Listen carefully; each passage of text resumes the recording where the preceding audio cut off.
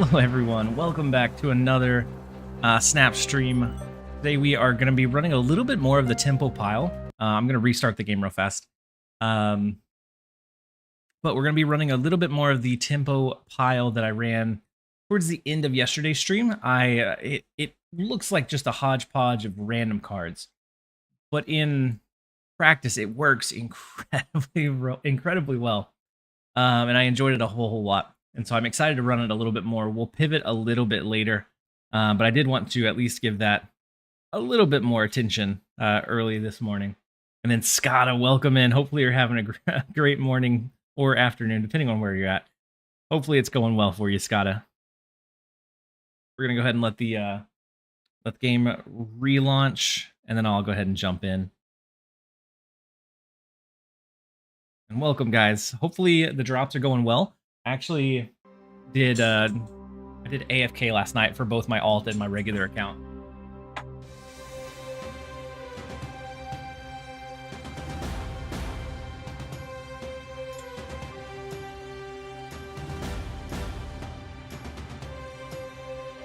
All right, let's go ahead and jump in.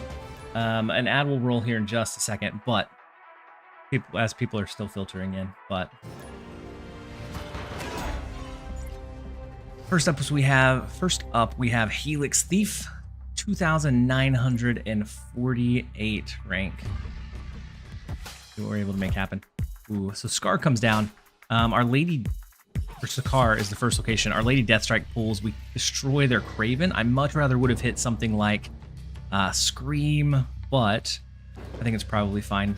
We can go Iron Patriot into Aunt May's. Go ahead and get him to move before a Scream comes down. And then follow it up with like a Negasonic or a Speed. And then that dude, though, welcome in. He said I was lurking in chat. And something I heard was on day 17. Are you doing the 30 days of Snap again? I am, Scotta. So today was actually day 18. And so there have been enough changes that I was kind of interested to see like how it panned out and how it played out. So with alliances, we have the daily Galactus pool. We have the pretty consistent monthly Twitch drops, and a few other like pieces that have kind of made the overall curve a little bit better. And so it's starting from scratch, and so far it's going really well. We're day 18, and I can say we're starting to pull a good amount of Series 3s already. It always bugged me a little bit that I didn't get to like properly finish the series, and so we're finally going back to be able to finish out the full 100 days. I was gonna go for the Loki spotlight until I saw the chin. Yeah, something about the smile too. Just kind of like overall, it just feels a little bit creepy, but creepy enough that I use it as an avatar. I think it's kind of funny. That was the first YouTube video you watched about Snap? Scotta, that's huge. Hopefully I'm able to do this one about as well. I was totally into it, then couldn't unsee it. Yeah, that chin is something else. We can go like Martyr, Cull Obsidian. Final turn, a MODOK plus whatever else we draw, plus maybe an Adam Warlock. And then Maddie, thank you so much for the Prime resub for 4 months. Very much appreciate having you here. Hopefully you're having a great morning so far.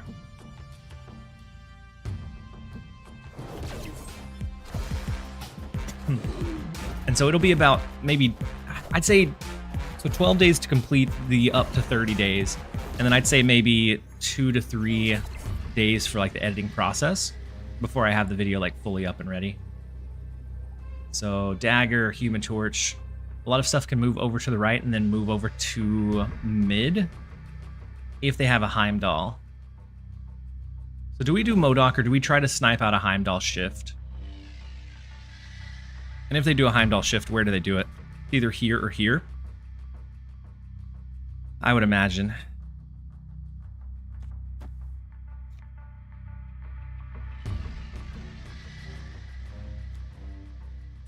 Hey, welcome. It took you long enough. And then, is that Darren? 26, thank you so much for the Prime sub and support. Let's go ahead and try and snipe out a Heimdall with Eliath left. Oh no, it's Eliath. It's Heimdall right, isn't it? Yeah, Heimdall right. We missed it. Oh well. Not a great start. We could have won had we been able to pick it out. We could have also just played MODOK and played the high power and outshined the dagger and the Human Torch, but unfortunately we did not choose to do that. Oh, there were so many ways we could have won that one. Did you try Red Wing? I did try Red Wing a fair amount yesterday, and it was okay. I wasn't like blown away. It feels like it's kind of like a move staple, or not staple, but it's like a move-esque card in that it's hard to set up. It can have a good payoff, but it takes quite a bit of effort to set it up efficiently, and so it's hard to use for extended periods of time, I think. I need to know that you're not bullying a low collection level player. Wait, they bullied me. They bullied me. They got 4 cubes off of it. We are going to jump into a quick ad break as things are still ramping up, and then we'll jump into some more gameplay. Hopefully it goes a little bit better. We'll be right back, you guys.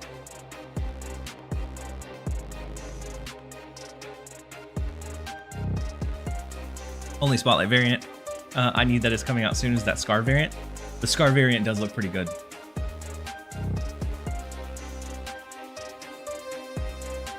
And so Scar is one that, if you have the right pieces, can be really, really efficient.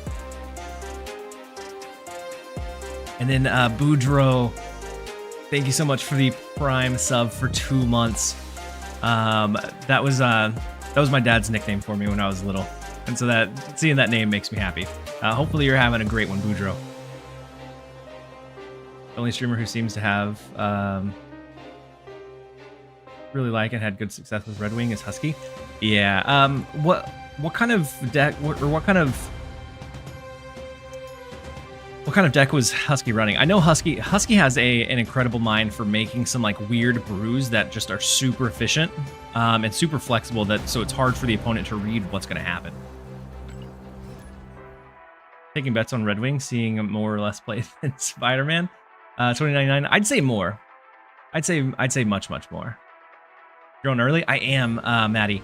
So since it's drop day, I got the kids off and prepped and ready and off to school, and I had already set everything up. I just had to hit go live, and so I was ready to go. We're gonna do. I like to do longer streams during drops, so that everyone can get the free rewards.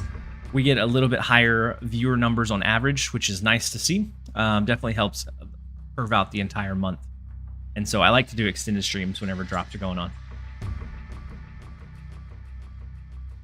And next week, I'm actually going to be streaming quite a bit for the Sanctum Showdown as well.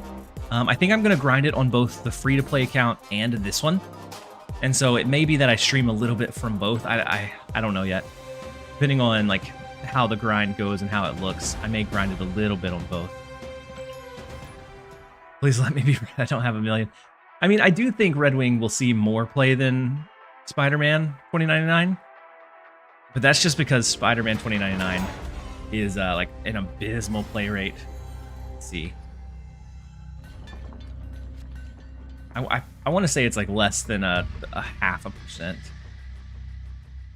I think both Snap.fan and Marvel Snap Zone have play rates. No. Oh yeah. So scene percentage is 0.53%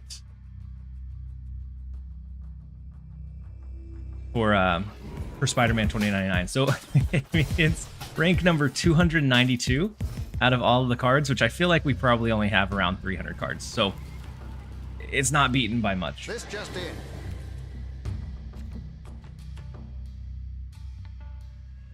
So Makari pulls. We have Red Hulk. I also have Sam Wilson, which we can shift the shield around.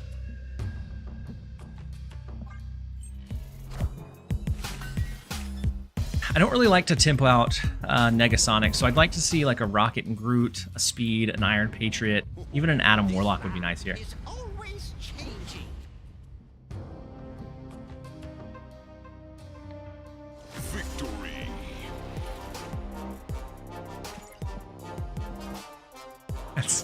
That's 2 games very quickly. One was what they probably DC'd.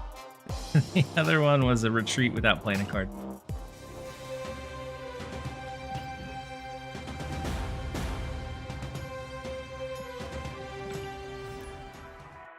Let's see. Yesterday I climbed from like 530 up to around 340. So we'll see if I can continue to climb today. I will probably pivot at some point, but I've never enjoyed a deck that uses Lady Deathstrike, and this one I've enjoyed using a lot. And so being able to use Lady Deathstrike, I think if you can curve into it like efficiently, has some really, really good value right now. With all of the kind of low ball cards that are floating around. So they're going to get a copy of either our Negasonic or our Speed. Not great. Get a copy of their Arrow. Let's go Iron Patriot. The Martyr helps us win the Iron Patriot lane.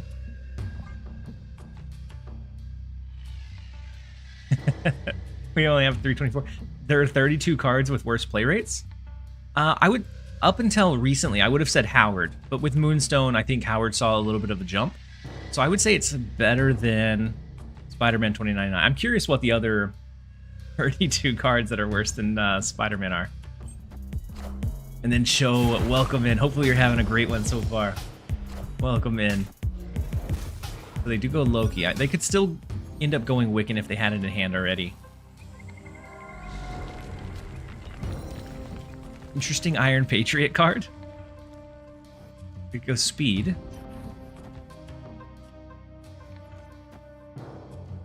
Try to fight for eternity range. See, the bird is gone. Yeah, I opened the window and the bird just left. Bird just left and didn't come back. Like we may pivot and do some other stuff, but the bird feels very transparent almost. And I'm not convinced that you get enough value to really go out of your way that far. Make it happen.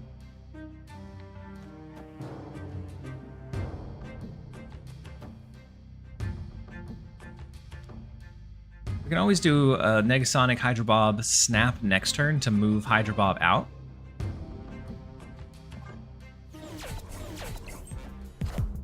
Is it Kang, Professor X, Havoc? Because people don't realize he's good. I definitely say Kang and Professor X. I think Havoc sees more play than Spider-Man 2099 is what I would bet. And then the Hefty Messiah, welcome in. I'm having a good day. Hopefully you're having a good one as well. And then Karth, he said, TLSG, is it worth it to get Zemo and Red Wing?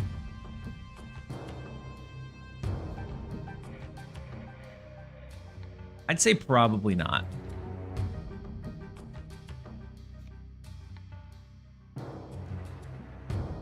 We can arrow pull their Wiccan over into eternity range, which is helpful. Then we're looking at like a Lady Deathstrike next turn, maybe. We could also throw in like a Shang-Chi Adam Warlock. And a Snap, which isn't awful either. I would say Zemo if you really like Mill. Like I enjoy Mill a fair amount. Win right. We don't even need to, I guess, fight anything for it, do we? Just Lady Deathstrike and call it a day. You can also Lady Deathstrike Snap to make Hydrobob hop here or here. Oh, snap.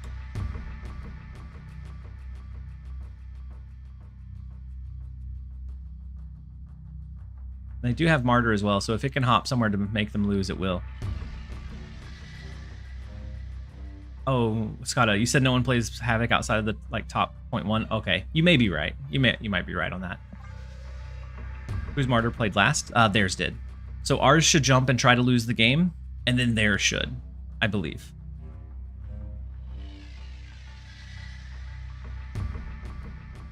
I would say Red Wing is probably an easy skip. It takes a lot to set it up, unless you just like really like the character, the design, the art style, or whatever.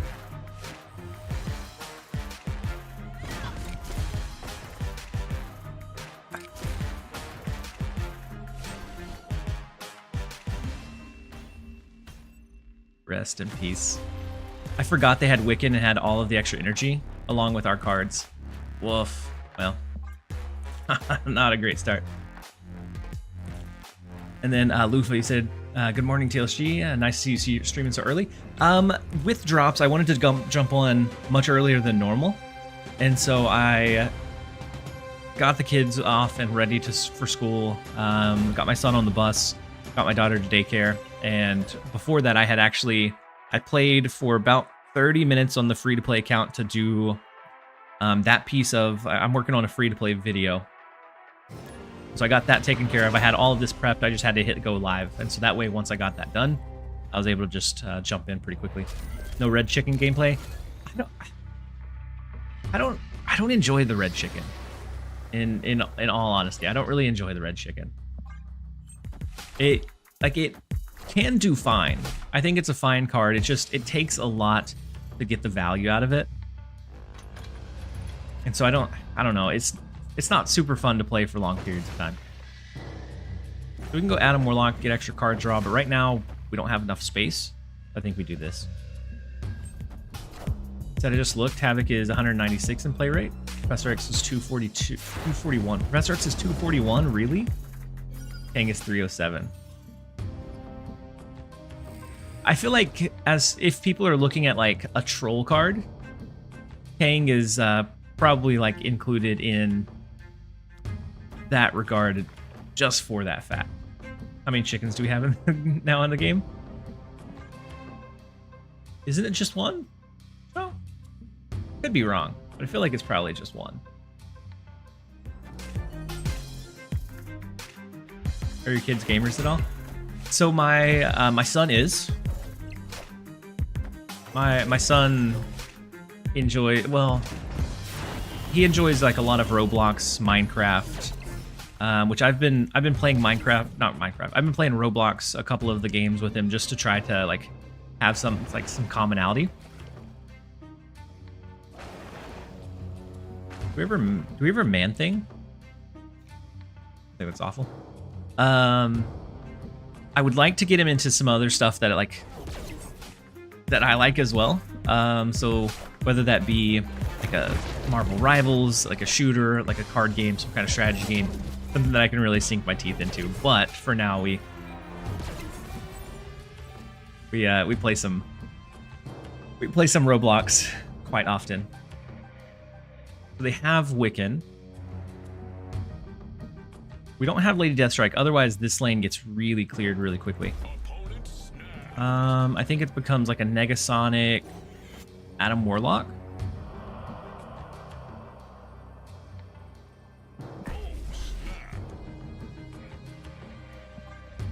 And then what are your thoughts on Agamotto? I'm excited about Agamotto. I think it's one that is deck defining enough that creates a brand new archetype that we haven't seen before that I think is going to be really fun to kind of brew around with and explore. And then Soulless, welcome in. And then Lufa, you said your 4-year-old daughter can beat levels of Astro's Playroom. So my 3-year-old, she likes the idea of games, but she hasn't. We haven't like played enough of anything that she's able to like pick it up. Like sometimes we'll throw on Mario Party, and she kind of still just like lets the computer like run around, and she'll switch like mid game who she says she is. And so we're not super big gamers. Oh, the Hawk is super unfortunate. And then the Taskmaster. Oh, what a bad series of events for him.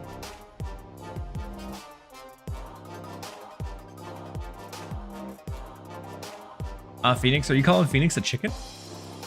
And then we do have the Deathlock. That's a chicken variant.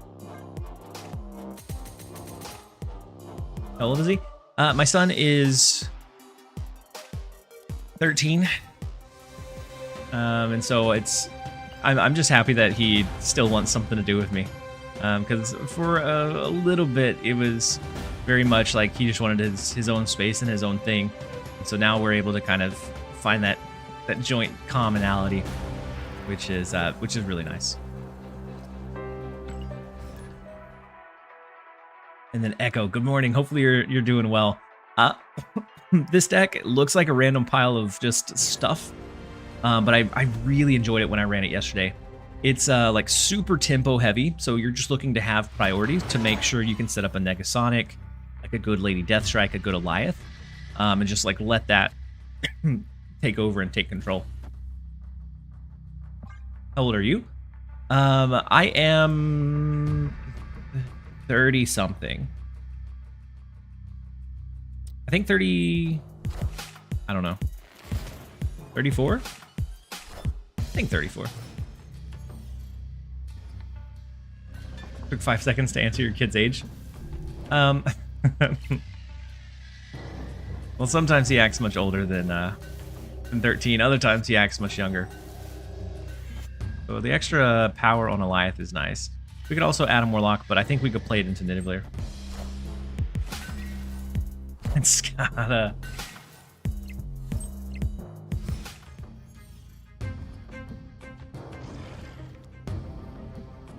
Let's see you in 2 minutes, my friend. Work with kids every day. Don't take it personally. Happens to every parent. Yeah. I know it's nothing personal, and I try to like take that with a grain of salt for sure. Just knowing that like he needs to develop his own like personality, and he needs to be able to do his own thing. And then Carthy. So I have a channel point redemption. It's for a timeout. Skada didn't do anything like outrageous or anything. He redeemed a timeout.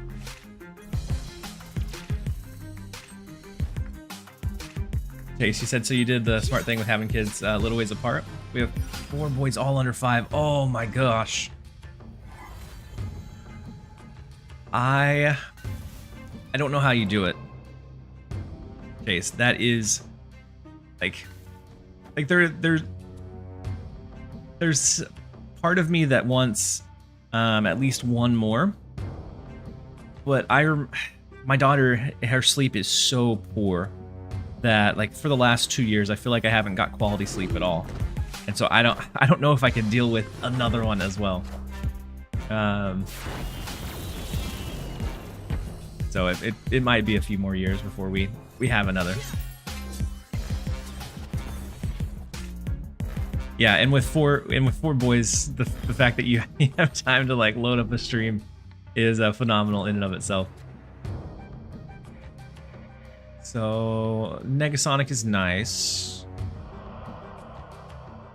With tempo though, not sure that it helps us out all that much.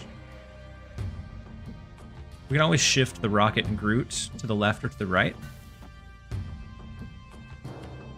Might be helpful. And look to do like a big Lady Deathstrike or Eliath. I think we aim for left and right and probably give up mid. Just curious what those posters are behind you, TLSG. So they're, I don't know if you've heard of the company or the brand before. It's called Displate. I'll increase the size of the camera here in just a second. As soon as the game finishes running, I'll increase the size of the camera so that you can see them a little bit better.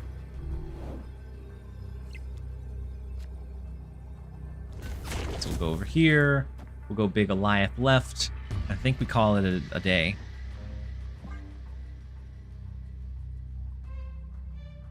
We snap, Hydra Bob moves out, which we don't want. And since we're not pushing or fighting for Nidavellir, Martyr jumping somewhere doesn't necessarily hurt us.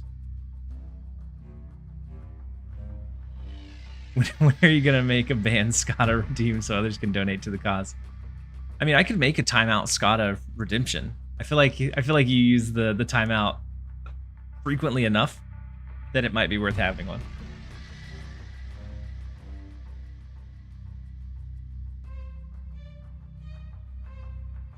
It's a wild but fun time. Yeah, I think especially with that many kiddos, I think that even if they don't necessarily get along, it's something where they're close enough in age that they always have each other's back. And so like in school, I think it would be really, really cool to have that many siblings, just to always have someone kind of watching out for you.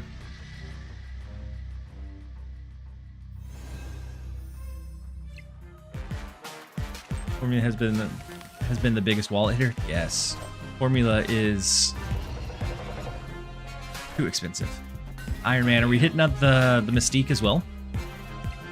If so, poor Andy. Yeah, poor Andy. Andy never stood a chance. That's why I don't necessarily care for the Iron Man version of like the Adam Warlock deck. I like the more counter heavy with like Red Guardian and a few of those pieces. But the Iron Man I feel like is way too reliant on getting Iron Man for the power. And so before the ad break, it's gonna run here in just a second. But before the ad break, so the posters behind me, and my daughter's chair. We have Displates. They're metal posters. I had a sponsorship with them at one point for a YouTube video, and they sent me all these, which I absolutely love them. They let me choose the ones I wanted. So we have Vi, we have Baldur's Gate, we have Tracer from Overwatch, we have World of Warcraft, Sylvanas, we have the Lich King, and then we have Dr. Boom from Hearthstone. So all kind of games that I've played in the past. Unfortunately, I got denied for from Disney for approval for Marvel related displays, so I had to go with something else. Otherwise, there was like a really cool looking one, Thanos Infinity Gauntlet, that like looked really, really sleek that I wanted, but for whatever reason Disney said no on my channel. If fairies ever see a price hit like we're seeing with eggs, parents will be in the streets with pitchforks. No kidding. I feel like every young kid goes through a berry phase. My daughter's kind of out of her berry phase. We're in a chicken nugget phase, and so we have a lot of frozen chicken nuggets. As long as she's eating, I'm happy.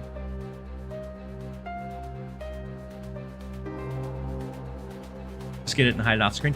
So I mean, I could buy it. I could buy it and display it, and that's fine. But since it was part of the sponsorship and like they were displayed as part of the sponsorship, since I didn't get the approval, Displate couldn't send me those for free since they're an IP. Thing that people don't realize about families these days is that it's 10 times harder to be a parent and to be a kid. Yeah, I'd say it's much different, especially to be a kid, because there's just so much input now. Like before,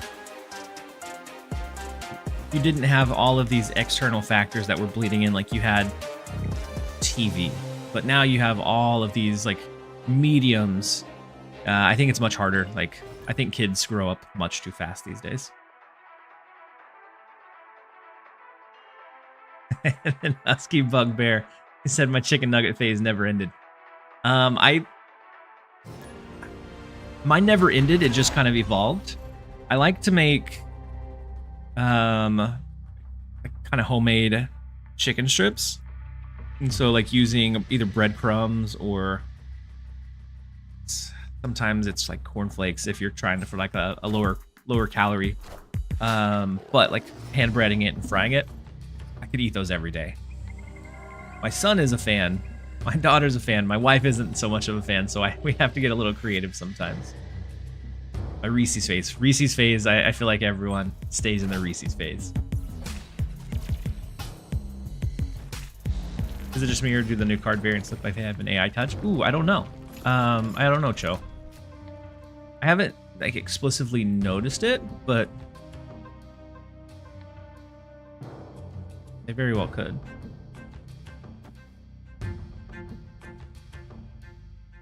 So Rocket and Groot, I like the play for the flexibility. We could also go Negasonic, but I think we're gonna go like Rocket and Groot into like a Coal Obsidian, and then call it a day. You said the Loki one, yes, but with the smile. Or here, I'll pull up the Loki variant.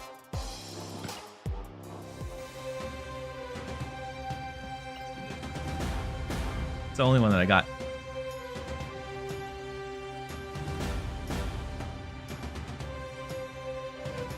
And so what, like the texturing? Is that what flags your like AI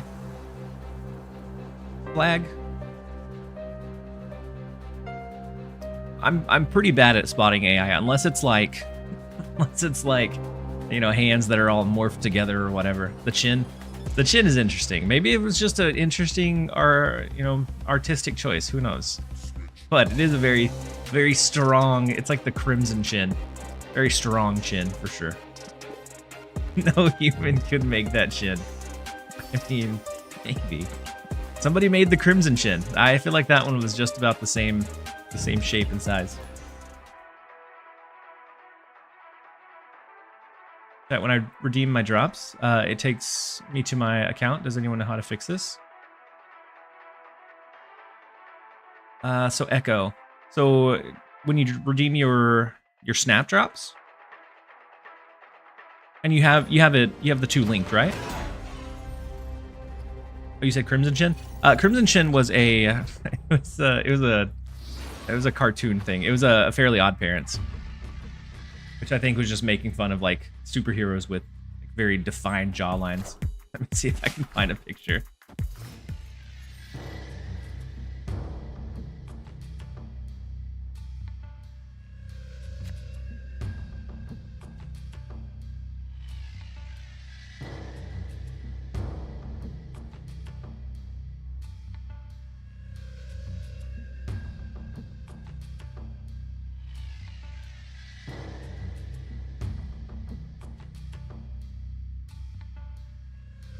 This is the Crimson Chin. I think it was just kind of like a play on the fact that superheroes have like very defined strong jawlines. But let's go ahead and play Sam Wilson over to the left. Captain Shield can win us the Rickety Bridge as long as it doesn't get like Red Guardian or Enchantress.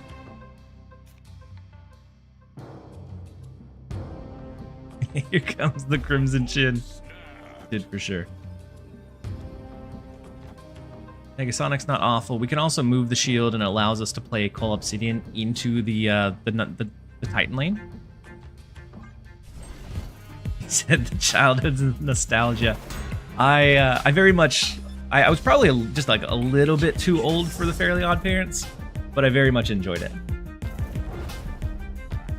Arsham. Oh, true. And the snap, unfortunately, means that our shield is stuck here, and we can't easily win the Rickety Bridge. But as long as we save our snap for the last turn, we can force Hydra Bob into the Rickety Bridge, which would allow us to win that lane. And so I think that's what we're going to be like building up towards and pushing for. I think I'm going to save Hydra Bob. Like play these a little bit more slowly. Either that, or maybe we go Hydra Bob this turn. We can go Call Obsidian next. Yeah, we'll just go ahead and play both. I don't know that interaction with Bob and Martyr. So not necessarily with Martyr. Oh, never mind. We don't get to see it. Not necessarily with Martyr, but if Hydra Bob, if you snap on the last turn with the location that changes, as long as we capped out this left one, Bob would hop. And it would be after the location destroyed cards, and so he would actually remain in that locked-in location. So, oof. Really big Call Obsidian, really big Eliath. We have the Negasonic that's set up here. I don't know if we ever want to go, like, Call Obsidian left or not. I feel like we probably snap the Hydra Bob away from the right lane. Unless Legion, yeah. Unless Legion for sure.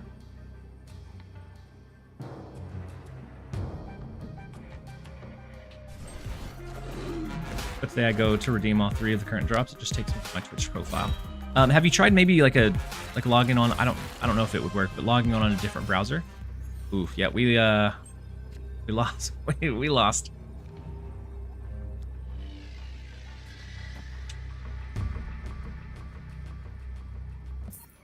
Rough stuff.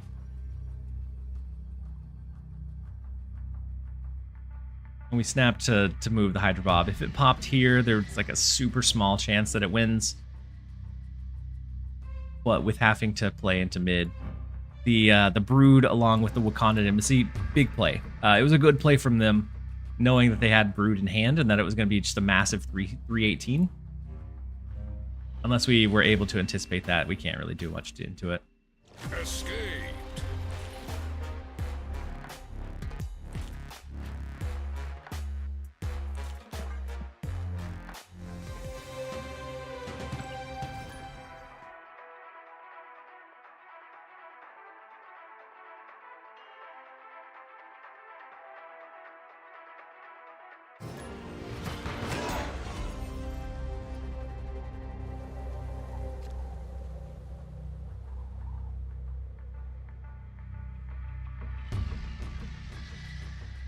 All right, next up is Little Fresca. Let's start with Hydra Bob, and I'm going to play it into mid. That way we can choose where to put Cull Obsidian. Then Iron Patriot on 2. Kind of go from there. Rocket and Groot on 3 is nice. They're going to shift our Hydra Bob away from Jotunheim. In that case, we're gonna stack a little bit higher into the right lane instead, knowing that they're pushing our Hydra Bob away.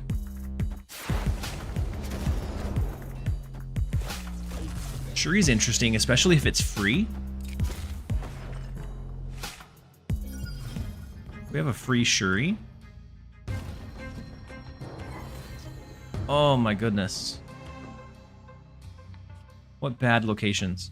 I think I'm just going to Rocket and Groot into mid, because I think it's a negative deck that they're running. And if so, we get some good benefit from like the Eliath, but oof, rocky locations. And then Solo Broadcasting. Thanks so much for the Prime resub for 4 months. Glad to see the streamer with the most positive vibes on. Welcome in. Hopefully you're having a good one. Ooh, so they magicked into mid, not to the left or right. Interesting. We do have the free Shuri, which could give us a pretty big like leg up with like, full Obsidian, an Eliath, or something similar. Lady Deathstrike is also kind of nice.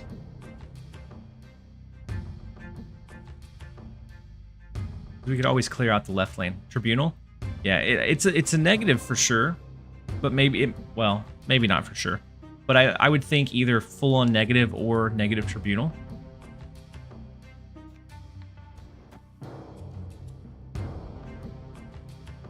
Let's go Cull Obsidian mid. So now they have to decide whether they want to have their cards discounted each turn, the Lechugia to proc, and Lady Deathstrike is gonna just devour this Wong. A little bit Wong of us. But I'm going to go ahead and play Lady Deathstrike. Then we have Negasonic to set up next turn. We have Eliath for the final turn.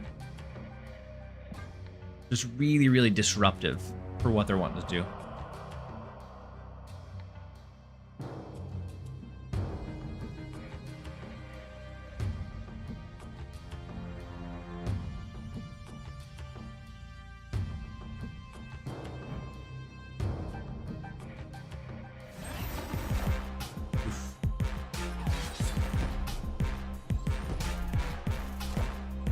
Yeah, there's an extra turn, yeah. So poor Mystique is gone. Cassandra is relatively low at 3 power. And I think we set up a Negasonic. We go ahead and do a speed over to the left just to give it a little bit extra oomph. And then we could move the Rocket and Groot, set up like a Shuri Eliath maybe?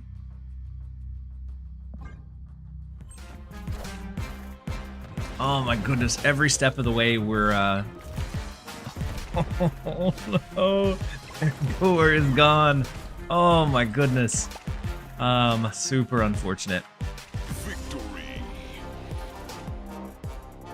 Every turn of the game, super unfortunate.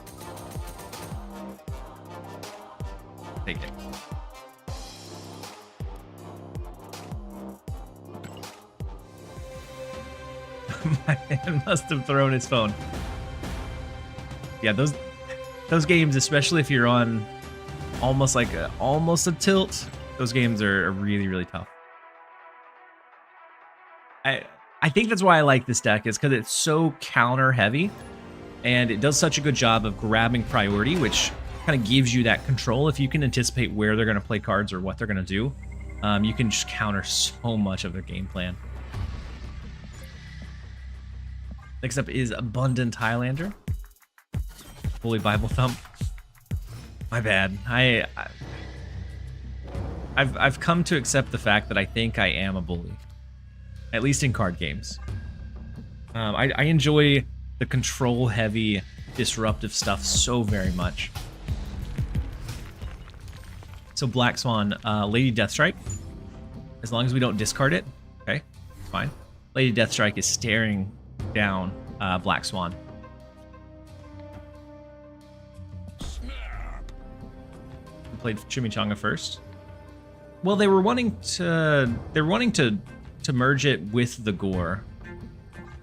And if you're not anticipating a Negasonic, then I think it's kind of hard to do that. I think in hindsight, yeah, definitely.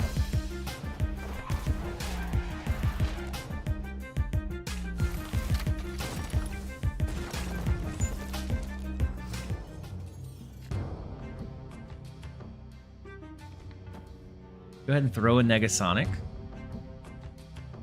Throw a Negasonic here. We could also go with like Iron Patriot and then save the Negasonic for the last turn. I think that's what I'm going to do.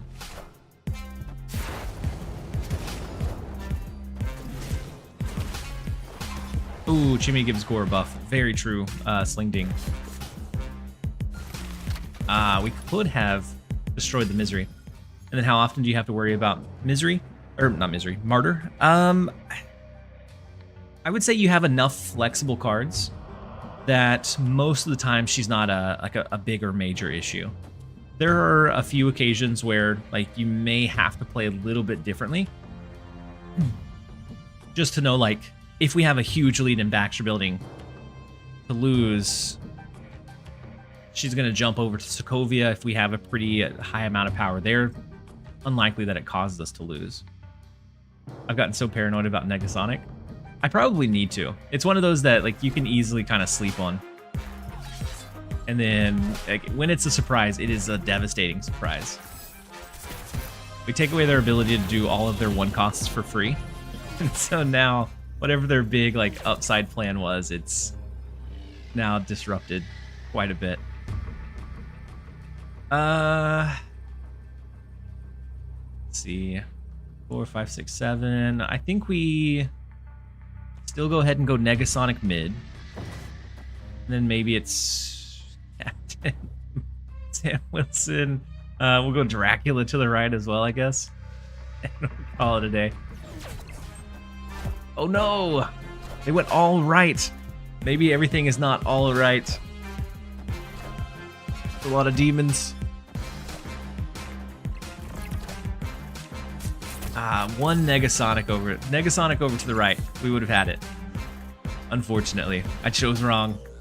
I went mid. We should have shifted the rocket or something.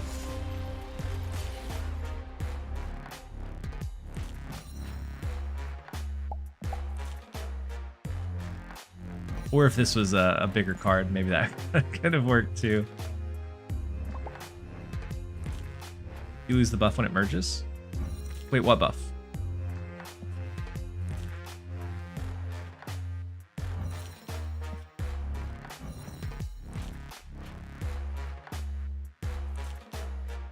I guess it's the same buff whether it merges with Gore or not. Well, it's actually 2 extra points if you have it on the board, because Gore will scale by an additional 2. And then Nova, welcome in. Hopefully you're having a great one so far. Man, I feel like the ones that I've lost today have been very winnable had I played them a little bit better. We're going to jump into a very quick 1.5-minute ad break, and then we'll jump into a little bit more. We'll turn it back around. We'll be right back, you guys.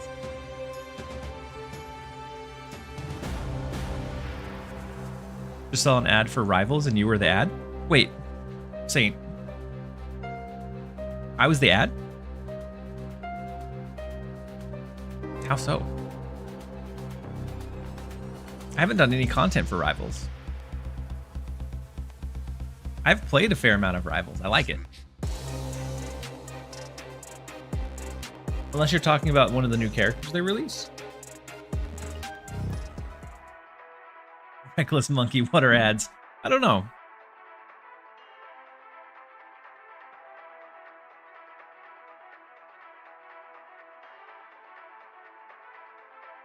I don't know. I'm not seeing any ads.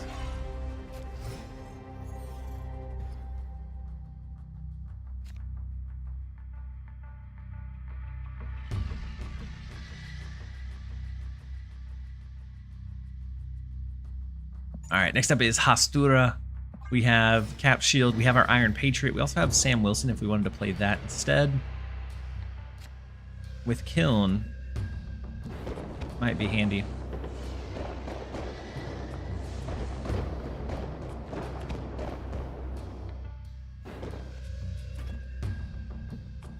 I'm going to go ahead and go Iron Patriot, but I'm going to play it into mid because I assume they play into Kiln. So it's going to be easier for us to lock in and control the discount here, I think. And then we're going to need some kind of mobile cards. So Rocket Raccoon, moving the shield, some way to get power here. And so with them running Psylocke, I think this is a Doom 2099 deck. So if I was betting, I assume that they don't play into Gamma Lab this turn. I think they go Doom 2099. Oh, I was wrong. Ooh, Cage. I'm trying to imagine how TLSG would act if he actually got tilted. I mean, I've gotten tilted before. I've gotten tilted before. But I do try to keep it in check or within reason. We can do Sam, Orca, shift the Rocket over to the left to be able to win the left lane. Good thing we got rid of Orca. They had a Mobius. We can hit him with a Lady Deathstrike to be able to get rid of Mobius if we had any other like discounts on our cards, but it doesn't necessarily matter. We can do Lady Deathstrike, and we clear out Sam Wilson. So even if Makari pops here, we're in the clear.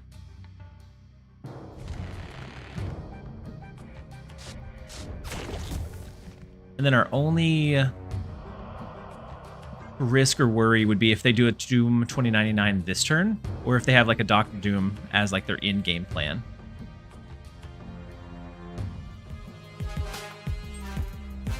Already claimed my drops, but I'm here for the Goat Snapper. Thank you so much, Sargini, for hanging out. Leave Rocket and Groot to get another point. I was worried that they might potentially go something like Red Guardian and lock our Rocket and Groot in place. Oh no, if this is Ultron, we lose. I tried to snipe out their Dr. Doom, and we missed it. Unfortunate. Wait, you said Husky where? Wait, what about Husky?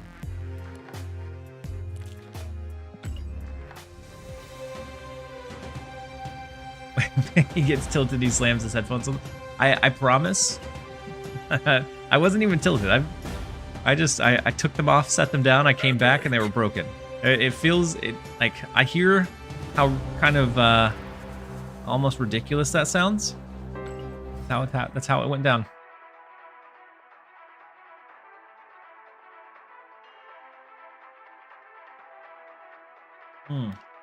You said the Goat Snapper. Gotcha. Husky is probably getting some well-deserved sleep.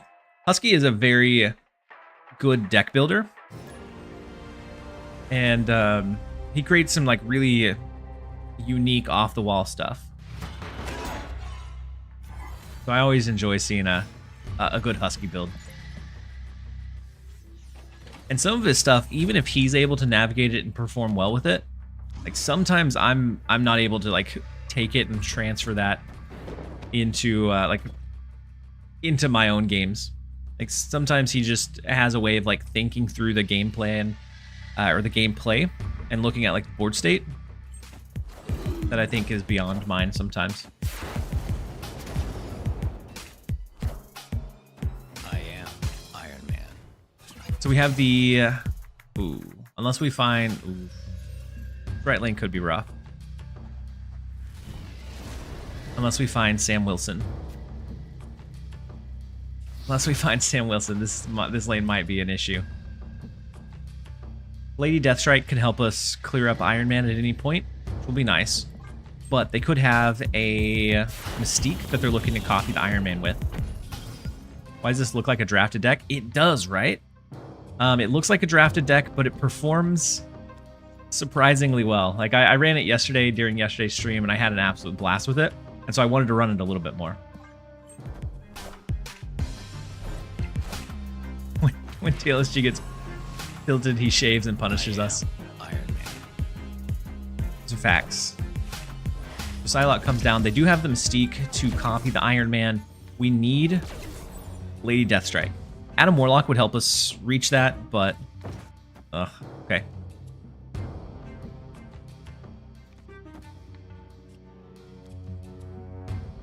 So Hydra Bob left. We have Sam Wilson, so we can free up the right lane and not be completely capped out.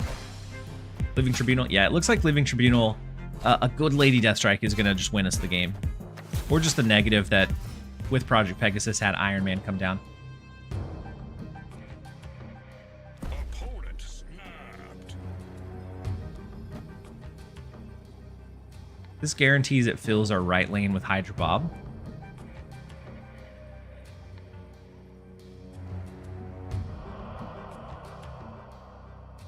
Negatives left? Yeah. Yeah, with Magneto, we're going to pull negative left. Got it. You said no?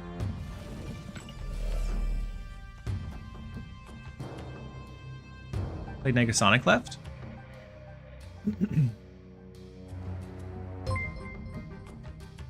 You think Sonic left? I was thinking Negasonic into mid. Because we're going to have Mr. Negative. If they play one card here, then we cap them out over in the left lane. They might play Jane this turn. True. We have an extra turn with Limbo, so I think we just save the Negasonic, actually.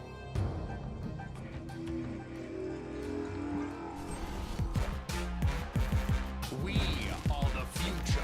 Looks good in the left so far. Big Jane. Big Jane.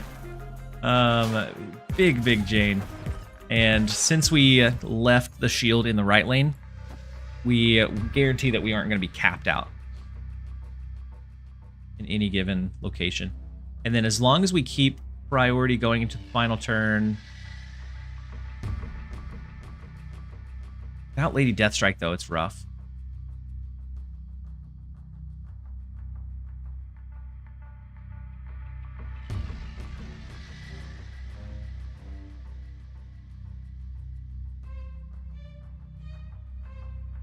Like, Goliath is going to be great for the final turn, but that only wins us one lane.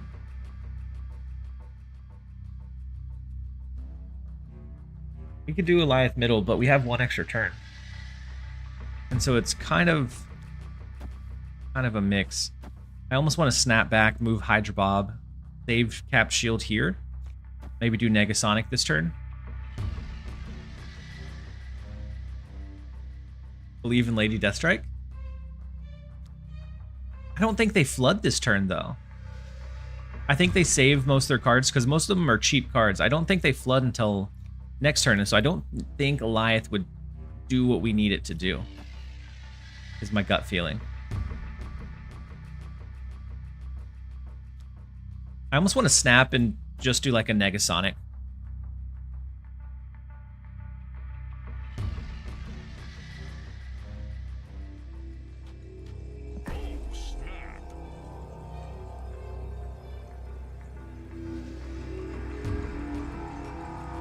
We could snap in Goliath, making them think we're turning off Limbo. That's true. Ah! Negasonic did nothing for us. Do they hard stack into one lane though? I think there's a fantastic chance that we lose now.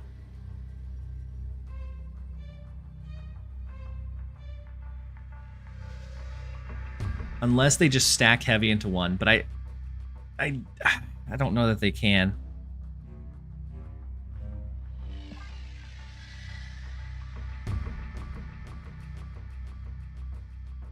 I guess we just keep shield here.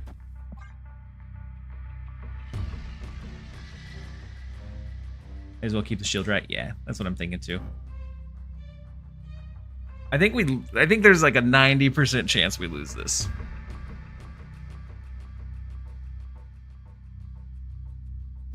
But if we can hit like their gore beforehand, if we can hit, I don't know, even if we hit their Taskmaster, if it's not in the right lane, it doesn't work. Ironheart, big. Wong, big. Oh no, that means Gore's in the right lane, isn't it?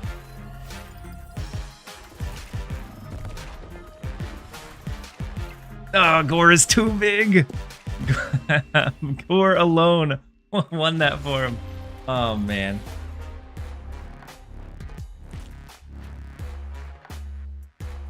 Well, we needed Negasonic in this one, or Adam Warlock early. Adam Warlock early could have given us like the key pieces we needed to find it.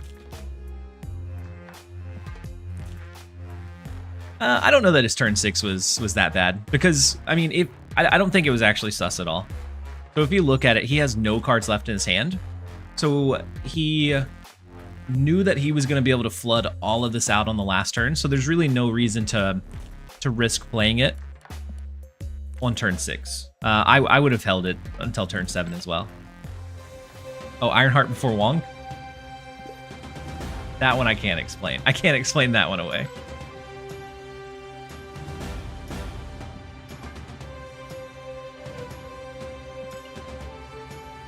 Legendary.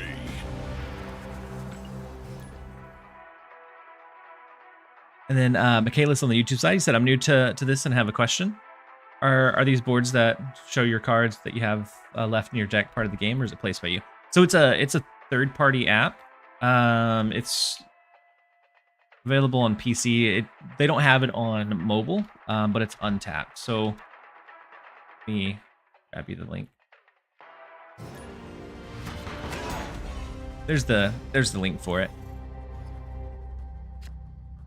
And so if you play on PC, I definitely very much enjoy having the deck trackers, because there's certain decks that, like, knowing what you have left makes it quite a bit easier to kind of figure out how you should play. Do you ever do like multiple Sams? He doesn't really get buffed up enough that I don't really think it's worth it. And with Mindscape, I kind of want to play out most of our cards ahead of time. You stay positive. We will be sus for you. Absolutely, Crinkle. We will always remain positive. Might have forgotten Negasonic went off. I guess that could explain it away.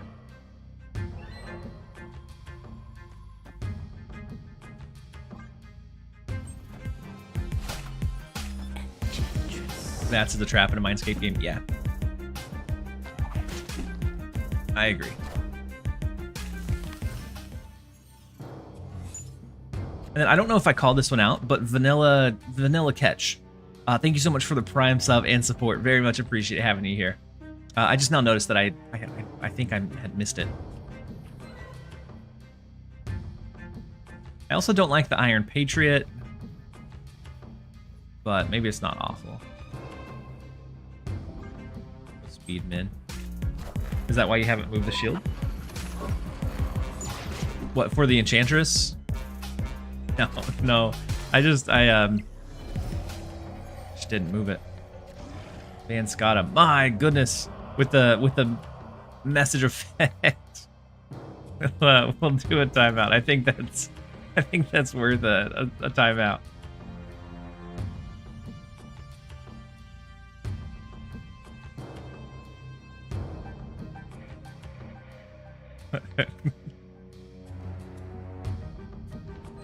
Alright, so Lady Deathstrike doesn't do a whole lot for us. We can go ahead and do, what, Coal Obsidian?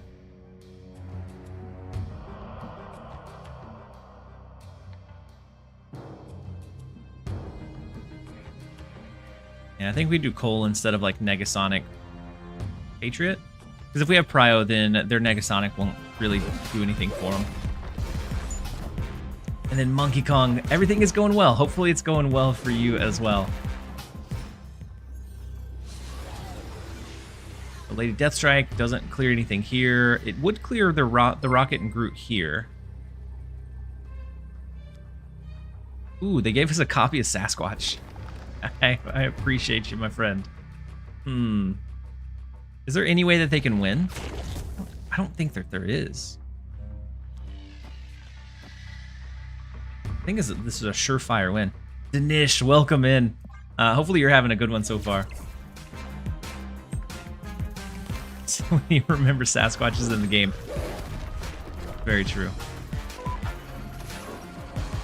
I guess they clear Captain or Sam Wilson. We should have went bigger. What are we doing? We should have went bigger here. There is a way that they win. Oh, we threw. We're throwing so much today, you guys. And even looking at it, Mockingbird was more value. We could have went Viper. Sasquatch Viper. Mid would have won. Rough. Crinkle Style, thank you so much for resubbing for 12 months at tier 1. Thank you for being here for 9. Very much appreciate having you here. Hopefully you're doing well.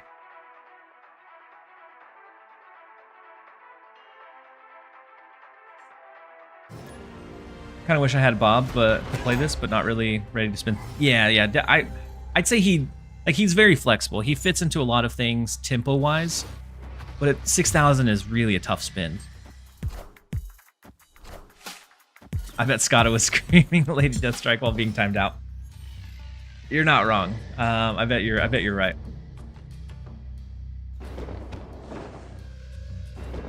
Iron Patriot left. I think we could probably get away with Iron Patriot into speed right and be fine. That way we don't fulfill the left lane.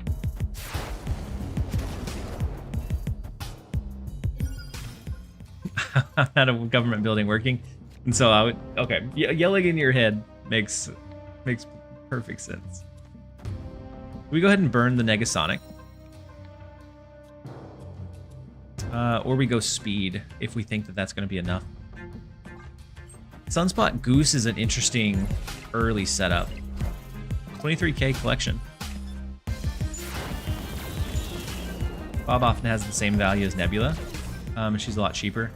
And Nebula's going to be in the spotlights, and she's going down to Series 3, which I think is going to be super, super helpful. Let's go Nick Fury for now. I kind of want to hold Negasonic for turn 5. So we can a little bit better control where it's going to end up at. Oh, you're throwing today? Matchup? We are apparently throwing some big matches today. So Sasquatch, Null, Living Tribunal probably won't touch. I mean, you do that into either a Negasonic or that into an Goliath. Beast Tribunal, it's funny. I don't know. He said I was a mobile player for a long time, and now I switched to PC. It's a really good feature. Yes, it's so helpful. Especially in Conquest, knowing what your opponent's deck is can be really, really big.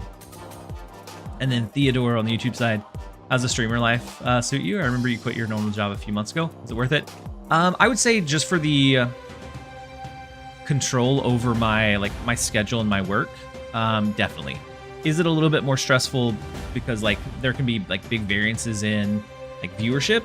Yes, but I do think it was worth it. So today, for example, if I was working my standard 9 to 5 and just creating on the side, I wouldn't be able to push for an extended stream today. And so I think in that regard, it's definitely worth it just to have the better control over my own schedule and my own work. But it is time for a real quick ad break. We're gonna run to a minute and a half, and then we'll jump in and see if we can stop throwing at some point. And then Mel there, thank you so much for the Prime resub for 2 months. Let me help with that. I appreciate you. Hopefully you're having a great day so far. Wait, did you low-key just get a random Sasquatch 2 games in a row? So the first one was the opponent's Sasquatch. The second one was random. Do you think Moonstone is worth 6,000? As she is right... Wait. Yeah, okay, yeah. I was making sure you didn't have ads. As she is right now, no. Like, she's okay, but there's not a deck that necessarily, like, breaks her open. I think she is a card that has a lot of future potential, because she continues to get stronger over time. Similar to, like, Onslaught. Like, as good ongoings come out. Oh, my goodness. Skittish Kid gifting out the 5 community gifted subs. I very much appreciate you. If you grabbed one of the gifted subs, make sure to thank Skittish Kid in the chat. So huge. I appreciate you so very much. I would say Moonstone is one that over time, I think we'll see a lot of play. Oh my goodness, Vanilla Catch with the 5 community gifted subs as well. You guys are wild.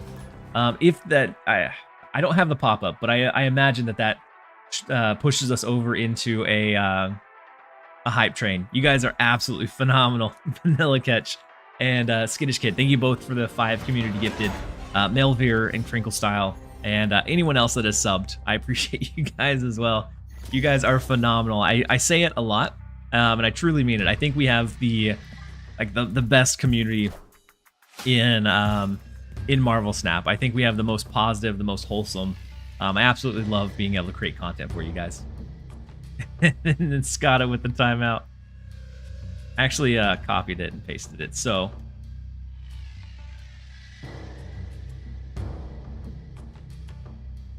all right, we have Sam Wilson, so we could move the shield. We have Iron Patriot. With their Squirrel Girl, I'm not sure. I mean, maybe it's a Scar deck. I'm gonna go Iron Patriot, and then I think we followed up with like a Rocket and Groot left. Wait, a Martyr? Sam Wilson Zoo? Very interesting. We don't have priority. I think we're gonna go Sam Wilson Martyr left. See if we can get the discount on the arrow. That would be big for us. Shanna. Oh my goodness, it is a zoo. So Black Knight left. They are filled in the left lane. And then a second Martyr is kind of interesting. And we're looking at Khazar, Blue Marvel, Gilgamesh as their finishers.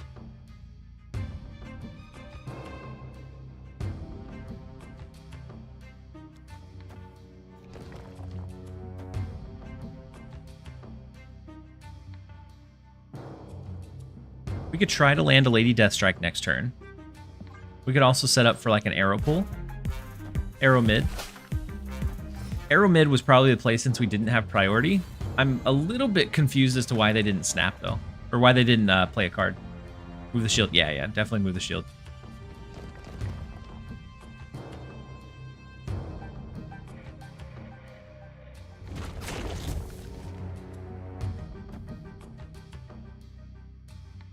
Yeah, I agree that I think Arrow probably should have been played mid last turn. It's the highest power. It would have given us a lot of utility. But it's interesting that they didn't play anything. I guess we could have Arrow mid and played Arrow mid this turn. Cap out mid.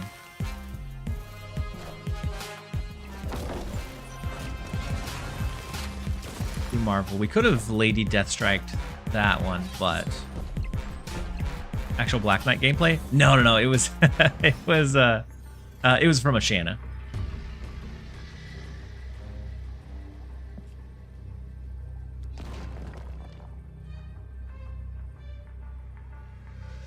So if they're able to push this one up further, Goliath might be bad. I think they probably have Gilgamesh and what, like Ant-Man?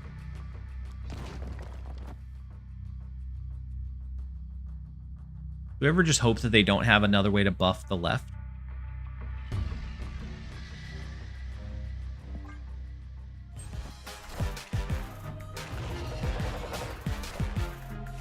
Hydra Bob, and then I'm assuming Gilgamesh. Martyr will leave anyways. Oh, you're right. Martyr's gonna kill us anyways. Oh. Obviously committed. Monkey, I appreciate you just having it on in the background while you're in meetings. That helps out immensely as well. We are heavily throwing today, so if we don't turn it around, we're gonna pivot. My kid doesn't play Snap because he's still device free at 10. Skittish, that is amazing. First off, like it's been a struggle to keep my daughter device free. Like it's just the draw is so enormous that like we don't give her a lot of time with devices, but like she'll watch some like Disney shows or some Netflix shows, but it quickly becomes like almost all consuming. Like that's all that they want to do. And so first off, big kudos on being device free at 10. He said buddy loves strategy games, enjoys helping you play, and asked me to find him a Snap Pro. You're the one, my guy. Thank you for all the content and building a community that's super cool. Skittish kid, that's amazing. I try to create a variety of deck builds. I'm actually coming out with a free-to-play video soon. I'm on day 18. It's going to be I played Marvel Snap for 30, 60, 90 type of series. And so I'm on day 18 right now. About maybe 2 more weeks it should release. And then so it'll be like me running through 30 days of like playing it as a free-to-play, like making progress. And so I know the past one that I've done has been kind of a decent staple to help people decide on like either what decks to go for early or kind of how to like dissect the currency that's going on. 30, 60, 90. Yeah, you're right. It's gonna be 30, 60, 100.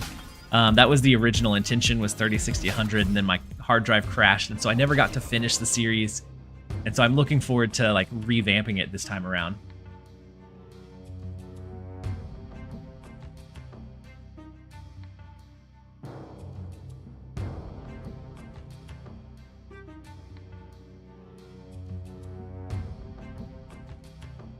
Monkey Kong. And the bad thing is I put Murder in the deck, and so I should have calculated her betrayal, but I did not. I did not calculate her betrayal by any means. I think we never want to play Martyr into Danger Room, do we? I think we go Negasonic and then Martyr to the right. My daughter is an iPad monster. We messed up. Saves yourselves. I'm trying very, very hard to make sure my daughter doesn't become an iPad monster. Yeah, it becomes very challenging to limit it. Just so quickly like escalates.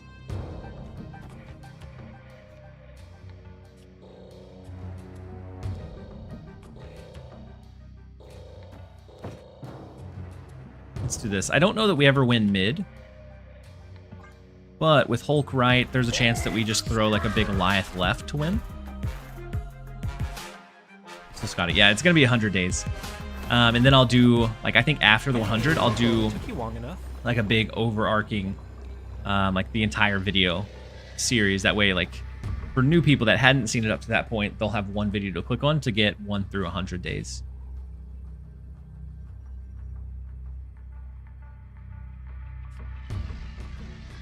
There's 9 power here,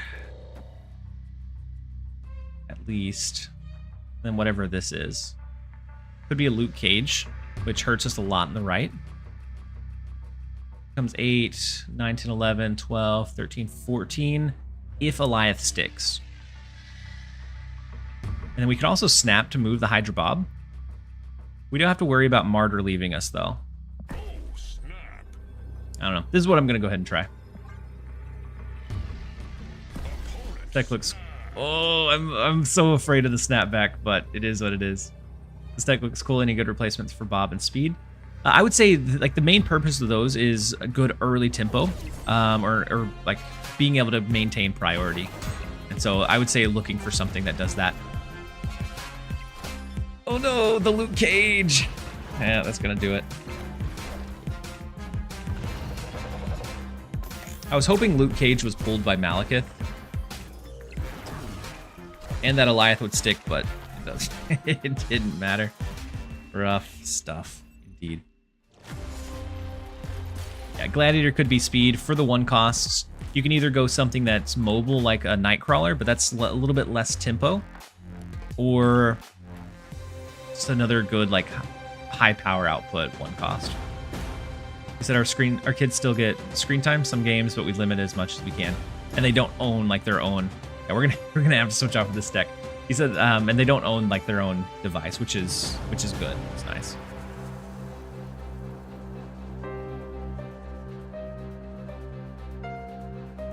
Yeah, especially when like one parent is like working late, you need to make dinner. It's so easy to just like, here you go, a little bit of tablet time, and that quickly like, it's a quick domino effect. All right, we've had poor luck with this today. Let's pivot off of the tempo pile.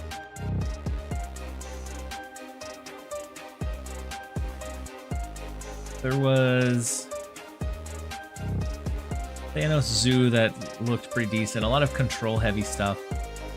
Doctor Doom is kind of making a comeback, especially in Arsham's style of builds. Bullseye still as fine as he ever was. And then this Scream deck, I played it a couple of days ago. I think it was this one. No.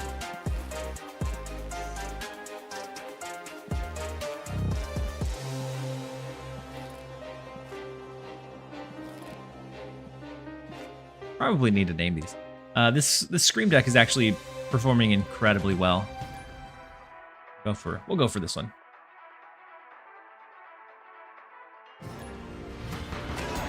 My 2-year-old just found our iPad. It didn't take long to notice the fixation. Nip that in the bud real quick.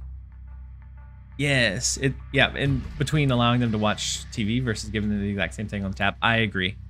Like something about, so when it's on TV, she'll still play and like move around and interact, but something about the tablet, like I could be talking to her and it doesn't register. It's just like she is completely fixed in on that tablet. So I completely understand. Like it's a big difference. Like they could watch the exact same thing on a TV versus the tablet, and she's so much more engrossed when it's on the tablet.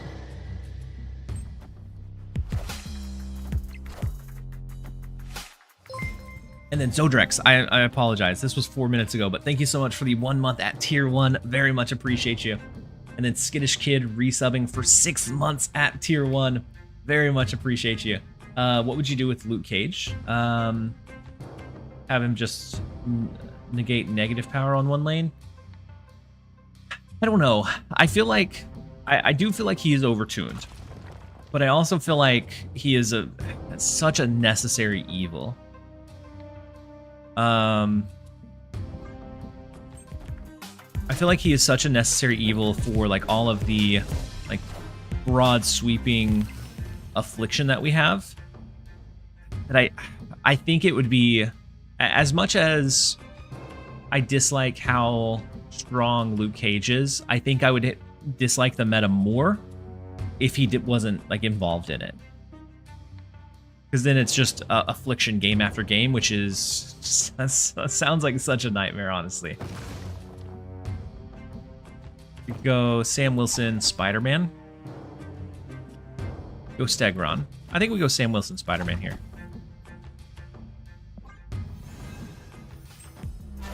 There's not enough answer variety for affliction. Yeah, if there were other cards that helped kind of mitigate that impact, then I think we could see Luke Cage be a little bit more like balanced.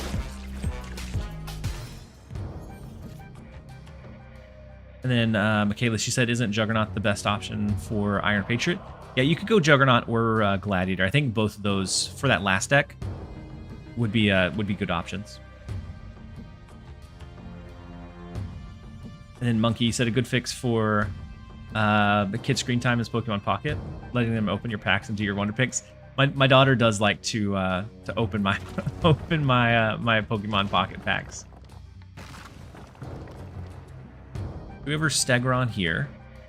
push it into the dark dimension, and then we're just focusing on winning negative zone after that.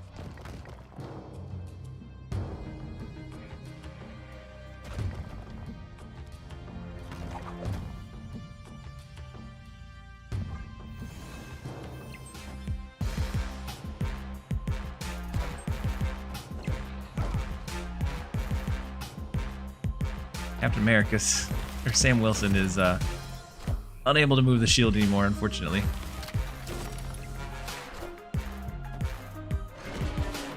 I will say both gold Pokemon Pocket cards were picked by your kids, not you. I have spent a fair amount on Pocket and have 0 gold cards to show for it.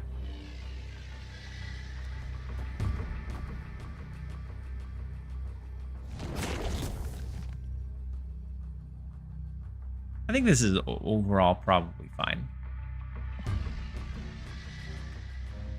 Victory.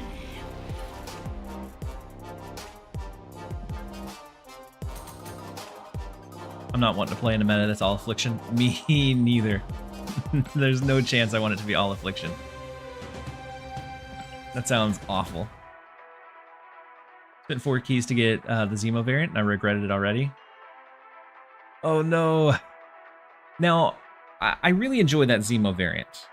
And so I think Mill is one of those decks that you can't force it to be good. It just kind of has to like slowly come in and out of the meta and become relevant like for brief kind of little glimpses. But I don't think it's one that is like at all times good. Let's go Craven mid. With the discounts on our cards, Miles, Stegron, Polaris, we'll be able to get a lot out onto the board pretty quickly. We let my daughter play math games early on with the tablet. She's now 12 and top in her class. Zodrex. I think that's the way to do it. Right now, what we've done as far as like games that she's playing, we have an iPad and an Apple Pen that my wife used for classes and like for taking notes.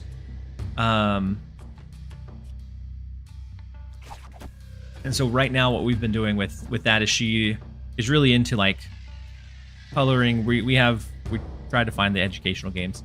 And so like she has like coloring pages that she's able to do. There's like the word association stuff, like being able to identify like the numbers, the letters, and we would still like her to be a little bit better on like identifying the letters in her name, but she's really good at like picking out all of the other like pieces of it. So like identifying what letters are what numbers are what, being able to count to them. It's just spelling her name is still something we're working through.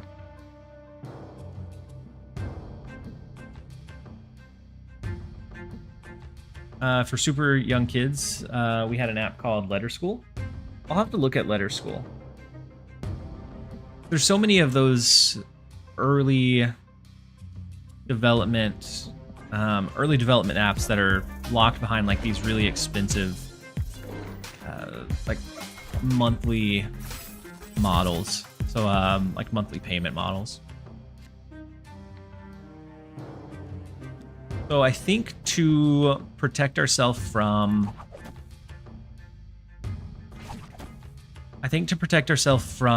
an acid arrow, we're gonna lock in the left lane, and next turn we'll snap to move the Hydro Bob away. Then we can go ahead and do Spider-Man to move into the Craven lane. It'll be fine. And I'm actually gonna write down Letter School so I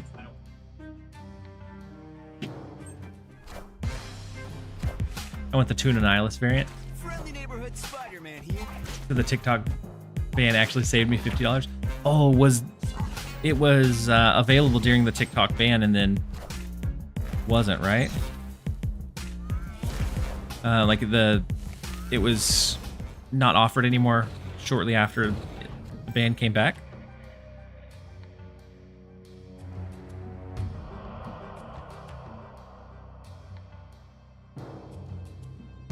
So they did have Acid Arrow, but they used it in the right lane, which I think is fine.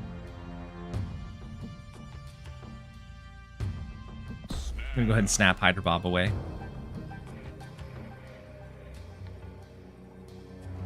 Was gonna buy it, then the ban hit. When Snap came back, the bundle's gone. Oh wow, that's an oversight on their end. Like for trying to make sure they maximize the money. Seems like they probably should have extended the bundle.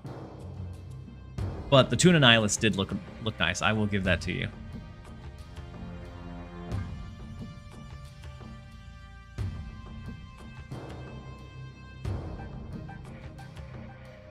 I would just make Luke to make cards power can't change.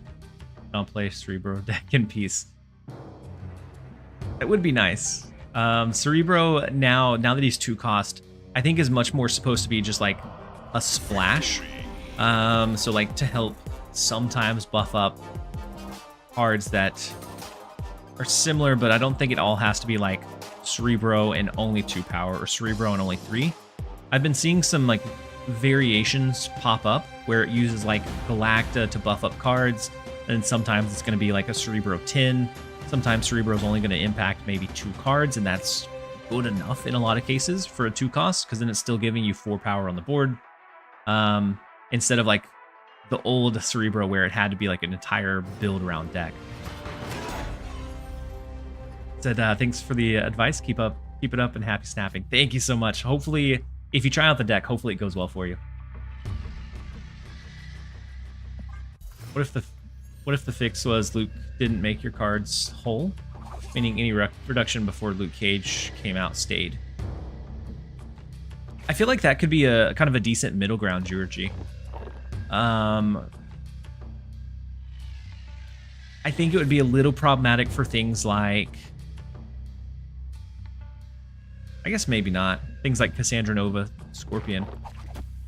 But I do think that's pretty decent middle ground for sure.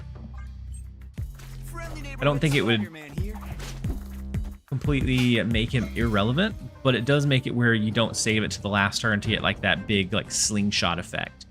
It would hurt him with Malekith style of builds that pull him and then have him later.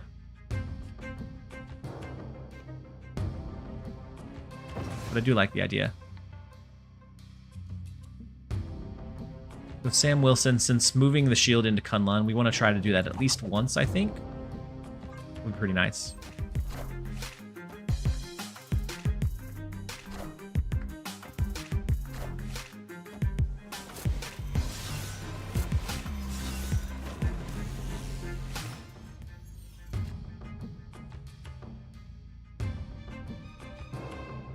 Cap left. We could have done Cap over to the left, right? Ooh, Gore Blink. Bit scary, because they're going to have some high impact cards whenever they get resummoned. And so with Corvus,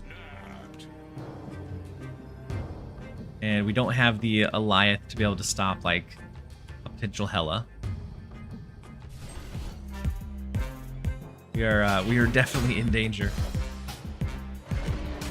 Definitely don't like the idea of the meta without him. Yeah.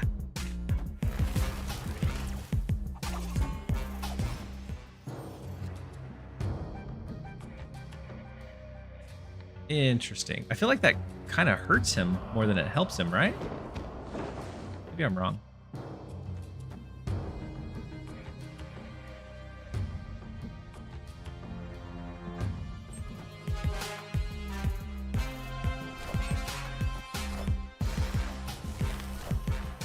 Minions to me. Hell on a 5. Change to Magneto. Oh, big Magneto, but with Rocket Raccoon we can still move it. And then Gore the God Butcher. Oh.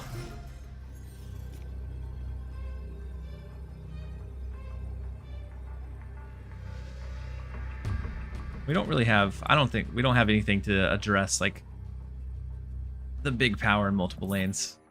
We're gonna have to give that one to him. Escaped. Here's what everyone's thoughts on Hydra Stomper. Does it make the cut and move?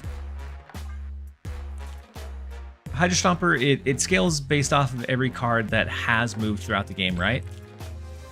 And if so, I think it gives a pretty big surge to like a Heimdall deck. I don't think they've updated their cards.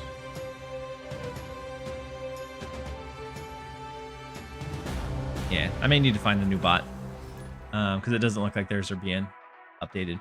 And so I think it's one that scales off of every card that's moved, which I think gets kind of big in... It feels like it's going to be a more versatile Craven, if I'm not mistaken. I'm going to pull it up, just make sure.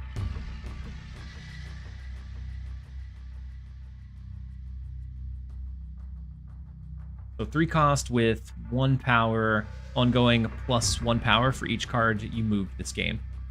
And so I think the biggest thing is that it's not going to gain additional power for, I don't think. The way that it sounds, I don't think it's going to gain additional power for cards that are moved multiple times. I think it's just the 1 power, which I think is the thing that might keep it in check.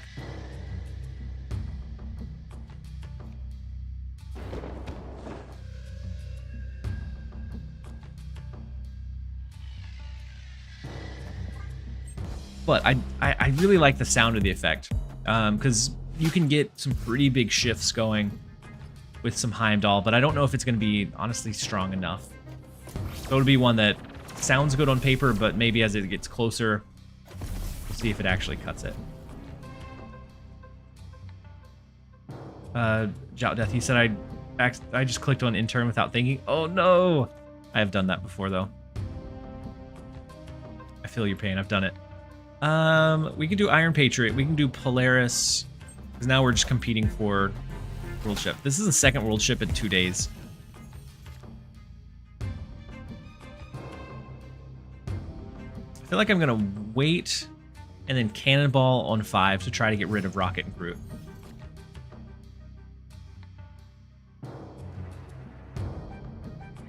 Oh, on my stream.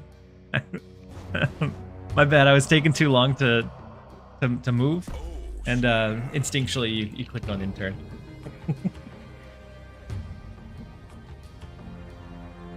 Since we have Prio, we can get rid of their Rocket and Groot, which I think is going to be big for us. And they're running a Victoria hand deck. I don't think anything else they have is like massively big, unless it's a random Devil Dino. What do I know? It's enough? It's only 7 more. If they have a Mystique... Wait, it's a Victoria Hand Devil Dino deck? I think we lose this one. Had we saved Cannonball, maybe we would have been fine. Yeah. Yep.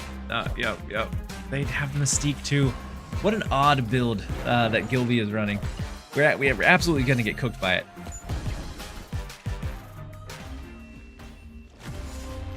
What an odd build.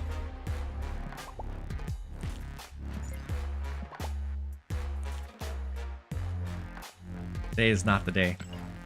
Yesterday it took a little bit to find like some footing and find a deck that I was enjoying. Maybe we do the same thing. I'm going to go back to the tempo pile for a couple of games and kind of keep an eye out for other options.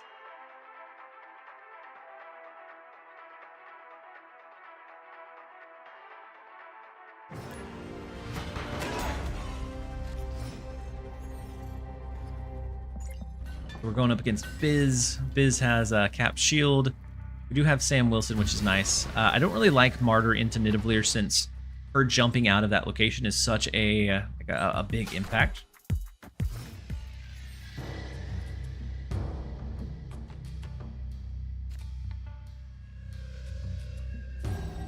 Go Adam Warlock, but I think we're gonna go Sam Wilson first. Sam Wilson here. And then Rockstar Gnome, thank you so much for resubbing with your Prime for 7 months. Very much appreciate you. Hopefully you're having a good one. So they have their Sam as well. They can move freely. And with Project Pegasus,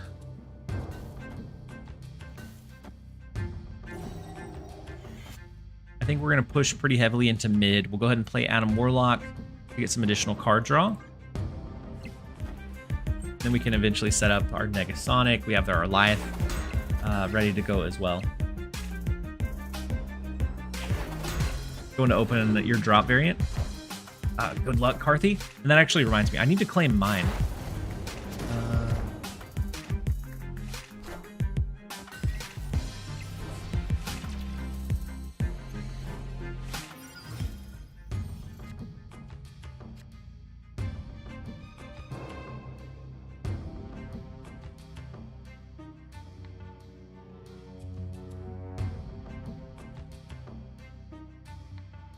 Wait.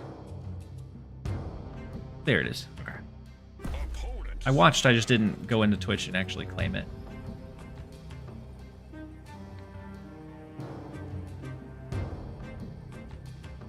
So their snap is a bit scary here. We do have Lady Deathstrike, which is nice, can help us clear out some of the space.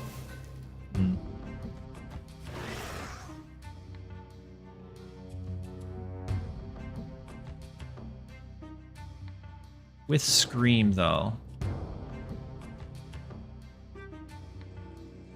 Do we want to move Cap Shield?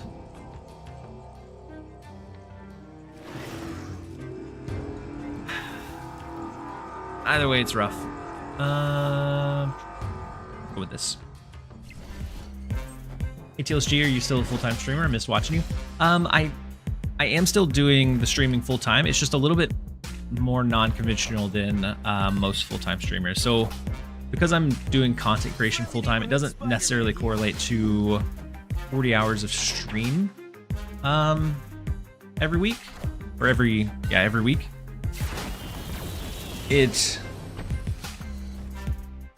I kind of split up between the videos that I'm doing, the streams that I'm doing, and I use the time that I have to a little bit more strategically. So like this week, I'm going to do way over 40 hours of streaming this week because of it being like more of a high impact. Because of it being more high impact than most other weeks because of the drops. And so this week, I'll probably stream quite a bit next week for the new game mode. But yeah, I'm still doing it full time. I'm still enjoying it. I think we lose this one. We weren't able to knock out the Scream before moves started happening. Nidavellir hurts us a lot. Otherwise, we could take out most of this lane.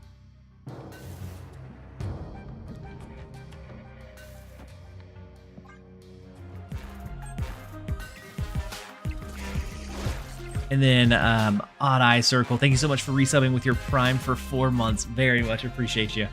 Hopefully you're having a good one as well. We'll go ahead and retreat after this turn. Yeesh.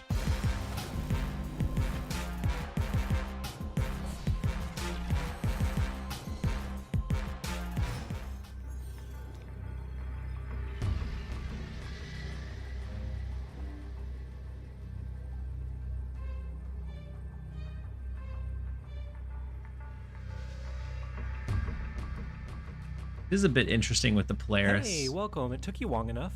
But our Martyr always abandons. We're going to jump out of it.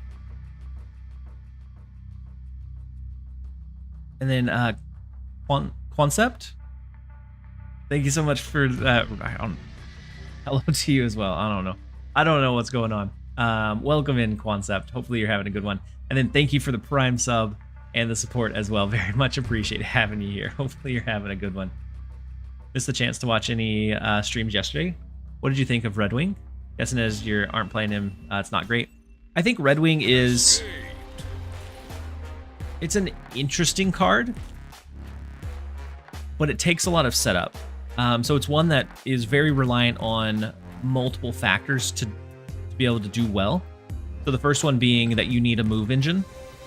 The second one, you need limited cards remaining in your hand that are high value, so that you can get a good impact from them. And so it's quite a bit to set up. Concept. I apologize. I'll remember Concept moving forward. But for Red Wing, it's a lot of setup for sometimes not a big payoff, and the fact that it's an RNG pool makes it kind of difficult to guarantee what value you're getting. And so I think he's an okay card.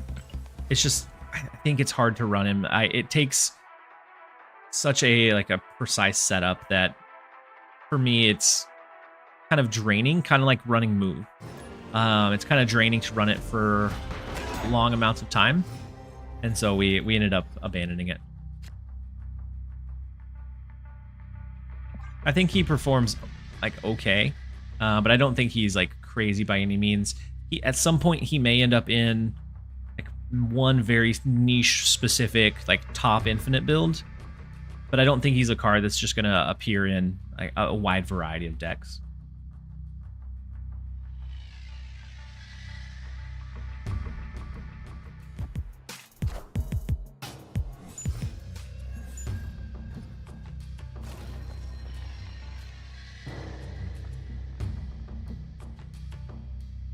We have a lot of control stuff that's kind of floating around the meta as well. Man, these locations are not fantastic so far.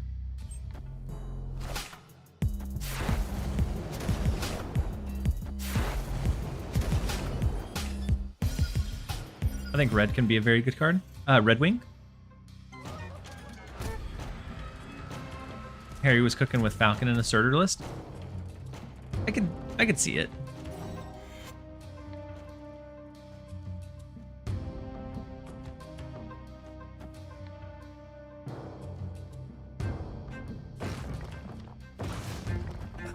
I think I'm gonna play Quicksilver into Murder World to try to, one, stop their card from being discounted, and two, get our card to be discounted. Not with Mobius in the picture though. We'll have to save for Lady Deathstrike in mid. It is what it is.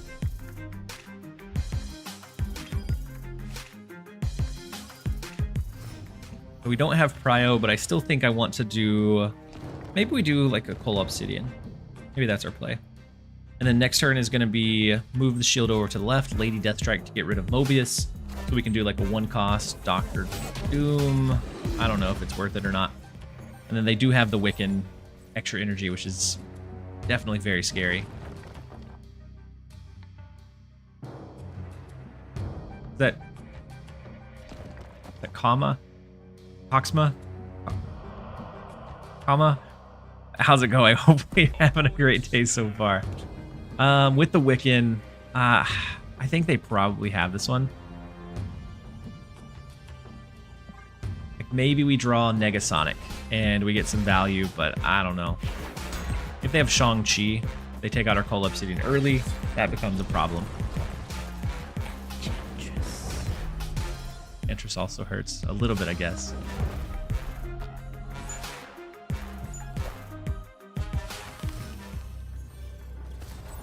Wait. Why didn't our Doctor Doom discount?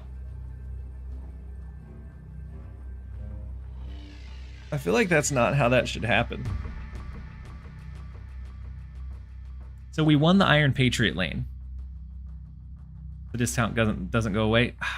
Well, rest in peace. Brandizzle, back to more creepy lurking. Absolutely welcome in, Brandizzle. It's like it never gets applied. Yeah, it never got applied. Even though I think it should. I feel like it should. That makes our in turn a little bit trickier, I think. I posted it as a bug in their Discord. Yeah. I'll bring it up as well.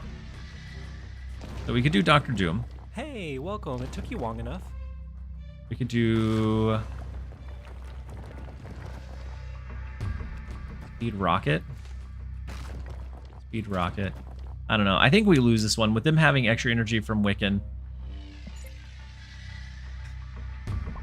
I'm gonna stick it out because I'm a glutton for punishment, but I do think we lose.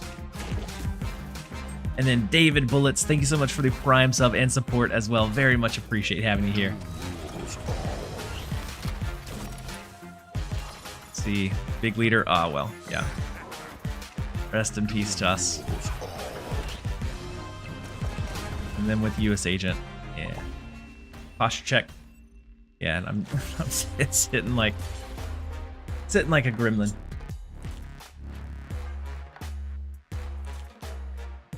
Welcome in, Kest 420 Chicken Nugget.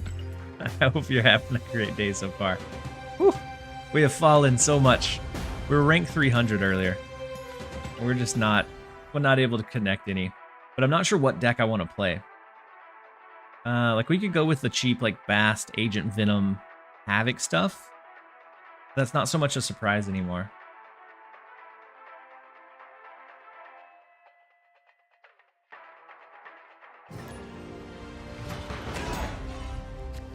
I don't really care for the Iron Man version of like the Adam Warlock Agent Venom. Interesting. Not sure that this is going to be good, but there is a deck that runs Thaddeus that I'm going to give a shot with.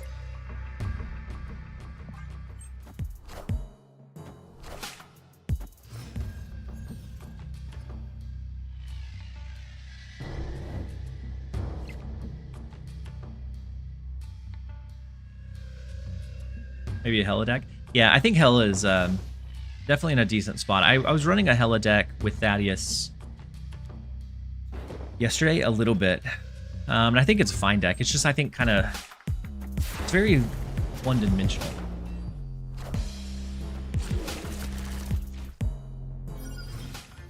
Always watch the YouTube videos, but kind of new to Twitch. Well, welcome in.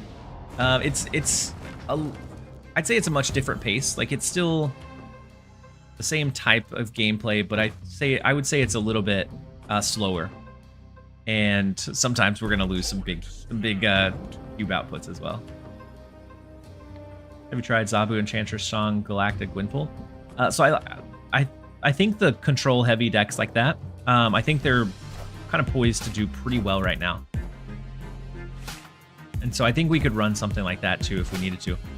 And so Hydra Bob actually doesn't jump until after Snap goes through, so we do get the discount onto the Spectrum. They have Kitty Pryde. Right now it's Athena.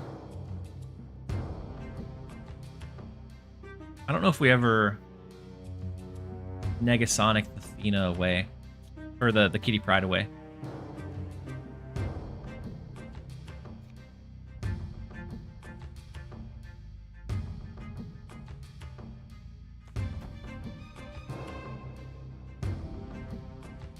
I'm going to go ahead and play Spectrum.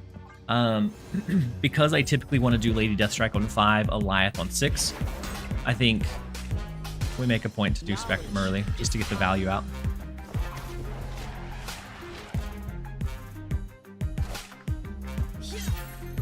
Their Vibranium, their Hood, so they have a Demon.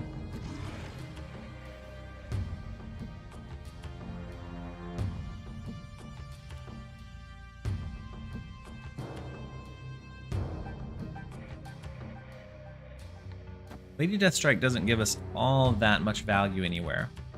So we could always do full Obsidian and then come back with like maybe a Negasonic, maybe a Speed. We could also snap to move the Hydra Bob if we needed to as well.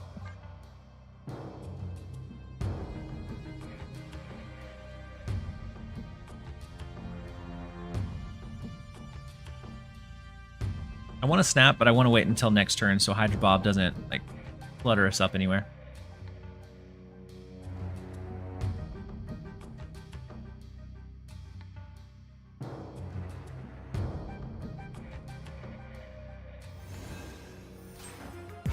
And then Aruda curious, everything good in the Snap world? Everything is going pretty decently. It feels like the devs have been a decent amount more generous than they have in the past in terms of like rewards and things that they're handing out. And so I would say things have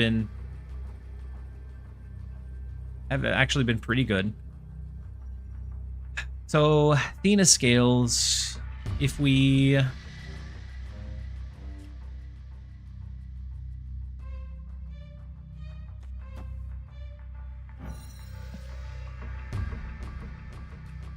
Negasonic, Rocket, Negasonic, make sure that we win here. We go down by 6, which brings us, or we go down by 3. So we would win here, even if we snap the Hydra Bob over to the right. Snap. Yeah, I think with them self-publishing, I think they have a little bit more freedom. They haven't said anything to like necessarily make me think that. It's just like a guess, an educated guess, I guess. That it feels like they've been a little bit more generous on like either drops or like giving out extra stuff, especially with like the TikTok ban. I think they were very quick to give a very large amount of currency for the like what 1 to 2 days that it was down. I think it was 12 hours that if you had the game downloaded that you were locked out, and then outside of that you could download it again shortly after on your phone. It was a few days, but I think they were very generous with the rewards there.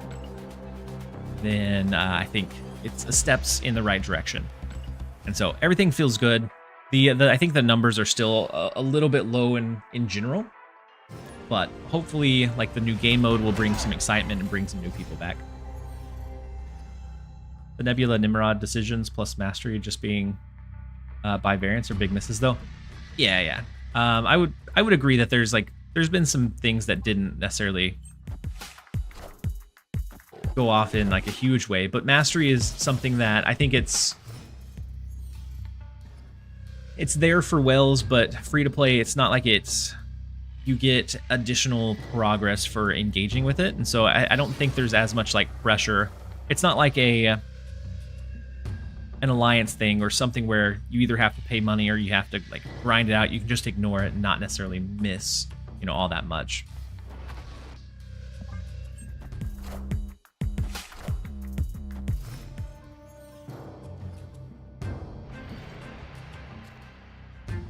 Hydro Bob move from Mr. Doctor Strange. We can do the Hydro Bob move with the snap. With the Bifrost, it's all going to shift over anyways. So let's do Rocket and Groot left so that it shifts over into mid. And then Pure 240, welcome back. Thank you so much for the Prime resub for 2 months. Welcome in. Hopefully you're having a great one so far.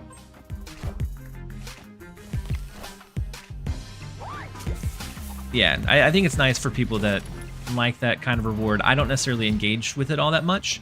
I would have engaged much more with a system that looked at or prioritized or rewarded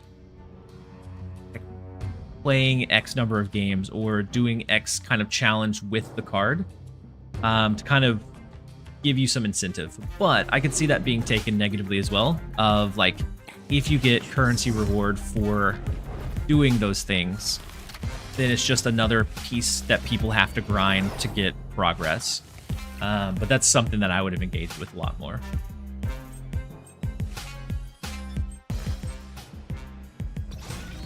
Yeah, basing off of number of variants. Yeah, I think basing it off of like strictly number of variants is definitely a big miss.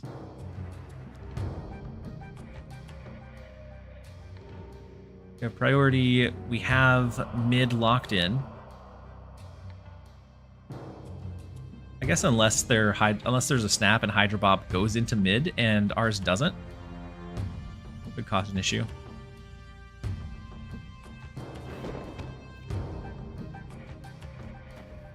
Go Lady Deathstrike and C. Credit card mastery. It is the strongest card in the game. Never been nerfed. Never needed a buff.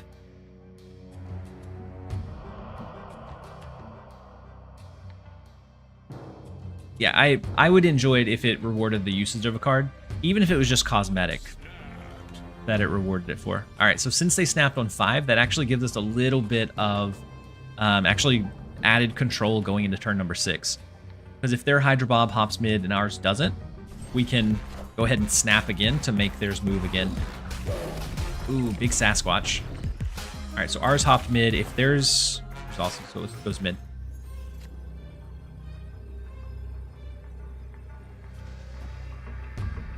So a Negasonic, Sam Wilson, be able to call it a day, but we don't want to snap, do we?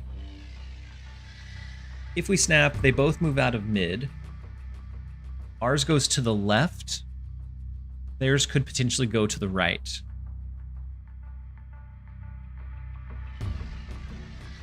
And we have to worry about Martyr jumping away, don't we? So we really can't afford anything big in the right lane. I think Hydra Bob would potentially tip over the right lane. I know I did not just come back and see yet another Sasquatch. You did for sure. Mr. Doctor Strange was running a built-into deck Sasquatch. Sasquatch and Mockingbird are kind of making a little bit of a comeback with how much emphasis is on like control-heavy stuff and like those sorts of decks performing well. I've seen a little bit more Sasquatch be played recently. But it's just kind of funny. We've seen so many back to back to back. Red Wing is a really good card in ramp. I did see a ramp deck with it that seemed okay. But it feels like it, especially with an Electro ramp, like it could be, you're giving up that turn 3, which could be your ramp, or potentially a turn 4, which could be a 5 cost. And so, I don't know. I did see it. I'm not 100% sold on it yet. You've mastered variant collecting. I actually haven't opened most of my masteries.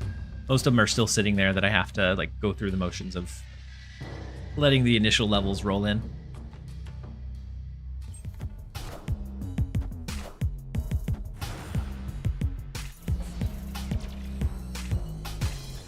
Full Obsidian, big.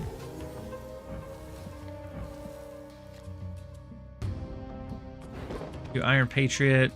We're going to go ahead and go a Negasonic, though. See if we can continue to push for Adam Warlock to be in the lead. You got to click all those for the bananas and rays. Just what you've always wanted. Well, I think it also kind of feels bad that all of those get added into the potential split factor. So if I got a gold with bananas, I don't know that I'd be, thrilled. Or if I got like a Kirby Crackle with the Ray background, I don't think that I'm overly thrilled at that either. This has been the most skippable entire month. It's a very skippable month, except for I would say the season pass card is very, very strong. Oh no, Beast pulled back in our Makari.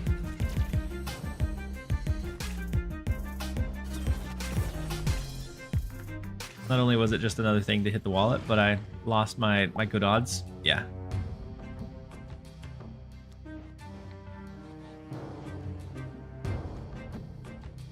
Go ahead and go Coal Obsidian.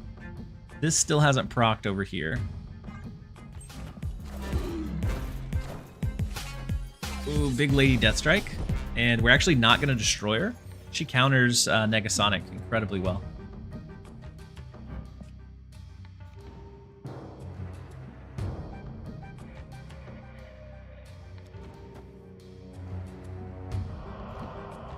So speed is actually more power here.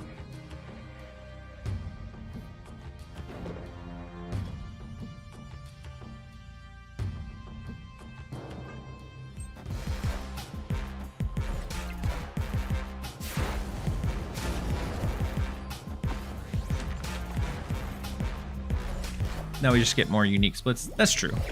Yeah, I don't think it's a negative, because like if you don't engage in it highly, you can just kind of ignore it.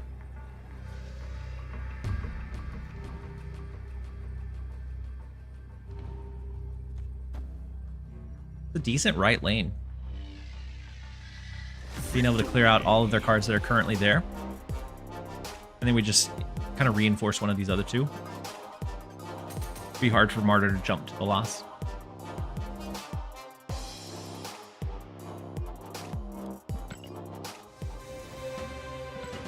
After our bad start, slowly but surely turning it around.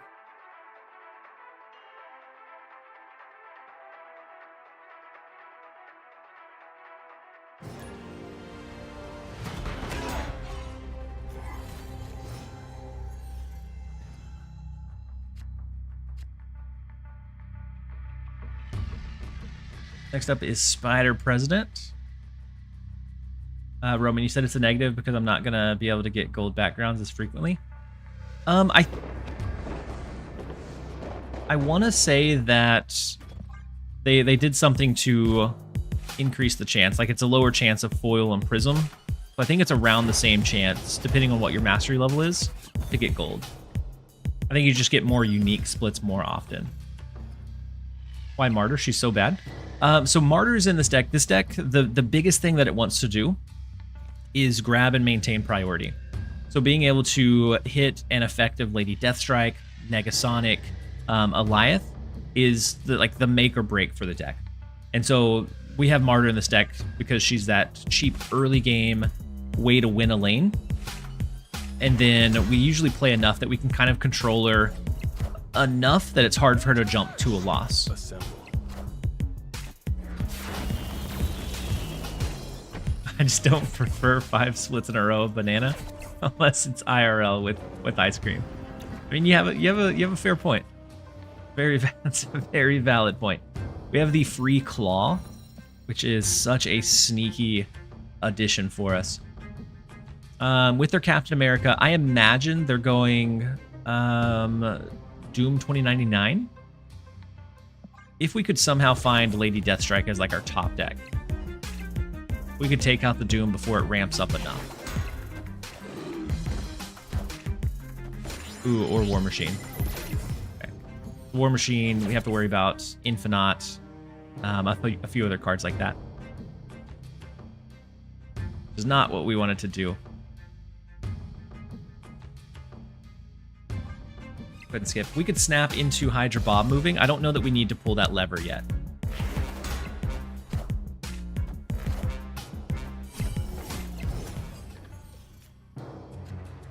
Ooh, big Moonstone. Big Moonstone, big Madam Web.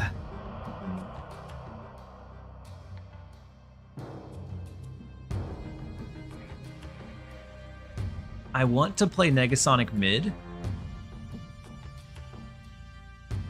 But I also think we need to save space for Claw to go to the right.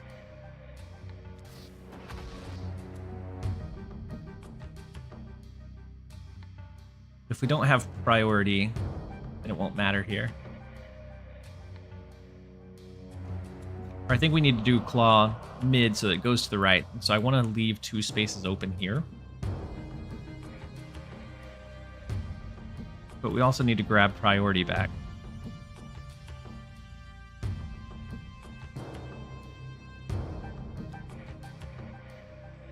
I don't think we're going to be able to grab priority for the Eliath.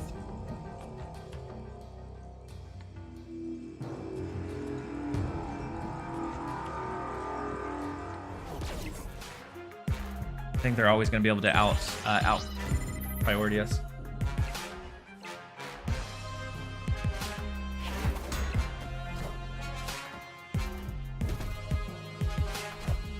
Big Mr. Fantastic on top of the Moonstone.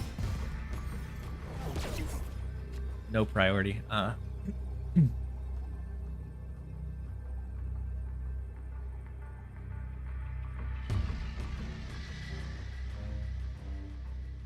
Infinite here.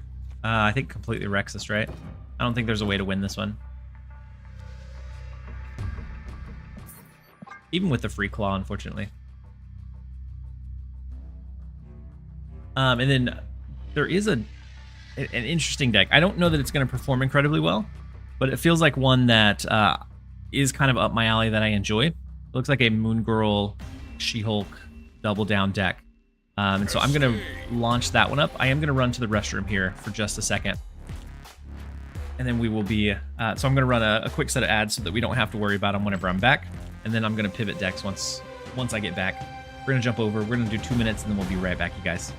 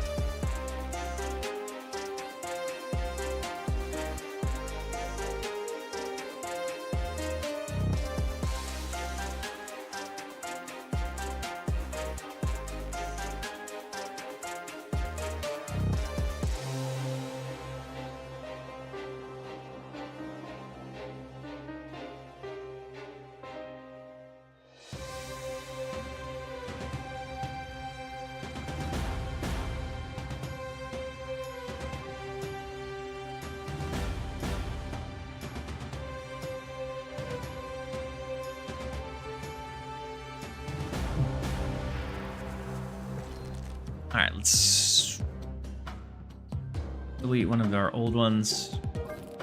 Probably the screens. Yeah, that's fine.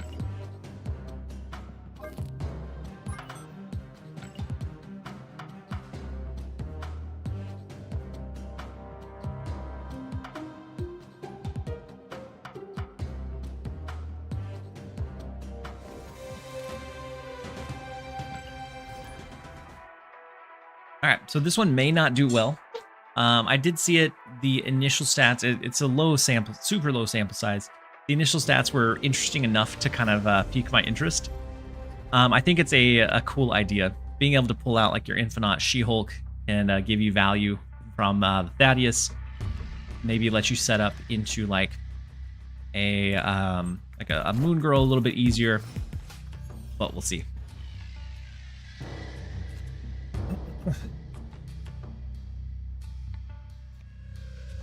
Let's go Thaddeus. I don't know that we're going to be able to fill up the White Hot Room. But we might as well try. Oh, we already had both of our 10 plus. Unfortunate. Let's go Hope. If we hope for something a little bit bigger here, or a little bit cheaper here, then next turn we may be able to get a double drop there, get the extra energy.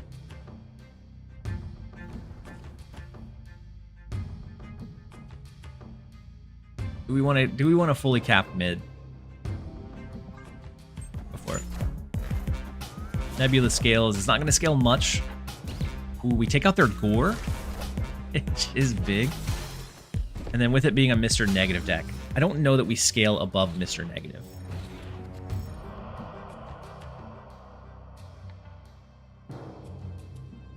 Seriously consider pulling for the Blink Spotlight variant just for the mastery. Are you pushing for like a certain split? Victory.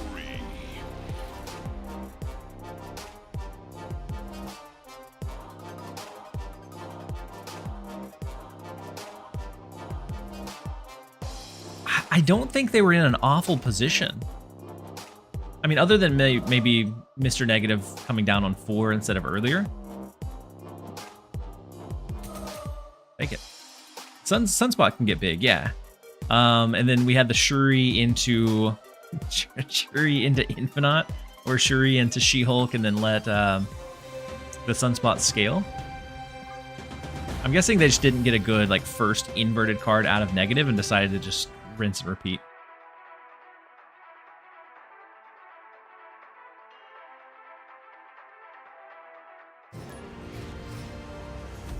They may have already had Iron Man in hand. What are your thoughts about Moonstone? I think Moonstone right now, it's more so just like an okay card, but I think it's a card that continues to gain long-term value. Like as we see strong ongoings release, I think the value of Moonstone just continues to increase. And so I don't have a Moonstone build or brew I've been using recently. Not, I guess like the last week I haven't really done much, if any, Moonstone. I know that she works pretty well with like lower ongoing stuff, but we've seen an increase or an uptick of Enchantress. I think because of all of the Moonstone shenanigans that were floating around. And so I actually haven't like really played around with it or brewed around with it much over the last few days. And then Optimistic, welcome in. Hopefully you're having a great one. Oof, Central Park is not necessarily all that great. We have Prio, so we could force them into being capped out in Central Park. Be nice. Either that, or we go for like a Hope Summers into Shuri on 4, and then we just skip and wait. I think we're gonna go with the Titania route. Oh no, they're gonna cap it out themselves. Okay. Maybe not. If it grabs anything other than Titania. Oh no, they did do a double drop.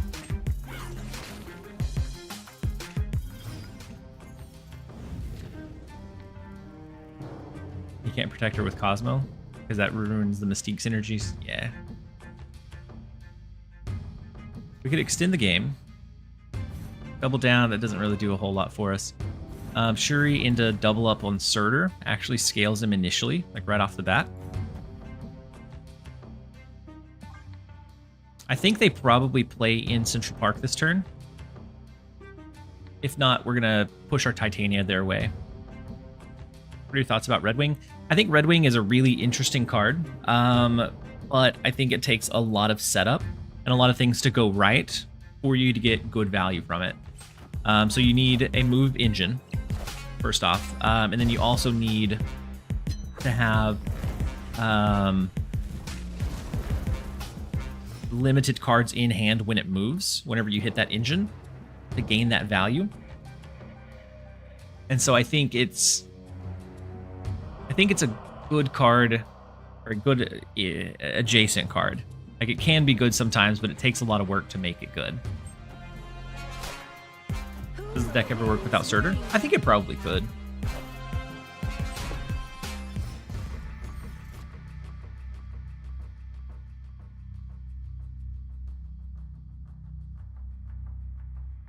We're going to be able to do a Shuri She-Hulk without priority,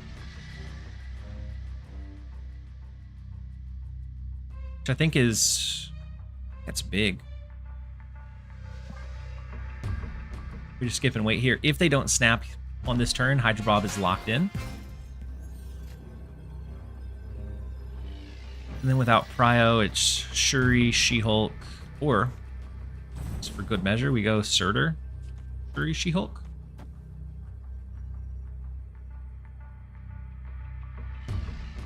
Any replacement suggestions for Surtur? I would say just another good, like, raw value 3 cost is probably what I would go for.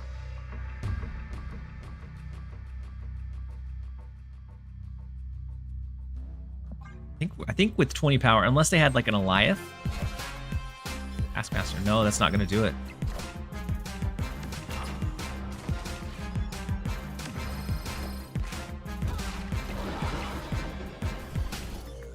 What a weird cook this is. What an interestingly weird cook this is. I don't know why. I really enjoy like She-Hulk, Moon Girl style stuff, and so this one kind of slides right up my alley. Yeah, you could do a high evolutionary version for sure.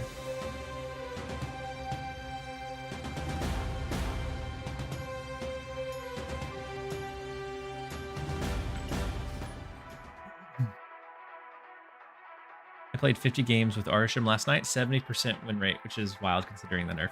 Yeah, Arsham is still really, really strong, especially with us getting more powerful 3 or 4 cost drops. So like Doom 2099, I think slots insanely well into Arsham. For those games that you do get him early, like your whole board is going to be a threat.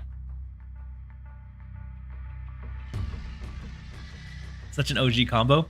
Yeah, it's very reminiscent of the early days. Ooh, Titania. Take care of their Titania.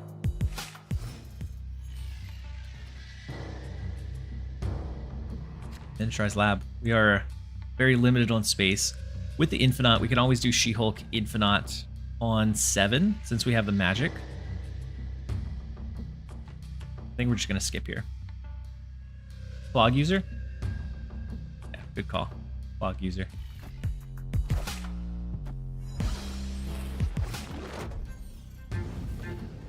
So if that's the case, do we want Rickety Bridge? I don't know if we do or do not want Rickety Bridge. Probably still don't. But old clutter.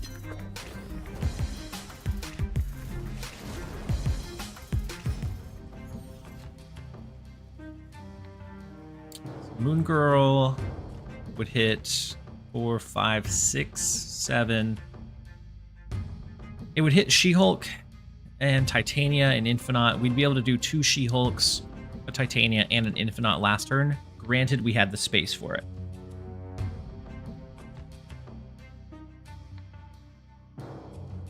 We could also go something a little bit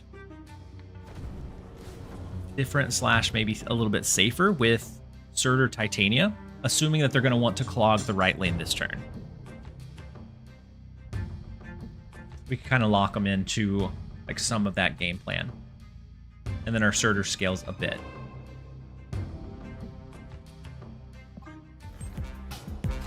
I like the other one better, but knowing a clog user, this one may hurt them more.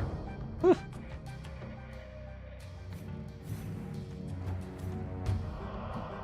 I don't like the double up here. Sunspot. We know that their Titania's gone. We know that their Green Goblin's gone. They could have Viper as their only other like big early or easy clutter tool. I think Moon Girl's greedy. I'm just gonna go Sunspot.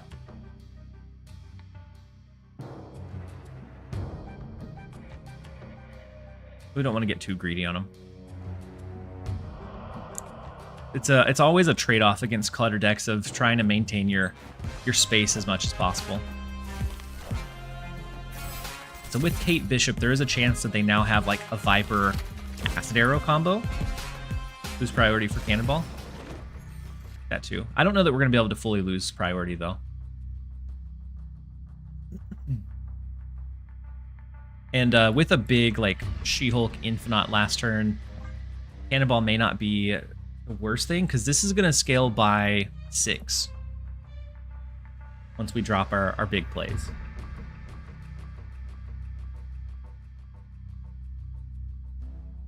Is Thaddeus necessary? I'd say Thaddeus probably isn't necessary. The reason it's in here is to make sure that you get like your Infinite She-Hulk pieces, but I'd say it's not like fully required at all. Okay, so Viper right. They did have Acid Arrow left, and we did lose we did lose priority from the Cannonball play. So what? Infinite She-Hulk?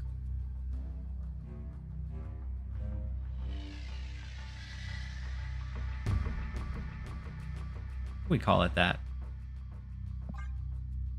And then Lucas, good afternoon to you as well. Ooh, big gore? That's not gorgeous. Hello.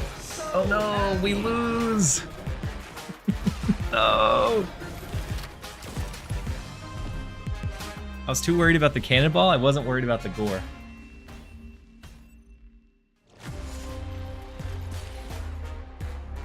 Unfortunate. Unfortunately large gore.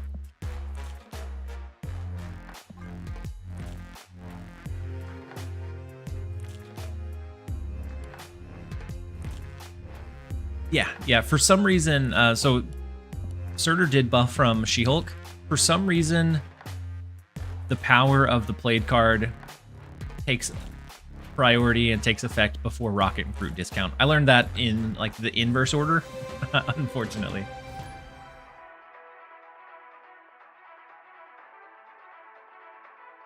Is Luna Snow a decent sub for Hope? I'd say it's a pretty decent sub.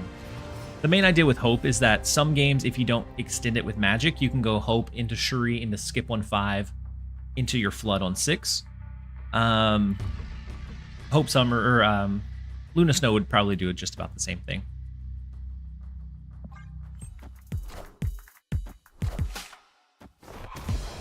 Next up is rank 78, Evil Master Betty.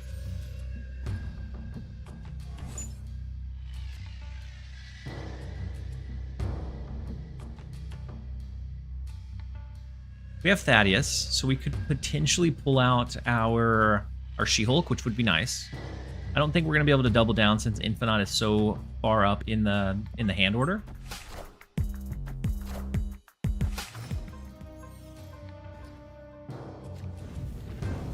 Mr. London is interesting.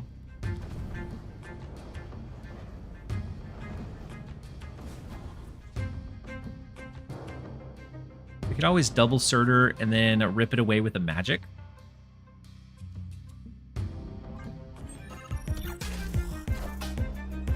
And then Packers for Life, welcome in. Hopefully you're having a good one so far. Ooh, they get a copy of either our Spider Ham or Titania, one of the two.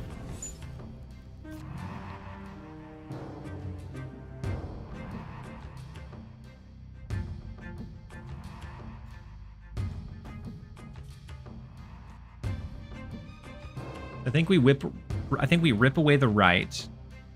We play Sunspot to let him scale, and then we can just kind of casually skip until end game. But we need to snap before it happens, or else we won't be able to snap after. Apparently we can't snap before either.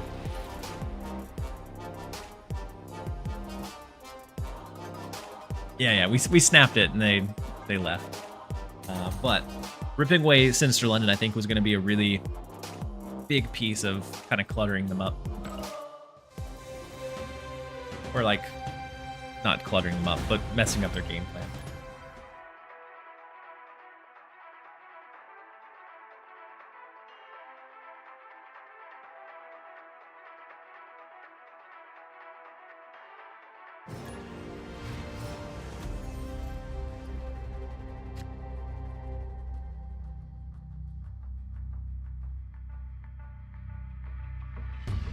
Hand of Blood, welcome in. Hopefully you're having a good one.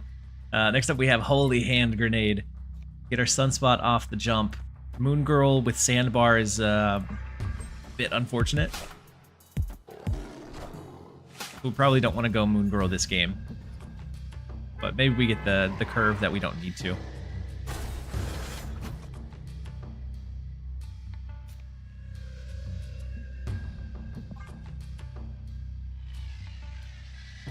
Deck you have here. I don't know how good it's gonna be over like a big sample size, but I always have like a soft spot. Besides being super rude with like clutter or control or mill stuff, She-Hulk, Sunspot, Infinite stuff, like the Moon Girl Double Down, is always one that I gravitate towards, even when it's not super strong.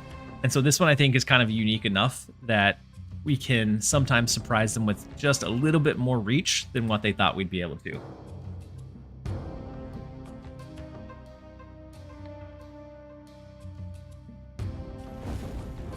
Stormmaster, I agree.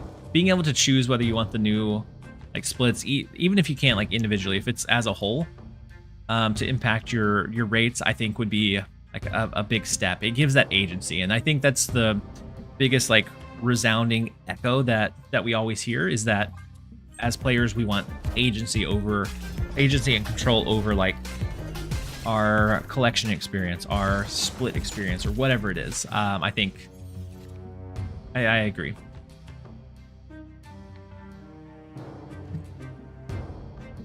Do we think we find She-Hulk in the next 2 drops or next 2 turns? We could do Shuri, skip on 5, double up Infinite on 6, plus a free She-Hulk if we draw it.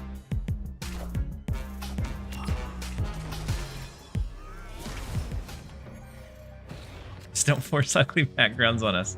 I feel that one too. A 25% chance now for She-Hulk.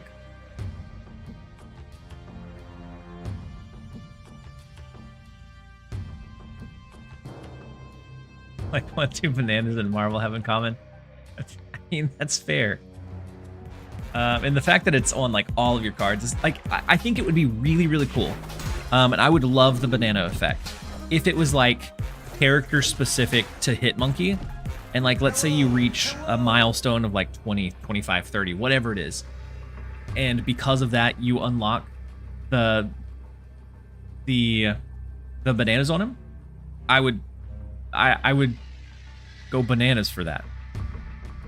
But oh, the Ares count. Yeah, we knew that She-Hulk wasn't involved. That's a good point, Felipe.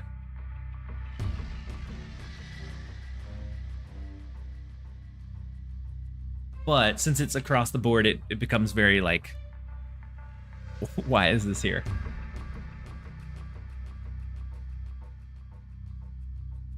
Ares, Kraven, Cole Obsidian, there's no way that we would ever win off of just like an Infinite and the Sunspot over here, right? Escaped. The last 4 cards I've split have gotten a banana background. Oh, Turf Doctor, that's rough. That's a rough one, for sure. Yeah, we knew that one was going to be magic.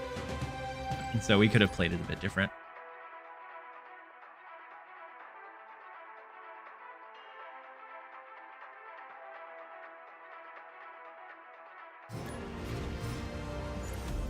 Next up is Texan to me, which it worked because we're in Texas.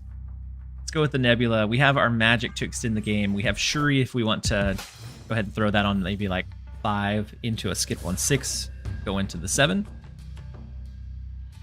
We also have Surtur, which is going to be nice for the scaling piece as well.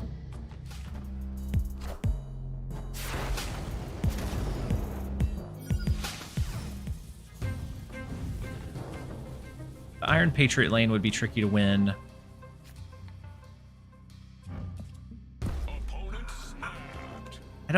I don't hate Bar Sinister here.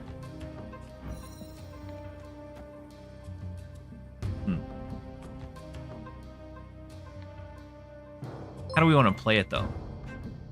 And then Fats McGee, thank you so much for resubbing with your Prime sub for 2 months. Very much appreciate you. And then the Hydrate check from Zon Astor. I appreciate you as well. I think we give up the Iron Patriot. They could have gotten a good Iron Patriot card, and that's what their snap is for. Surtur and Bar Sinister is fun, but a little bit silly. We could also push for, like, Infinite Bar Sinister. I think is pretty big as well.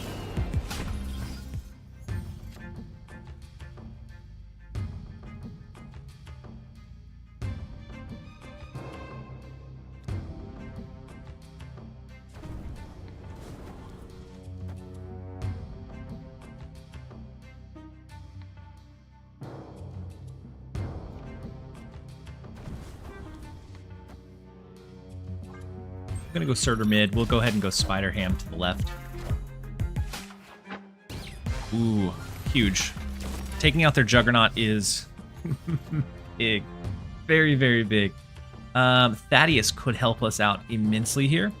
Typically, we would want to go something like Shuri, but I think we need to play it a bit more cautiously. I think we need to try to get Thaddeus so that we find She-Hulk, so that we find Infinite. And then we'll skip as well.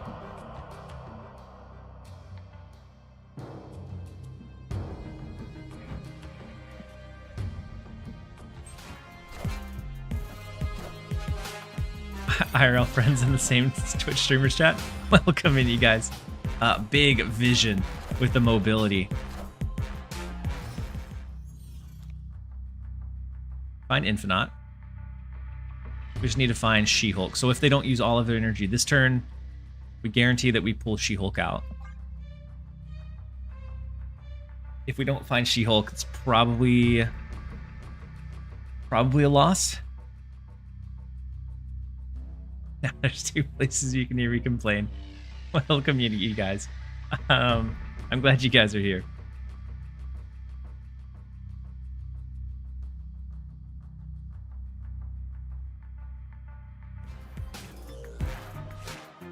The vision move, they go ahead and buff up. Singular Gwynpool. Sam Wilson. So their left lane is at... Oh, never mind. They have Rocket Fruit. Don't find She-Hulk.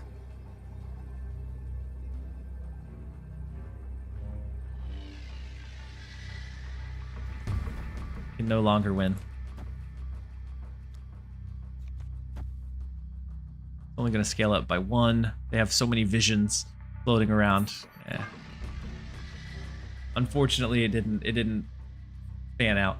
Thaddeus was set up in a good enough timing that it would have been nice, but we just weren't able to proc it. They were able to use their energy efficiently enough, unfortunately. We're going to jump over into a really quick set of ads, and then we'll jump back in and see if we can get this to work. If not, we may abandon it, but we're going to jump over into a minute and a half, and we'll be right back. Does Titania clog the opponent in Bar Sinister if you have Cryo? Not off of just the 1 card, but you could do 2 cards and you would clutter them up with 3 Titanias. But the issue becomes they can then do a Titania and send it back.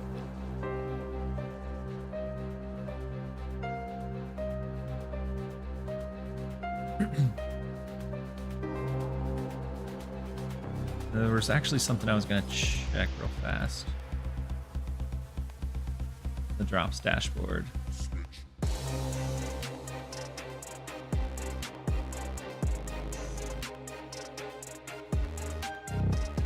I got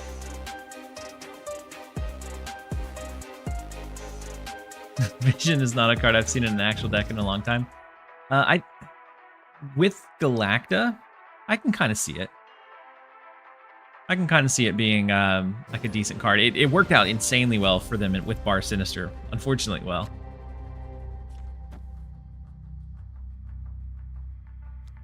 Let's go Nebula left. We have Sunspot that we'll play later, but Nebula into Necrotia makes them make a tough decision.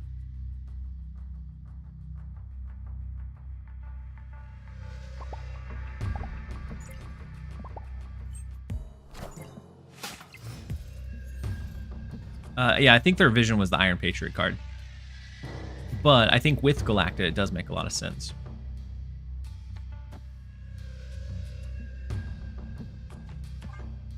Go ahead and go Sunspot. We'll let it scale in mid. And Necrotia, I think Nebula is going to be fine for her scaling. Madam Web might be a bit scary, depending on which direction they're leaning towards. Oh, Kunlun definitely hurts.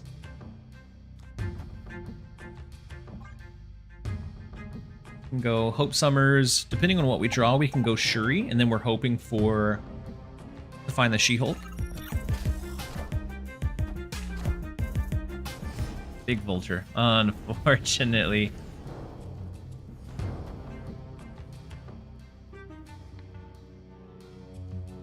Move takes place before location change, right? And so I think their Vulture still gets buffed by the +2. But at least we take it away for future cards.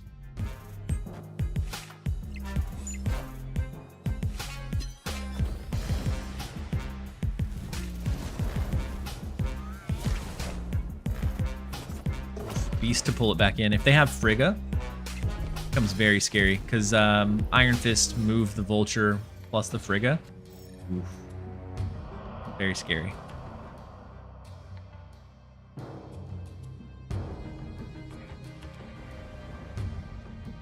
Where do we think we need the extra power?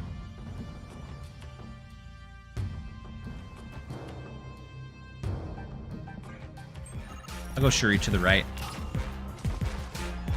Then on 7, we can either do She-Hulk or we can dump Infinite over there, depending on how we think they're going to pressure to compete. I guess we would have to find the She-Hulk, huh? That's been our problem this game. Is pulling out both of them. And Thaddeus is supposed to help with that. And then Magic also helps with it because we extend the game. Just haven't been able to make it happen. Ooh, so no Frigga, which is nice. I am the Sorcerer Supreme. Big Vulture, though. Hello! Still no She-Hulk. Oh, it's killer.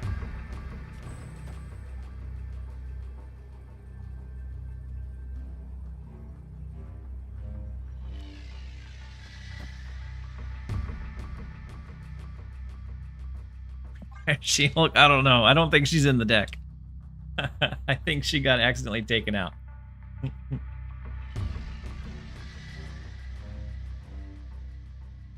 can double Titania?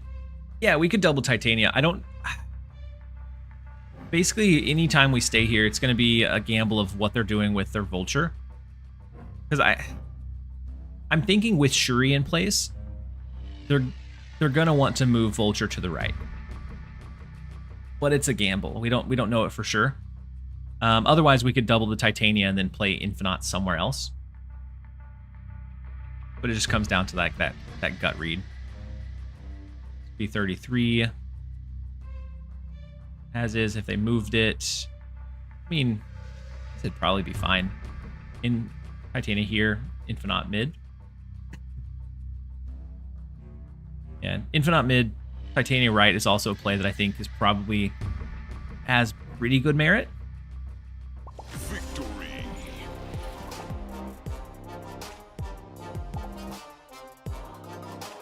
Ooh, if Heimdall. If Heimdall's there, I think we lose regardless. Well, Heimdall, and then it shifts over, so it'd be 8.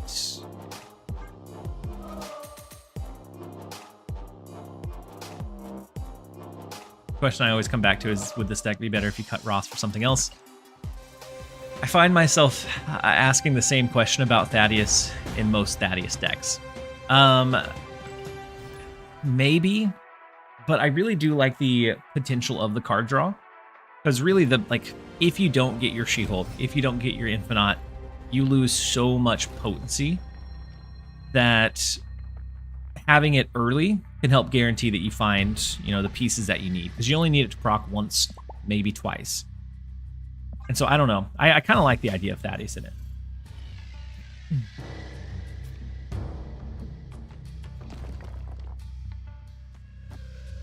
Speaking of early Thaddeus, let's go ahead and play Thaddeus out. They do play Sam Wilson, so if they can play their energy efficiently, then we will never draw with Thaddeus.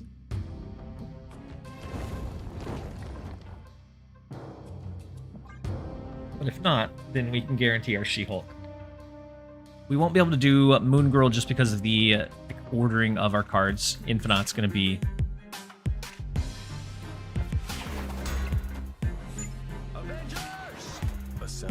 Is that leading to Cope staying longer than you should, though? What, with Thaddeus? I don't think any more so than what I was doing, otherwise. So big Captain America here. And then their shield buffing up in Kunlun. Second Kunlun in a row, unfortunately.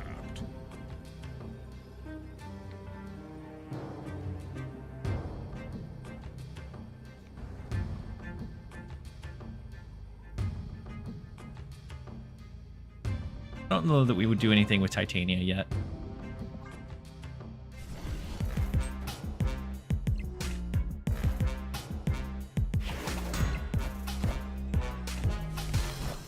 Big Rocket and Groot.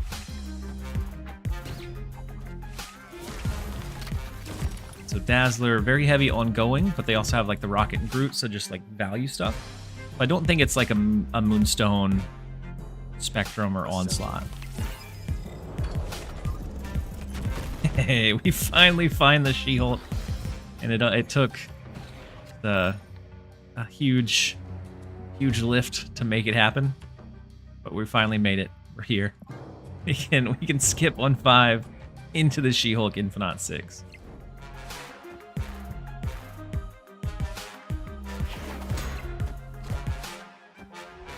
Blue Marvel. Big. Hello. 4, this goes up to 20. I don't know if this does it, though. I'm not even sure that the Infinite is enough to do it.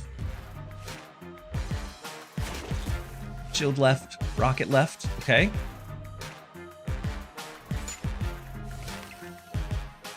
What do we have over to the right? Dr. Doom to the right. We are going to be able to cheat out a win here. Whew. I feel like I'm going to regret skipping Thad. I feel like Thaddeus most of the time is... So many decks nowadays operate on such a good, like, efficient energy curve that Thaddeus a lot of times doesn't do much. I think you're probably going to be okay without Thaddeus. There's sometimes like kind of like a Wiccan. When Wiccan came out, he was pretty bad, but the potential of his ability can be strong. But I think the biggest difference between him and Wiccan is Wiccan relies on your own game plan, where Thaddeus relies on your opponent. So similar to like a Devil Dino Ronin situation, where Devil Dino has always been like the stronger of the two for the most part. I think it's a very similar like style of anytime you have to rely on your opponent to do something like either inefficiently or poorly, it leaves room for being inconsistent. Wiccan's also proactive, true. Yeah, a lot of people play on curve right now. I think just we have so many good low-cost cards that playing on curve is so much easier than what it used to be. Used to, it was kind of like a drawback of like building your deck and making sure it had enough low stuff, but it meant giving up a big, like, powerful last turn. With things like Sage, that's not necessarily the case anymore. Like, Sage can get as big as some of those big 6-cost cards of what we used to have. Titan is kind of interesting. We have a pretty good setup. Let's go Magic. Moon Girl top deck wouldn't be bad. Give Sunspot some time to scale. Hopefully Nebula some time to scale as well.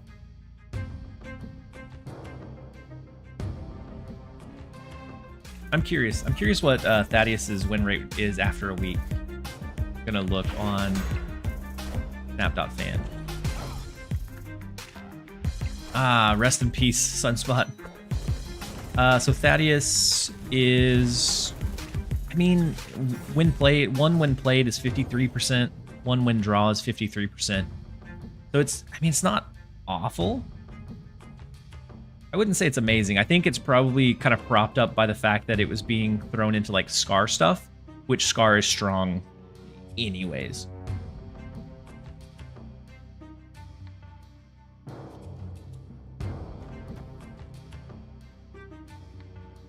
Let's go just Spider Ham here. I'm a little bit sad that Sunspot got booted.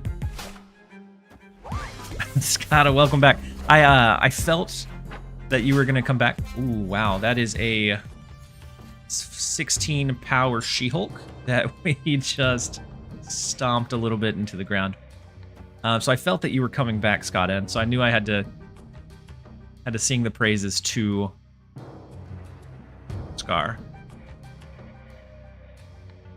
So with Moon Girl here, we'll be able to do Infinite, double Titania, double She-Hulk, which is a pretty good last turn.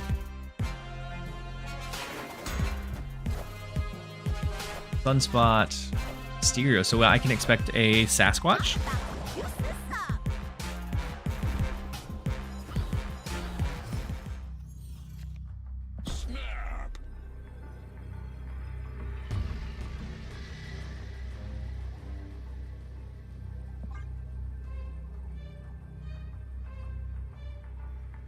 As long as they don't have a way to like rip away Limbo, which is very, very rare right now. We're seeing a very few locational change cards just because we have so many mobile cards. We don't really need to take away bad locations that are hard to play into. So Legion being the most common, but not necessarily in a Sunspot deck. He's almost exclusively in like Arisham stuff. Mobius? Whoa, Mobius incoming? We think? We think? I hope not. I mean, I can't really do anything else. If I don't skip, we're in trouble. So I'll give it a shot anyways. Not too many Magic decks. Yeah, besides Mr. Negative, not too many Magic decks. Massive pig. A big pig. I wish I had Shadow King to be able to set that back to base.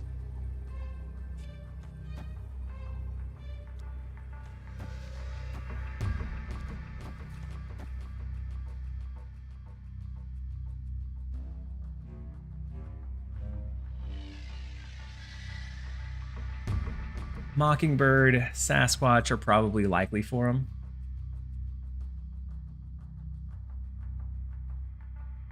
Is it worth it to even try to overpower the right lane? We could do this spread. Or we spread it a little bit different. Ooh, we can't double Titania, can we? No. Or we do it a little bit different, put a little bit more left and mid, and kind of give up on right lane.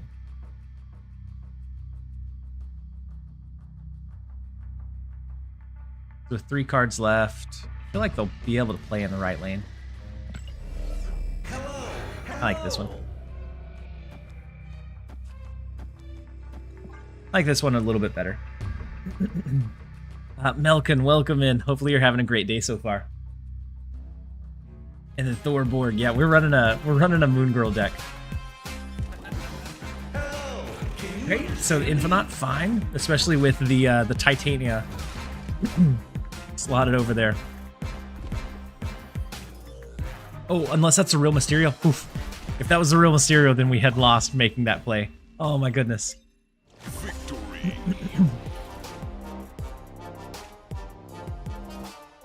Ooh, Scotta, that's true. Had we doing the other play, had we Titania'd and then She-Hulk and then Titania, we could have pulled it back this side. That's true. I actually like that a little bit better than what we did, just because this was such a big amount of power to have to overpower. Mysterio caused a heart attack. It did. I need to. we need to call an ambulance, but not for me. For Nick Foley and Dynamite.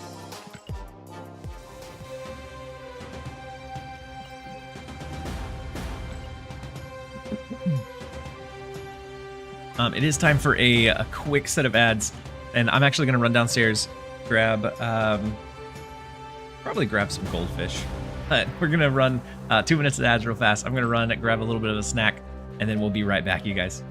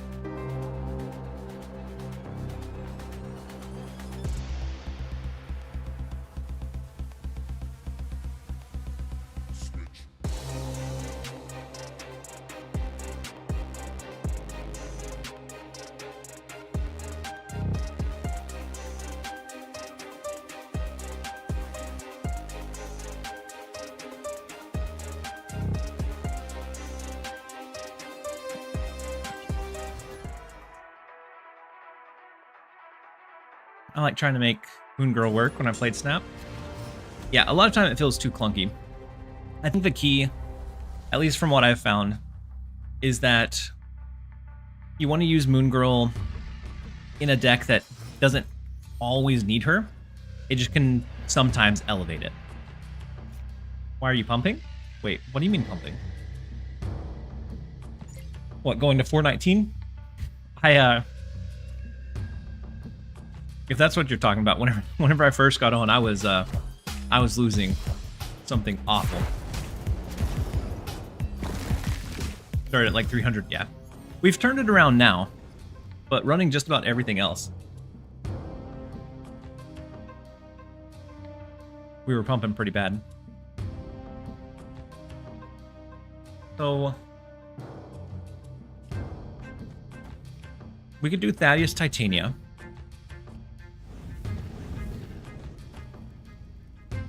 We could rip away Jaeger Steel.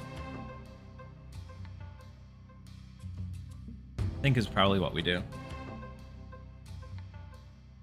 It's like lifting weights. Got to get those numbers up. We have to, man. Also, you sure it's Ross over Black Swan? I'm not. I'm not 100% sure. I do like Ross sometimes because we've been having a heck of a time finding like and getting our She-Hulk consistently. And so that popping up is nice. Also, Mobius hurts us a lot.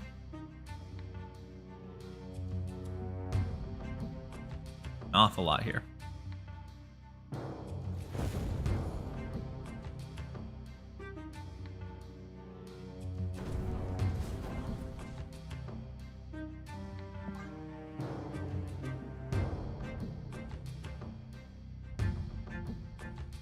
We could still potentially set up like Shuri into something big.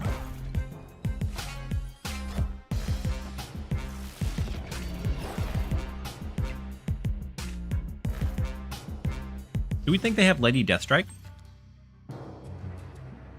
If so, the right lane is a big challenge.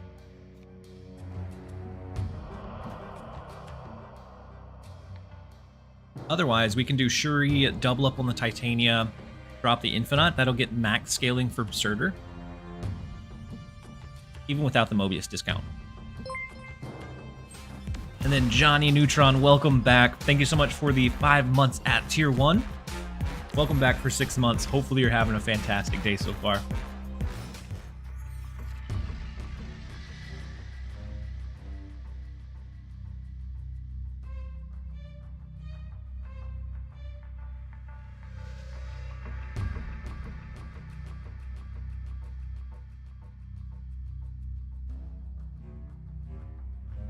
Go ahead and skip here for the Infinite. No Legion whammy? Hope not. It's not an Arsham deck, so I don't think they'll have Legion. Oh, that hurts so much. Well. Hello. Rude. So rude.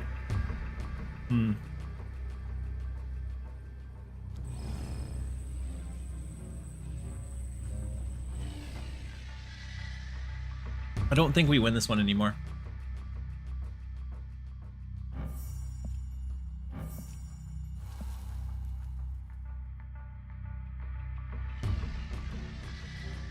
With the Titania, we would be pressuring all three. Someone play a joke on you and put that in your deck? I think they did. If they play anything in the right lane, we would lose. And I imagine that they do, since they know we have Shuri left. But it's only one extra cube. Victory. Retreat? I would not have seen the retreat coming. But I am glad that it happened. We'll gladly take it. I feel like they countered our deck at pretty much every step of that game.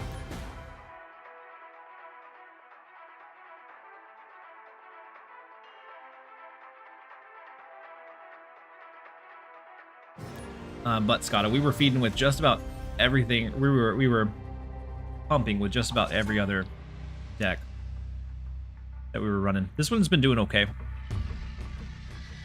Surprisingly, we're 7-3 with an average cube gain of 0.9 per game with this deck.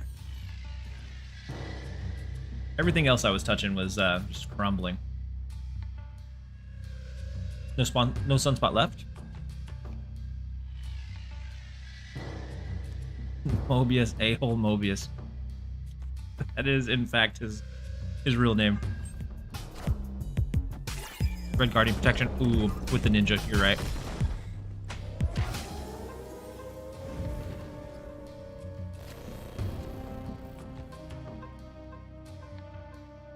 Against Danger Room is kind of nice, though.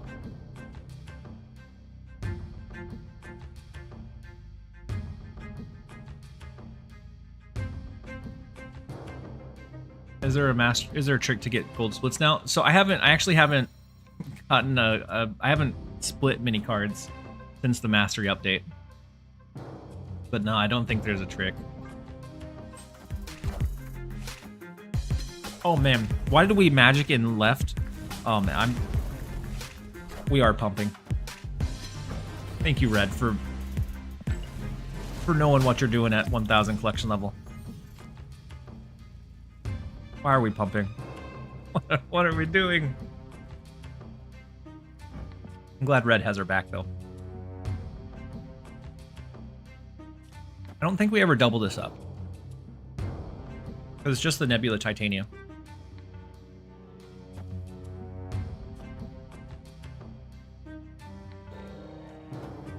We can always do Shuri, skip 1-5, skip 1-6.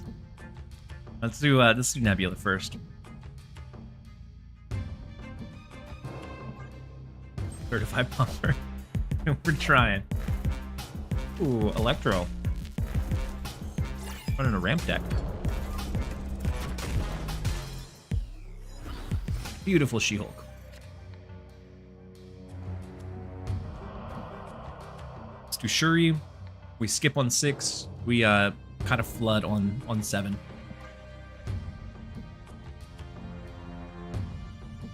We have to worry about, not really, but Arsham potentially. If they hadn't spread out their cards, potentially worried about a Galactus. But at this point, we're not.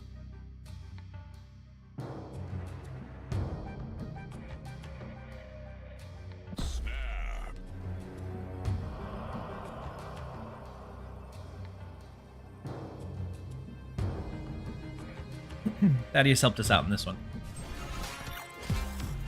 But decks that play efficiently and play on curve doesn't have much. Venom?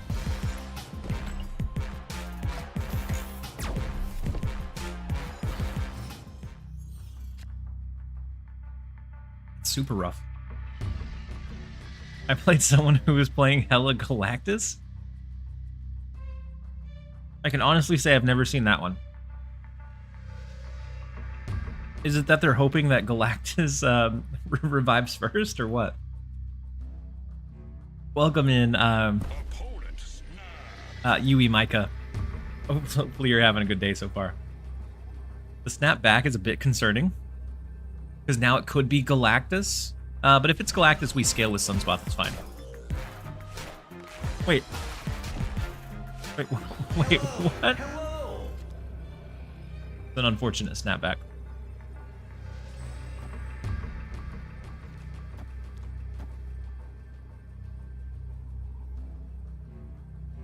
They tried to make they did. They wanted to snipe out the Shuri before like a Taskmaster follow-up. What if they Odin? Ooh, if they Odin, they cook us. If they Odin, they absolutely cook. I don't really want to throw Titania into Danger Room. I think it's dangerous. I guess we could do She-Hulk over there.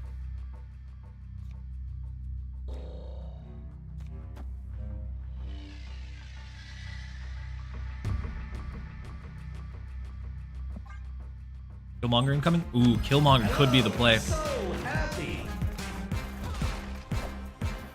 Hey, welcome. It took you long enough. No! Titania.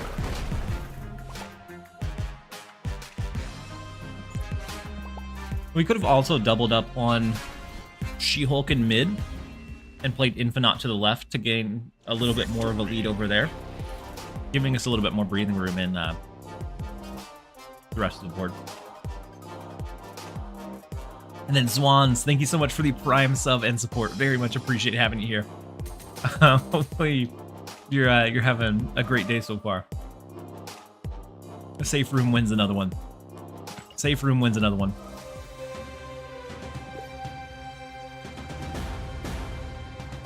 The Danger Room always gives me anxiety too, because there's some games where it's like just destroying everything you throw there. Other games where it destroys nothing, that it doesn't feel like a true 25% chance, because I feel like 25% chance is relatively low. But it definitely doesn't feel like it's 25% in some games.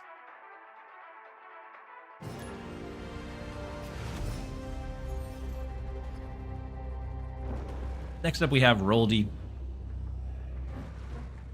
We have Magic. We could, depending on how confident we are and what the other locations are, We could force them into having to stay with the Mount Vesuvius. Backfire on. But that could backfire on us. They had 9 to 48 odds to win that. If our She-Hulk died and their stuff stayed, is that right? Micah, I have good news for you, actually.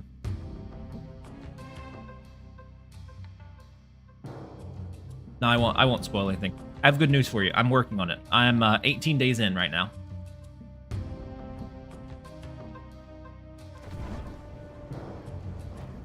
So it is definitely in the works.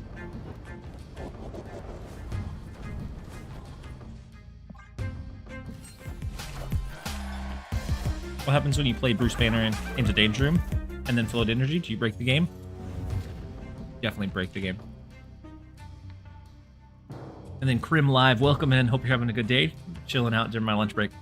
I'm so glad that I could, glad that you could catch the stream during your lunch break. Hopefully you're having a good day so far. Glad you could jump in and join us. We don't necessarily need magic, do we? Actually, I think they're running Clutter Deck. So Cannonball might be a play they push for in Mojo World.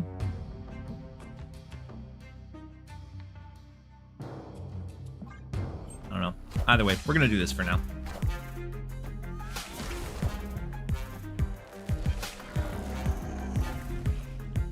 Entry. So we can expect a Nihilus. And maybe a Cersei as well.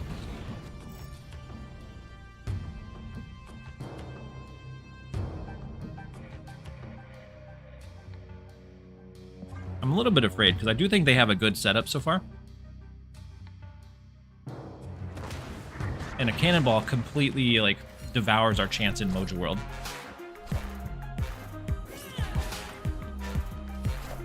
Or that. Rudeness. Hello, hello. Well, they have to play at least one card here. It's good. 20 over here is...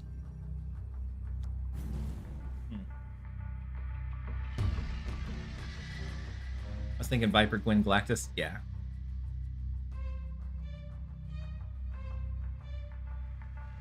Oh, like Ghost Spider? Galactus?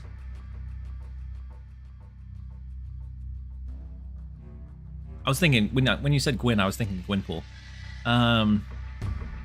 If it's Ghost Spider, that's unfortunate.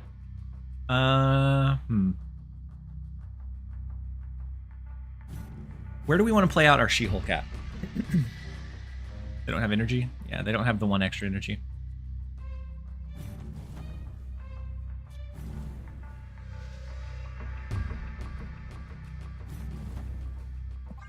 I don't think they do any more in the right. Oh no, they do! We should have stacked over in the right.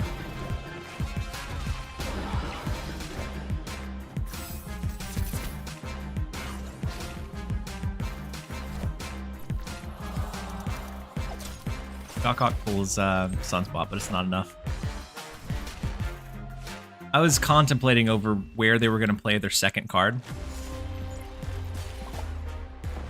It makes sense to play it in Clintar because like they only need to win 2. This one's a guaranteed win, so they can just work on like elevating that power lead here. But there was a small part of me that thought maybe they would play one in Mount Vesuvius as well. It was a close one. There was a path to win that one. I just didn't find it.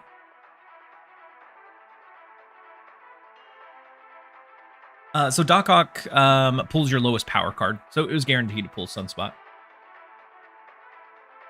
But it was the power difference was still very, very close.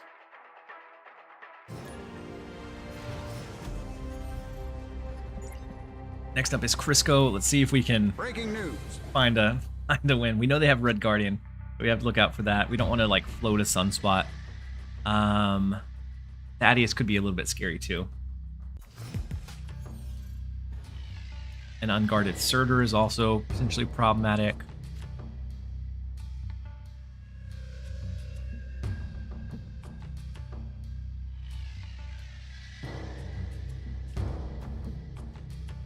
We know that Sunspot's gonna get got here.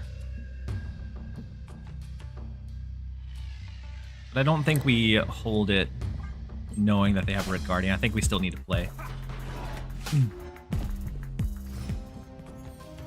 No, Payback, you're fine. You're fine.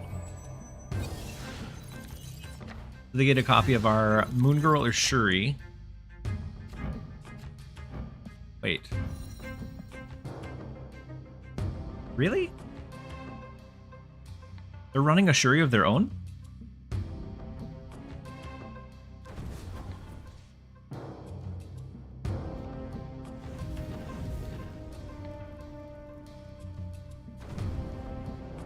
Interesting. Oh, from Daily Bugle. Okay. Never mind, that makes sense. Thank you.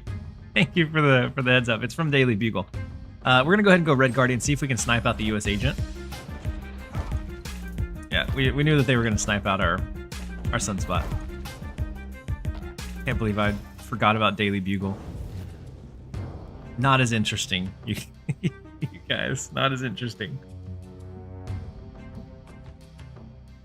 Turn 5, we can always do the magic.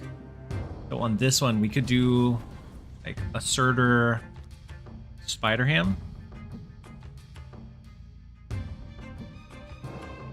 And then surprise them with a game extension next turn, maybe.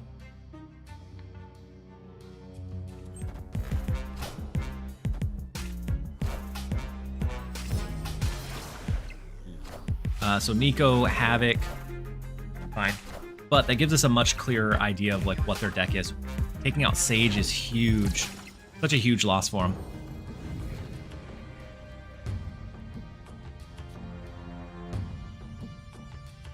I mean, Magic lets their Havoc continue to scale, which is a bit problematic. But I think we can outpower in probably left and right and just abandon the Havoc lane since we're extending the game. Oh, the Mobius. Rest in pieces.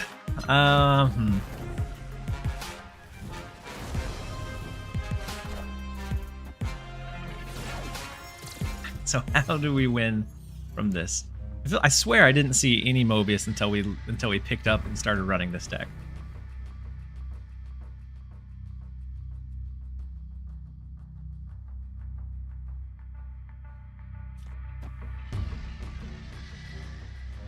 We're gonna draw Titania for sure.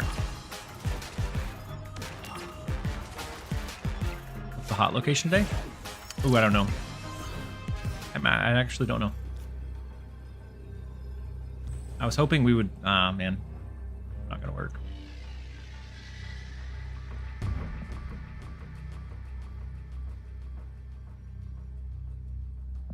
Unless they just don't have a big enough card to match the Surtur scaling. They would need 9+ power, which their deck, I don't think it runs it, so maybe. As long as we can scale out mid.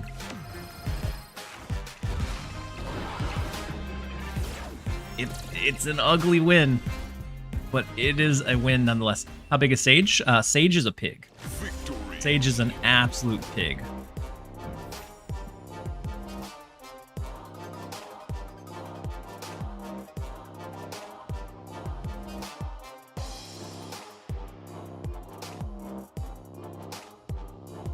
Yeah, it was a free pig, but it was an absolute pig.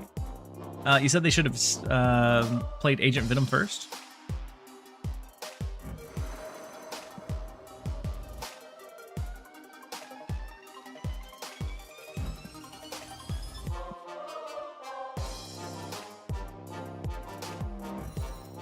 Oh yeah, they should have. They could have elevated their power here. They lost their Shuri buff, yeah. What does Surtur do?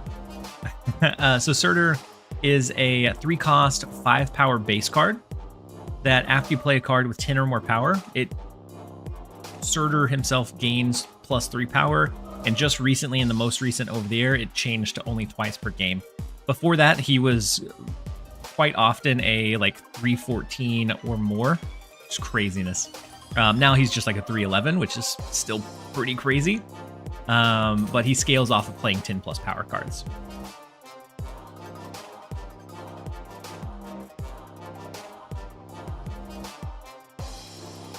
316. Yeah. It was monstrous before.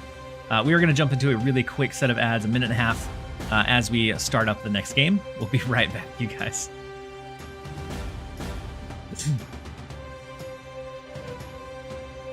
Is it worth it to take Thanos in a token shop? Thanos isn't like insanely strong right now. He's not awful, but he's not in like as powerful of a position.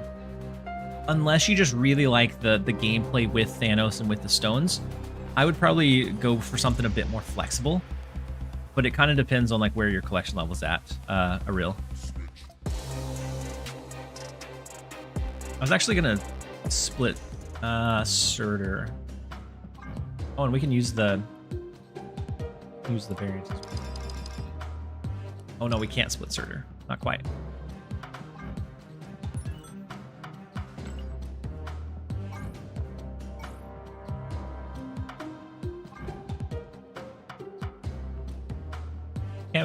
I have so many reward borders I'm probably never gonna use.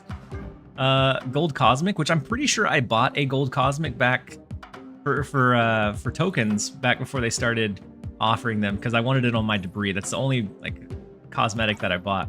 I have 10 of those. Just casual 10. 12 of the gold metallic. 8 copper metallic. Ooh, speaking of copper metallic. I don't know. No, I have. At daily reset, I'll be able to redo the Galactus pool.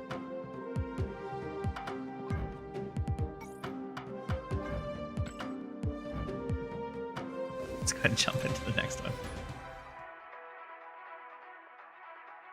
Jokes on you, TLSG. My Surtur was always 3-5. I always drew it on 6.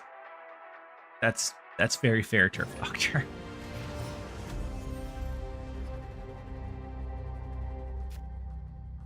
I feel like my 10 keys are not enough.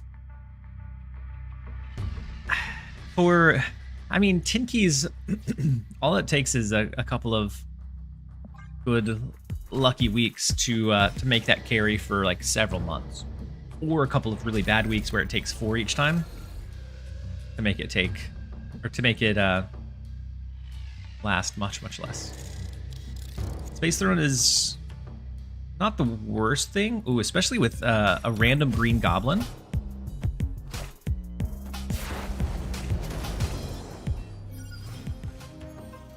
Is it worth a key for Red Wing? My initial early impression is no. I'm not gonna snap it because they could have Rocket and Groot, which might encourage them to play away from the Triskelion and over into Space Throne if we snap.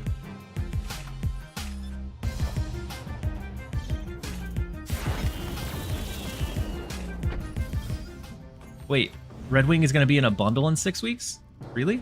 How much is her bundle? Or his bundle? Its bundle.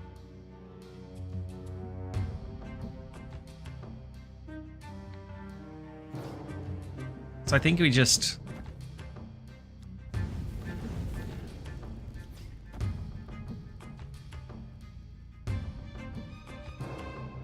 Wait. Can we be super rude here? They don't have any movable cards. If we skip this turn, we can go Titania, She-Hulk. No, that would all be on our side. Never mind. Let's go with the magic. 35. To unlock a new card, that's not awful. It's technically cheaper than a key. A key is valued at around 50. So it's not the worst thing. And you, of course, get the credits and the gold. Oh, 8 weeks? 8 weeks, it's still, like, right on the horizon, though. Like, you can see it. Let's go Thaddeus. Let's see if we can find our Infinite.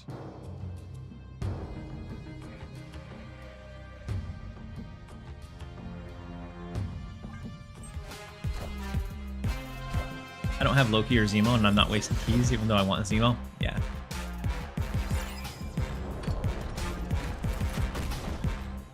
We find our Infinite.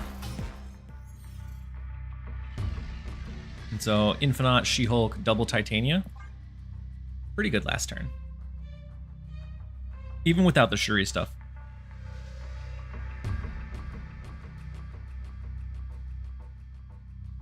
I'm just hoping collection level 500. Should I buy Arisham or Doom 2099? So your collection level is 500? If that's the case, and you have enough tokens for Arisham or Doom, I would say Arisham is going to get more mileage for you, just because you don't need like as much. You get more variety. I think Doom is probably maybe a little bit more versatile.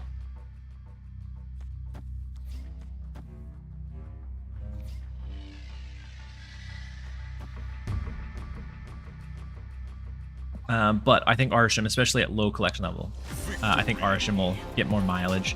I don't care for the Arisham gameplay loop, just because you can't guarantee what's going to happen. But as far as like being able to outplay your opponent, I think it gives you a really big leverage or advantage. So you'd be able to build it right away, especially at like 500, because you're just now getting into Series 3 at that point. I think might be your best bet.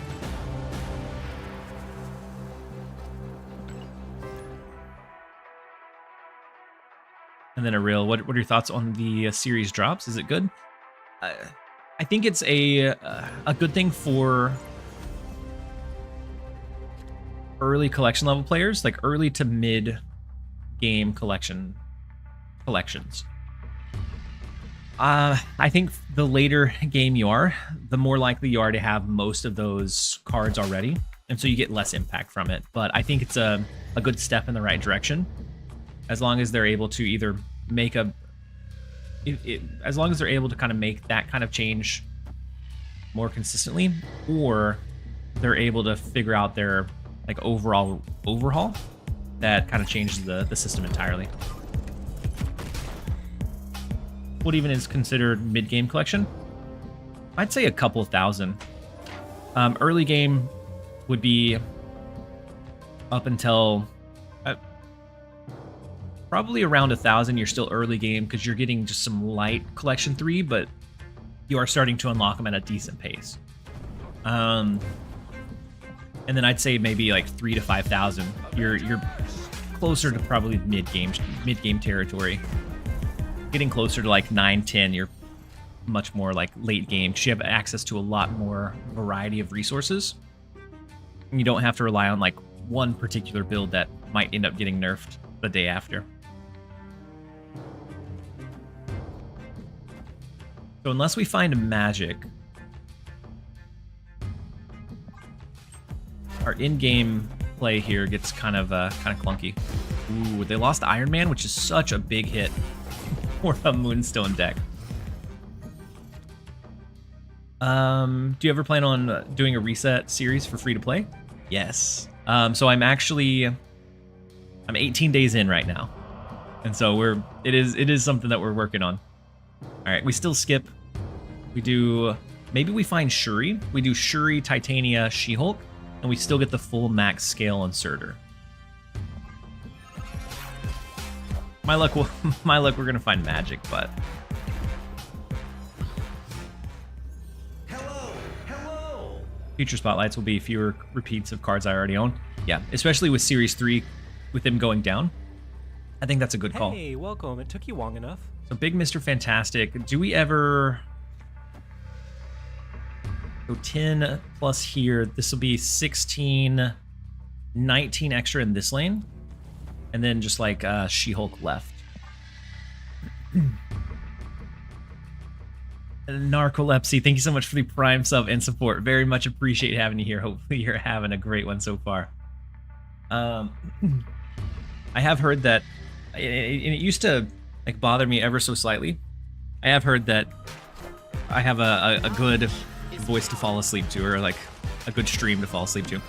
Oh no, since we're not scaling anything in the right lane, we lose. Oh no, we lose by 1 in left, 1 in right. How tragic. Onslaught mid. Yeah, I thought if Onslaught mid, yeah, Onslaught mid would have done it too, wouldn't it? Captain America would have went crazy. along with the Moonstone. Yeah. What displays do you have up?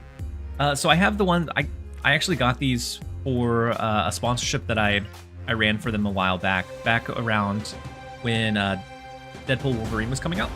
And so I have Vi, we have Baldur's Gate 3, we have Tracer, we have Sylvanas, Dr. Boom from Hearthstone, and then we have the Lich King. So I wanted to get some Marvel ones, but Disney denied my channel. They didn't approve of the sponsor to send me their displays since it's IP related, and so I had to go with other games that I've played in the past. I actually ended up not getting paid for that sponsorship, and I'm not overly upset because I really like the displays. Have you been to BlizzCon? I have not. Yeah, thanks, Marvel. Yeah, there was a really cool Infinity Gauntlet that had like a high saturation on the stones, so they like really stood out in the display. That was one that was like at the top of my list. That one, and then there was a Mjolnir that had a whole lot of like lightning coming off of it, also high saturation on like the lightning particles that I thought looked really, really cool. But they denied me. I'll have to actually buy those myself if I want them. They're expensive. That was a sponsorship. I mean, we had agreed on an amount, and there was an issue because they're in a different country, and so there was an issue with some of the paperwork, and I wasn't able to get the right ones set up, and so it just ended up kind of fizzling out. I could pursue it, I'm sure, because we had a contract, but okay, it's okay. I like the displays. I'm happy. And then how did you enjoy Baldur's Gate 3? I have a very addictive personality.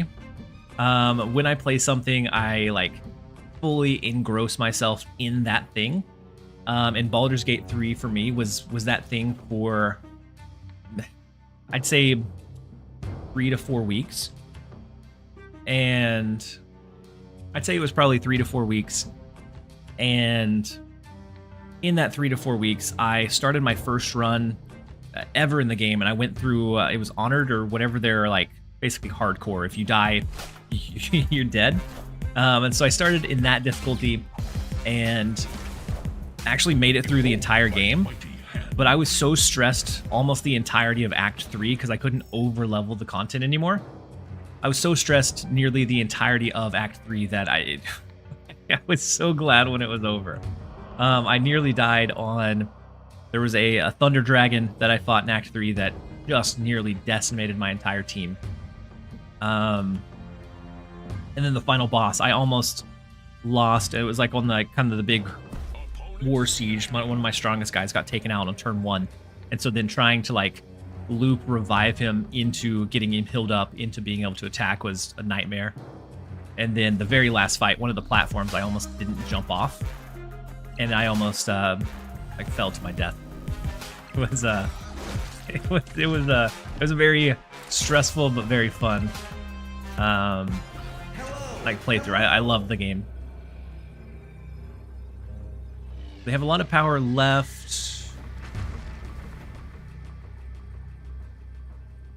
We're gonna scale Surtur by 6.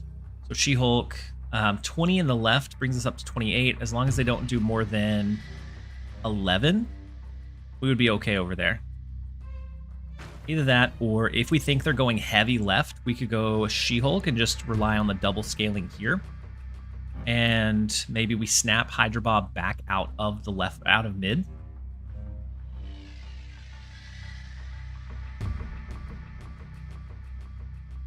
Said, yeah, I'd be the same way. You're such a good guy. I love the positive energy, or the positivity every time I'm in your stream and watch your videos. Make it easy to have a good day. Absolutely, Krim. I'm so glad that that kind of comes through and shines through. I think they fill the other two. So if they fill the other two but don't play here, Surtur scales and we win. They would have to play all 3. Oh, snap. Victory. We do force the retreat.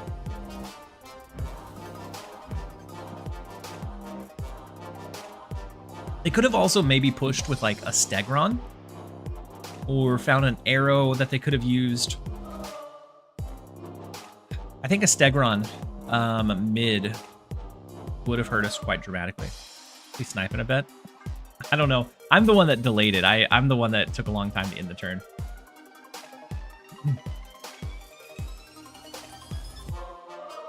Technically more doubling She-Hulk and adding Titania. True. True. So instead of doing the Infinite She-Hulk, we could have done like Shuri, double the She-Hulk, which would be the 26, and then do the Titania. So it would have been 36 overall. It would have been less if we decided to stack in the left lane, is the only thing. And maybe it would have been about the same after Surtur's scale. He wouldn't have scaled the extra 3. I don't know. It would have been really close in comparison. I had a 50-50 to top deck a winning card and did not. Oof. What card was it that you were needing to top deck, gamer? If you had Stegron, as I was looking at it after we had locked in and you had retreated, if you had Stegron and pushed our Surtur out of mid, I think we most definitely would have lost. Yeah, Stegron, yeah. Ooh, Negasonic would have got us too, gamer. It was a much closer game than what it looked like. So you had the 2 out of 4. Unfortunately, you didn't find it. It's always a good match whenever we face each other, though.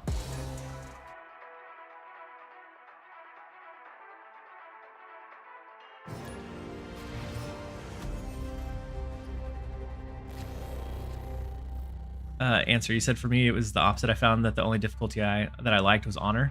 I got bored at lower difficulties. I think the reason I got bored at lower difficulties was because like save scumming was a thing, and it's so hard to not like save scum. If you like something crazy happens, it's so hard to be like, oh no, I'm not gonna reload my save and try again. And so I think that's what Honored really brought for me, was not being able to do that. So we lost our Infinite. If they're a Red Wing movement deck, then the Infinite actually helps them out a bit.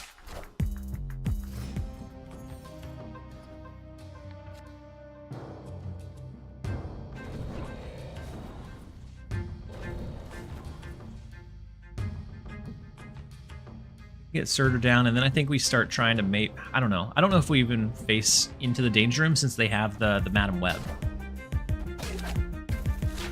Wait, that's risky. It paid off for them.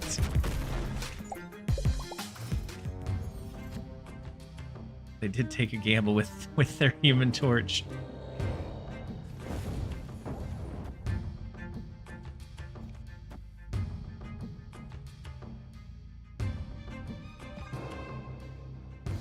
We can scale up to 6 energy. We can skip 1/5 into a free She-Hulk, which would allow us to do like Shuri, Titania, She-Hulk. And then Narcolepsy. Sorry if this has been asked too much, but have you tried Kitty in the deck? I haven't tried Kitty Pride. I'm not sure how well it would work. Like just looking at it. Because we are almost always going to skip 1/5 into 6 to get like an Infinite going.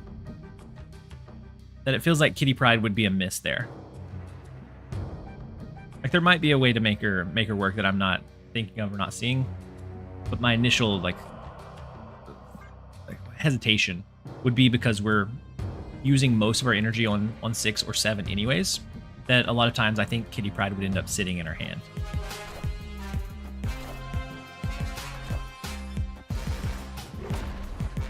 Big Toxin, huge Human Torch.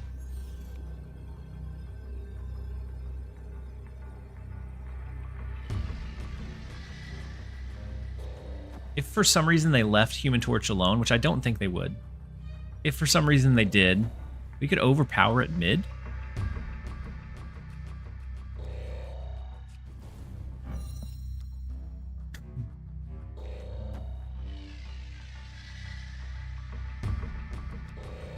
I also feel like we maybe go a little bit gambly here.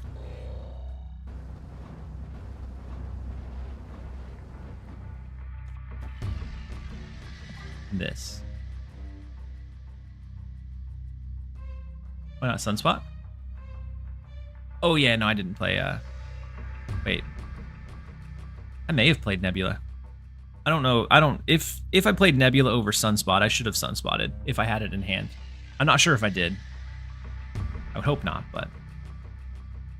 Then Roman, I don't know if you asked this, if you get asked this a lot, but have you played Marvel Rivals? I have played Marvel Rivals a bit. Oh, wait. Ads ran. It says 20 seconds. It was an auto run of ads. I'm gonna see.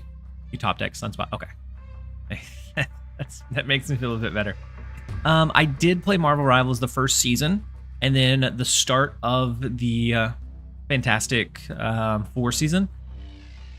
But I found that I was being very unproductive. Like, because I'm not creating content on it, it was a game that I wanted to just continue to play, and I found that I was staying up way too late. Like, I would get my daughter asleep, get my son situated, and then I would ended up playing for like 3 or 4 hours, and then like do it again the next night.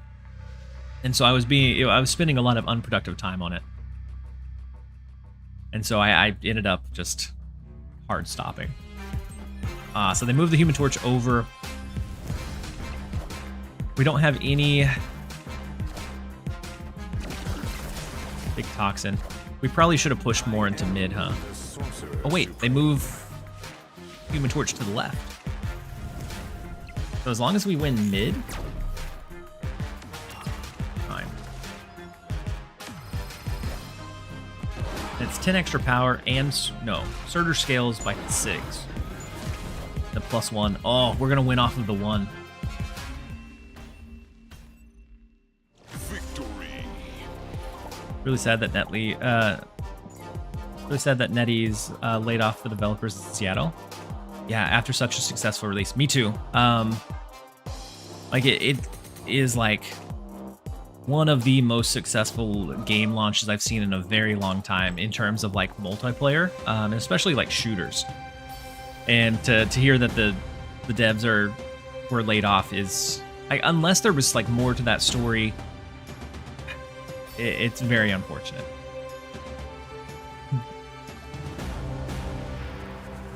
I think it's a great game.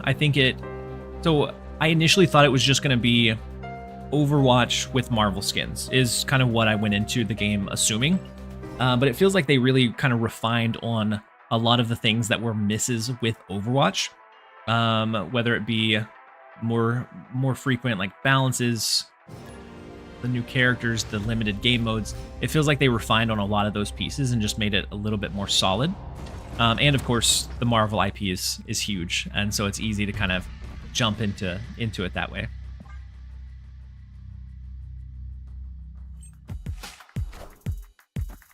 Don't forget your free spin. Ooh, the daily reset did happen.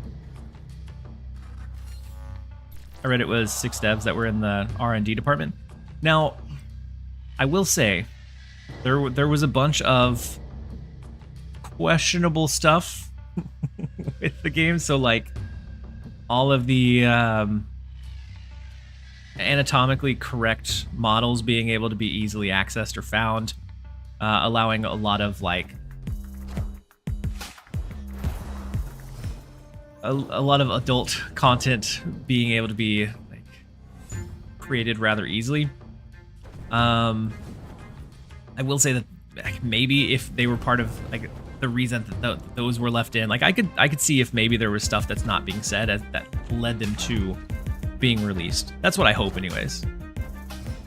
They left some Rule 34 fuel. They sure did. Oof. Not that I've consumed any of it, but I have seen a lot of people talking about it.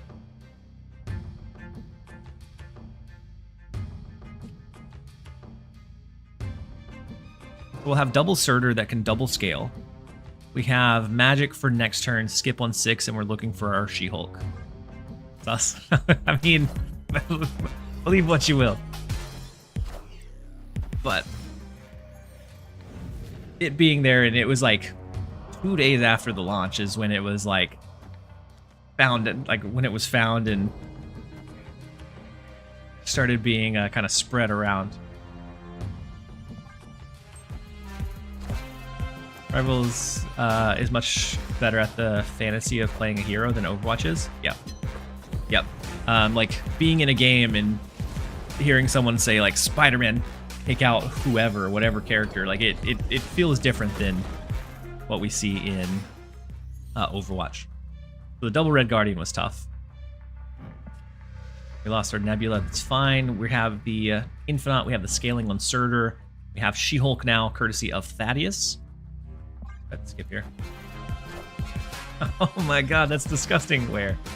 I'm sure that it's not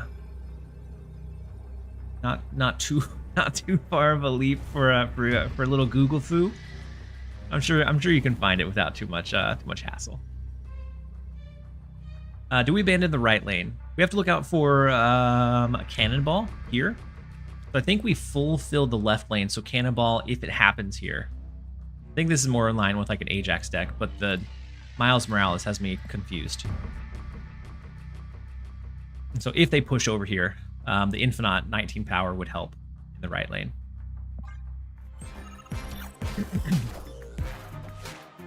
Big Ajax, big A-bomb. They don't have a lot of negative affliction, right? The Surtur scaling is going to save us here. How did you cook this deck up? I was actually just kind of looking on Untapped, and I found this one. It had like the bare minimum number of games to be ranked or to like show the win rate. And it had okay stats. I thought it looked interesting enough. I'm a fan of like Moon Girl She-Hulk stuff. And so I decided I would give it a try. It's working out pretty decently. Let's see what our rate is. We're up to 358 again. Think what our stats on it are. Our stats are pretty solid. We were 7-3 with it initially. So 70% rate. Oh my goodness. So initially it was 7-3. So for our first 10 game sample size, 70% win rate.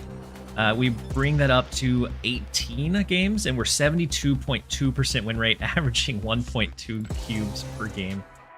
Is nuts for what looks like an interesting random pile. Take out Thaddeus and put in Kitty Pride? I mean, I'm sure you can. I don't think the Kitty Pride is ever going to get very big. She might with like the Shuri, but like I think it makes the Infinite play much more awkward. And honestly, we've only Moon Girled like twice, maybe. Moon Girl doesn't fit the bill all that often. Would you ever consider running Luna Snow? Yeah, you could probably do Luna Snow instead of Hope Summers, and I think would be decently successful. Go Thaddeus, see if we can find and pull out our She-Hulk, which would maybe enable us to do the Moon Girl double down.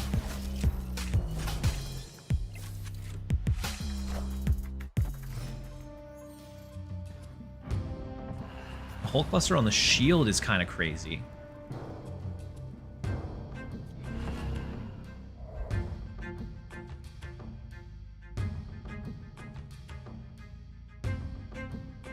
So we can magic into Death's Domain, but I kind of think we magic in Asteroid M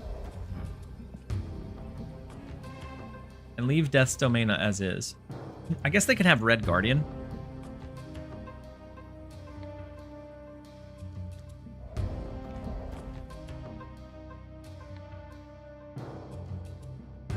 Kitty is routinely 14 plus when I play this deck.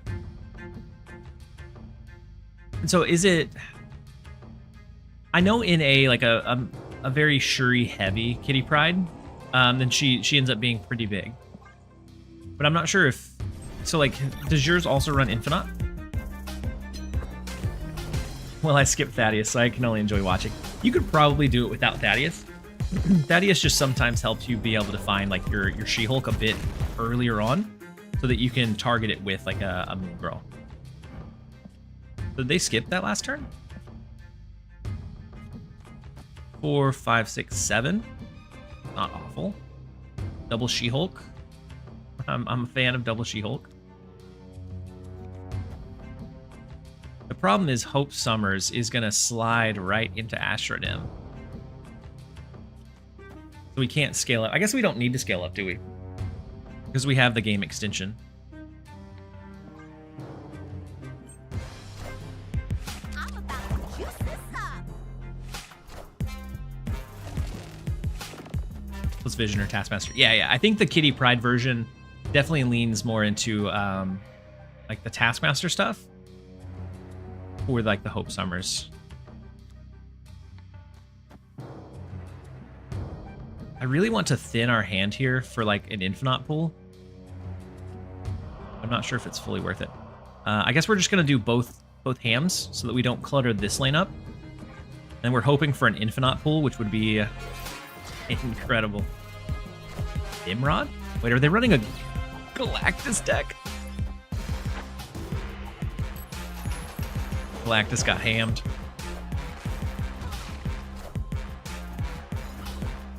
Super unfortunate. We also lost one of our She-Hulks. It's fine. We can do Infinite, second She-Hulk, maybe a Titania as our final play. Sometimes I run Infinite. More often, I run either Wasp or Moon Girl. Wasp with Moon Girl or Frigga. Yeah. I think that's much more of like a traditional like Moon Girl double down. This one really doesn't use Moon Girl as often, but it gives you like multiple like flexible paths to be able to find like that in-game potential. I mean, 20 in the right lane to win this is not awful. I kind of like it. And then we have the coverage for Captain Marvel. So 24 goes up to 29. She-Hulk mid is nice. I think this is what we land on. They don't have enough space to bounce the Titania over. You said Wasp? Oh yeah, Wasp for the Moon Girl, so that you can control what cards get doubled up. That's if you're leaning very heavily into Moon Girl. That's, I think, the more traditional approach for Moon Girl. Hello, so happy. Shield just got drawn. In the left lane, Shield got drawn from Thaddeus, and then it got pulled in from Grand Central, and we had duped it with Moon Girl. Symbiote Spider-Man, no way.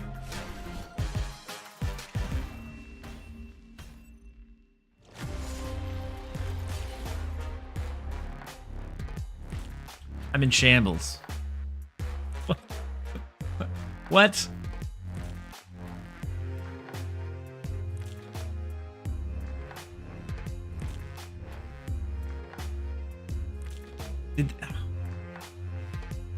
Did they predict a Titania? The only way that play won is if they predicted a Titania and they predicted it in this lane, which is so difficult to do. And so Expo U-Haul, Expo UHL. I'm not accusing you of anything, but if you hear this, stop it.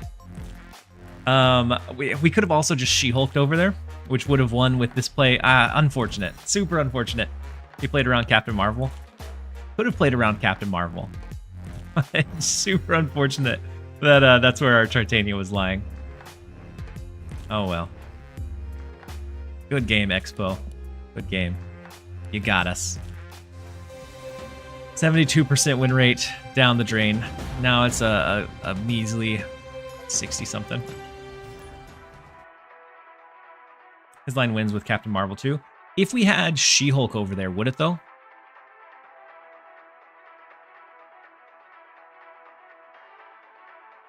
I think if we had done She-Hulk and left Titania left, maybe that could have worked out better for us.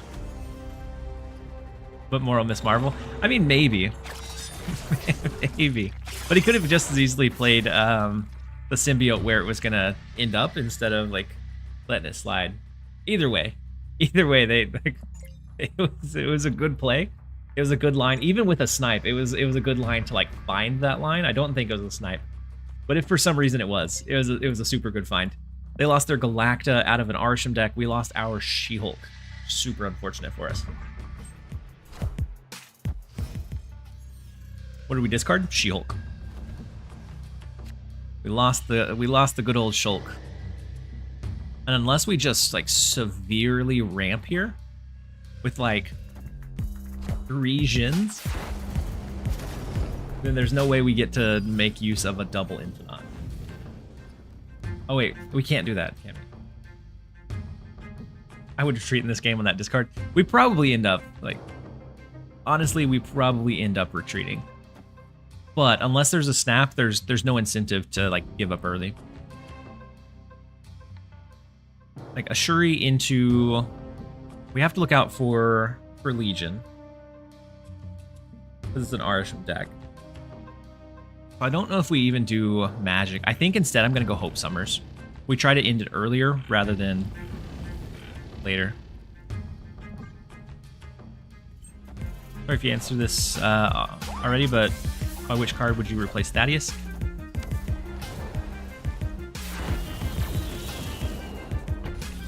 Thaddeus helps you draw your She-Hulk. Without it, you might go with like the Kitty Pryde and go further into like the Moon Girl, like something cheap so that you can lean more easily into Moon Girl. You could also go with like the Kitty Pryde that was being suggested before. I think it's like cheap enough that you can play it pretty easily, double it up, and then you have like your last turn with the She-Hulk.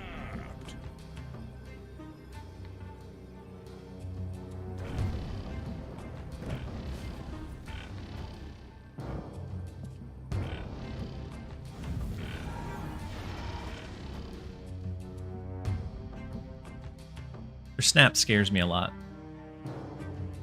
Yeah, you could do Adam Warlock if you were really looking for that draw.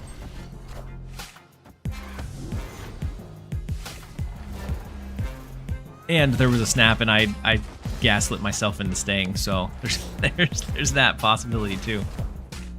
And if we don't draw Infinite right off the jump here, then we can't slow play it. Uh-oh. Well, hey. Thing.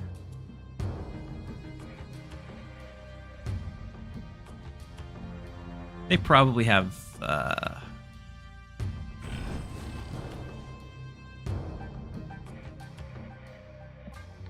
they probably have Legion though, right? Or Red Guardian. Yeah, Killmonger? No, it's Legion, yeah.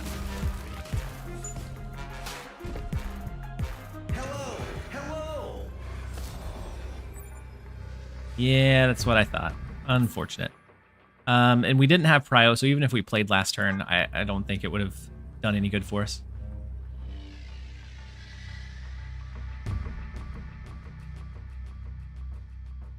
Yeah, Armor of Cosmo wouldn't be awful either. Thaddeus just helps us find our She-Hulk in some games, but he's not like a huge asset and a huge asset either. All right, with those 2 losses, unfortunate losses, I'm gonna run to the restroom real fast, and then we'll jump back in, we'll rinse and repeat, and try to come back on the winning side of these things. We'll be back in a minute and a half, you guys.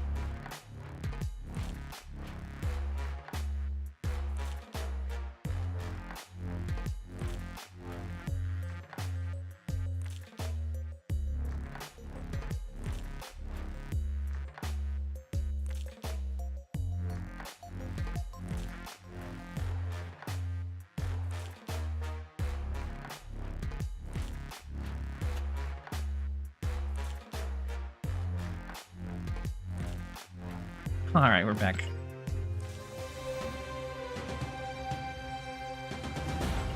He said, I thought I heard he's not a Hugh Jackman.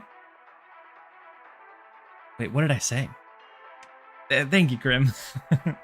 From your premium mystery variant, you got Dan Hip, Deathlock. I'm sorry, Nightshade.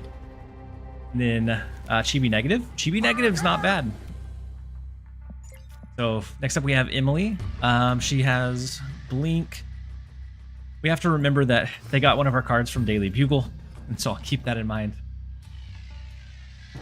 You said he's not a huge asset. Ooh, okay. He's not.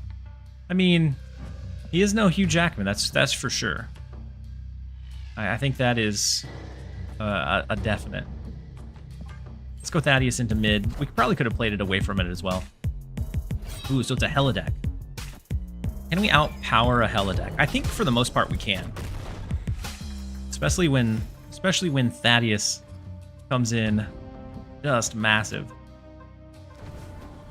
If we don't have magic, we may have to get a little scrappy though. He is a Harrison Ford. All right, Thaddeus is gone. We only needed him to trigger one time, so it's fine. I'm absolutely okay with them spending that one. On turn 5, cards cost 1 more. We can do Shuri, and then we're kind of skipping around. I think this is fine. Oh, snap. I think this is a very snappable hand.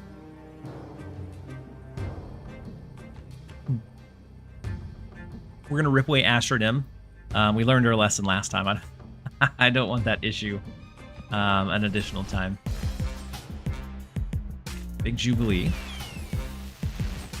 Blink into Galactus. No, I think it's just like a standard discard. Thor is going to be kind of scary though, regardless of what. Oh, and oh no, and Legion. What are we doing? Legion's going to be an issue too. We know that Blink is the only card in their hand right now. And it comes down to a top deck by turn 6. There's a good chance that they just bamboozle us with the Legion. Yeah. Yeah, it's a... What was it, 2 out of 5? 2 out of 5 of them drawing Hella by 6.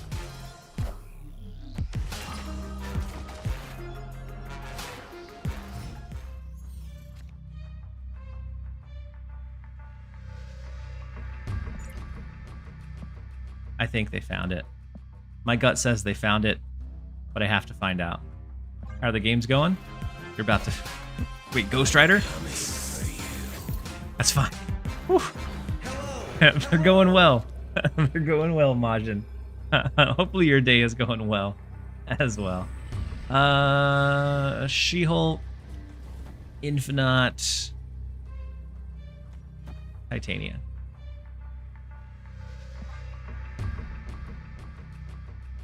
And if Surtur could scale multiple times, we could double up the Titania instead, but risk it. It paid off this time. They tried with the Ghost Rider to resummon. It was a 1 out of 4 for them to resummon Legion there. I'm glad they didn't find it though. And then I'm guessing Hella was probably at the bottom of their deck. Any advice to get out of Vibranium? Smart retreats, and then depending on what you're facing, there are kind of a handful of decks that are pretty decent or pretty consistent, and I guess it also depends on your collection level. But control stuff, if you're able to like really read the board state, isn't too bad right now. We have just like good value stuff. Actually, Doctor Doom 2099 stuff is still pretty strong even after the nerf. We have the lowball stuff of like Agent Venom, Adam Warlock, Red Guardian Havoc stuff, which I think is also doing really, really well right now. It's just finding something that you enjoy playing will make it feel like less of a grind, even if it takes the same amount of games. Finding something that you're enjoying makes it feel like it goes by much faster. Best decks are the ones that do not take priority. So you can get 8 cubes from bot games. Yeah, that also is a big one. We have both of our big cards, so we don't need to play Thaddeus. I think I'm going to change mid. Magic will pull over into Astrodem, but that's fine.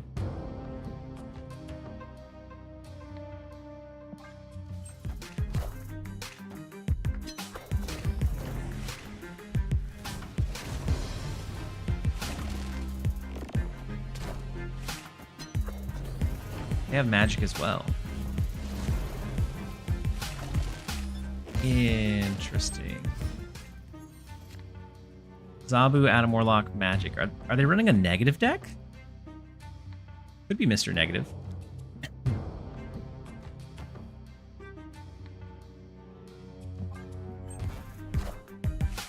Playing a Cat Boost deck. I think Cat Boost is pretty decent right now. Why the magic for the Stegron? What are they running? I think we're going to cap mid out with Sunspot, because I assume that they have like a Polaris or other movement type cards. And then we'll skip 1/6 into the Infinite She-Hulk Titania finale.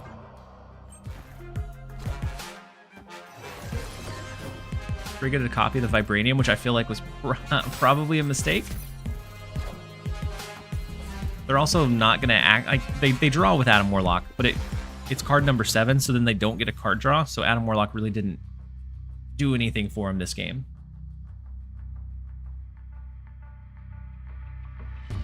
We skip, absorb with She-Hulk. We go in with the Infinite She-Hulk Titania. Call it a day. Back to work. I'm lurking. Thank you for hanging out, Krim. Hopefully we catch you around a little bit more as the day goes on. Hello. What kind of deck? What an interesting brew. They're locked in left. Our last card was Sunspot, so they could be looking to do Arrow here. But if they Arrow, then it's 18. We go up to whatever as well, and we still are fine. They don't have... They never have Blue Marvel, do they?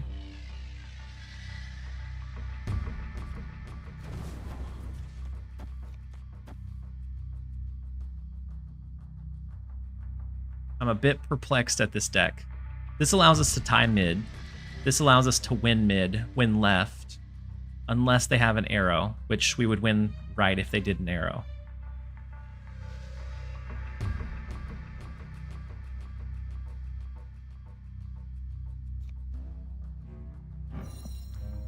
Why not She-Hulk, Titania left, Infinite right? I guess that's probably the play too. I was too busy trying to figure out a way to win mid. But I guess we didn't have to. Magneto, Cannonball. Yeah. All of those. Cannonball wouldn't necessarily play here because they had priority. We didn't have priority. Magneto, maybe, but it doesn't do a whole lot of good for him, right? We were overthinking? Yeah, we were overthinking.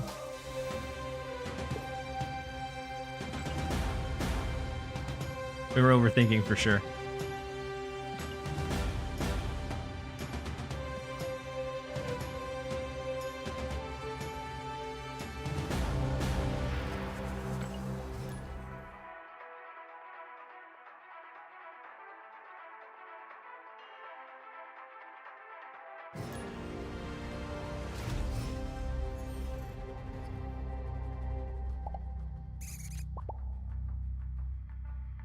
Next up, we have Boss.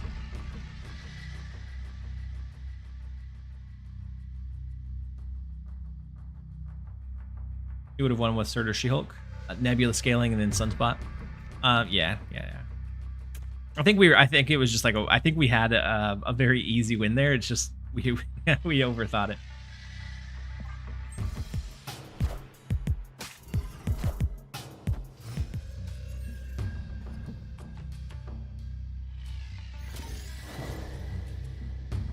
You were shrunk to the size of a penny and put in a blender that starts in 60 seconds. What do you do to get out?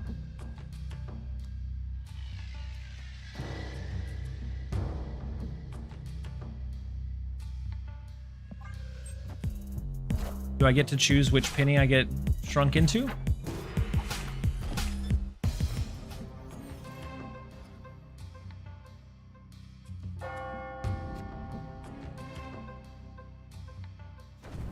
Because if so, I'm choosing a human penny.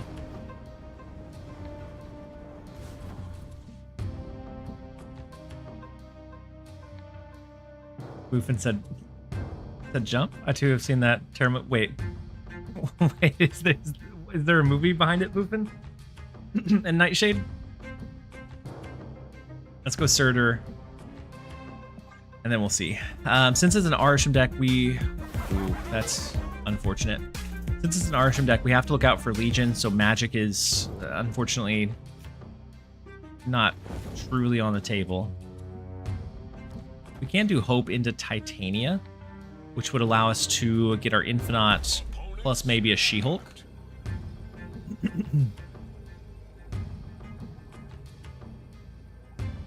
Oh, the interns. I at one point I wanted to watch that one, but I have not.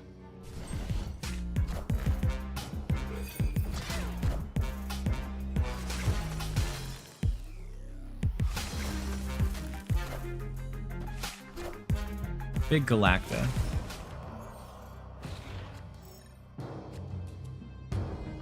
There's really nothing we can do in Wakanda. Even with like 6 scaling, we're not able to.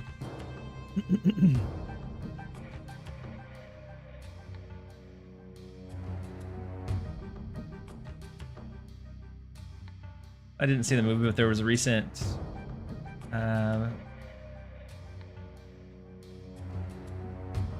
Veridicium. I've never seen that word in my life. Veridicium? What does that mean? But there was a YouTube video, or is that the channel of the YouTube? Oh my gosh, YouTube video about it.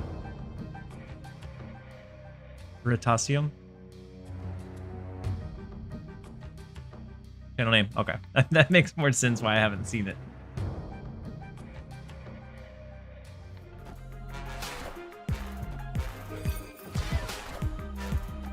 Big pig. Hello! And we don't get something that helps us here, which is unfortunate. We're gonna go ahead and jump out. I don't know what I would do. Starts in 60 seconds. If you don't have anything additional with you, you try to climb, but it's the glass wall, so I would assume. Oh wait, is this one of those things where you run around in a circle and you use the centripetal force to like keep going? I feel like the walls are too straight up and down for that to be the case, because it's not like a bowl shape. You can jump higher because you're tiny. Wait, is that the answer, Boofin?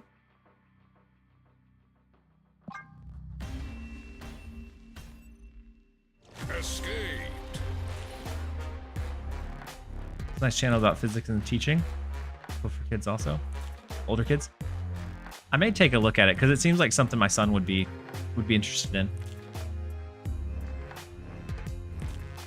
I think the physics say you can jump because you're like a flea. Because of like the mass of your body. Because it's just shrunk to a smaller size.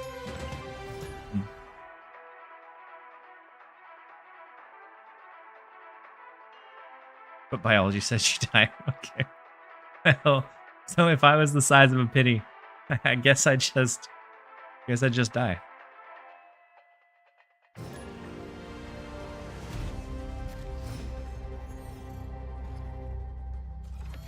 Next up we have I Am. Let's see if we can get on the right side of a winning streak. I think that's 3 in a row that we dropped. After going like 72% over 20 games, we started on a little bit of a bad downward spiral.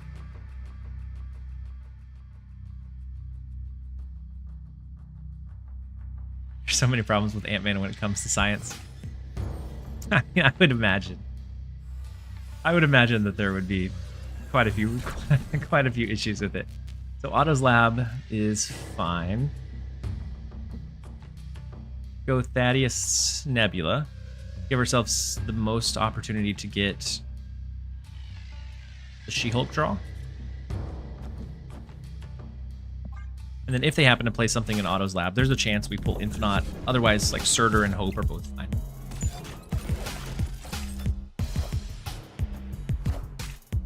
Mass body goes down with volume, so cubic difference.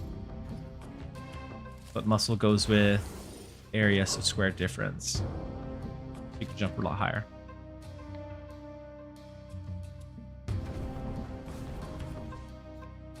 But you said you're not able to breathe at that size, right?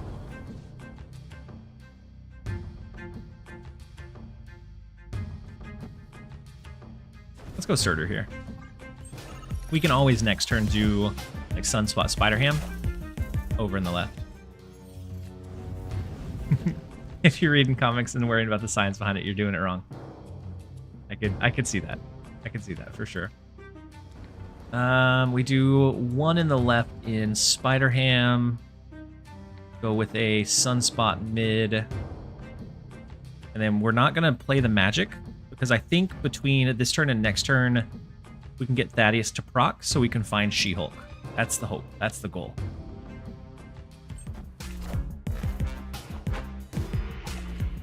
Oh, no Hazmat on their end, so they're running a, like an Ajax Affliction.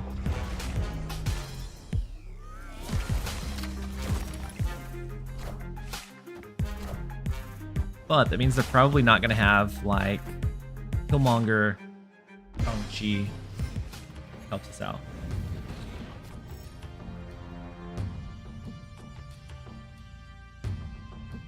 Thaddeus has been down for a while now. I think he's been down since turn 2. Has not pulled anything for us. We need you to pull one card here, my friend. We need She-Hulk. Otherwise, we're completely just out of luck. But if they curve into Ajax, Man-Thing, we should pull with Thaddeus. Wait, no?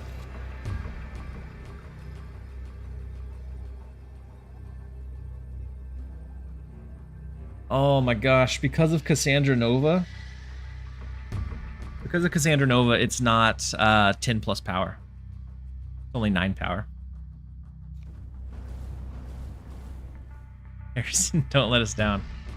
Well, he tried to do his job, he just couldn't. Cassandra Nova countered us.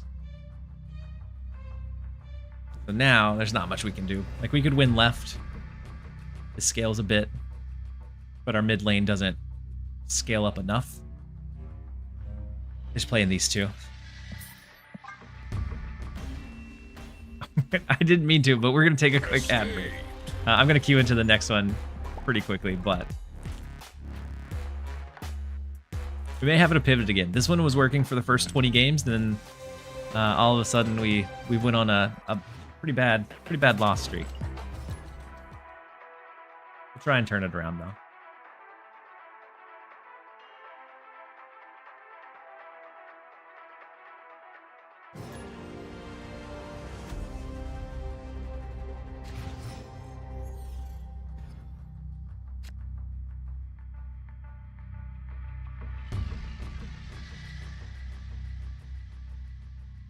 Said I would have been like, dude, Ross is bugged. Yeah, no, the Cassandra Nova was too strong. Too strong for us. Soulstone, we get Utopia down early. But I kind of think we go Thaddeus first. We don't really need to rush Surtur down is the good thing. Because Surtur we're not going to scale him till the very last turn anyways. It's not something we have to hurry up and get out. But my goodness, Utopia discount, Elysium discount. If they have a Mobius, we are very, very sad. Do we ever want to double up on the Surtur? We could also double up on Moon Girl. Or, not Moon Girl. We could double up on Sunspot.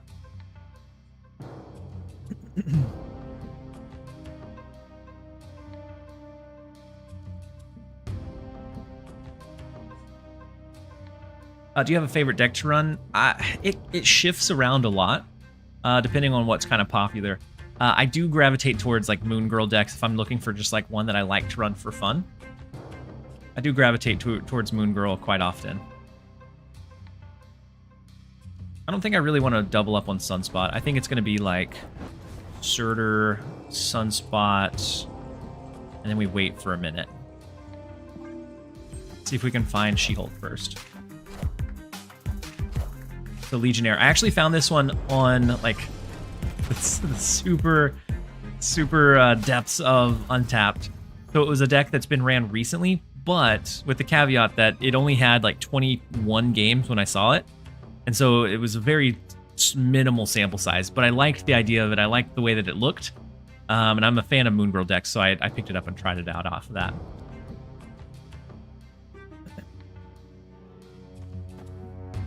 We can go Moon Girl.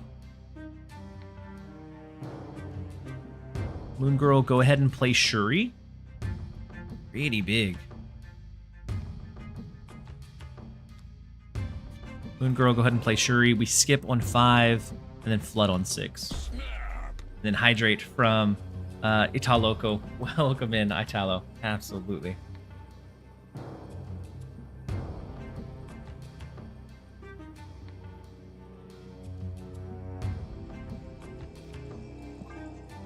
Let's go ahead and lock it in. They do have quite a bit of power. Ooh, Shang-Chi. Shang-Chi did come down early, but we have the Shuri that's primed and ready over there. And we don't have to worry about Alioth, which is one of the good things about this deck, is that we're not scared of Alioth. The Nebula, yeah, it's fine. There wasn't anything we were really looking for there. So skip on 5, Blood on 6. Courtesy of Elysium. I think it's hard for them to keep up with our power output.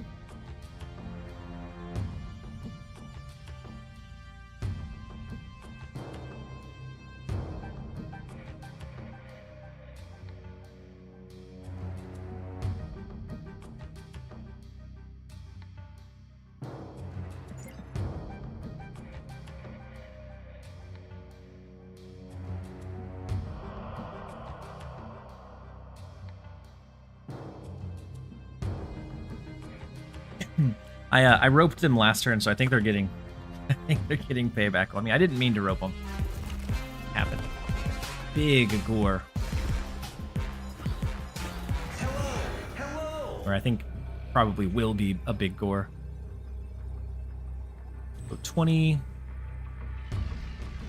or 40. And then 20.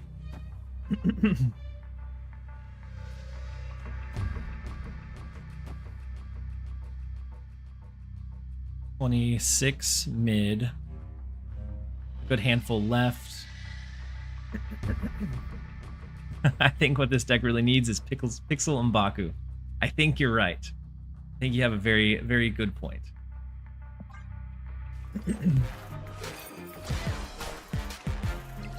Big Time Stone. Yeah, we went too heavy in the right.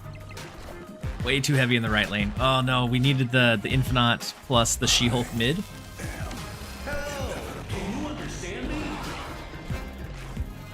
But do we maybe cover it with the scaling? Yeah, we might be fine.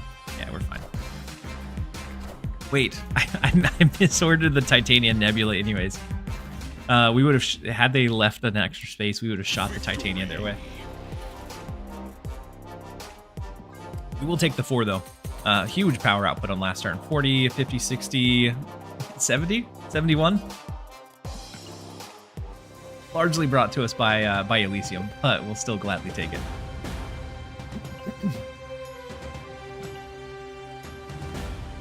And then we'll hook up your Pixel M'Baku avatar.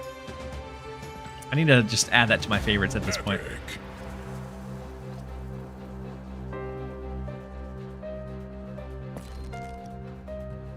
Yeah, we're gonna do the Pixel M'Baku. I appreciate you reminding me though, because I do have oh, not if we crash the game. Wait. Maybe? Maybe?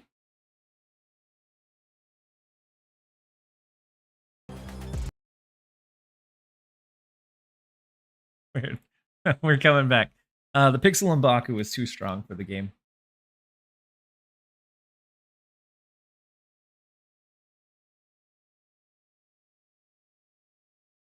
Moon Girl decks always look so cool that I try to play them and my brain doesn't work that way. I mean, sometimes it just doesn't stack up right. With this one, I will say that Moon Girl is like more of a backup option than anything else. And then Mr. Carrier, thank you so much for 8 months with your Prime sub, the Pixel variant of Prime subs. Welcome back. Hopefully you're having a fantastic day so far. This doesn't look like the usual evil kind of deck that you often run. I don't know what's going on. I woke up and we chose Moon. We chose Moon Girl instead, which is a show that my daughter has enjoyed quite a bit. We haven't watched it recently, but for a little bit we were watching all the Moon Girl episodes. Are you trying the Blink and Baku? No, it's just Avatar.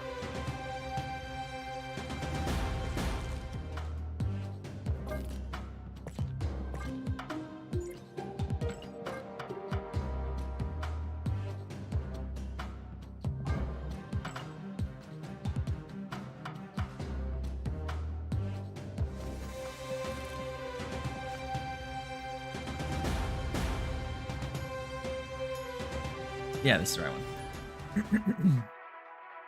The only thing stronger than Pixel and Baku is Pixel Hulk, but I think we're still missing. I think I am still missing that one. I don't think I've pulled it yet.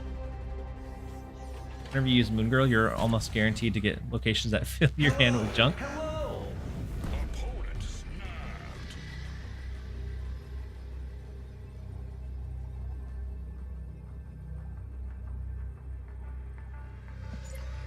The immediate snap scares me a bit.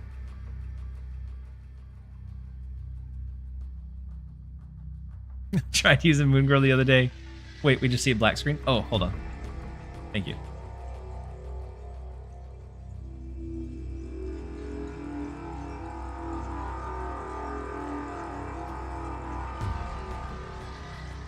So they snapped on one.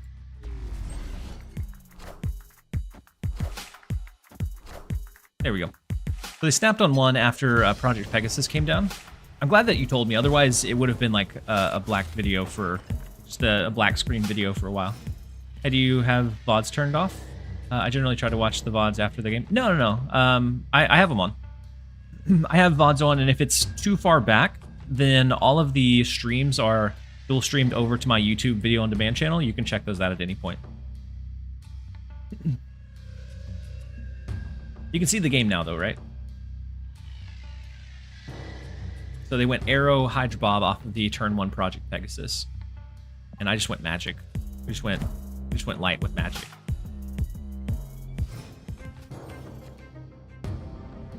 Thaddeus is nice to try to find our She-Hulk. We have plenty of time here, so I don't think we need to rush into the Surtur. Let's do Thaddeus now.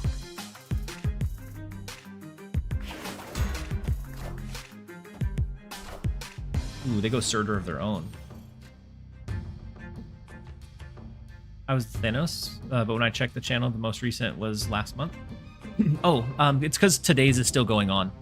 So if you click on, I think video, and then it's like recent broadcast, and it's the one for today, you should be able to scroll back on it. I've done that in the past whenever I was like playing versus somebody, then wanted to go back and check it after the fact.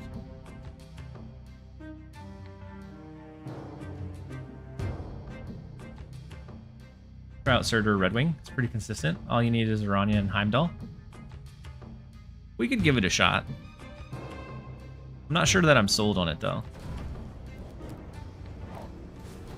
Let's do Surtur mid, and that's going to be it for right now. And then Mowgli with the Hydrate reminder. I appreciate you. Wait, so it's a Surtur Scream, right? Thaddeus does allow us to find the She-Hulk, thankfully. Moon Girl double down doesn't do anything, but Shuri.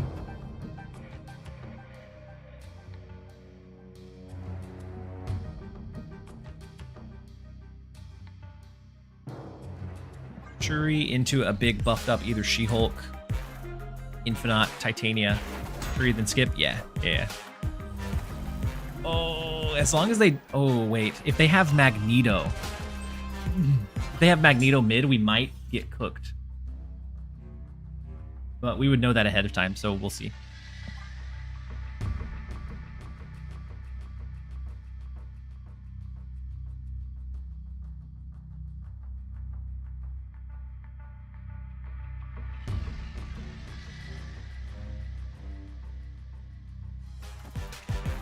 Okay, cap shield, that's fine.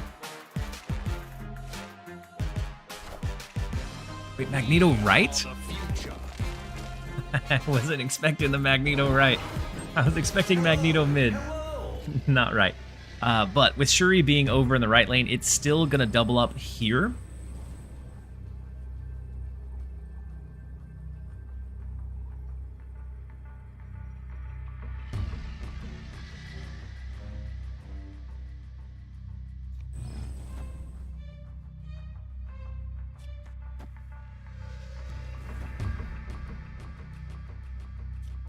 Actually, I don't think we need the Titania here. I think it's gonna be overkill with the Titania. This is what we're gonna try. We could also try to like dwindle this lane, but I don't know. They may move like their shield over there, buff up Sam Wilson. That would go up to 20 by itself, and if anything else landed that way, gotta love a 45 plus power turn. Absolutely love them.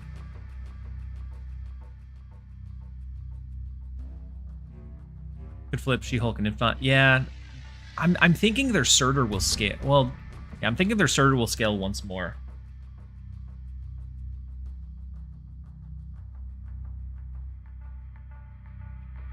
And with that, we're hoping that the 6 power scale on Surtur is enough. Wonder if they Heimdall here. Ooh, they could Heimdall. I feel like there's too much on the board for Heimdall.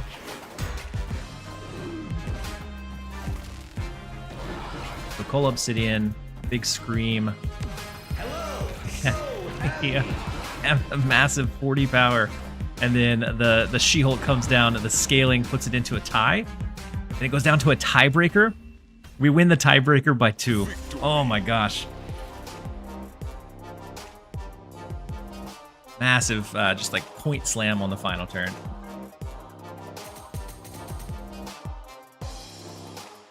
Had they played their Scream to the right, or for some reason moved their shield to the right, they could have stolen that one from us.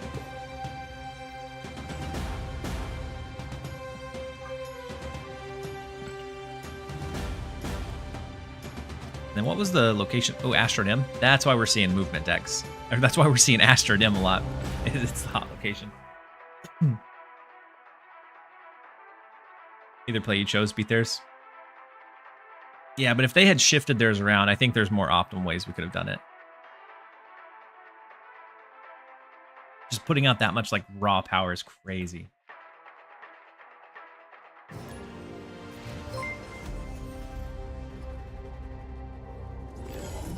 And then Nina with the massive raid.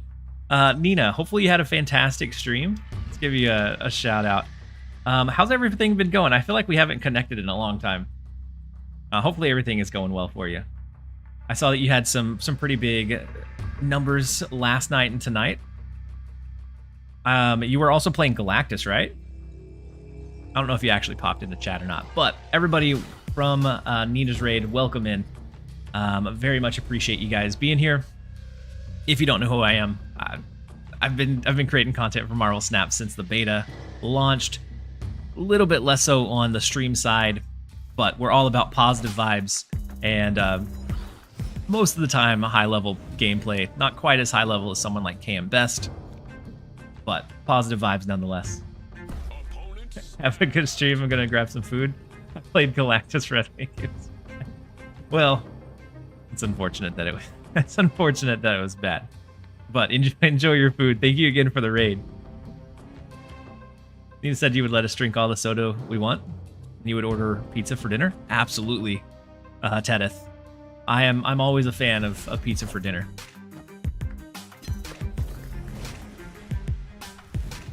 So I'm going to go ahead and change the left lane. I think their snap into it was because the Nexus with Morbius scaling is so impressive. So we'll go ahead and change it. We have the Surtur also, for you guys popping in. We're running a kind of a weird pile of a Moon Girl double down deck. I'm always a fan of Moon Girl style decks. Most of the time they're bad. This one I've been having a lot of fun with.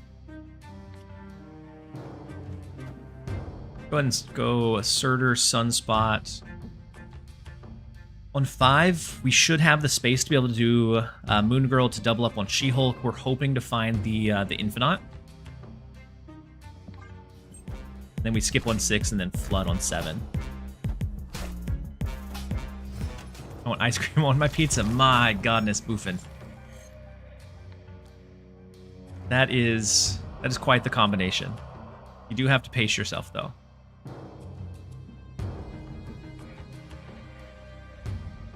The dessert pizza is a thing.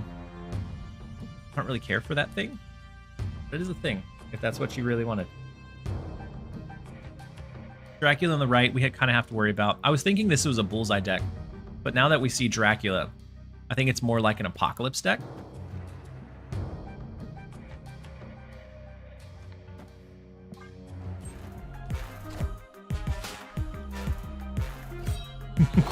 Seems like you haven't used any of the character mastery stuff on your cards yet. I actually haven't spent the time to go through and even open up all the mastery stuff. And so I'm not super against it, but it doesn't add a whole lot of value for me. I'm sure at some point I'll use some of the cool splits, but I split cards so rarely that I primarily split cards for the progress, and then the cosmetics are just kind of like a nice addition alongside it. So Proxima Swarm. And they've discarded Apocalypse, I don't know how many times.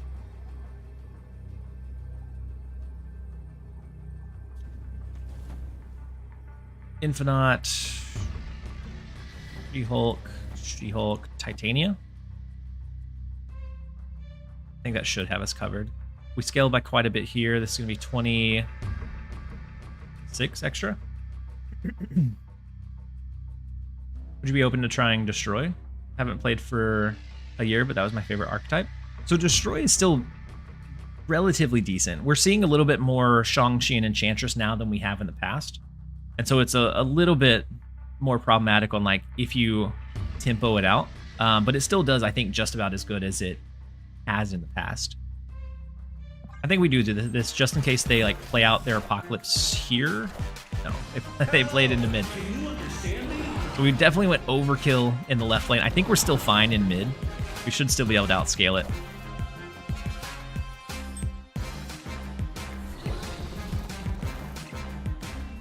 I split an armor today that got Pink Ray's background with the banana flare, so I can't say I'm enjoying it.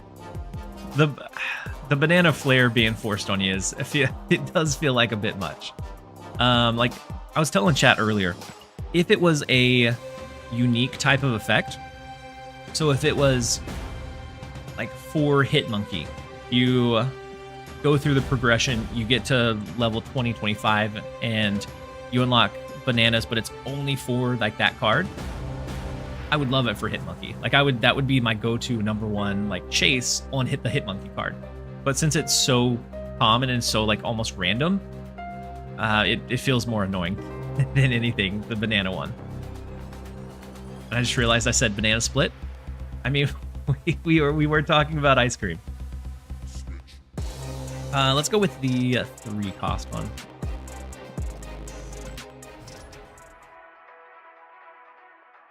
They did that banana / Hit Monkey preview on purpose. Yeah, there's no way they thought it was a good idea on every card. I would say probably not. I feel like Destroy is a deck people either play like crazy or they don't play at all. Yeah, I think Destroy is every bit as good as it was before. It has a really good consistent power output. It has flexibility in your last turn play of where you're going to play that power. And it has just enough ability to put in slight variations that keep the opponent kind of guessing. But I do think it's still very, like, if you're earlier collection or if you're just coming back, I think it's a great place to start. That would make too much sense. Be gone with your logic and sound reasoning. Yeah, we don't do those things here.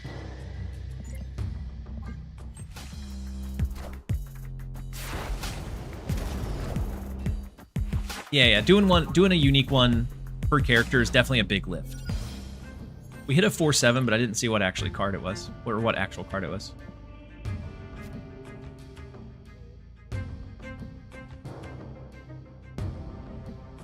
So we don't need Thaddeus. Let's go with a Hope Summers.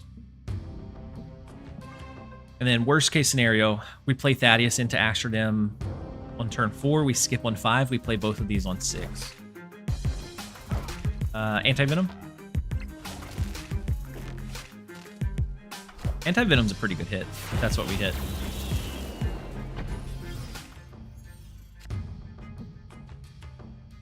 Ooh. Moon Girl is beautiful here. We're going to have 2 She-Hulks, 1 Infinite. Unfortunately, Sunspot paid the price, but I think we're probably fine. Said that cards like... Or that I'm sad that for cards like Proxima Midnight that only has 2 variants, yeah, it's almost impossible to get to level 30 unless you just spent outrageously on splits. Welcome in, Nimbus. I was watching the series drop list and find it unbelievable that after 2 years they're keeping Hawk out of Series 3. So my assumption as to why they would maybe gatekeep Hawk out of Series 3, it's kind of an unfun archetype to play against.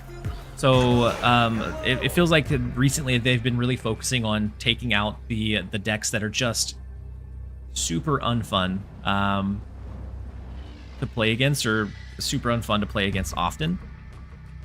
And so I think Hawk fits into that kind of realm very, very well. And so I think maybe they're keeping it somewhat accessible in Series 4, but not Series 3, so that it's not as rampant. This is my only... Wait, he crashed? Wait, who crashed? Polka King or me? No, we didn't crash, right?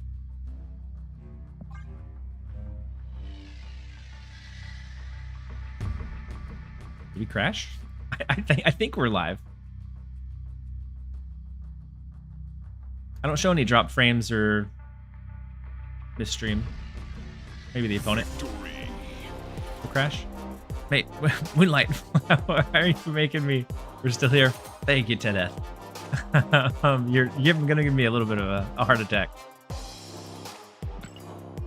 So we've been doing like surprisingly well. This deck looks a little hodgepodge, but with Thaddeus, and as bad as Thaddeus is, I've been really enjoying Thaddeus in this deck to more consistently pull out both Infinite She-Hulk. Is Arisham still popular?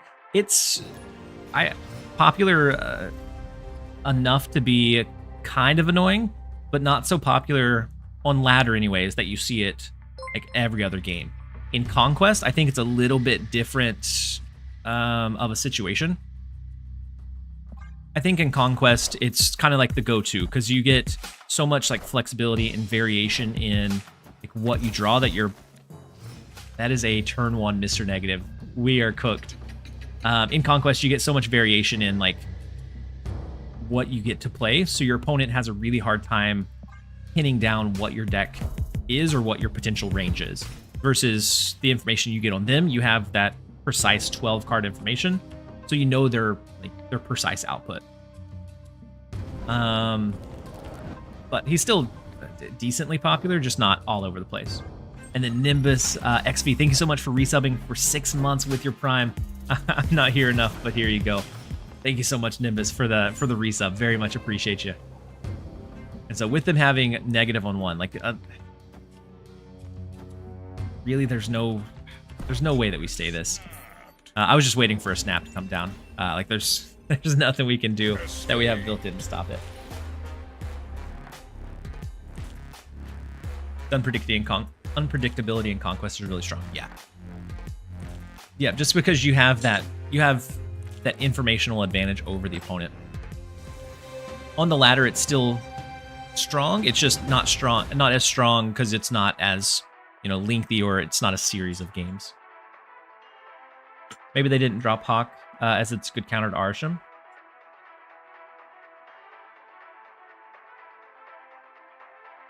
Yeah, but I think lower collection level players, I don't think they see Arsham all that much. Or I wouldn't imagine they would.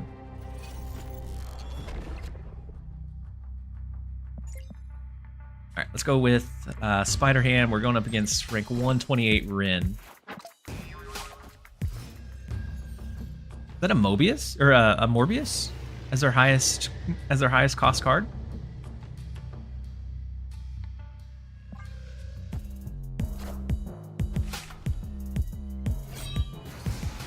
May have just drawn the Gore.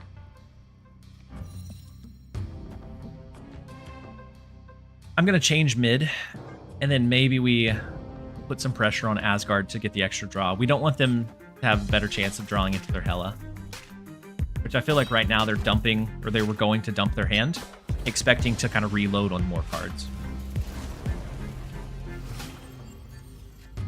Literally, if on every turn 3 Arsham is way ahead on ladder, I just leave. Yeah. Yep, I agree. So we don't have priority. We could try to grab the win in Asgard with this, but it does pose a little bit of an issue. Going to turn 7, we might be able to just outshine it with like a Shuri, She-Hulk situation. I don't know. I don't feel good about going against the Hela.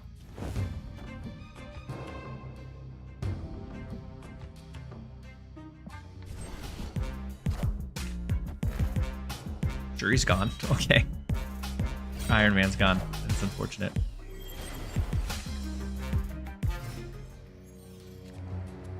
What do you think about Red Wing? So yeah, I tried Red Wing immediately when it came out. Not a major fan.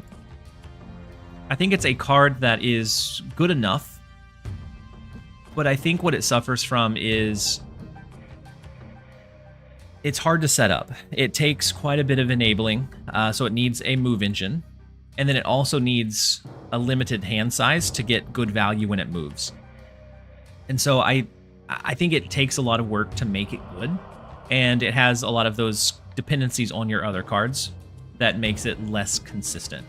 I think it's something that we'll probably see in a high-ranking deck at some point, but I don't think it'll go in like a wide variety of decks.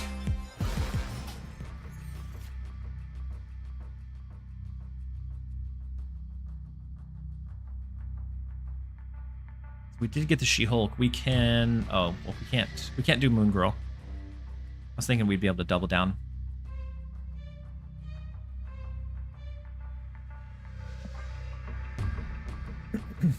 Wait, did they... They could have a Legion. Glad that they don't, though. So they're guaranteed their Hela.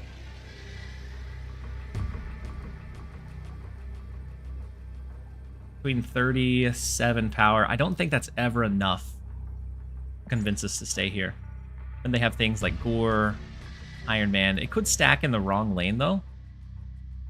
We are only... Like, our only hope. If they stacked in not the correct lanes, but... Even just a Hela here, I think it's going to be too much.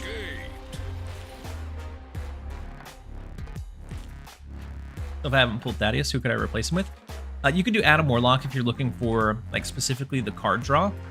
Thaddeus helps us get She-Hulk earlier, which allows us to sometimes be able to Moon Girl in 4.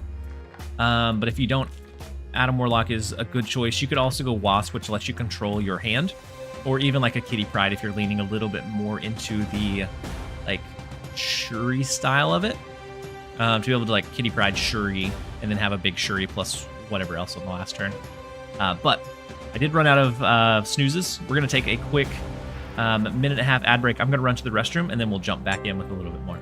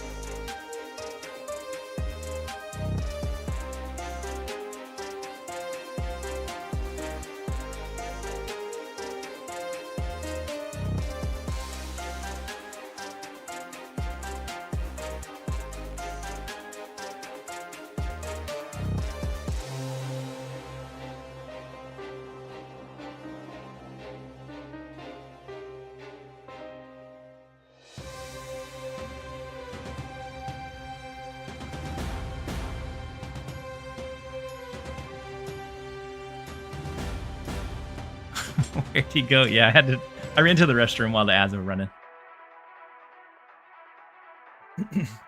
If you don't have Thaddeus, Adam Warlock, yeah, Adam Warlock's probably the best bet.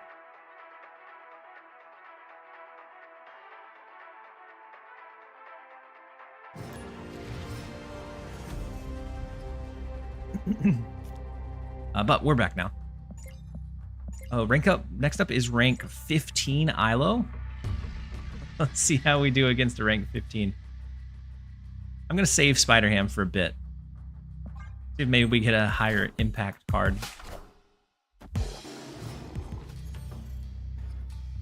Zabu. So typically you see Zabu, you think Surtur style. Surtur Scar stuff. Go ahead and go Spider-Ham. Have you seen the Gorge? I looked away for a split second.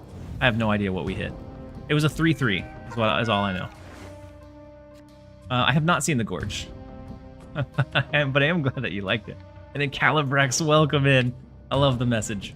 Juggernaut. Juggernaut is a huge, huge hit. Is Titania for a Clog opponent? Titania is for a last turn, like additional play. So if you do, so let's say you're hurting for, like you're not able to do the Infinite. You can do Shuri Titania to get the max scaling on your Surtur.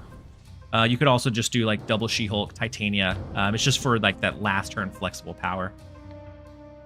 Let's go with Magic. If you do see an opening for opponent clutter, then yeah, you definitely take it with Titania. But for the most part, she's last turn.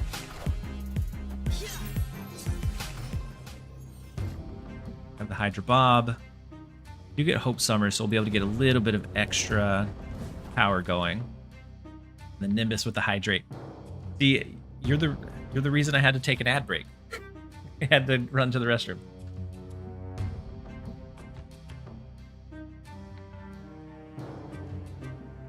Go ahead and snap it. What are you waiting for? Wait for what? And then Osef, hi from France. Welcome in, Osef. Hopefully you're having a great day. And then Faded Sun, trying to play Red Wing last night. I got so many Savage Lands in Central Parks. Yes. That, the one where you only have one location to play in. It was, it's rough. Red Wing is very, very situational. Unfortunately so.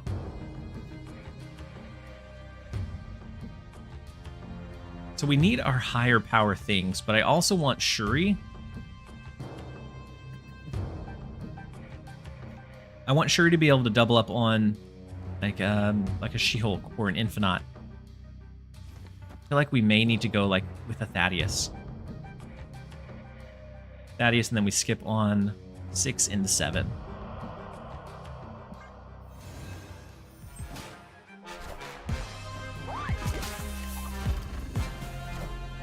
Then Nimbus with the emote only chat.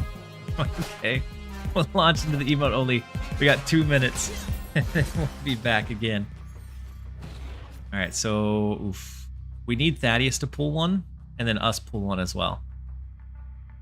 And if they have, an acid arrow, either one of these lanes, it's tricky. 3-4. We should be able to draw, and then it's a 50-50 to draw the other just as a top deck. Get lucky. Beautiful. We are still alive. We're still in this. We could also go like Shuri double up on the She-Hulk, but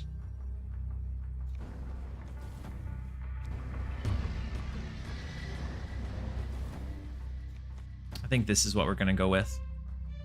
For some reason, I feel like we need additional in mid, even with the Surtur scaling. That might be overkill, though. Oh well. Big Galacta. Big Kitty Pryde. Oh yeah, we definitely went overkill in mid. Oops. Oh no! The right lane! No! Lose. Oh. We should have flipped him. Flipping them, we went a bit too hard. Especially, we should have known what their output for Kitty Pryde would have been. We may not have anticipated the Galacta, though.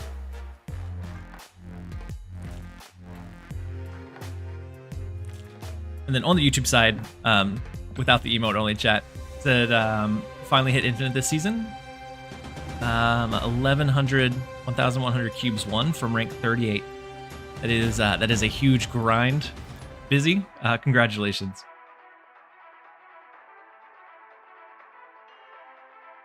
We have just a few more seconds of emote only chat, and then we'll free you guys. Except it's coffee enjoyer. I too once was a coffee enjoyer. I enjoyed it a bit too much. Athena decks do everything. Athena decks do everything. And we even dodged their Juggernaut and got absolutely slapped with the Galactic Kitty Pryde. Like, we could have been able to win it. We misplayed it. The Red Hulk is gone before he scales. Beautiful. So it's going to be a Red Wing deck for sure. Luke's bar is going to be tough to do anything with. How's Thaddeus treating you? I'm enjoying Thaddeus in this deck. In general, I think Thaddeus is a solid skip. But in this deck in general, him being able to help thin out and pull out the Infinite a bit earlier so we can double down on it, or the Infinite if we haven't found it yet, has been very, very strong. 2, 3. We get an extra Hope. We don't get an extra Shuri, but I don't think we need it.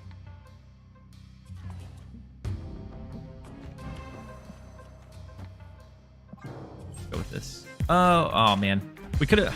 Why didn't we play Moon Girl in Luke's bar?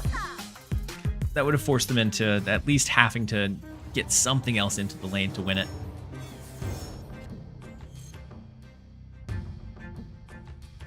Coffee is everything for me. It's the only thing I drink. For a while, it was the only thing. Ilo, you said GG's. That was my 9K SP game. Ilo, that last turn was miraculous. It was beautiful. I overcommitted to mid, but it was a very, very good game. Yeah, I could have went Moon Girl mid. I should have. I messed up the Moon Girl. But it's all right. Hopefully, it's all right. They did play Kate Bishop, so we have to look out for maybe some light clutter in the left.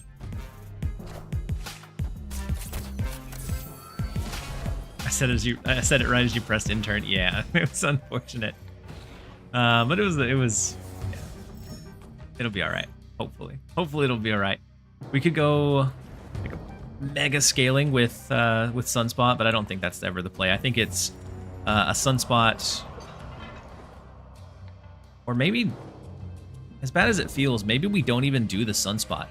Maybe it's just Shuri. We want to protect ourselves from being cluttered up entirely by a single acid arrow.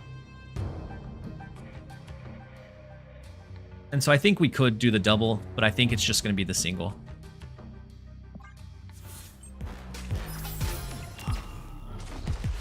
Had we played Moon Girl mid, that would have opened up more space in the left, which I think would have been very, very helpful.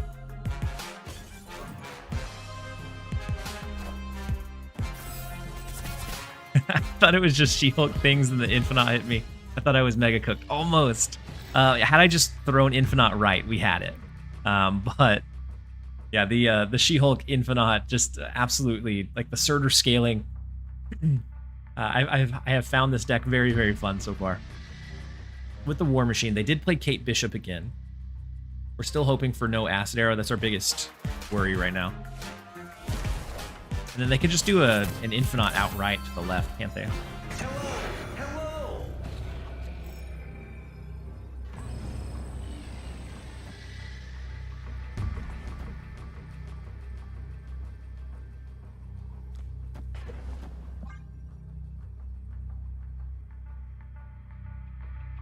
They can also do an Infinite to the right, but we at least stay a little bit competitive with it, with the She-Hulk. If they have Infinite and Ebony Maw, and they play them both in the right lane.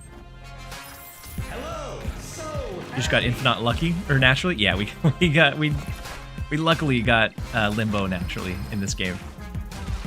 We didn't have to play out the magic. can you understand me? Oh no, we still lose left. Even with Infinite.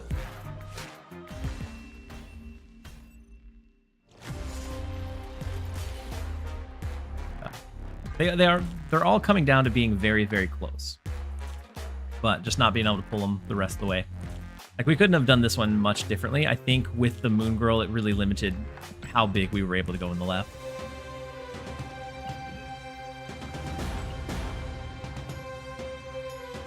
Was lucky, but we still lost, so it wasn't lucky enough, I guess. And then we may pivot if we can't turn it around. We were having really good luck with this earlier. I used a Hella deck with Ross, seemed to be the best for climbing 90 to 100. Yeah, a Hella deck with Ross, I think, it's floating around. It's not as explosive as Hella used to be, but it's pretty consistent. You can make sure that you get Hella most of the time, because if Thaddeus hits once or twice, that thins your deck dramatically, giving you much better odds of finding your Hella. And so I have a Thaddeus Hella deck built that I've been enjoying a decent amount. So with Scorn, discard deck.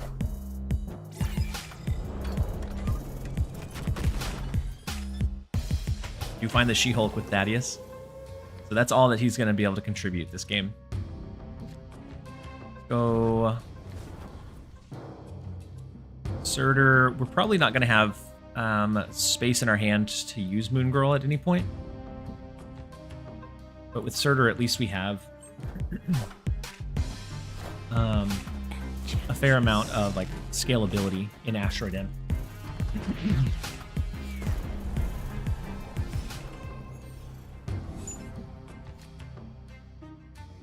This works too. Let's Hope Summers, Sunspot. We skip on 5, we flood on 6. Oh, snap. And it wasn't a discard. It was Arsham. I didn't look at the total cards, but it's an Arsham deck. So if we were relying on magic, we'd have to worry about the Legion. In this case, we don't. I love the animation for Thaddeus, probably because it's my first time seeing it. It's one that you do not see very often. Hella with Warlock is pretty good. Yeah, I think if you don't have Thaddeus, Warlock being slotted in there is decent. At one point, I tried a deck with both Warlock and Thaddeus, so you always had like one of your draw levers. It did okay. It wasn't crazy by any means, but it was okay.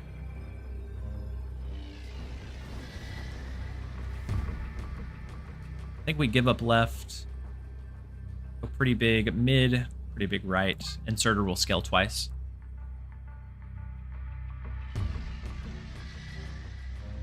Then we don't have to worry about things like Arsham, which is one of the beauties of this deck. Not Arsham, Eliath. We don't have to worry about Eliath with this deck. We'll take the 2 cube.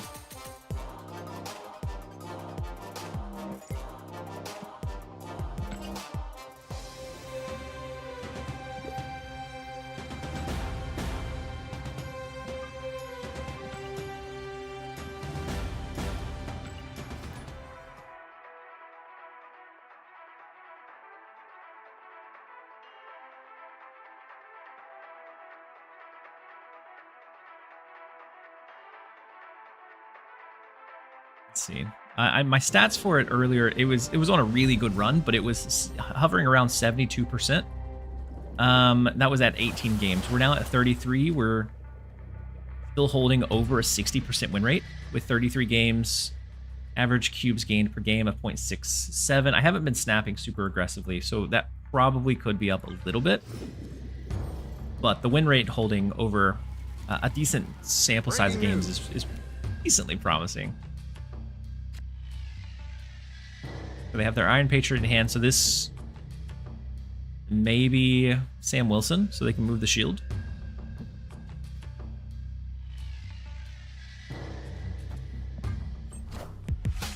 Oh no, it was turn 1, so it's Kitty Pride. They do have the Sam Wilson though, so they chose not to go with their Iron Patriot line.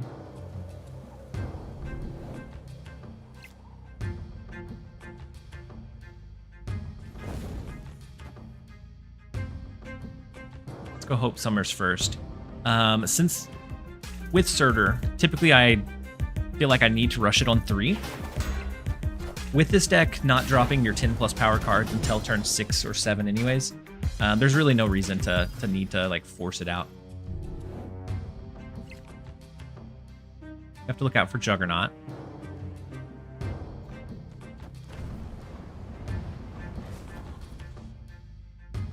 Let's do a Nebula into Jotunheim. She'll scale more than she gets negatively afflicted. And then Surtur in the left lane so that we have 6 energy next turn. We can skip. And Thaddeus just needs to proc once, or we just need to draw her naturally for the She-Hulk.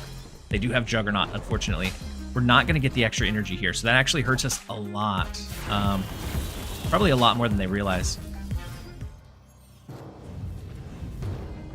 Magic does help, though.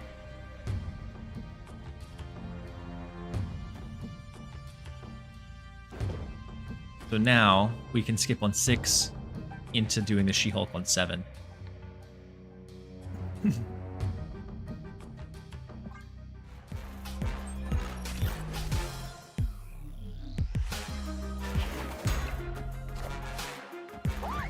Big win pool. And they have the discounted Iron Patriot card. No, they don't. They played it.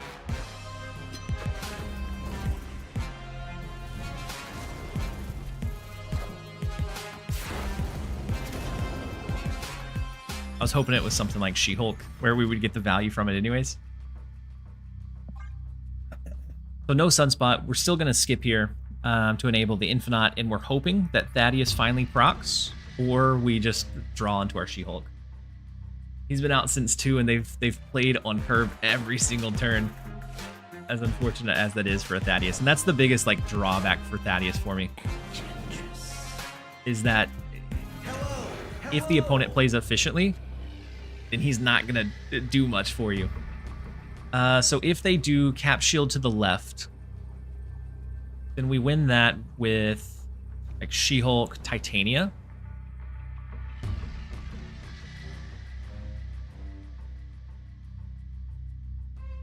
But do they pivot that and change it any? Because if so, we would need to do like more there, and we could always do like one of these. Go up to 24, then posture check from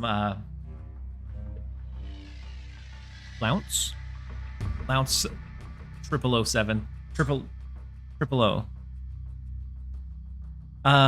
We could go something like this. We go Infinite left. We go She-Hulk, Titania. But if they move the shield and go big here, we're in trouble. This goes up to 17, 20, 26.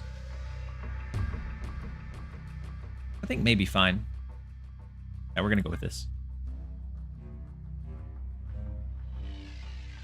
When he goes against certain decks, yeah, I think that's one of the big, like, hardest drawbacks for Thaddeus for me, is that it's very reliant on your opponent. And so, like, if you're going against Wiccan, you're probably not gonna get any value. Big Copycat, big Kitty Pride, big Red Guardian, but we're gonna have more power.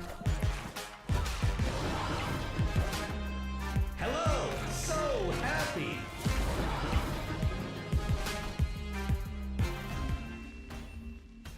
We'll take the 2. We're back on the winning side of things. We probably need to snap a bit more aggressively when we have those like setups, but Is there a replacement for Surtur? So Surtur, like he offers some good scalability. You could probably go with like another just good tempo 3, so like Gladiator or something else. It's not going to be this quite the same, but it's playable at the least. You could either go that or you could go super small and go like Wasp to help you control your hand if you're leaning more heavily into like the Moon Girl stuff. Like it wouldn't be 100% same, but would probably still work pretty closely at least. This just in. Did they nerf the effect of Surtur much? Yes and no. They nerfed it enough that he's not super uber broken. Oh, we hit their Juggernaut, which is nice. But it's still very, very high powered. So he now only scales a max of 2 times per game. And so, also thank you for the resub with your Prime. He only scales twice per game, and so which is perfect if we go Infinite She-Hulk. Then we don't really go much more than that. Maybe one additional trigger with another She-Hulk sometimes, but for the most part, we don't need any more than just the one, or just the 2. Mantis, worst card in the game. Yeah, I still wish they would take her back to like a mill card, because then at least sometimes like if you can anticipate where they're gonna play, you get an additional mill. I used to really like it with like the Yondu package. It makes so little sense. Like Rocket gets above average stats for hitting his own reveal. Mantis usually gets a garbage card. Ooh, Mantis or Baron Mordo. Tough one. Tough one. I'm not sure. Ooh, Doom 2099. Can we outpower a Doom 2099 that's spread? Because typically they're going to have around like 25 to 30 in every given lane, like at the high end. There's a chance that we can outscale them. Oh no, you guys! I don't have any snoozes left, and we're about to hit an ad. It's going to run in 10 seconds. I'm going to play a little bit slowly as it runs through. I apologize, you guys. I'll make sure to stay ahead of it. I used all the snoozes when we had the raid come in. And now I'm paying the price for it.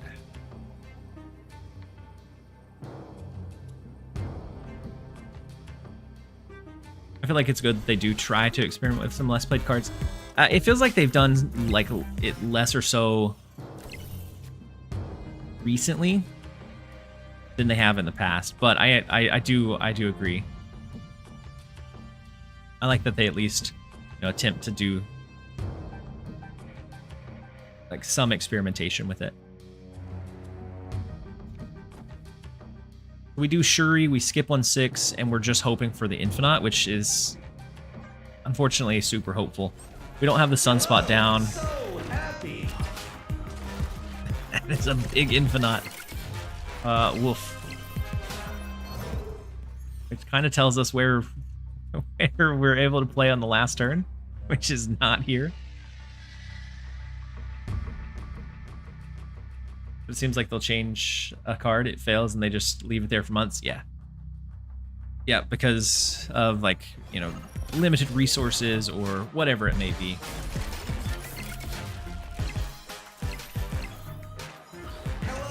Hello. Yeah, Legion definitely would have been a problem there. So She-Hulk, Infinite, Titania, that only goes to 25, 26, 27, 28. But the Ronin scales down a bit.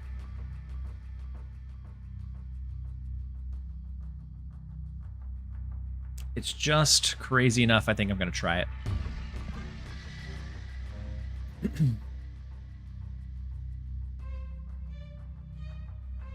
I'd really rather, with cards like Atom, Mantis, Master Mold.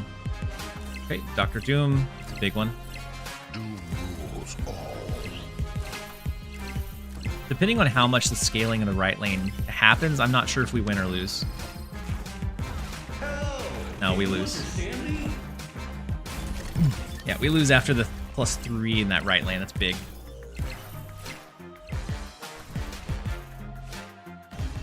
We came close. Had we had a sunspot for scaling, then, or had this Infinite been here and we could have like pressured multiple lanes, I think it would have been a little bit better off. Back for my 15-minute break. Grim, welcome back. Hopefully your workday is going well. Hopefully these little breaks have helped make it go by a little bit faster. Also, hot take, Master World should have the ability that Doom 2099 has. Makes way more sense. It does. Creating your sentinels across the board rather than like generating them in hands. Poor Master World. He's never been meta relevant.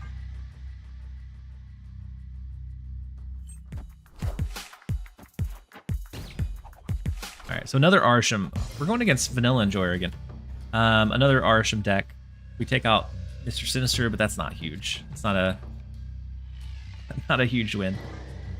I'm not saying I'll be back. I'm saying I am back. Yeah, you're back, but hopefully what you're back from has been going well.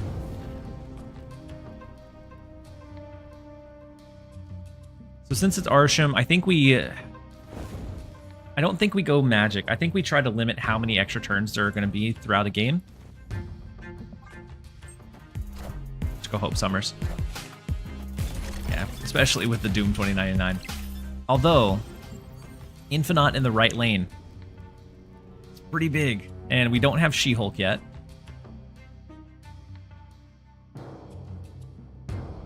Could be worth it.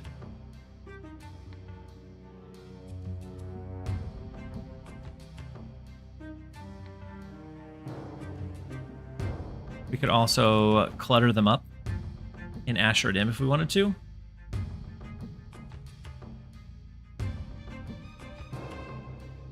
Knowing that we'll lose left, but just hoping within the next several turns we find the She-Hulk.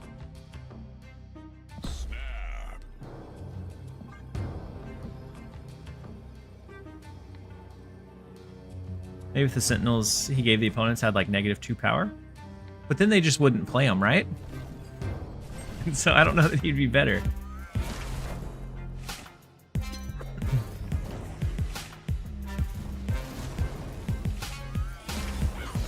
Working for the weekend? I always assumed that it meant that they were working through the week to make it to the weekend, Grim. Ooh, capped out in the left lane, capped out in mid. And we find the She-Hulk. So, Surtur this turn.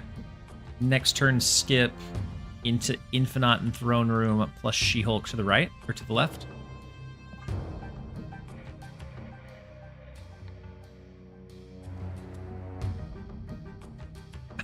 You said I don't know why I never thought of it like that. That's the way that I always took it. Whether that's right or wrong, I don't know. So Agony, Quinjet.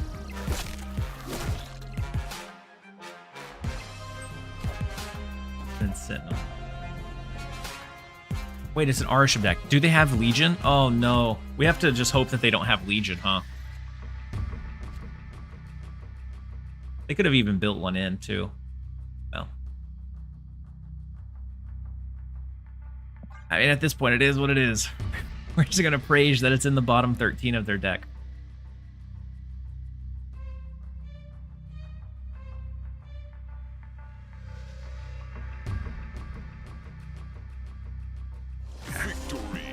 I'll gladly take a retreat over getting Legioned any day.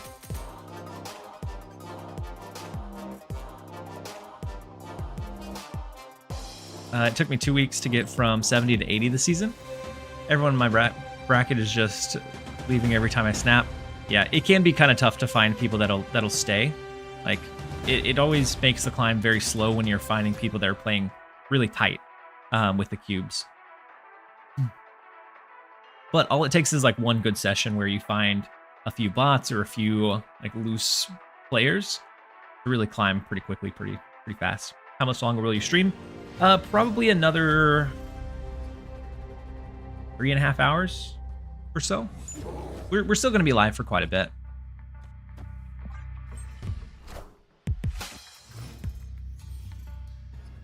every time you mention Legion. It's one of those cards that when it hits, it is like it's devastating. Ooh, a big Shuri in Kamartage. Thaddeus isn't actually going to pull anything, but maybe we entice them into playing a little bit differently than they would have otherwise.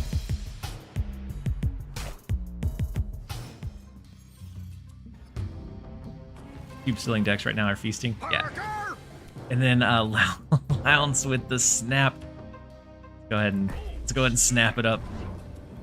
We have the Asserter. It looks like they're running probably a Scream move deck. Which is a bit scary.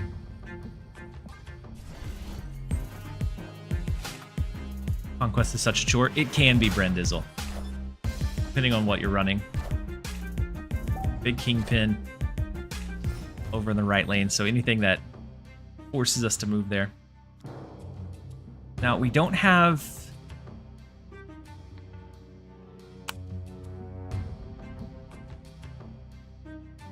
We're not going to be able to have extra energy, especially if we go with this. So I think Infinite's out of the question. But having a one-cost She-Hulk, we can do Shuri, She-Hulk, She-Hulk on the final turn. Legion Altar of Death against Bounce is delicious. Yeah, Legion is one of those cards that it's just, it feels so bad. Like when it feels bad, it feels awful to play against.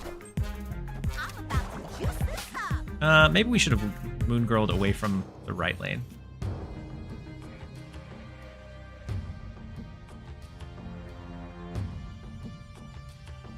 Do we really care to Shuri? I guess we need to skip this turn, so it doesn't matter. We can decide where's best to Shuri after. You can cap before they move you there. Yeah. We could. But I want the discount on our She-Hulks.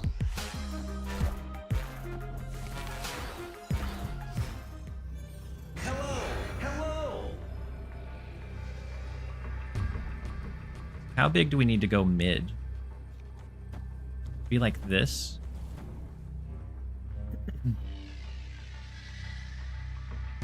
Which would be way too big with the She-Hulk, but otherwise, they go Cannonball. They can move the shield away. We could also just Shuri She-Hulk left lane.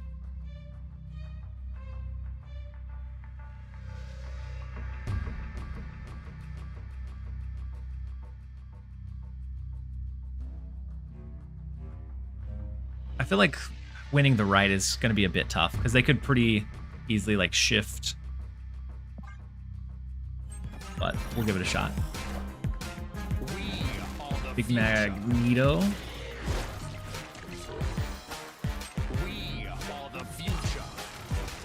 We win, right? That's a massive She-Hulk. Then the rocket does scale, but it's not going to be enough. Whew. Scream decks are... They're very flexible, and so it's kind of hard playing against them.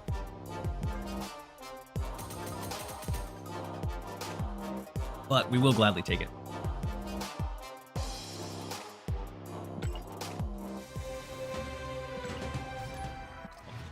Grab a new alliance bounty.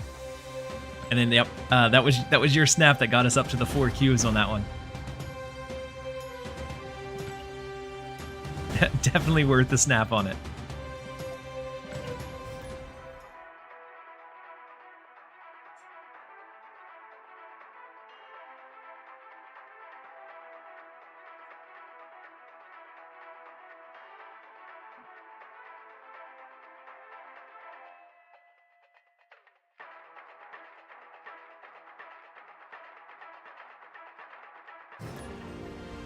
Next up is Seal Man.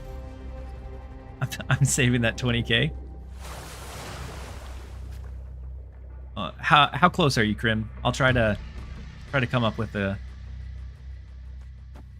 or I'll make sure I tell the real one whenever you use your redemption. Will you be using the deck all day? No, I'll probably. I don't know. It kind of depends on how it performs. Like if it starts doing a little bit worse, then I might pivot a bit. But if it, I don't know, I kind kind of been enjoying this one. Not even, you got time? Okay. All right, let's go ahead and go, actually, instead of Surtur, let's go Hope Summers. And that opens up our windows of possibility a little bit. So our stats on it, we're holding above 60%. And so I kind of like, especially with these like oddball ones, I kind of like to get a good sample size. And so right now we're at 37 games, holding a 62% win rate, which is crazy for a She-Hulk style of deck. We have Magic to extend the game. We also have Surtur. With a Zabu, Iron Patriot. Could be a Surtur of their own. Don't know if we want to extend the game with Magic. Since we don't have She-Hulk, I'm going to go ahead and do it. And I'm going to play Titania. Normally I don't play Titania out into the Abbey. I'm going to play Titania just in case they play one card here. It'll shift and it'll lock them out. Now, if they play a Juggernaut, they'll be able to push Titania away. But it is what it is.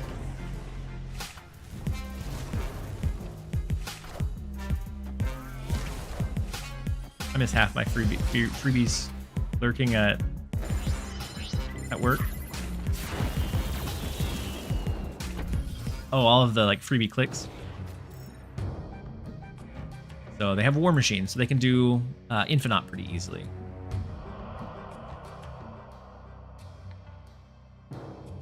Moon Girl. No, Moon Girl wouldn't be great because we need to skip next turn.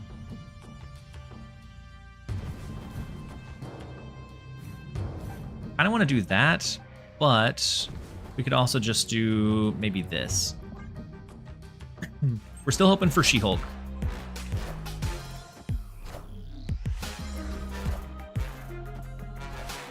Although the odds of us drawing it aren't great, because we do have several other cards in our deck, the rocks. We skip here, Sunspot Scales. We can do... Wait, does that flip it? It at least flips it into a tie. If we do Titania with a rock and it pulls Titania over here. Now if we find Spider-Ham, we can actually win the right lane. Storm incoming? Wait. Okay. Legion. About time. About time we got Legion. Okay.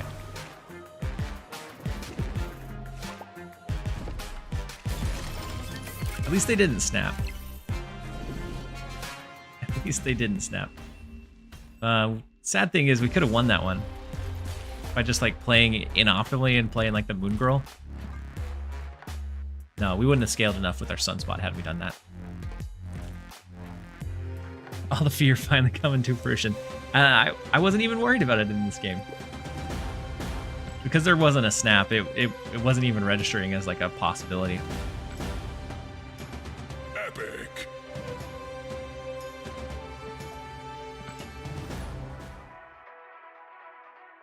All the games he said, what if they Legion they don't? Yeah, as soon as I didn't say it, that's when it showed up.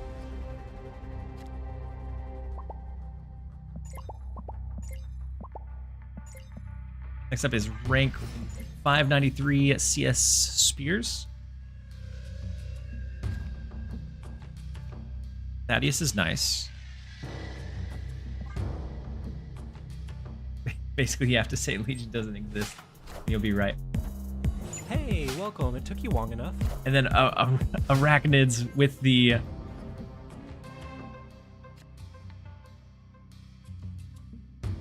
with the timeout redemption.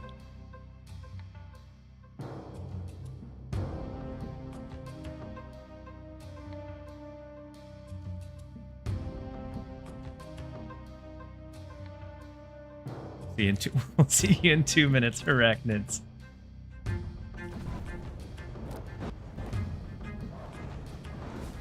gonna go ahead and go Surtur into Washington, D.C. And we do have both of our high scalar cards, which is nice.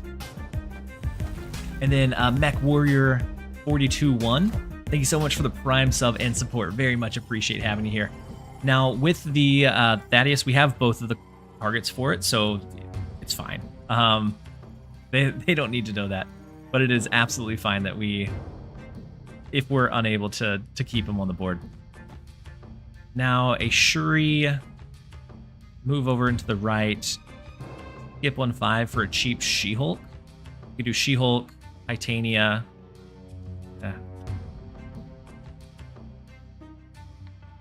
I don't necessarily like it, but I think it's probably our best play. Back to work. See you at 5:30. We'll see you in a little bit, Krim. Big Ares in the right lane.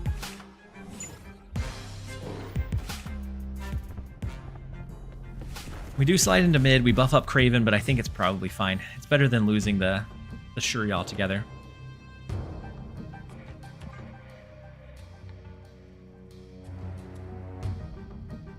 Go ahead and skip here. We'll see what we can. I don't think we win this one. Big Juggernaut coming in to try to stop the onslaught. Shuri, Sunspot, Titania. Gonna be 5, 6, 7, 8. 5, 6, 7, 8, 9. 9 in mid. Gonna be 10 in mid with the Moon Girl Titania. And the She-Hulk. And they can't cannonball or disrupt our She-Hulk here at all.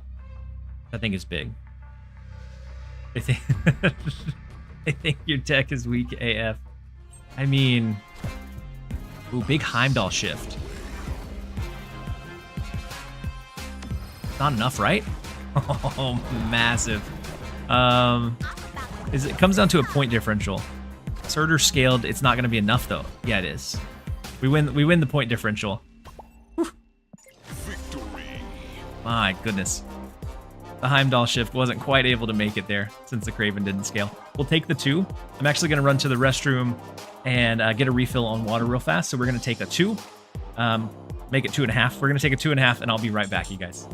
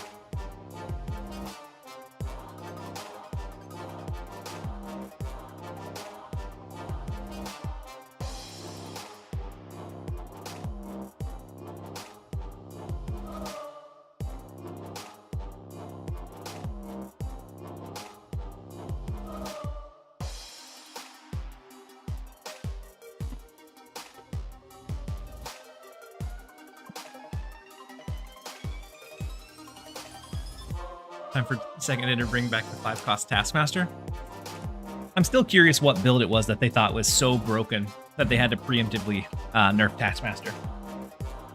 I know that it was move related, but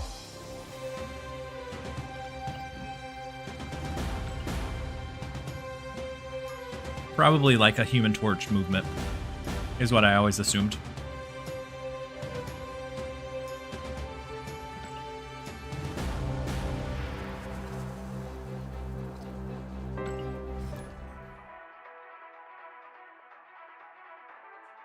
Yeah, because with Human Torch, I think it gets big enough that in addition to Taskmaster could get pretty, especially with the ability to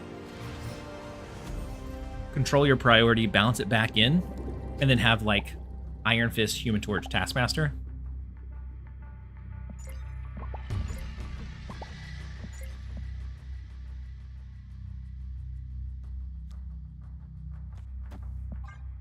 All right, let's go Sunspot. Beast also got preemptively nerfed. Yeah, based on that stuff. It was a very sad day, and it felt like it was out of nowhere because those cards didn't exist yet. So it felt very abrupt. And the free 50 in 2 lanes. Yeah, and you don't have priority, which is kind of crazy. So Astro Nymph to the right. I'm going to go ahead and rip that away. We go Moon Girl next turn. And I think we're okay. I think we probably can snap this, in all honesty.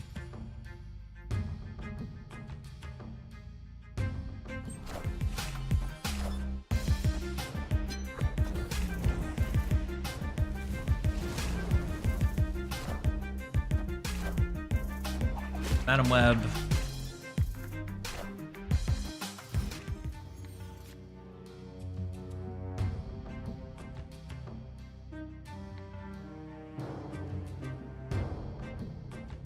They must have just recently drawn Madam Web. I don't know.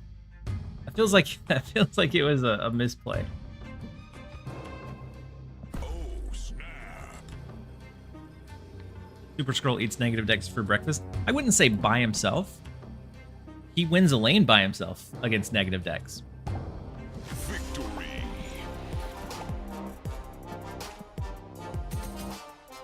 Hey, welcome. It took you long enough. And then Melto Matt, thank you so much for the Prime sub and support. Very much appreciate you. Hopefully you're having a great one. Negative decks are greedy. You copy a Gore and an Iron Man, you win. I mean, you still have to win another lane is the only issue. Like, I think it very greatly gives you a good chance at winning, but I think you still need support in another. Yeah, Mobius also wins almost automatically against negative as well. I think those 2 cards alone keep negative from being just overabundantly ran.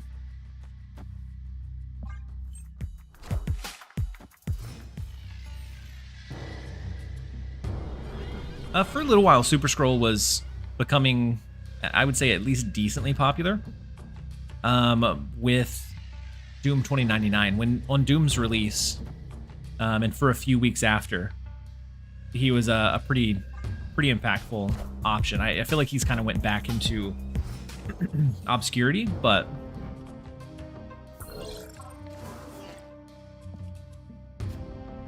he did rise up at least for a little bit.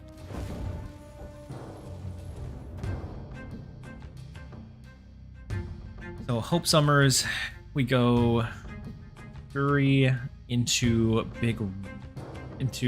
skip on 5 into She-Hulk plus whatever else after. Oh, snap.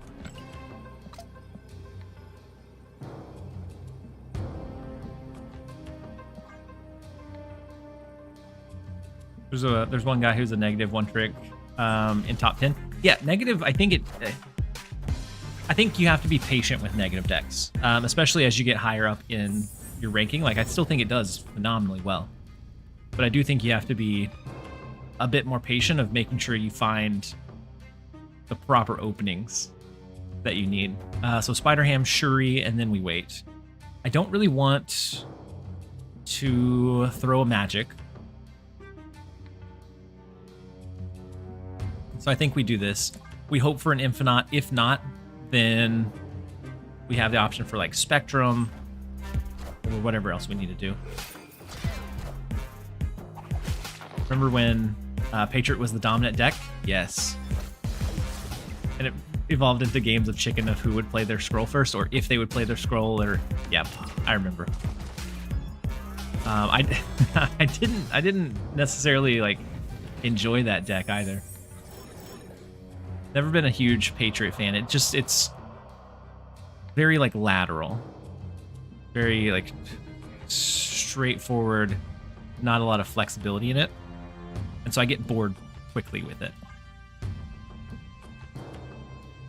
I think he only stopped playing negative for like a week when Mobius was super popular. Yeah. Wasn't that also... we found our Infinite. Whew. Rough one for him. But now we don't really need the Shuri to double up anything. It's already huge.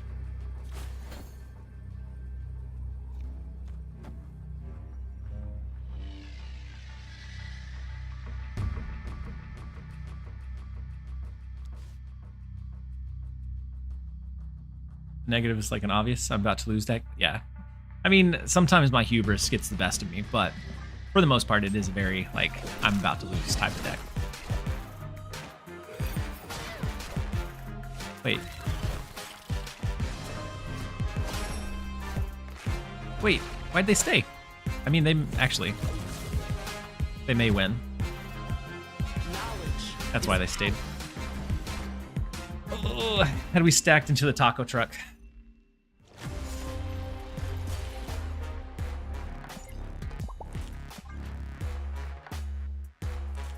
I feel like that one was easily winnable. I just misplayed it.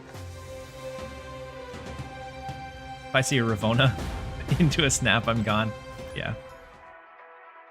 Yeah, but not everyone does that. Even though it's a pretty like common line, I feel like people assume that people are bluffing far more often than they actually are. I feel like it's very rare that someone actually does a bluff snap just because of the risk involved in it. But I feel like my thought is always, do they actually have it? And so then you kind of convince yourself into staying. Next up is rank number 9, Butt. Go ahead and play out our Spider Ham. See if we hit something good.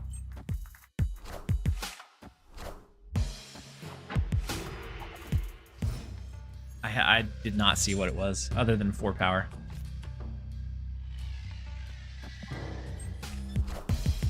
And then they always have it. Yeah, if they're going to snap into it, most of the time they do have it. We have our She-Hulk, our Infinite. Go Shanna. Thank you. We don't have our Infinite. Never mind. Oof. Rough stuff. Let's go Surtur here. You said Cool List was really confused what was happening on your end. It's such a almost like random hodgepodge pile of stuff. But I've been enjoying it and having a pretty decent time with it. I didn't you just draw outpowered us on that last turn. Had I stacked in the left, but that's hindsight. And so definitely a good game. I was confused why you were staying until I realized how much power you had in the left lane, if I'm being honest. So the Khazar, it's just a like a Gilgamesh zoo, I imagine.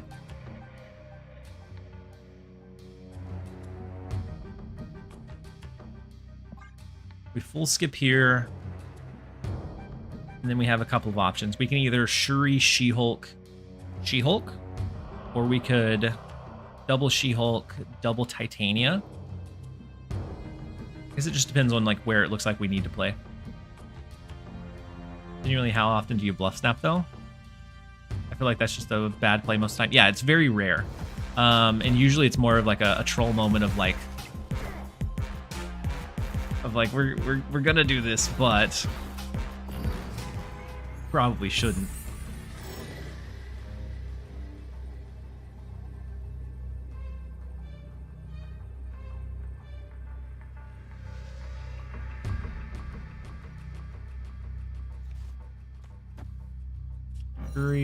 She-Hulk, Titania.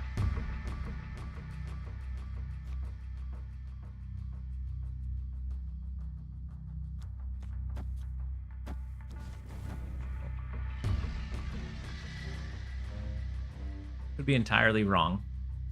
This is what we're gonna go with.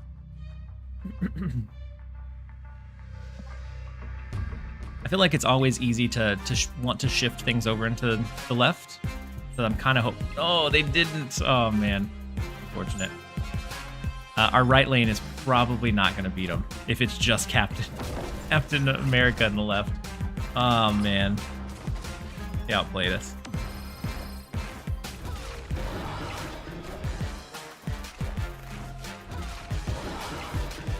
But if Butt's playing it, there has to be something weird going on. Yeah. We almost outscaled it. Not quite. Had we just left the Moon Girl there, man. It feels like a pretty tame deck for Butt, but that's just off of what we saw. We don't know what else was hidden in there. Because the Luna Snow is very interesting. It's a very interesting choice. Alongside like the Mockingbird. Maybe that allows them to do a cheaper Mockingbird and Gilgamesh and like another one cost. I don't know. I know Butt's always running something like pretty good. He's a culinary wizard with decks. He is. He is very. He's an artist with the decks. He said, "Oh, this is a thick fat deck." I was focused on the Moon Girl starter pieces, and so it's very light Thaddeus. I think with Thaddeus, you have to play him in a way that you don't rely on his ability heavily. Because there's some games where like, even if you got him on 2, you just wouldn't trigger anything. And so I feel like it has to be used in a way that could easily just be, if it doesn't happen, you could still find a way to bring it home. Yeah, that he could easily be a 2-3 and be fine. You're right.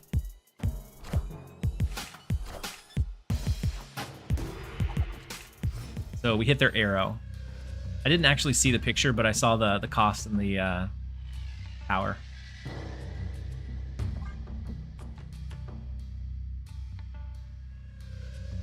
All right, so with Moon Girl, we're hoping to find She-Hulk soon. Maybe Thaddeus on 3. She-Hulk gets pulled in. We can double it up with Moon Girl. Onslaught stuff? It could be Onslaught stuff. Maybe it's a Moonstone stuff. Who knows? What Butt was cooking? Yeah, who knows? We're gonna magic into Hala. We don't want to lose our cards. I'll leave them there. And then Nimbus, leaving my PC for the living room. Won't be as active on chat. Will you be using another deck? I might be. I'm still kind of keeping an eye out. I don't have one brewed right now, but I kind of periodically take a look at like new things that pop up on Untapped, and if something like catches my eye, then as something kind of unique, then I do pick it up from there.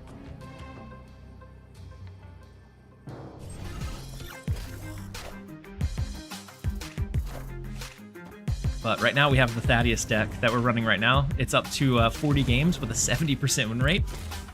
So it's absolutely crushing it on the statistics and top 10% right now.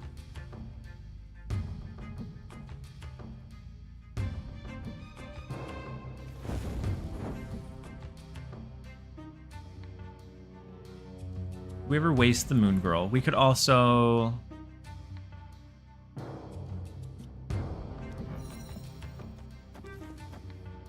maybe try like a Titania Hope Summers and try to fill them up in Asgard.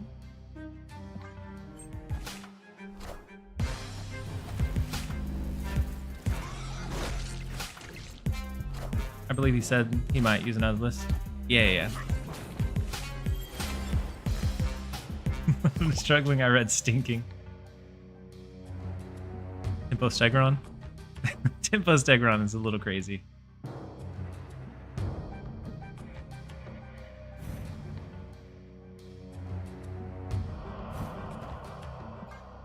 We're gonna draw into She-Hulk and then Infinite on 6 and then 7. No questions asked.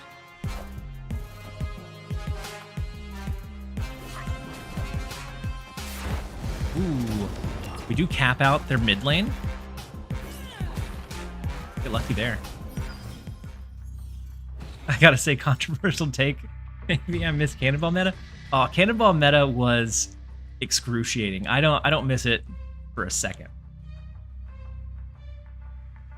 Just having like so much of a lack of control on like where you're gonna play, and the fact that they got so much power down early into the Cannonball was, oh yeah, Clog is, but there was a Professor X Cannonball meta that was just ferocious.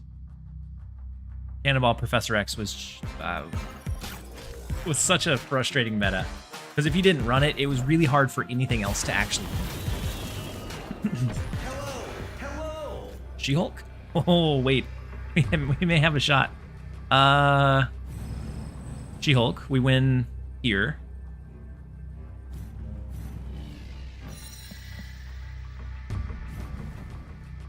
Infinite for a surprise 20 left. Or do we go right with the extra 20? So then it goes, it's 26 that we're placing over here. Yeah, let's do that. We're gonna go to the right. I miss Werewolf by Midnight meta. Werewolf was a very interesting meta. Big Cannonball. Oh no! We lose mid, or we lose by 1. Oh. Oh no. We lose right by 1. My original play was the right one.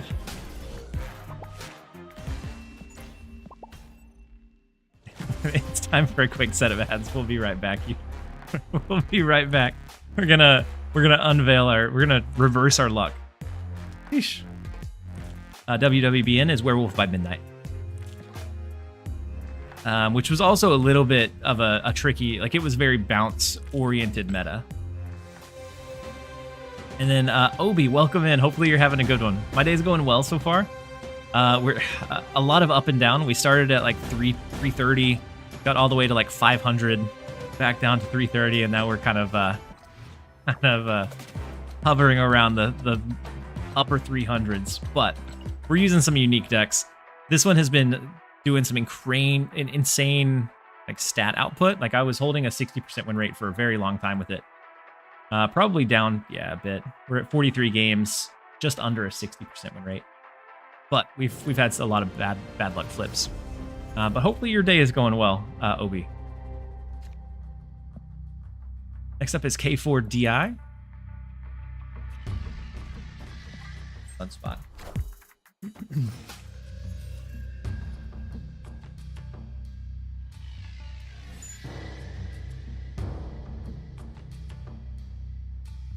Double Surtur's not awful.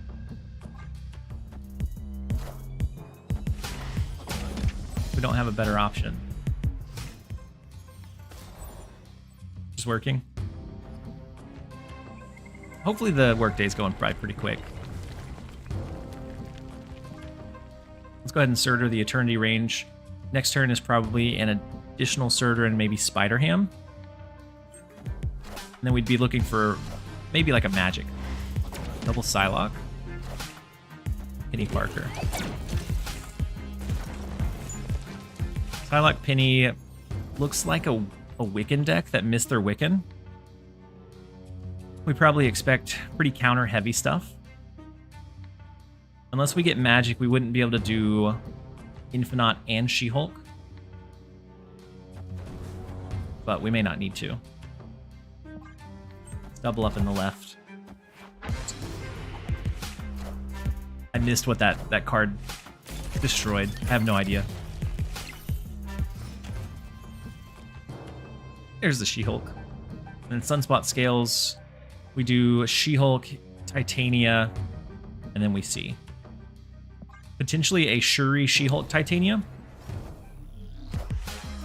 What do you think about removing Titania and adding Hydra Bob in the list? Oh, it was regular Doom? Thank you, Spy. I don't know why. My eyes, I swear, they're not fast enough to see it. You could probably do Hydra Bob, but I really like the Titania because she's... I feel like I would be tempted to play Hydra Bob out early rather than save it for like a late game thing.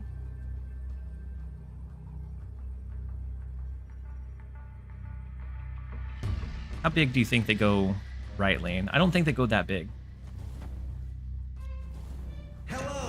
I think She-Hulk, Titania, Hope Summers. We scale this one by 3, this one by 3. Titania doesn't have a place to bounce over into on their side. Sunspot still scales by 1. I think that's what we go with. Like, I don't think Hydra Bob would be bad. It'd be safer. But with this deck, typically you're going to be dropping it on the very last turn anyways. And so there's very little risk of you losing your Titania.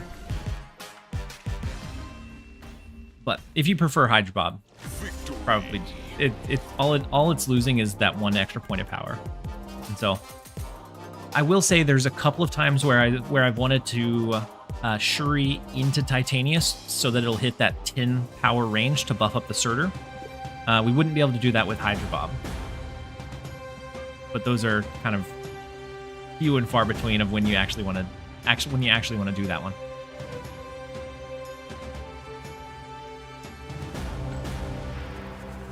Epic.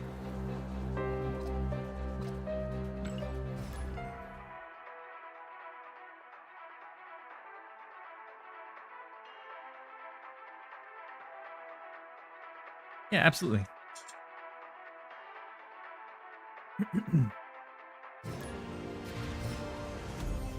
Next up, we have Admiral Billy. Wait, I would be Omega tilted? Oh, with the luck that I've been having, Ilo? Yeah. No, I mean, some of it just comes down to they've been playing really well. Some of it, we just haven't quite positioned our power. But I do like the fact that most of the games we've lost have been winnable. Had we played it just a little bit better or a little bit differently. Which makes me not feel like the deck is performing as badly. Whereas some games, like if you go up and you just have no shot, then I really get down in the dumps on a deck. But if I lose to a bad play or a misplay, like I can much more easily swallow that than not even having a shot. Oh, we lose our Infinite.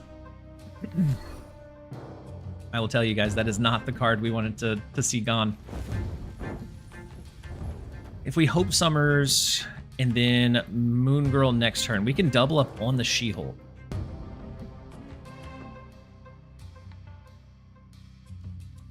With Snow Guard coming down, we don't really care for magic because they can always turn it off.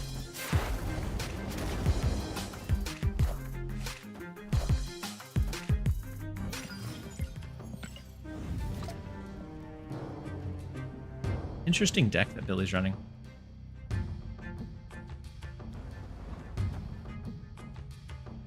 We double up on She-Hulk. Next turn.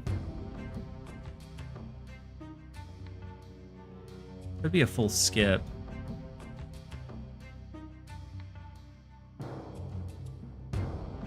It just depends.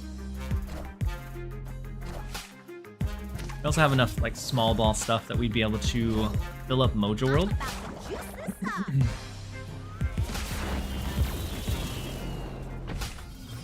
But without the Infinite, without like a way to get extra energy, or without a way to get like the Infinite on the board, I'm not super confident in this one. Because the Sunspot's not going to scale, the Nebulas don't have time to scale. We'll see. I run Werewolf by Midnight for all my move missions. Still wins games. It can. It's just... It's a lot harder to do so. And sorry I missed that message for so long. Dadgum. But I agree. Werewolf can still win some. It's just... It's much less consistent than it was before.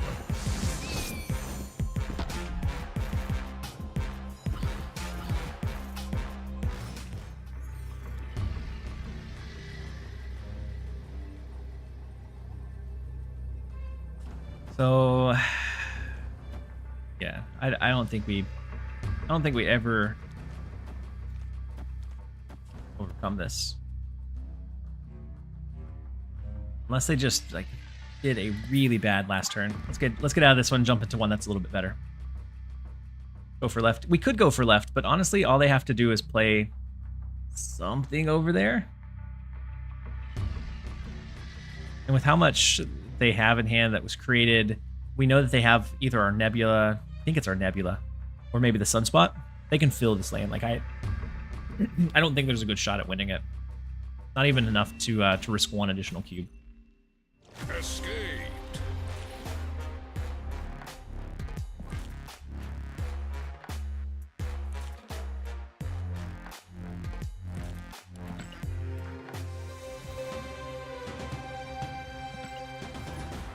I'm taking a look to see if there's any other decks that look interesting enough to check out that I think I'd be able to navigate well anyways.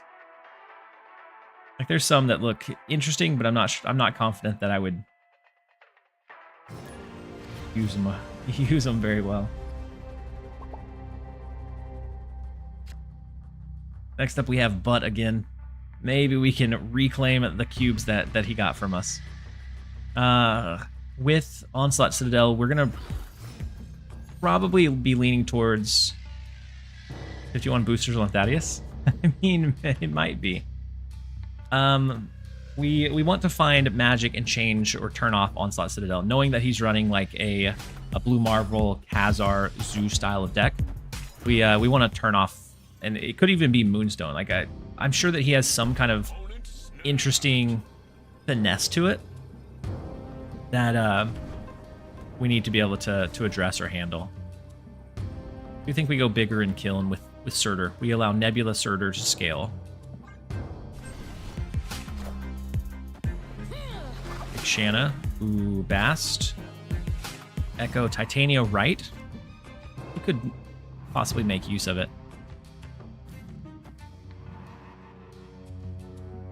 I'm gonna go Hope Summer, Sunspot. Worst case scenario, we skip on 5. She-Hulk goes down to free. We can do like Shuri She-Hulk. Best case, we find a magic. We can extend the game just a touch. Sorry if this has been asked, but what might be a viable replacement for Surtur?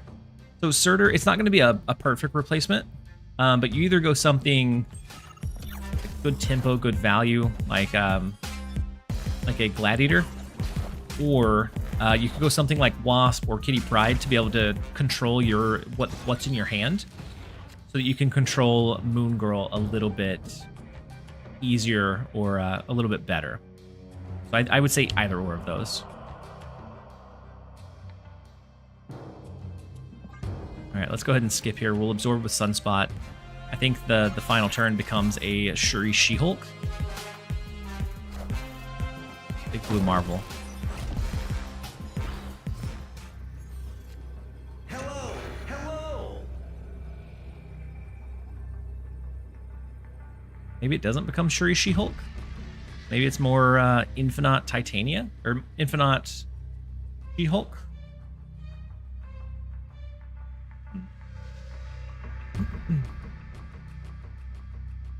The question of where to play them also plays a role here,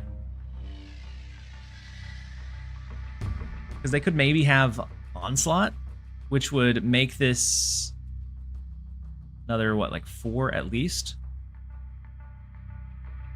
And then with Cap Shield here, if that's the case, I think we would lose it.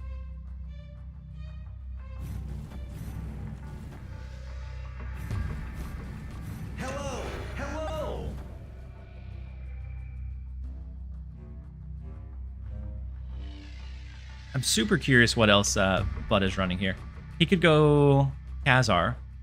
Brings this up by 4. No. Khazar would only bring it up by 2. By 4. 5, 6, 7. Ooh. Ultron? Potentially an Ultron.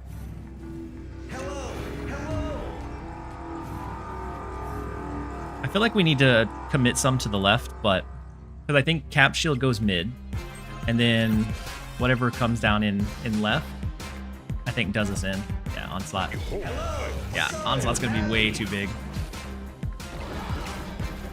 20, 30, 41. Even if we like all in to that left lane, we couldn't have done it.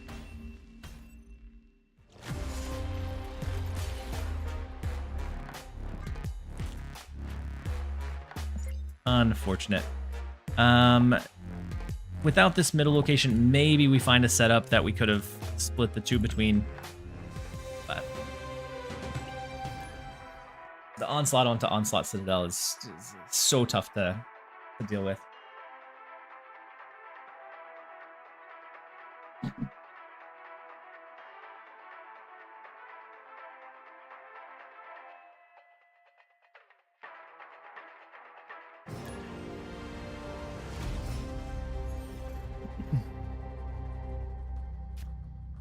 All right, next up we have Gavin.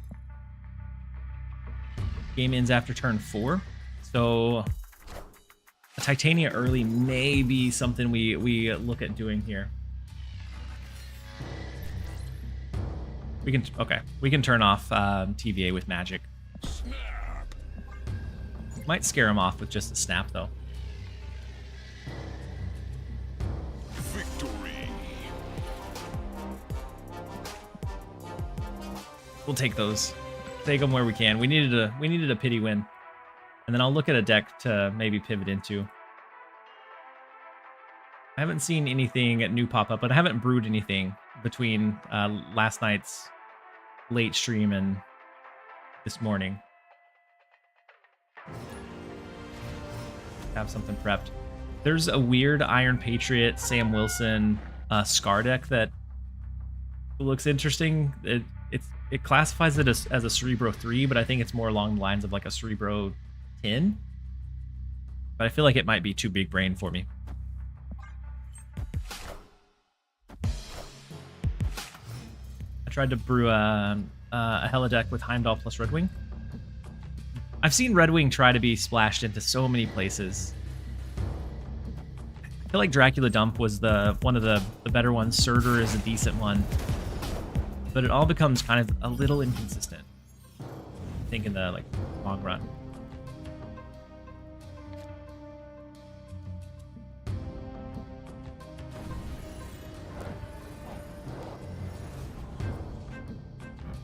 Opponent snapped.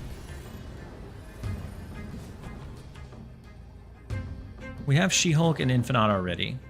We're looking for Shuri. Shuri in Shuri's lab would be a massive surprise. Thinks was playing a heavy ramp style with Wing. Yeah, I think I saw a ramp style floating around, and it did okay. I think it was definitely an interesting attempt, or an interesting build for sure. We don't have a 1 cost to ramp into like the Infinite, so we have to rely on a turn 6 play. Or a turn 7 play. So we'll magic, rip away Krakoa before they're able to really ramp up. This is probably a 10 power card.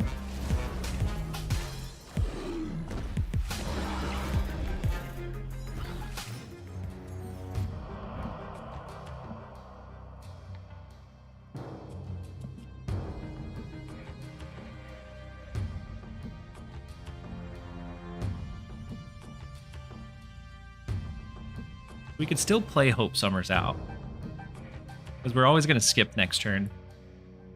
We could also Hope Summers to the left, knowing that we have an Infinite that we can throw into Shuri's lab for 40 power.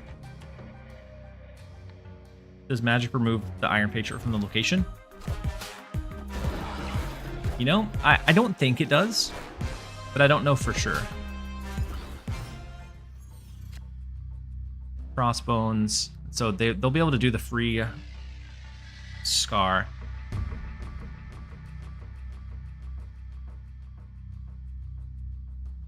But they've kind of limited themselves here and here to only 10 more power in each. So 26, I guess with Ares, a max of 12 extra power. So 28 would be max. 36 would be max here. And then if we snap Hydra Bob away, it goes down to 32.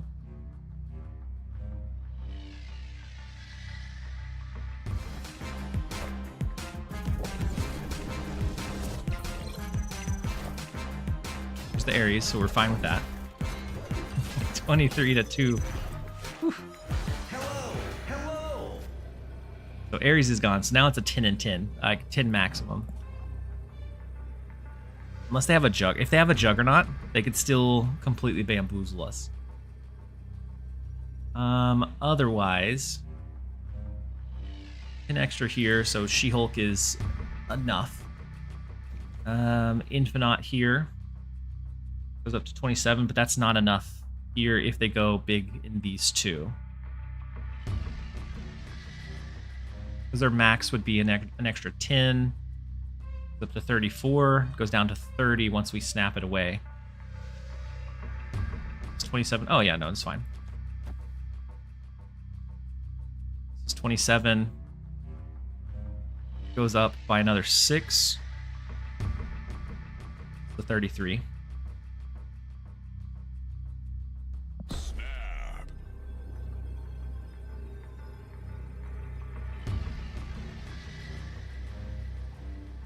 Unless they have a Juggernaut. Juggernaut could completely dismantle this playline entirely. Or if they fill the board, that's also scary, so Hydra Bob doesn't jump. Oh no. So, Infinite, right, Titania, right, could have won.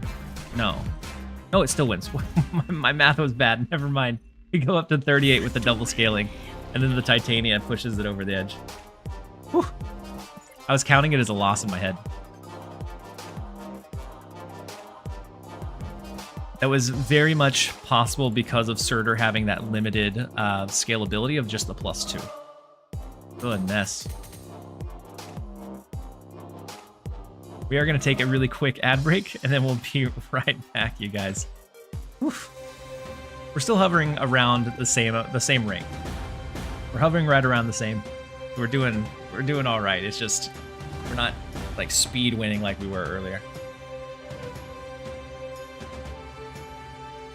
Surtur nerf, yeah, the Surtur nerf, especially with Scar, like it's still very much playable, but it gives you in certain builds, it gives you a much clearer idea of what their output could be.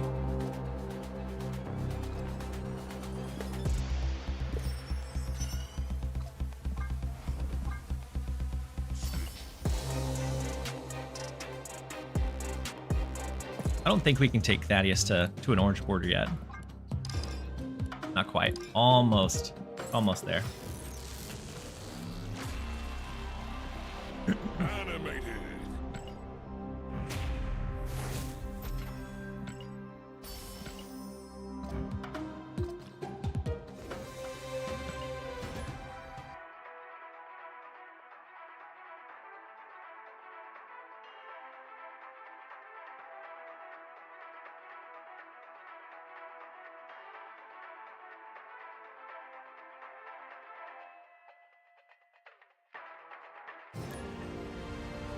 All right.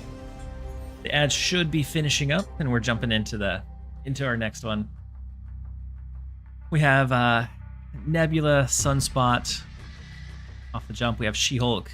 Really good starting hand. Going against Light. Let's see, what? 2,000 collection level. Okay.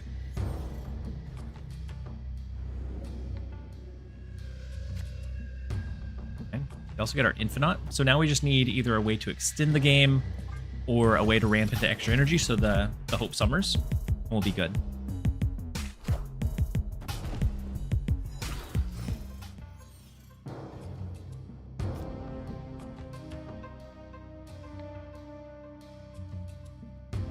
Girl in 4 is not awful.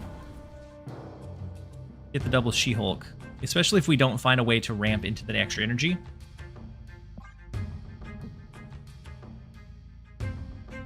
And at least we get double She-Hulk. We wouldn't be able to do She-Hulk plus Infinite, though.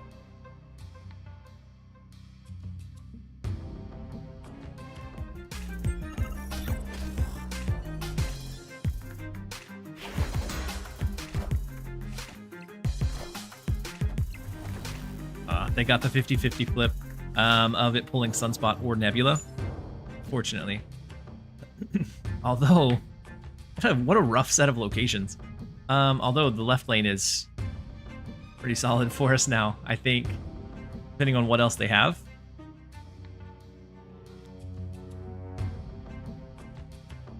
Do we ever Moon Girl in Castle Zemo?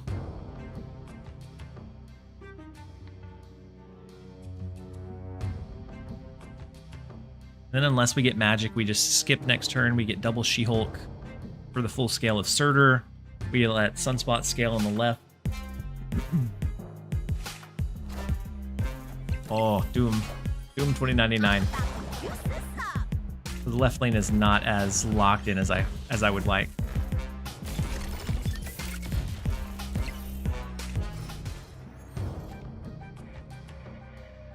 Nowhere to ramp energy.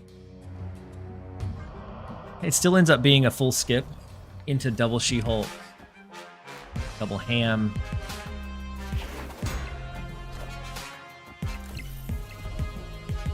Maybe not double She-Hulk, double Ham.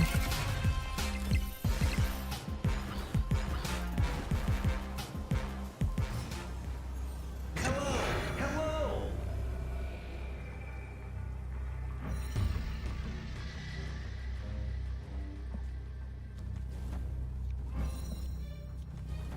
I guess we can still do double She-Hulk, double Ham. So this goes up by 6 in the right lane. We would need something over here.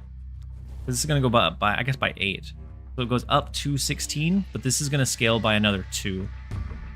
So unfortunately, we have to use an entire She-Hulk over there.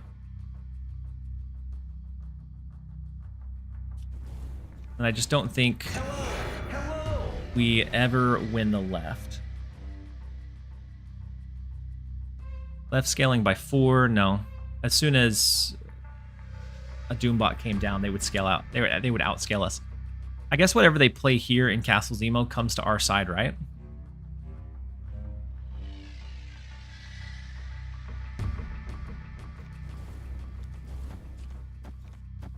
And it has to be the only thing they play. Like the Doom. We might be able to win off of this.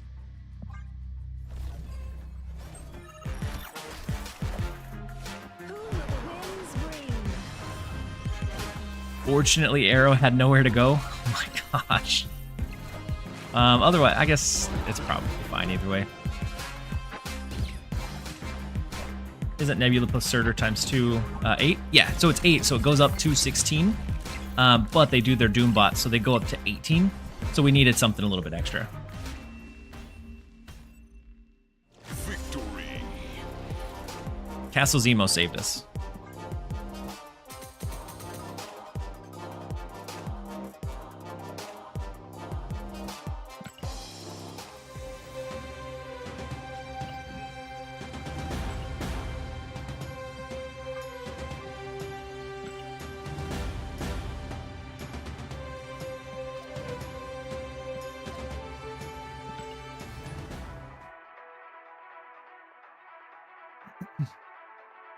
We're back to around 354.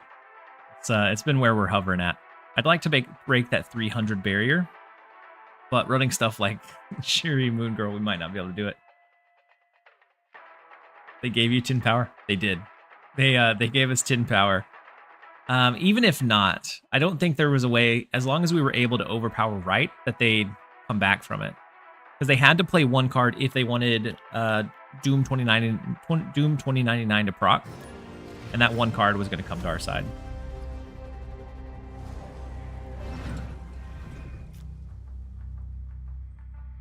Smithsonian Museum is not a great location for us without ongoings.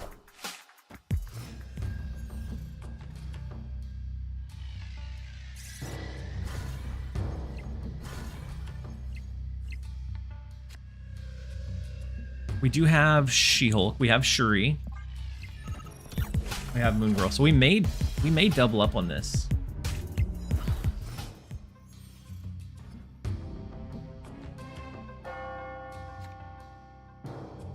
Shuri, She-Hulk, and Kamartaj is massive, but with it being a discard deck, They also get a lot of benefit over here. Like a double Modok in Kamartage offers some insane scaling.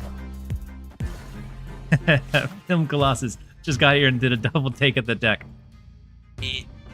It's a peculiar deck, but it has been working out pretty well for me so far. Double up on these two. We'll skip into the Shuri, She-Hulk, She-Hulk. I just don't think it's enough to win with what they have. I'm about to juice this up. No judgment here.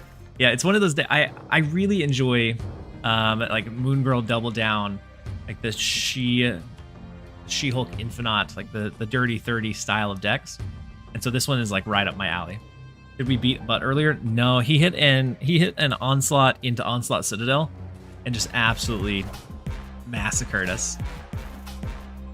Oh, yeah, with the swarms, with the double swarm discard here. I'm just assuming that they have a Modok.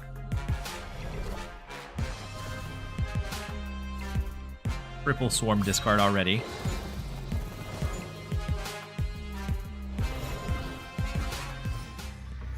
Hello, hello. We never beat mid, right? They do a double Modok in the right lane. And all of those were guaranteed discards. A double Modok in the right lane to get, what, 14 extra onto Collector, plus the Bullseye to get another 7, and then Hellcow to get another 1, right? Plus all the negative affliction from Bullseye. No, we're gonna give them this one, even if they haven't snapped. I'm not gonna stay for it. I think we're definitely cooked.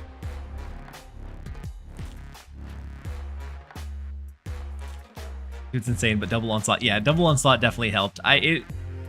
It was more so that I didn't expect onslaught in the deck he was running. And so he was running a variation that was different enough that it had that surprise element to grab those big cubes. Stay just to see how much power they get. I guess we could have. Because it was going to be massive. It was going to be a huge Collector, huge Morbius, and potentially a huge Meek as well. Tried to make a Red Wing Moon Girl thing, but alas, maybe someday I can get it working. It would be cool if you could get it working. I feel like board space would be a really big limiting factor for that. Next up is MSL Chamo. I could have swore they were ranked 65 yesterday, but they're up to rank 3. I think it was yesterday, and he beat us with a really, really good read.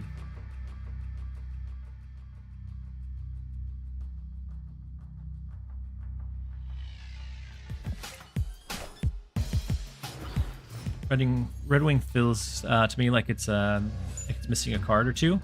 Yeah, I think it's a good enough card. It's not awful, but I do think you have to put in a lot of work to get the payoff from it. And so right now I don't know that putting in that much work is worth it, because it makes it somewhat inconsistent. You have to have the move engines, which already, if you're just running that outside of move deck, are pretty poor value. And then you also have to have high value cards in your hand, which means your general curve is going to be a bit more skewed to not playing early. And then you also have to get lucky with what pulls out from the Red Wing. So there's a lot of pieces that have to go well for it to work. So if we go Hope Summers into Shuri, and then skip 1/5, because they're going to have Wiccan, they're going to have I think a pretty...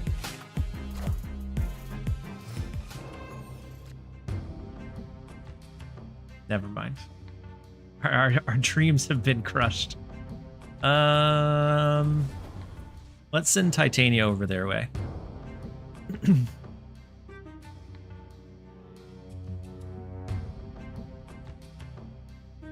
Tell me that matchmaking isn't rigged. I've played Scream deck for the past few days.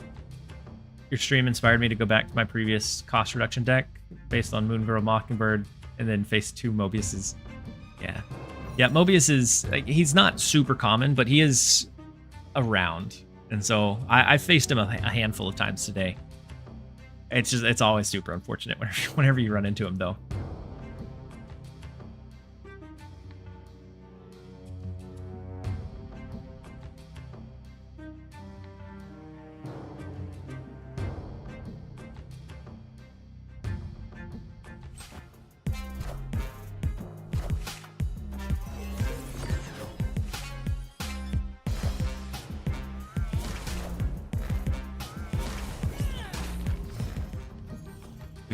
We do lock them in here. I didn't see what Frigga copied. I think it was probably Kate Bishop, but maybe Pim Arrow.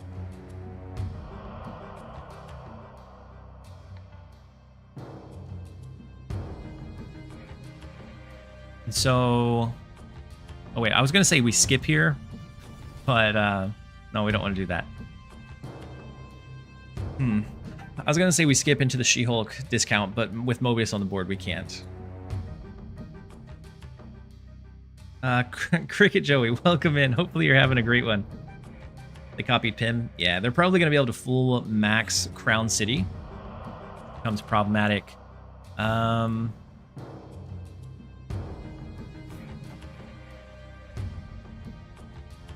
Maybe we pull back Titania this turn, so that we can afford a She-Hulk double up in the left.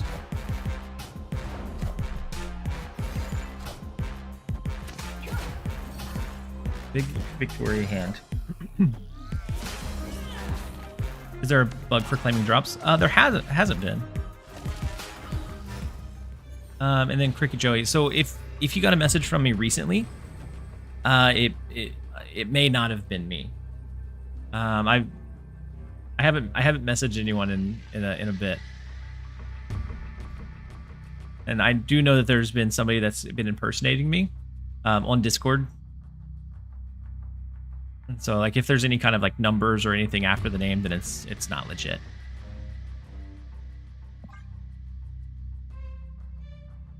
It's got the Pantheon variant from the Horror Crystal from the drops. Sorry that it was for Crystal. Decent variant. But I'm sorry that it was for Crystal. I think there's a good chance we don't win this one. All they have to do is really invest something into Astrodem. Something big, I guess.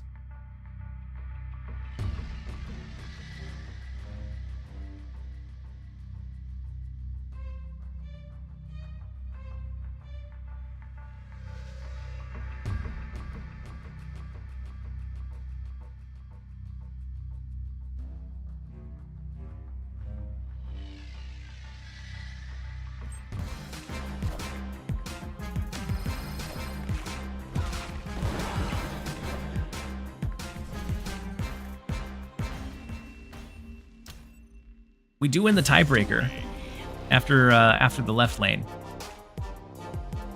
Did not expect the tiebreaker to happen there. But the extra 4 from Crown City pushes us up to a tie of 6-6. Gladly take it. We'll take a 2 where we can. Yeah, absolutely, Cricket. And I'm sorry that somebody's been going out and imitating me.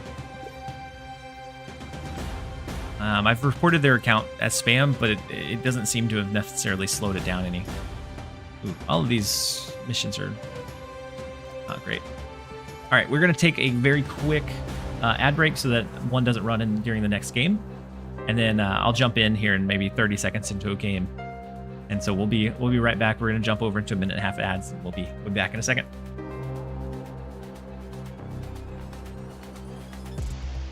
And actually, Duat said, I do believe sometimes the matchmaking algorithm just decides, hey, suffer. I feel like that. I feel like that some days too, especially on a lower collection level account. Like during my infinite climb, there are some days where even the bots they feel notably harder. And so I'm doing the same thing using the same deck. And one day I'm actively like slowly just climbing backwards, and the next day I get like 20 ranks. And so I feel like that sometimes too. I don't know if it's just more of a bias or not. but I feel like some days the bot dial especially is like tuned up to max. Next up is Sandro Khan. I am pretty sure they beat us earlier. I don't remember exactly what deck they were running.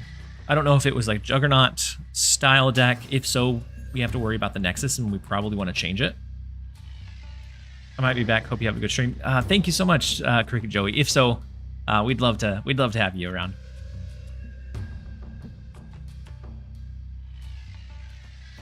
Let's go Nebula in mid. I'll probably go Magic into Astrodim as well. But maybe it's more of like a Hope Summers, depending on what we draw. Or not draw. Never mind.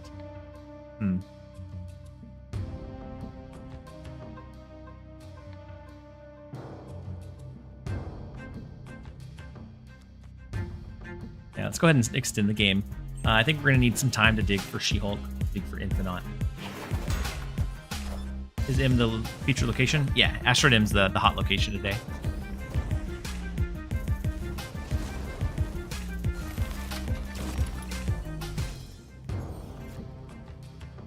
Thaddeus could help.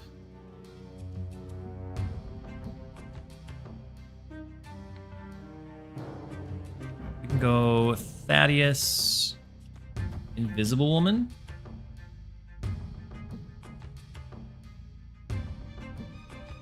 That makes us very susceptible to an Eliath, though.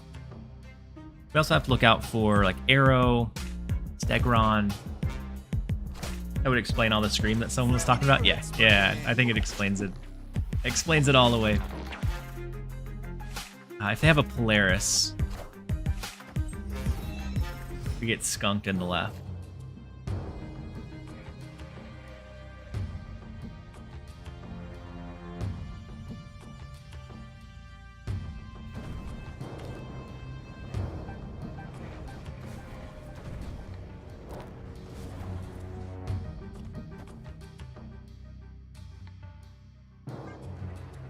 Otherwise, we want to keep our hand relatively low. We're looking for an opportunity to do She-Hulk Infinite, Shuri into She-Hulk, because we won't be able to do Shuri into Infinite.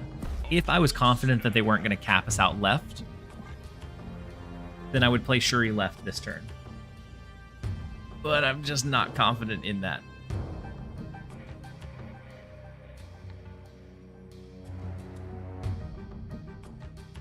We know they run Arrow.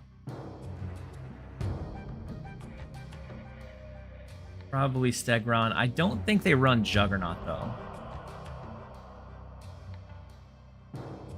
Then a Polaris. Clog left. You think they can full Clog left? I think a Polaris is likely.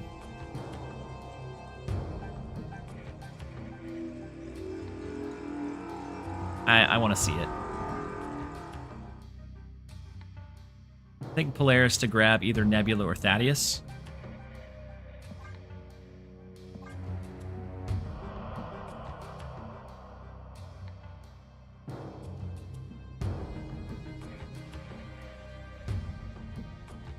They also probably have a cannonball to set up in the left, but we won't have priority before the final turn.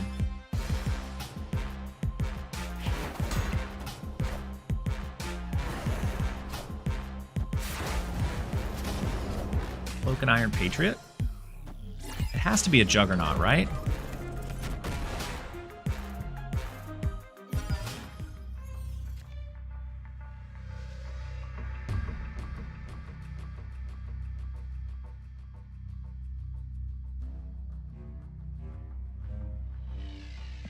He may have teched a Juggernaut into his build.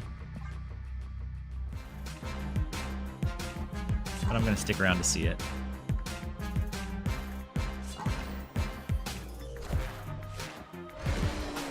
Stegron? Fine.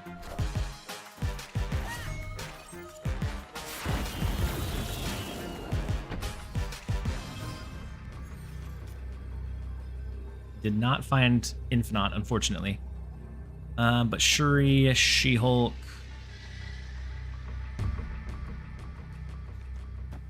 Calling Wing. Spider-Ham? That's bet.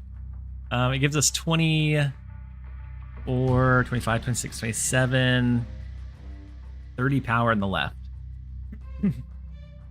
As long as they don't have a way to like actively push out what's already here. Polaris than Magneto.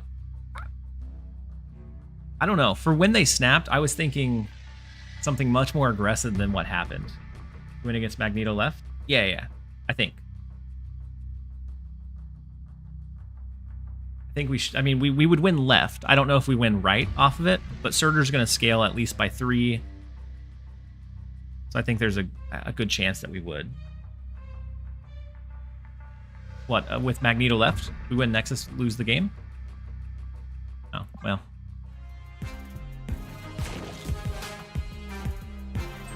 Ooh, I forgot about Rocket moving too. That might be the difference maker.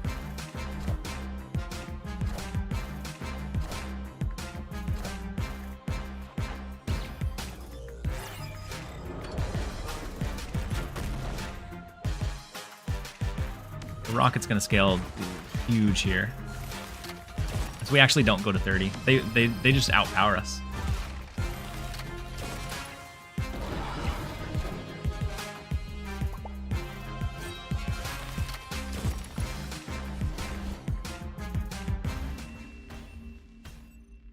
Infinite She-Hulk, I don't think that would have worked either.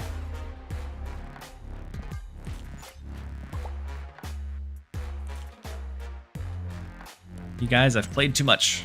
Yeah, we've reached the double-digit players, and I always get smoked by the double-digit players.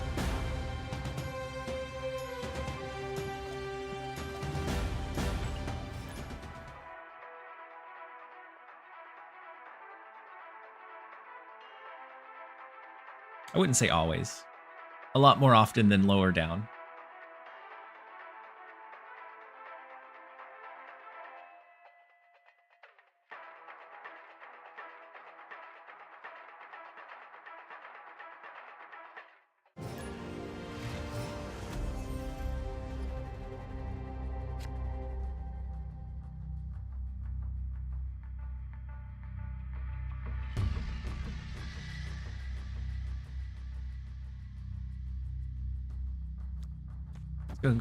Let's go ahead and go Nebula right.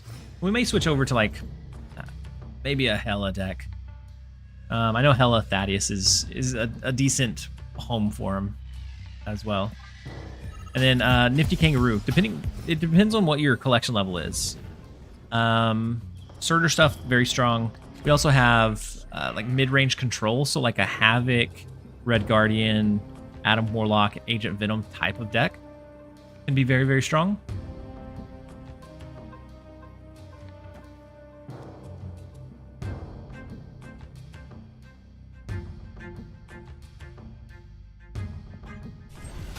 Their snap into Bar Sinister scares me. It's an Arsham deck, and so it could be any number of things. It's okay. It's Doom on 3. That's unfortunate. And the Doom bot goes into the Abbey to get the additional draw. Super unfortunate. It depends on how we want to play this. I think our only way to win is if they don't have, or don't find, or don't draw into a Legion. I think we have to play it as such. Otherwise, we just leave now. I'm about to juice this up.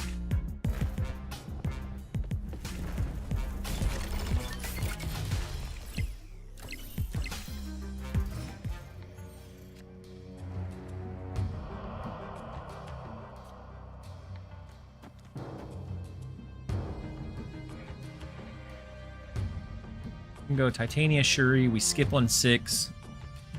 Either that or we skip this turn and then we play out big next turn, but I don't think that's a... I think as long as they have Legion, they win. Legion doesn't exist. That's what we're hoping for. They are capped out in mid. Potentially capped out in right. And if so, anything, as long as they don't have Legion, we would be fine. They're capped out in right.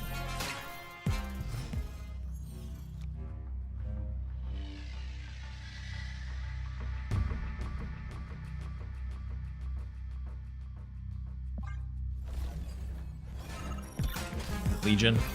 It was too quick of yeah, it's Legion. It was too quick of a lock-in for it to not be Legion. We're also seeing well, I don't know about we. I'm also seeing a lot more Arsham. Like I feel like the last couple of weeks I've seen very, very little Arsham. Today has been quite a substantial like uptick in the Arsham that I'm playing against.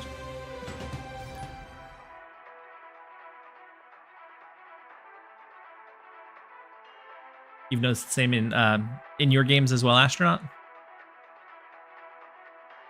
I would say it's not super fun.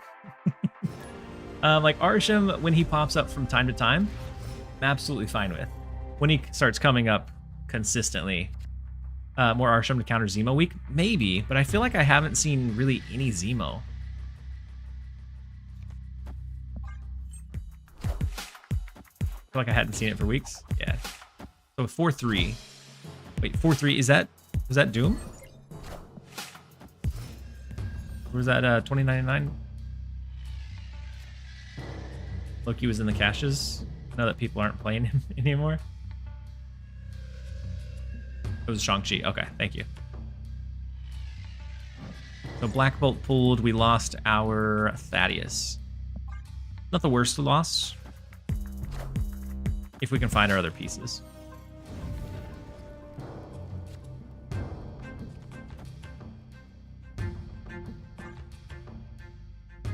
Mill is kind of strong right now. I mean, Mill is very decent. The Thad Hella build, I feel like it's one that's been floating around. It's hovering around a 60-ish% win rate. I can run it.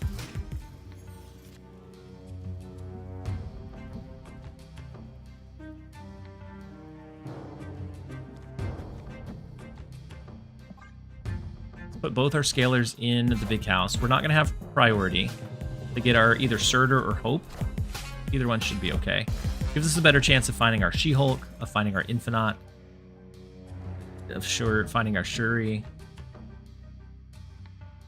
It still should be okay. Opponent snapped. Oh, I hope it's okay.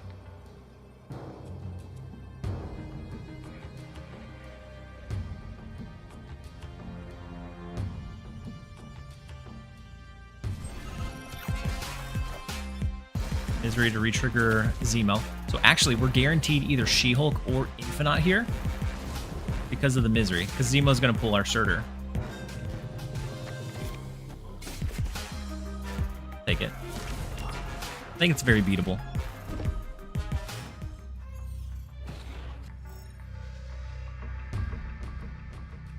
I think She-Hulk probably would have been a bit on the better side. But with no discount, they can't... I guess if they have a Killmonger, right? Killmonger completely sweeps our right lane and gives them a good resummon for their Fenris.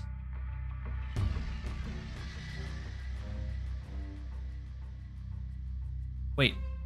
Okay, no, yeah, they don't have Shang-Chi. They could still have Killmonger. Or Shadow King. Shadow King is a thing, too. Cable, we just have the one card.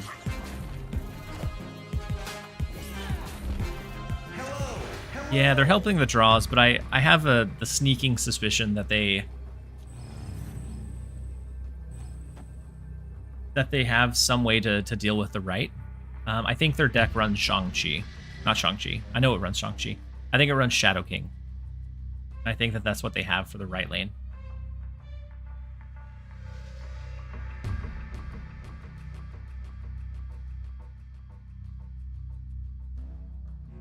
Oh, wait, no, what are we doing? I don't want to... Oh, no. I didn't want to end the turn. I wanted to retreat.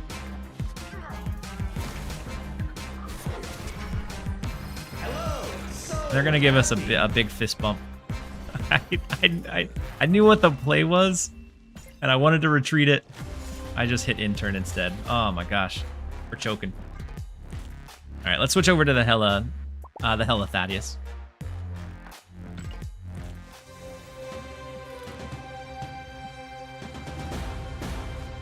This one? No, 31. Got 200 credits from the daily spin. The daily spins are just a huge asset. If you remember to do them every day, you get such a surge. Even if you hit just 200 or 500 credits like one time a week, it's massive.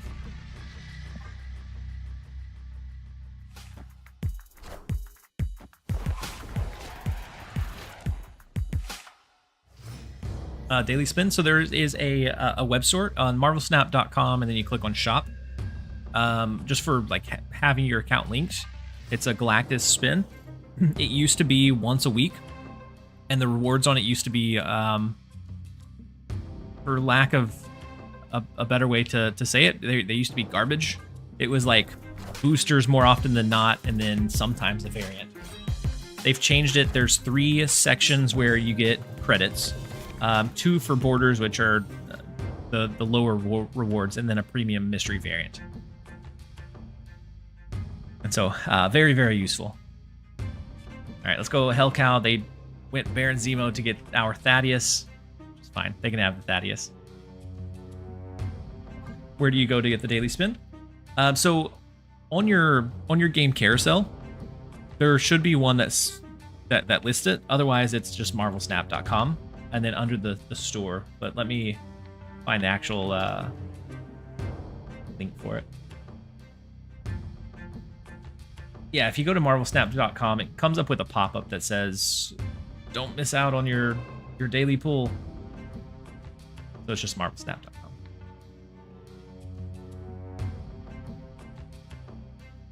Yeah, it nixes all the links.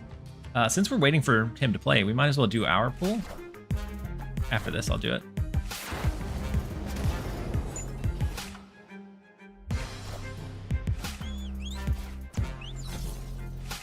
All right, so the Yondu in the right, they capped out their right lane and ended up destroying our black cat with their Yondu, which is fine.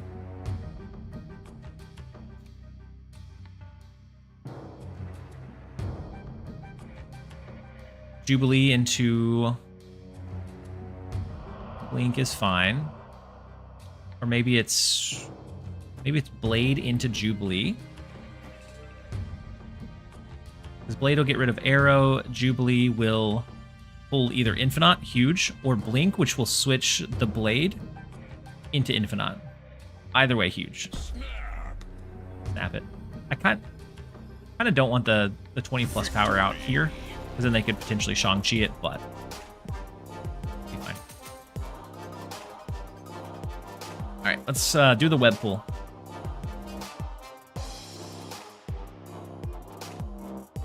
So you have to use your Snap ID, but it's just marvelsnap.com, and then it gives you a link to it. So then you click on free gift. Every day at the daily reset, you can do this draw. And so yesterday I got the copper border. Before that was 200 credits. And copper border, 100 credits, boosters. Well, I haven't done it daily on this account. And so it was 218, which was yesterday. Before that it was 24, then 23, then 130, then 17, back down to like December and November. So I probably need to come here more often. Get the reminders while I stream. So 200 credits. And it seems like something that's very, very small. But if you get that a couple of times a week, that's like an additional full weekly mission reward that you're clearing, or that you're getting towards your progress. And so it seems like something really small, but max end of your weekly reward 500. You get it a couple times, you get basically another one of those. And like it helps continually, slowly but surely chip away and gain that progress.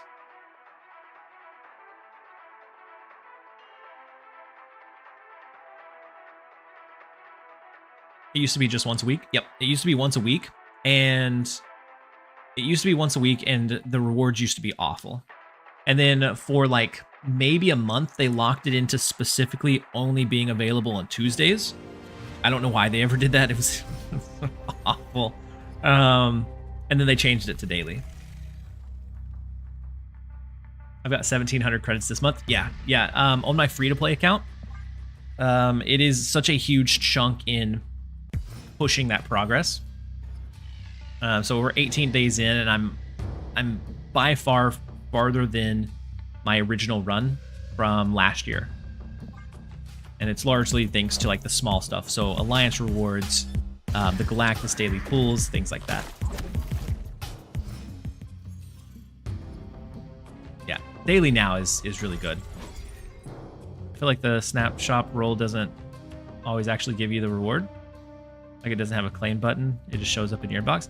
I can't say for everybody or for always, but from what I've seen, it's always popped up in my inbox. Sometimes I have to close the game and restart it for it to show up, but I've always seen it show up.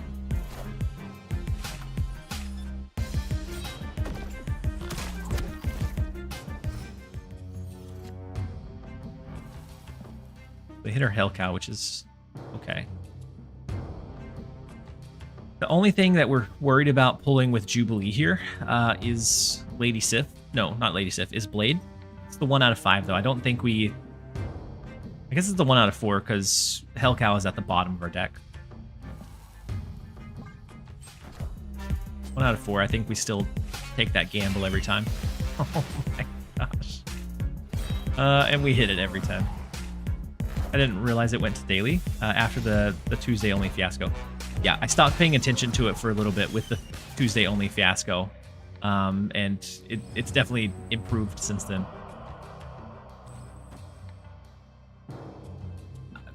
I don't think there's a way we win this one. The double up here doesn't really matter because it's going to change into a different card.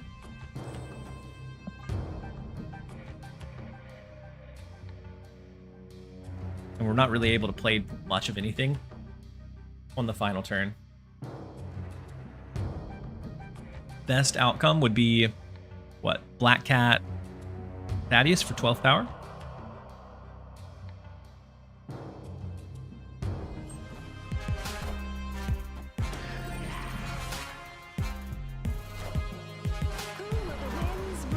Playing Hello with Corvus? Yeah, I think Hello with Corvus is probably... I mean, it's decent for sure. And then OCal 303. Thank you so much for resubbing with your Prime. What are your thoughts on the new card? Red Wing, I feel like it's a lot of work to try to make it effective. Victory. Like, I feel like if you get it lined up, so you get Red Wing relatively early, you get your move engine, you get your like limited hand size, high impact cards, it can do some really big things. But I feel like for all of those things to line up, it's a lot of work. And when something is a lot of work or takes a lot of like requirements to have that big payoff, usually that means it's not going to be very consistent. And so I think a decent enough card can have a big payoff, feels relatively inconsistent for the work that you put into it sometimes. Versus another like 3 cost that just is always going to be 311. So like Surtur, for example. If you put Surtur in a deck and you play him on curve, always going to be 311. You know the value that he's going to bring, and so you can rely on it whether you're snapping, retreating, like positioning. You know exactly what that output and that outcome is going to be. And so I like Red Wing. I want to like Red Wing. I just don't think it's exactly where it's best going to be yet.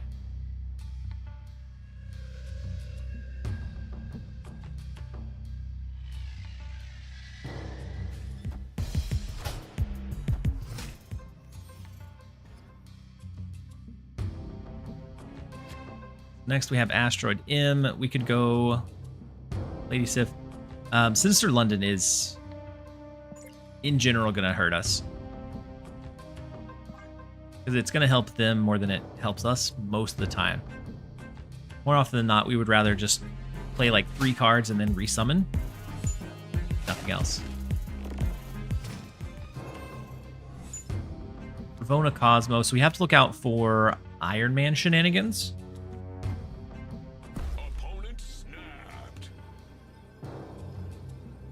Iron Man Mystique shenanigans could be scary.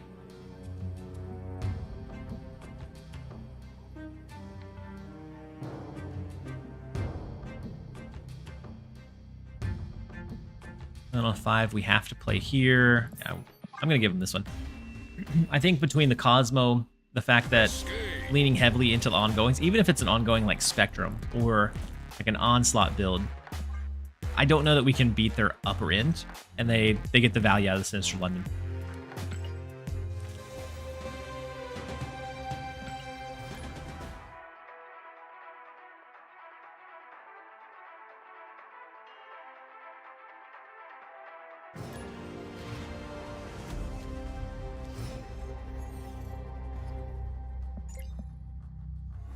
Next up, we have Slush Death. We could discard the Jubilee, but in case we draw Black Cat, we don't really want to discard a 4.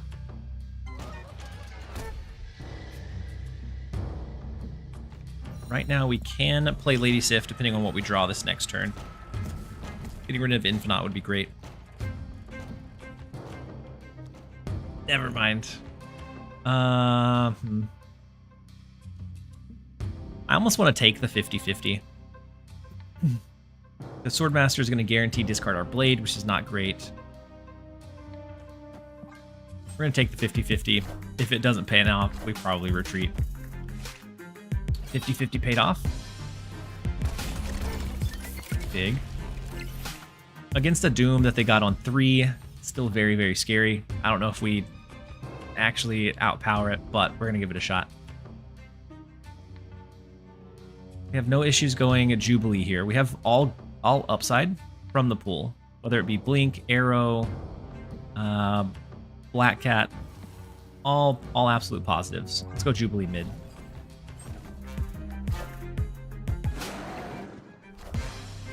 It says in the title that you're trying to climb. I don't have a specific goal necessarily. I would like to be typically anywhere below top 500 and I'm happy. Right now we're 393. I'd be okay if we ended up in like top 250, top 100, but I don't have a specific goal. I just like to win more than I lose. I like to see the positive gain. And if so, then I consider it a win.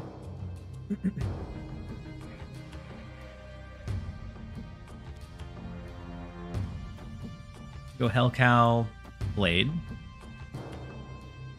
Thaddeus discard isn't... Oh, actually, we've only discarded Infinite. That's it. So now it'll be Thaddeus, Infinite, and then whatever Hellcow hits.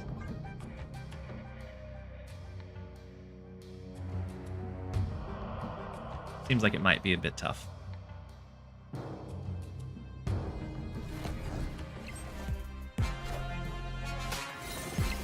Big Cersei in the left lane into Namora is crazy. And then Legion as well. It was such a good Cersei rotation.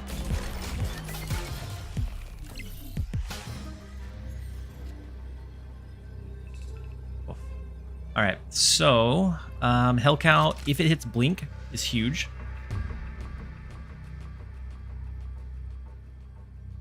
I think we play Hella in the left, and then just let everything else decide. The Infinite, Thaddeus. If we hit a Blink, Blade rotates into either Black Cat or Death. So we have a shot. May not be a great one. We definitely have a shot.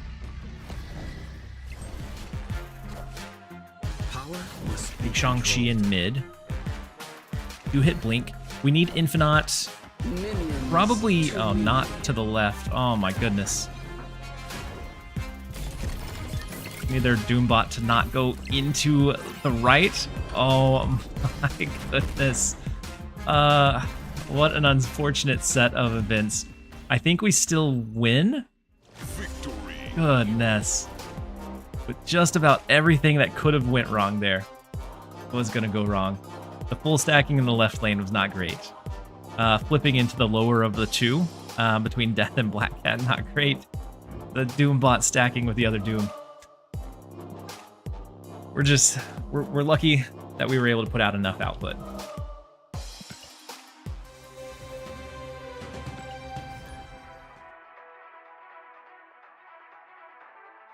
And I guess to further expand on it, Goon.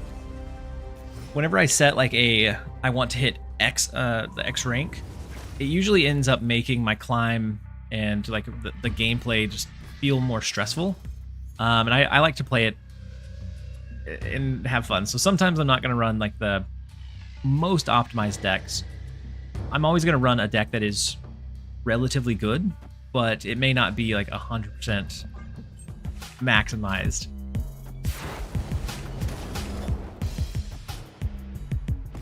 Rest in peace.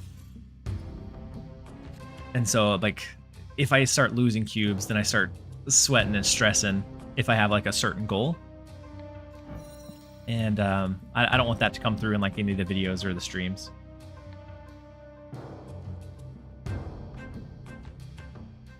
I really wish Doom was easier to counter. Yeah, I still think it's probably on their radar, just from like the consistency that it's played. Now, the reason I'm playing Lady Sif into the Rickety Bridge is it's able to make sure they don't get the reduction. The destruction should happen after Iron Patriot effect, I think. If not, then we just we sacrificed it for nothing, but it should.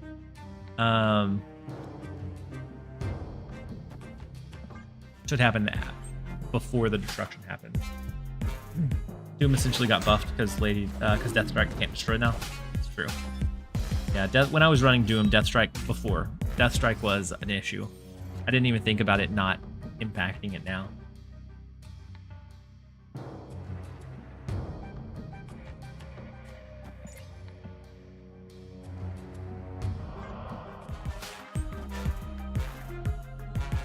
So no Hela. We've only discarded one card. Not fantastic. Thaddeus doesn't have any thing that he can pull. We do get Hela.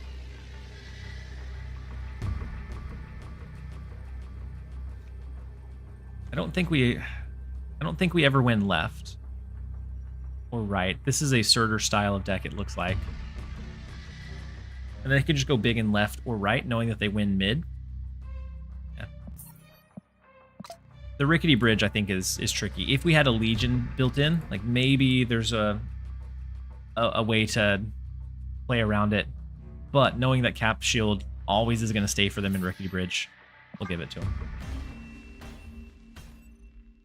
I hope everyone is having a good heckin' day. I hope you're having a good one as well, Gooey. We're having a good day so far. We've climbed up, we've climbed down. We've had a good time doing it. I think I started around mid 300s. And then we went up to 500 at one point, and then down to mid 300s again. So overall, we've had a pretty good day. I ran a She-Hulk deck that I actually enjoyed a lot. I started out holding around a 72% win rate with it, and then it slowly eroded down to around like 59-ish. But that was over a pretty large sample size, probably close to 60 games.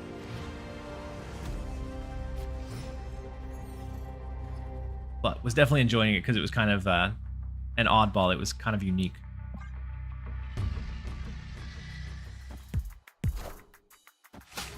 Hi, what HS mode were you playing? HS mode. Hearthstone? If it's Hearthstone, I played regular ranked ladder. The one with like the limited rotations was the one that I played the most of. I liked Arena as well. Were the two that I really focused on. I played a little bit of the Battlegrounds. It's like the auto battler.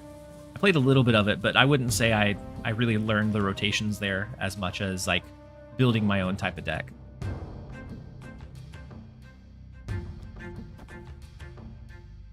So Swordmaster gets rid of nobody, right? Oh, they're all even. Okay, we're gonna sacrifice the Thaddeus here.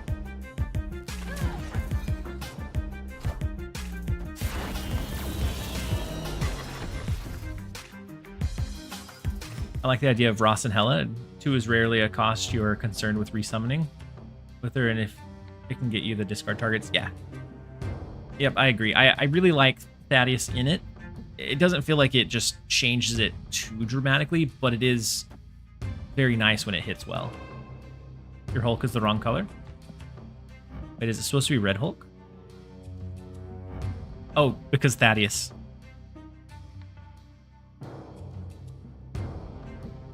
That went right over my head for a second. Goon. I don't know why he's the wrong color.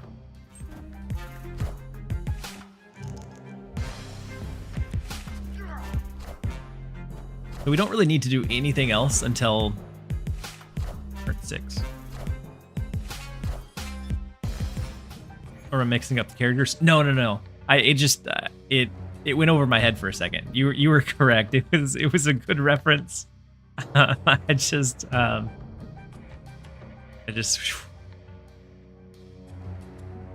be funny if he did come back red. That would be such a cool, like, small detail.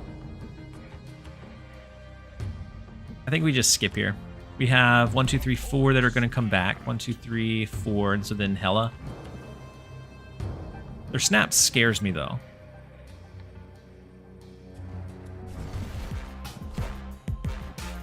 Big speed. Okay.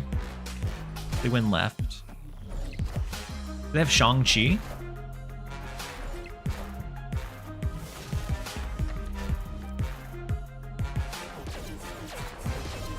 Shang-Chi right, maybe? Hello. Alright, we need some good RNG from the Hellcows.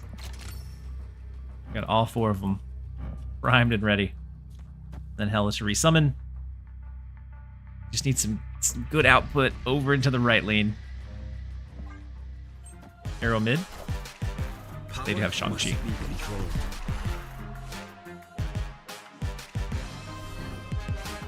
Infinite, good start. We need Death. Arrow. Death, Arrow. And we need them to heavily stack in the right. Infinite to the right. No. We need one of these 2 to go over to the right lane. Casino, let's go. I feel like a lot of my games today have just been right on the cusp of winnable and just not quite happening. What are your thoughts on running Sauron in a Hela list? Things like Maw, Lizard, Skull. As discard targets, plus give your non-Hela playline. I feel like it might take away a little bit too much, because I feel like I would start wanting to either lean into like playing those naturally, but it could be something that works. I don't know. That's why I said arrow mid. Yeah, we could have arrow mid. Wait, we skipped. Why did we skip? Why did we skip 1-5 when we could have just played a card out?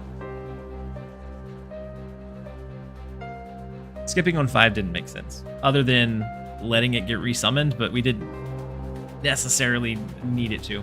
I am going to run to the restroom real fast, so we're going to jump over into a real quick 2-minute ad break, and then we'll be right back.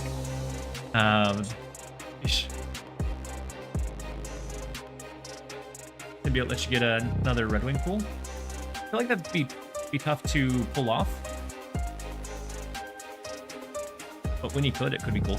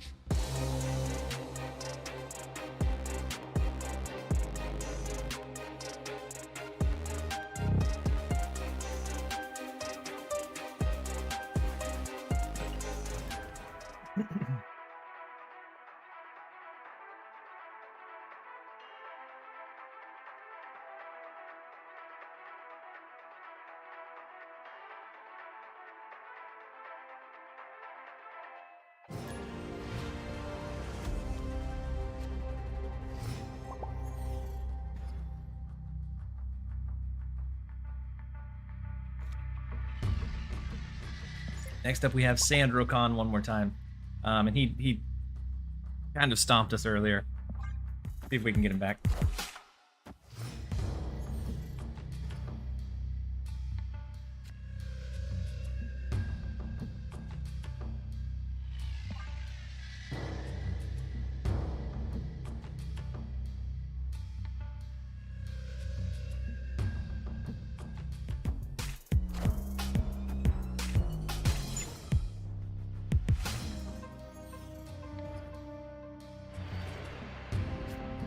I started my crock pot during my lunch hours ago, and I forgot to start. No, Karim.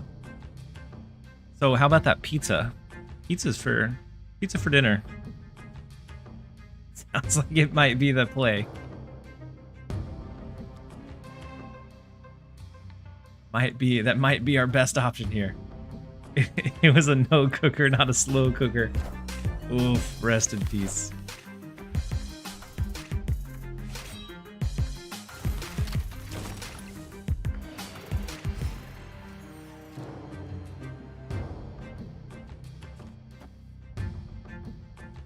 I guess let's go Hell Cow into Aunt May's. It'll shift twice, or it'll shift, actually. I don't know if we want to risk that or not. That's fine.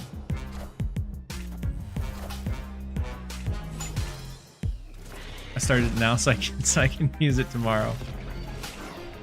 Chicken quesadillas sound pretty good.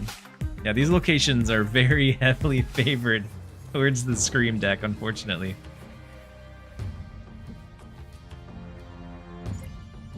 We've discarded a total of death. We do have Hell Cow go alongside it. Wait, we can go big Swordmaster Blade. Swordmaster hits arrow. Blade's gonna hit Infinite. It's big. That's a big amount of resummons. Strange Academy, Aunt Maze, and Biofreeze. I mean, what an unfortunate mispronunciation. I don't even know. I don't even know how. I just auto completed it in my head, I guess. The entirety of the video too. I like this. I like this too. I think it's good enough to snap into.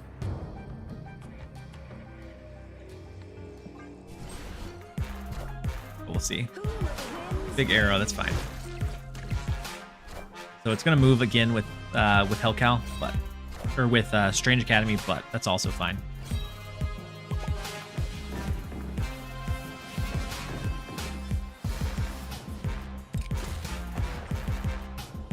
So then Hydra Bob. Do we ever go Hellcow Hella? Gives us an extra 9 here.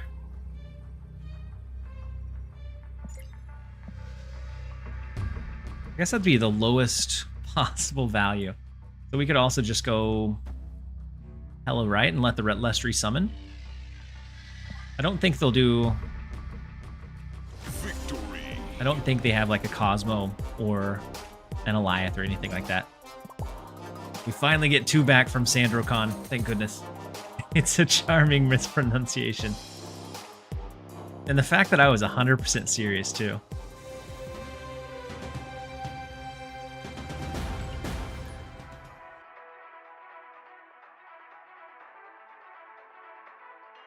They said, nah, that's too many discards.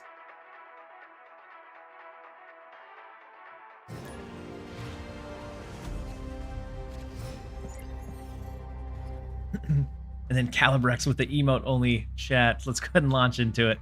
I'll see you guys in 2 minutes. We have Onslaught Citadel, not a great location for us. It looks like the opponent has at least some light ongoing that we have to worry about. let's save the blade for something better. Swordmaster right now doesn't hit anything great for us. We just skip.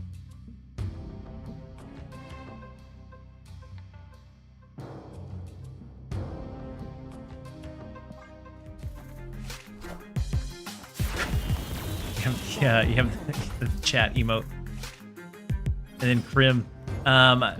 One of my viewers named Boosty always uses that one, and so every time I see it, I immediately think that it's that person, and so I was a little bit surprised when it was you.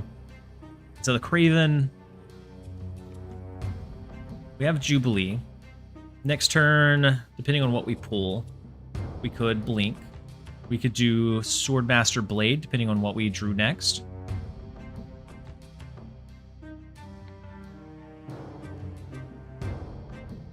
I want to at least stick it out. I think they snapped because we haven't played anything so far. But I don't think it's worst here either. No, it is the worst. I was just kidding. Just kidding. Of all the cards to pull, Hades Sif was the worst of them. Well, that'll be a retreat. I can't snap again, so I'm going to go ahead and at least play for now.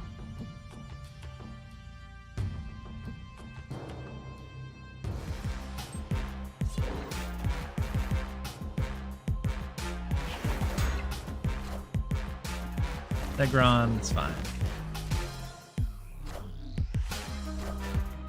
And Hydra Bob.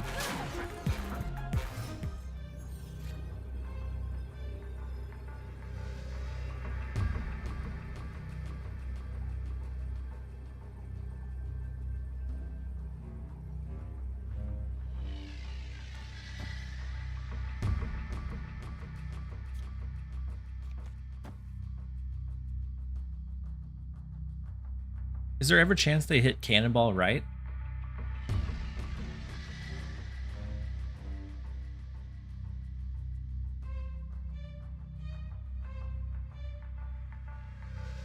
What is their end game? Maybe a Magneto. Maybe an arrow of their own. Yeah, they could have an arrow of their own, which would hit our... I guess it'd hit our blink, wouldn't it? Be 10 left, go to 17. Yeah. I wanted to convince myself to stay, but I don't think it's a worthy stay. Losing the Hello was so tragic. Let's go ahead and release you from the emote only chat. Back, you guys.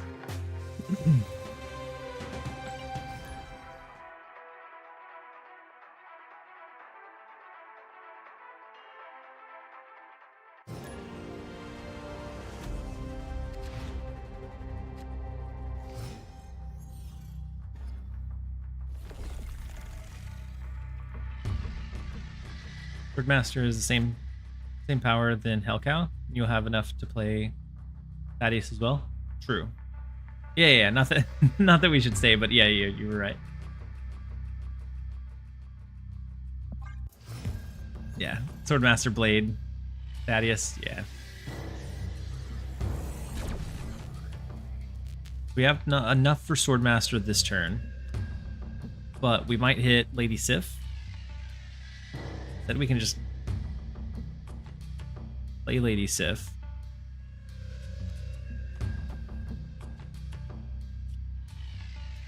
Or we just take it for what it is. We go ahead and play Thaddeus. We don't use the extra energy. Big Cassandra Nova. Unfortunately, big Cassandra Nova.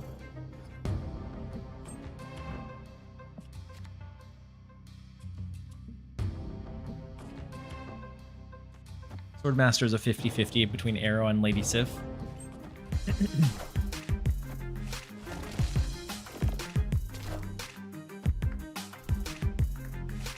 We hit Lady Sif. We were hoping for the Arrow, though.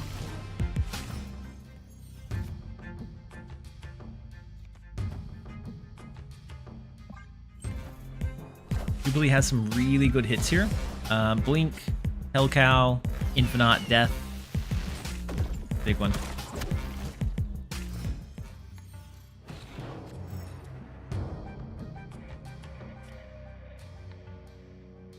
Galacta was their last card played, right? I kind of think for some reason we just rip it to the right. We'll have Lady Sif and Black Cat as our resummons. Oh, snap. I know Astrodim is the hot location, but what's up with all these other move locations? I don't know. We're seeing just an astronomical amount of them. Jinzo Gaming, thank you so much for your Prime resub for 5 months. Welcome back. Very glad to have you here. Hopefully you're having a great one so far. So no buff on the Sebastian Shaw. Beautiful to see. And then if we pull, I was hoping one of ours pulled into Great Web, so they'd be locked in to this right lane. But as is, it's not fully locked. But, I mean, we have 30 power over here. We have 15 that we're resummoning. We have 8 that we're playing. Not a bad last turn. Bird complained people don't want to run him. I mean, it's just, it's so much work to get good value out of Red Wing. I want him to work. I want him to work. I want him to be good. There's just so much effort that can sometimes still just completely whiff.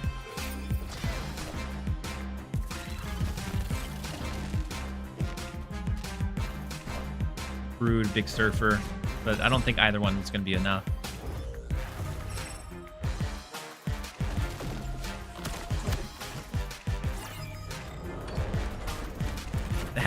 Thaddeus finally procced. Thank goodness. Thank goodness Thaddeus pulled our death out of our deck for us. Victory.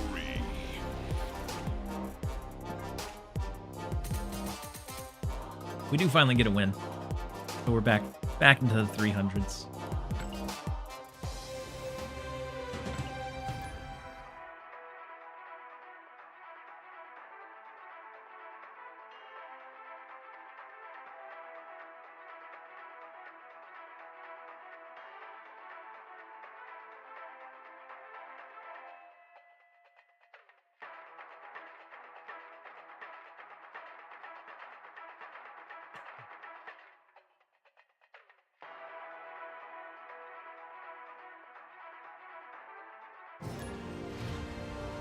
All right, next up we have Freyjan, rank 103. We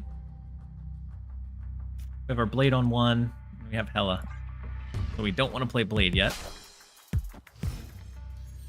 Lanum, welcome in. Hopefully you're having a good one so far. No draw from Hell's Kitchen, unfortunately. Go ahead and do Thaddeus, even though I don't think he's going to draw anything pretty much throughout the entirety of this game. I think with them having Kitty Pryde, it's very likely that they're going to have, like, maybe an Adam Warlock, maybe the Thena stuff, but I think they're going to play on curve pretty well. Swordmaster, we do get death here.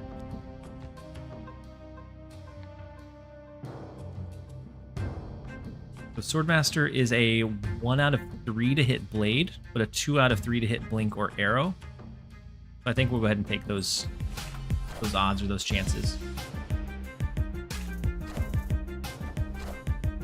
Damn, Kitty Pryde, it's fine. We do hit Blink, which is big. Then Lady Sif, we could always go with a Lady Sif Blade. I think we just play Jubilee outright.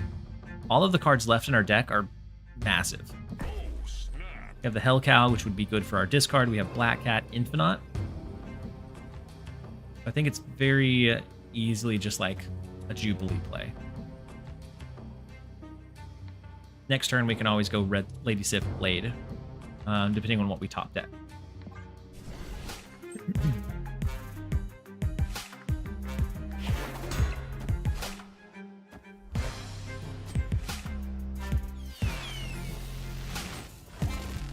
Big Infinite pull is fine.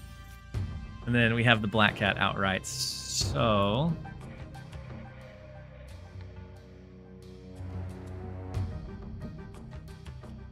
The last card they played, was it Galacta? No, it was their Kitty Pryde, wasn't it?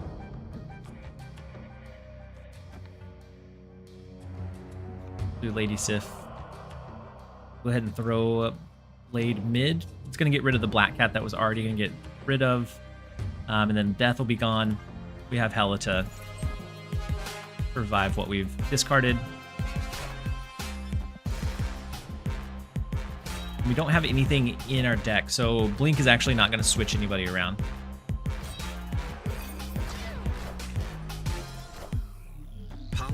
Big Shang-Chi. Unfortunately, big Shang-Chi. How big was their Lady Sif? I didn't catch how big it was.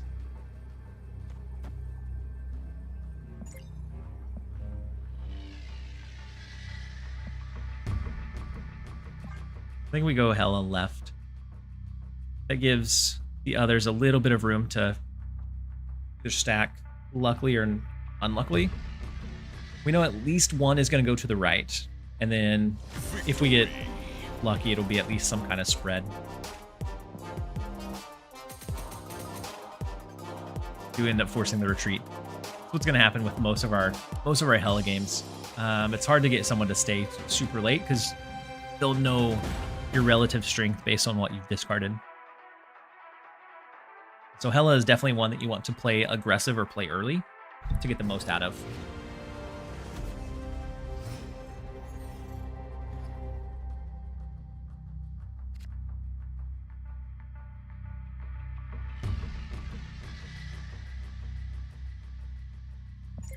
Next up is Texan to me. We have Dream Dimension left, Cap Shield, and another Kitty Pryde deck. Just like a good value tempo type of deck that runs a lot of counter stuff. I think counter's in a decent spot, but it always has like limited effectiveness because the meta can shift around counter being common a lot easier than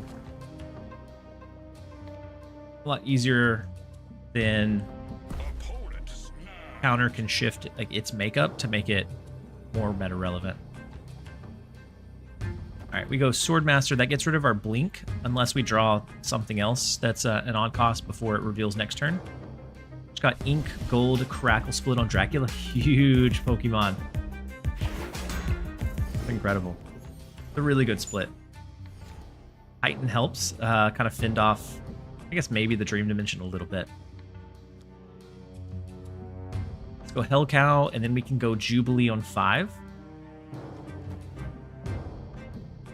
Oh, wait. Titan actively hurts us with the Swordmaster, making it possible for us to discard Hela here. 1 out of 3.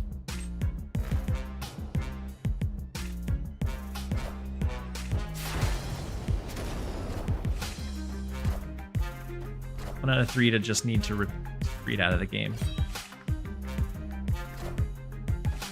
Unfortunate. I feel like my luck today has been abysmal. Yeah, it could have hit Infinite. It could have hit Blink, but it did not. Have we already rendered a verdict on the bird? I mean, I don't necessarily care for the bird. The bird for me is not the word. Can't play Hela if you're not lucky. Those are the rules. I mean, I gave it a try. I don't think it paid off for us.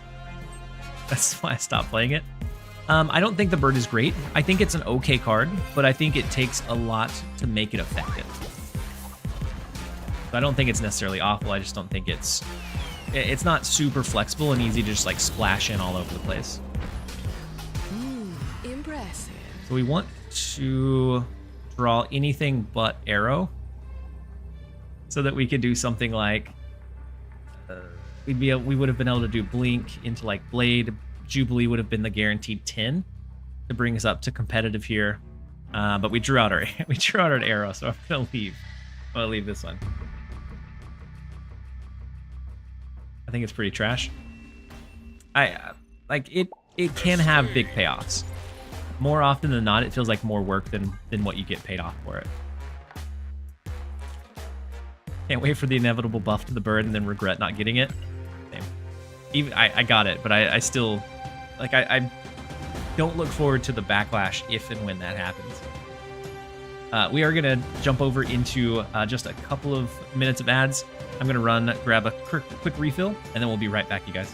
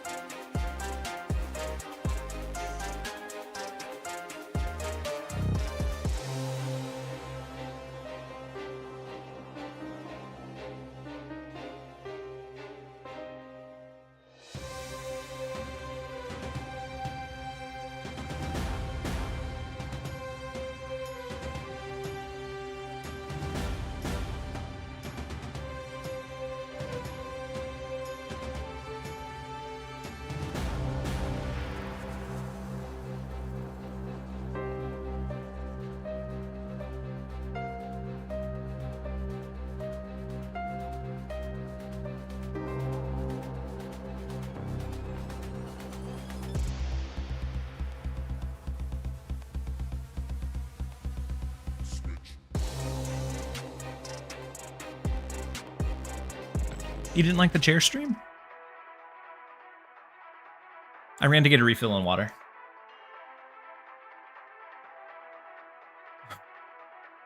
Red Wing 3-5, the first time this moves, add the highest power card from your hand. Would be busted. Would be super busted. So the bird cards have been trash. Hey. Iron Patriots. No.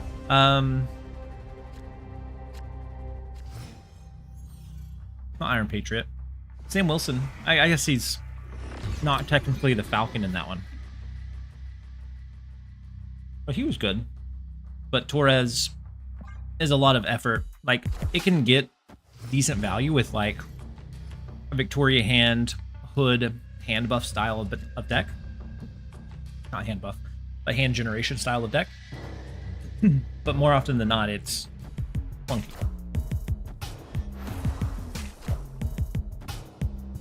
You do be having wings, though. I mean, that's true.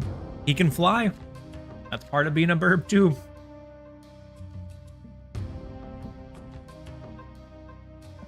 Nothing on 2, unfortunately. Looks like they're running a full-on Affliction deck.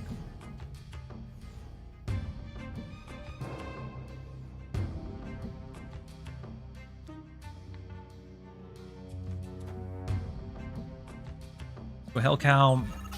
After that, we'll go Jubilee.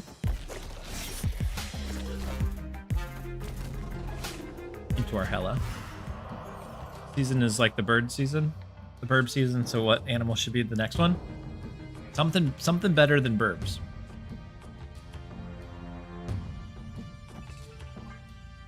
Why didn't we play Hell Cow and Dream Dimension? Knowing that it would still pull over into Astro Dim, it would just have stopped Nebula from scaling too. I'm not excited for the next week. Me neither. I think we're gonna need, very heavily need, Luke Cage.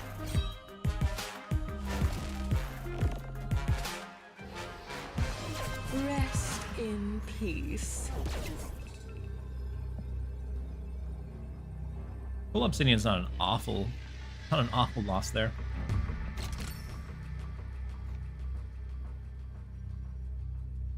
The only like bad discard from Hellcow would be Blade. Everything else is at least decent.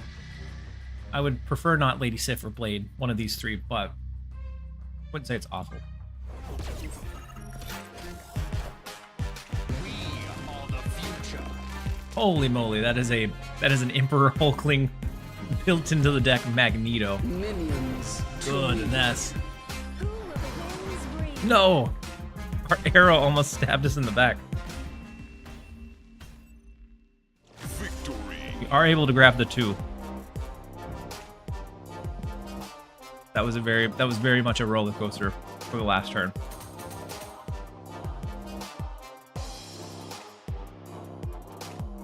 Diamondback and the dude from the Sanctum event. Who else is coming in the Sanctum event? I know it's Uncle Ben. I don't think he's going to be fantastic.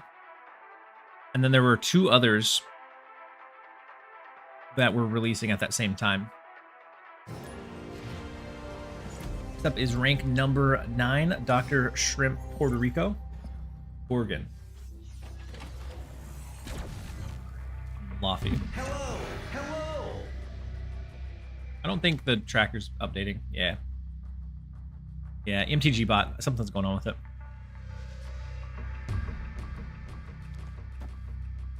It's hard to pass up just actually outright playing our Infinite, even if they have a Shang-Chi. It makes them have to do it over here. Happy. Gotta run, hun. They said it's going to be hard to get all the cards for free to play. They said if you don't spend any gold and you have an average of a 50% win rate, you can expect to get 2 of the 3. But I think they'll probably come up with other ways to get some of the either scrolls or credits, whatever the credits were.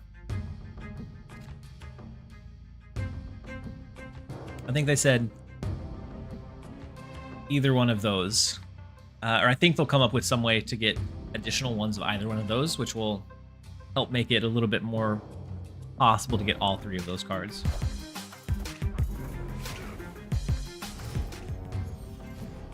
Ghost Spider, Magneto mid. We have the Hope Summers right. Opponent snapped. Only Black Cat being discarded. We can go Hellcow. Next turn would be maybe Jubilee. Maybe Jubilee Blade if we draw it. War Machine's scary. What is rank number 9 cooking? I feel like they're cooking a Red Wing deck. And it might be that they actually cook us with it. If we Jubilee and pull Blink, Hellcow gets rotated in. And we unfortunately retreat.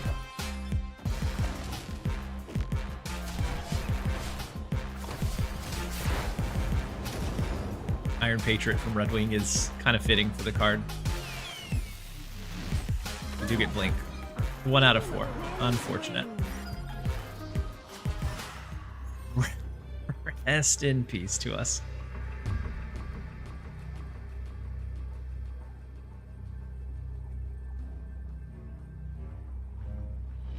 Oosty, welcome in. Hopefully you're having a good one so far. The Black Cat's the only thing we resummon. They could, with their War Machine, they can play out an Infinite.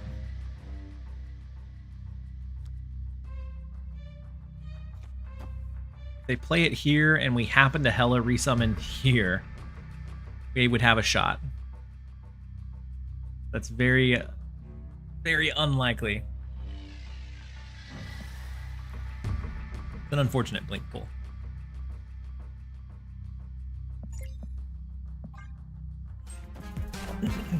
Minions. No, it went to the right. We needed it to go mid. It was a 1 out of 3 shot.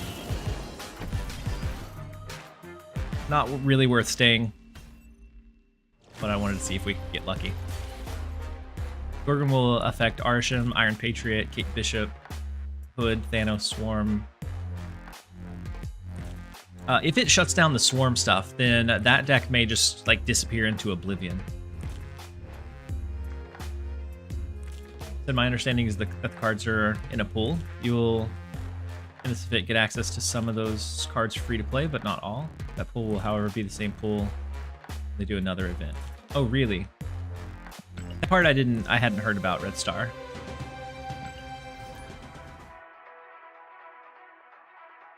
How's Ross feeling in Hella? He feels decent. And then Crib, you said off to get the kiddos. Well, Krim, I appreciate you hanging out with me today. Hopefully you enjoy some family time and we catch you again sometime soon. I think he feels pretty decent in Thanos.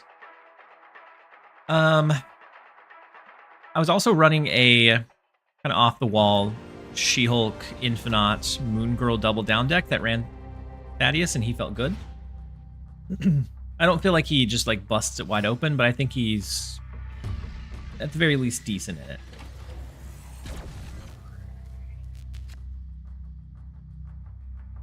Oh yeah, it won't shut down the swarms because it just ups the cost by 1 for cards that were created in hand or not created in deck, or one of those two. We do Thaddeus, we do Swordmaster to get rid of Blink, we get rid of Black Cat. We have a good pool to resummon from.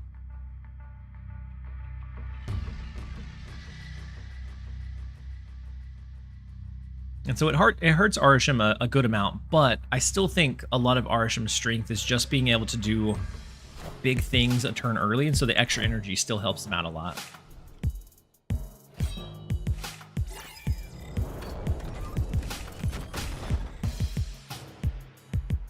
Wait, they had 6 extra energy and didn't play?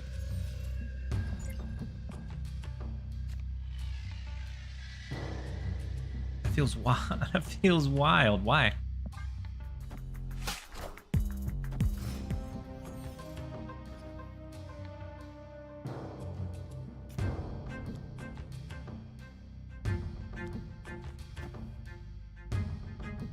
Get rid of death.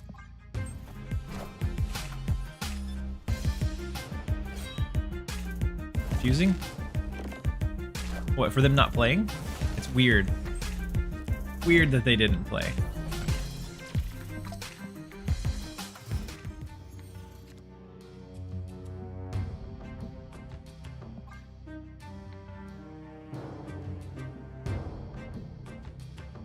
So they're going to have extra energy, plus the extra energy from Arisham. Their output is going to be incredible. Their cables could have stole our Hella. We don't know at this point.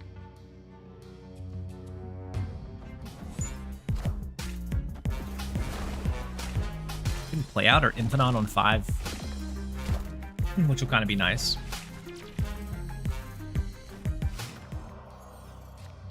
Hello! Or we could always also just arrow their Shadow King into mid. And that gives us our like Jubilee to dig for Hella, or we're hitting like Hellcow or Blade.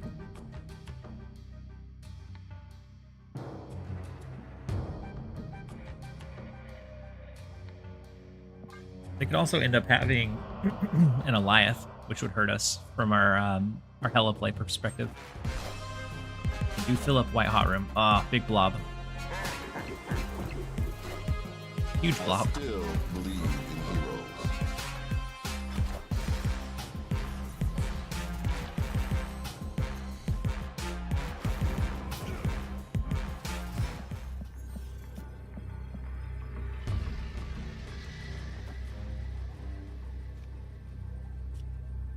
What do we think the chances are that they pulled our... I guess it's a 50-50 now, that they pulled our Hella and not our Hellcow. Since they didn't snap, I'm not convinced that they got Hella. But I could be wrong.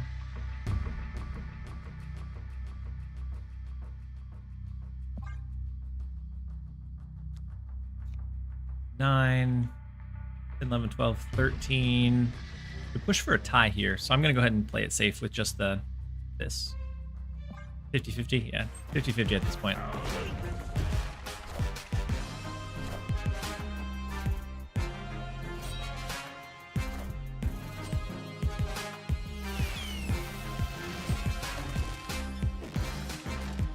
did get it. They got it, but didn't snap into it. They bamboozled us from turn 1.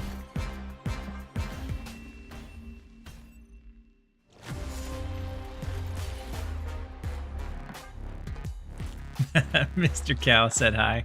He did. He told Jubilee to move on over into Asteroid M. I may pivot. I may pivot back off of this. I think it's a fine enough deck.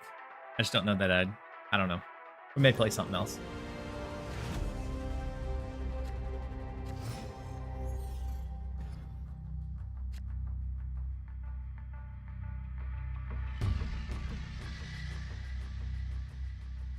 Not snapping on a cable on Hela. So yeah, they may have been worried that if they snapped after the cable, we would retreat. I probably would have snapped like maybe the next turn or the turn after, just to try to take some heat off of the cable pool. But yeah, I probably would have snapped at least at some point. Titan definitely hurts our Swordmaster line with Hela in hand.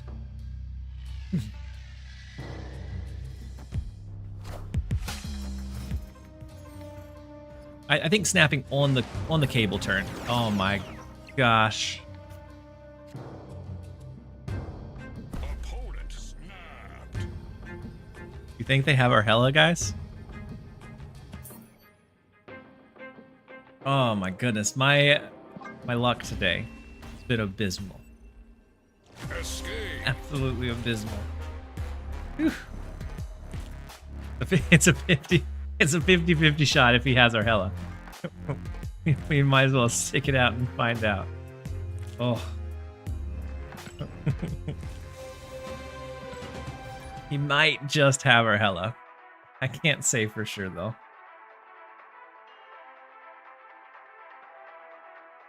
Jay Gravy, I agree.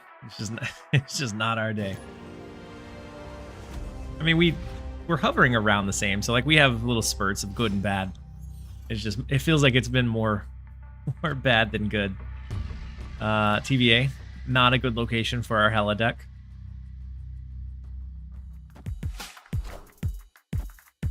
Maybe they'll change it. No, they're never gonna change it.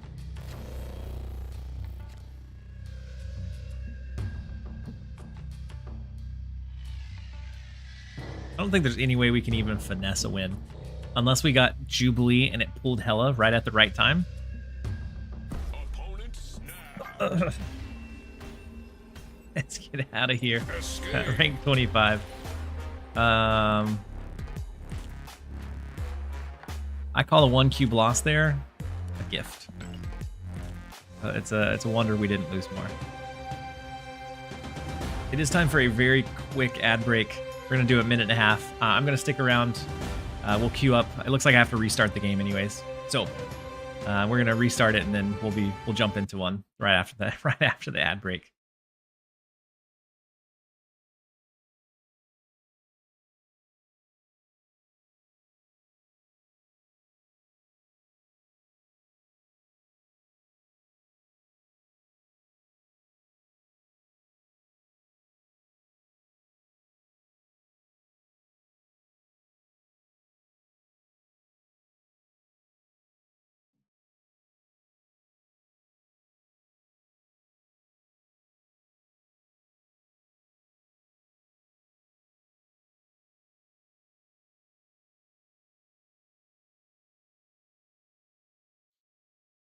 Restarting for you guys. For you guys that are here. The game crashed, and so I had to reload.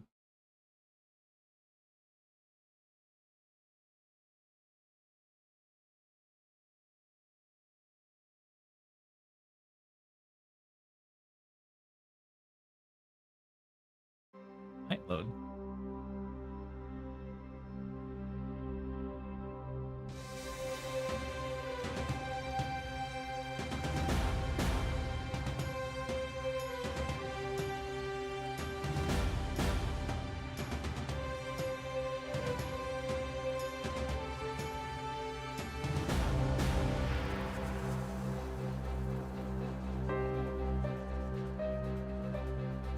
There we go. Back in with it. Right about the time the ad's finished. So good timing.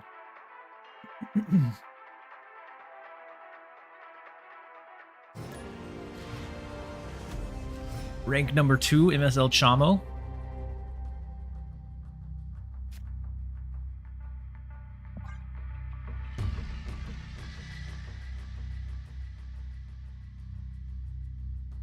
See what we can make happen.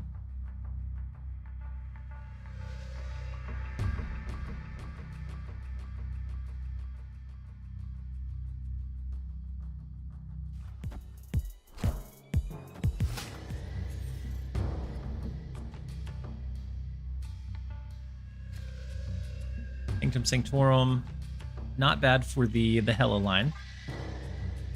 For them, it looks like they're running maybe a Wiccan deck. We have to worry about Eliath, but otherwise, I think it's easy enough for us to outshine them in Sanctum.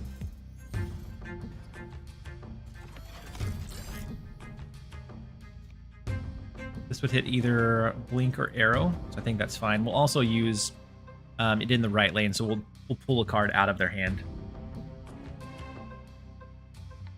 Because if their right lane ends up being full, then we could get much easier guaranteed Hella down, whether that be from like a Blink, a Jubilee rotation, without the fear of the Eliath coming in.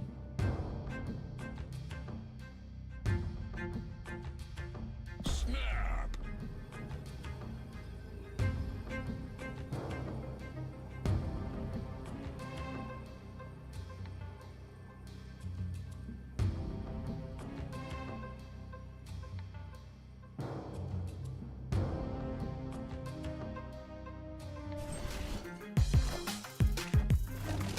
So Mobius, that's fine.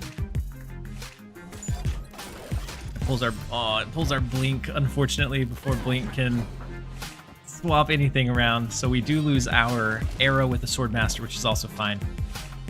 What do we pull out of their deck, or out of their hand, though? Shadow King? Okay. Fine.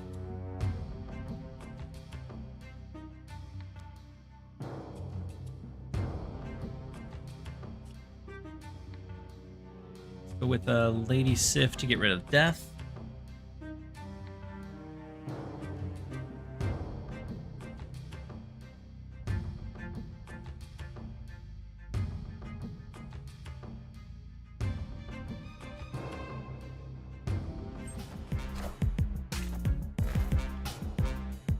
And we do have Jubilee to dig if we're searching for Hella.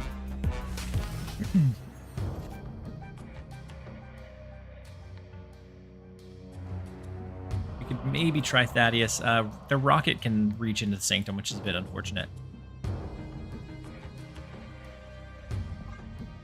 Let's go with Hellcow.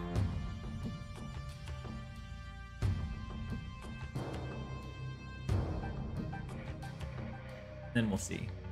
So Hellcow pulling over into the left is a little bit scary for the potential of them having Eliath.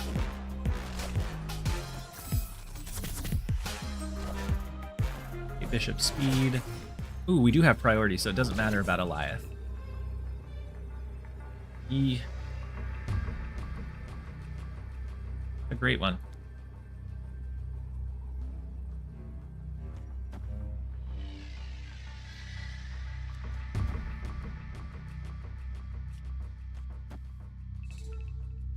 And then Dexter is best. Welcome in. Hopefully you're having a good one so far. So it ends up being a 1 out of 3, which we absolutely hate to see. But we took the chance on the 1 out of 3 before. We're going to take it again. And we do force the retreat. And I'm doing well. Dexter is best. Hopefully you're doing well as well.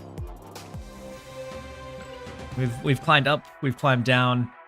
Been just about stagnant over like the 8-hour stream. It's been a good stream. I've tried several different decks. I did run a She-Hulk Moon Girl double down deck that I was absolutely just loving. But I felt like people maybe were getting tired of it, and so we pivoted to something else.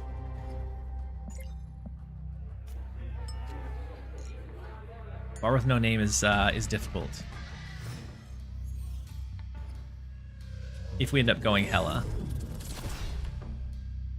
Wow. If you win the Nexus, you lose Bar with no name. I love Moon Girl She-Hulk decks. Me too.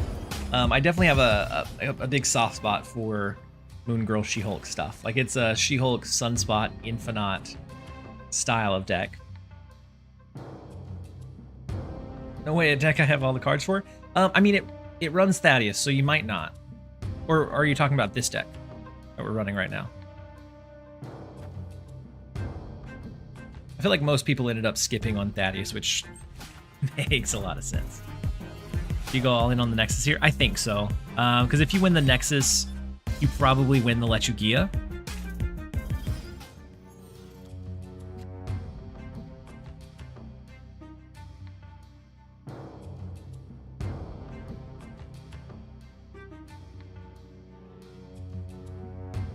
We do have Hella.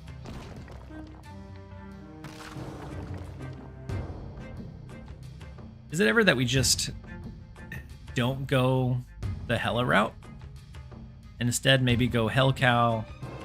You just hit it with a blink to go into the Infinite potentially? I mean, we might want to do it later rather than later rather than sooner.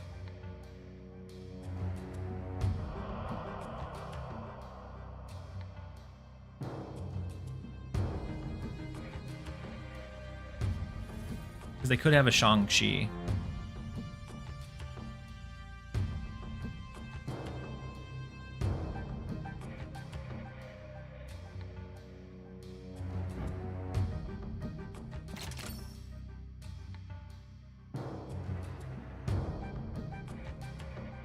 I think I'm just going to skip here. We're going to do a Hellcow discard. See what it hits. If it hits Blink, then we can always Hella to bring it back. And then the Hellcow will still transform into the Infinite. But if we draw Infinite, then we can just play it outright next turn, which I think might be beneficial as well.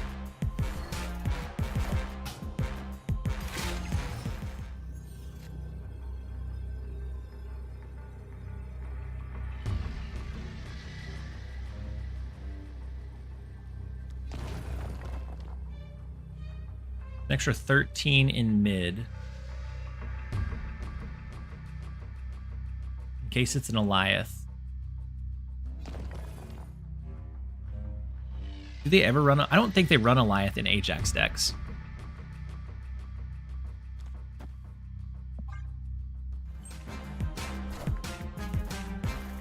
Malekith is big. Hazmat, unfortunately big. Cassandra Nova also big.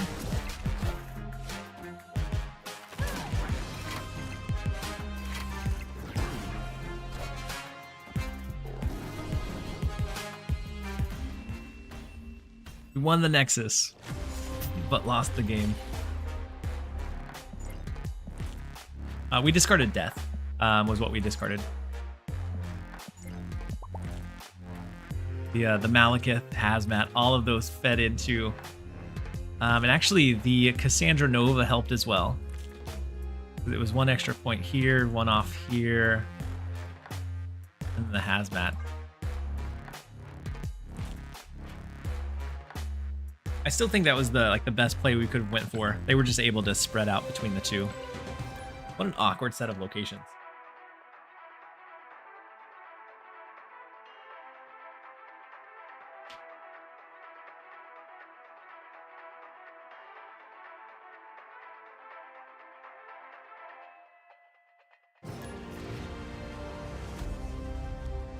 Cian did win the game. We have rank 9 one more time. Gotta run, huh? With Shrimp Puerto Rico. I think they beat us before. I can't remember if they beat us for 2 or 4 last time. But I do vaguely recall us losing. Nova Nico week. Nova Nico, I think, is a really good like weak 4 pulls.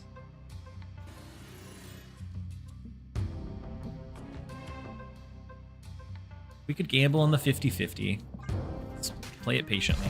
Wait it out. Whoa, they're running Corvus. They lost Gambit, they lost Blade. They must have pivoted decks here recently.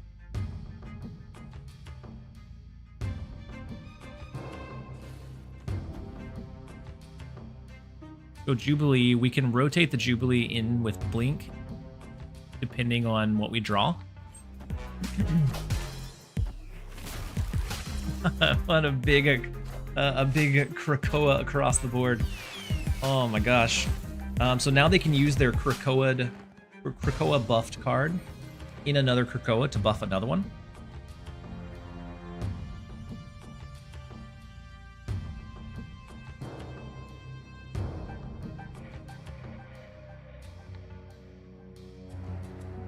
So right now we would blink into the guaranteed arrow, but I'm not sure that I care to do that. We could also do a Blade Swordmaster. Blade gets rid of Lady Sif. Swordmaster hits Blink. Not the best discards.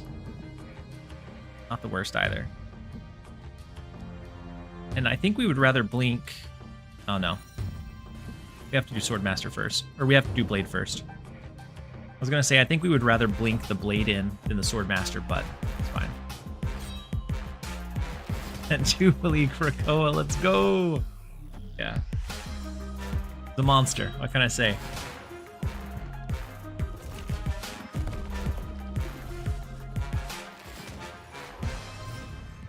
A big follow-up card.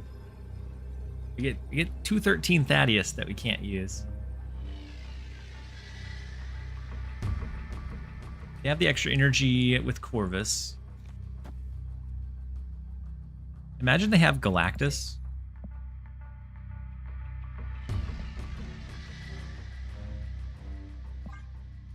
I think we probably lose this one, but for 1 extra cube, I'm willing to see it play out. That is a gigantic blink, my goodness. Minions to me. We need something left.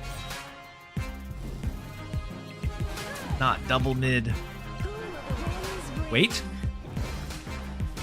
No. We had so many chances to go left, and we just could not make it happen.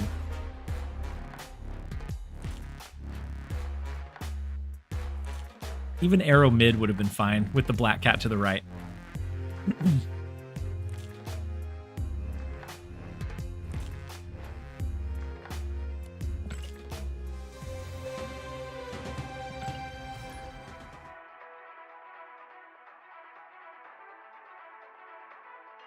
That would be an interesting ability, Dexter.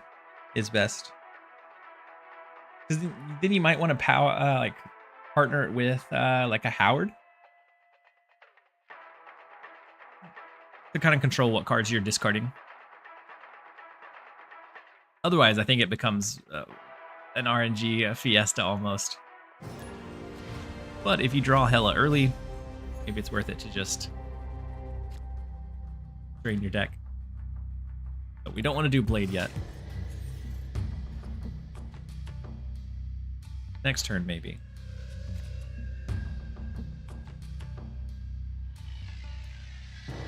Bleed discard's not awful. And really, anything we rotate into is fine. Oh, snap.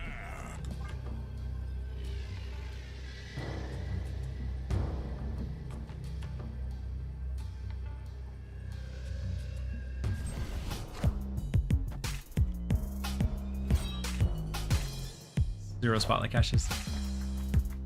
I usually save mine up until I have enough.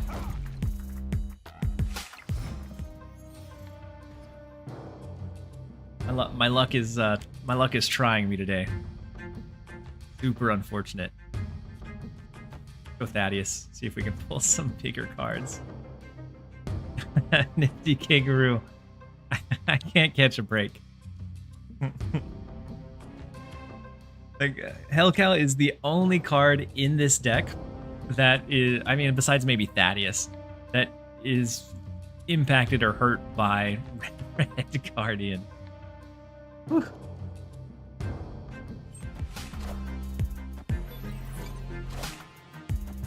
Big Brood, so it's a Surfer deck. Into the Forge one more time. Nothing that we can do here.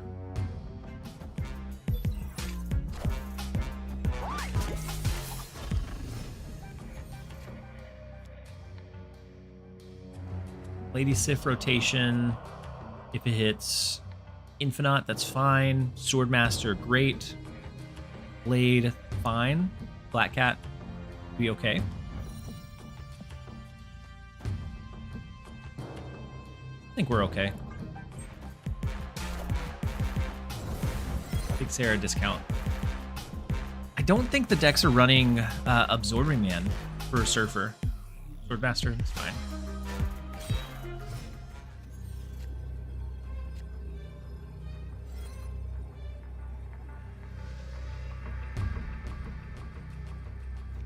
Is it ever Hella full resummon?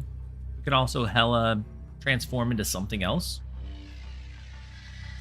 Or like Hella rotation, because we'd have the 1 out of 3. We don't really want to do that. I think we're gonna gamble with the Hella, change it to something else, and then let our cards resummon. Yeah, I'm not sure why my bot's not updating. It's always Destroyer. Well, at least we'll win Tarnax, if that's the case. For me, I feel like more often than not, it's like Arnim Zola, or they got Brood back. Oh my gosh. I feel like more often than not, it's like Null or Arnim Zola, and like has nothing to benefit on it. So no Surfer, just the Nova Killmonger. Minions to me. Blink doesn't have anything to hit. It's too much in the right lane, you guys. Wait, the Doom kind of cooked it, giving us the actual power we needed in the left lane. Otherwise, it all stacked right. They all went right until they couldn't anymore. My goodness. I feel like our luck is being toyed around with, but it's just ever so close that it's able to pull it out. Nerf Tarnax. Yeah. I feel like more often than not, it's a bad outcome for me, especially with 6 cost cards. So usually with Tarnax, I like to like play a death, or to play like an Arishim or something that can't really change into anything else to make sure. I guess Doom does in fact rule all. He does indeed. Next up we have the Snap Nation.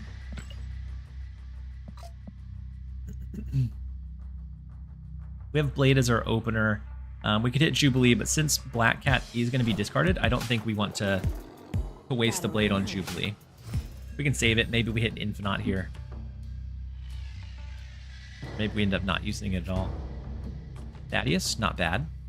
With them running Zabu, they're probably going to play their energy pretty efficiently on curve. I don't know that we get a lot of value out of him, but maybe it's enough to make them play a little bit more awkwardly than they would otherwise. How's MCOC been going? It's been going good. I'm not, probably not. I don't think I'll ever create any content for it. Outside of like the sponsor stuff, but I've still been playing it and enjoying it quite a bit. I recently hit, I think it's Paragon, whatever the highest rank is. I recently hit Paragon, or that one. And I've almost cleared Act 8 entirely. I'm on the last mission, and the boss there is giving me some trouble.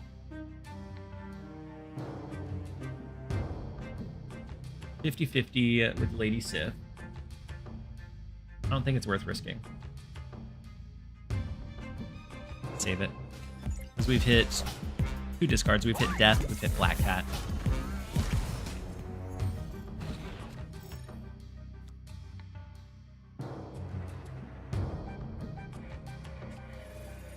Blink could hit Hellcow, could hit Jubilee, which would hit Hellcow, or Swordmaster. All of those are fantastic options.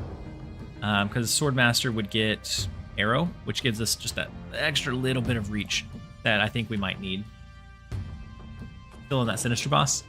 You need a Fury champ, right?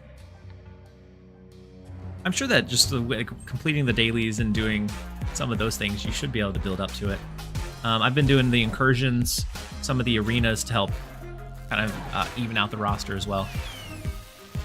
Jubilee into Hellcow. It's pretty big. Yeah, Swordmaster could be Sif. This does not guarantee the arrow, you're right.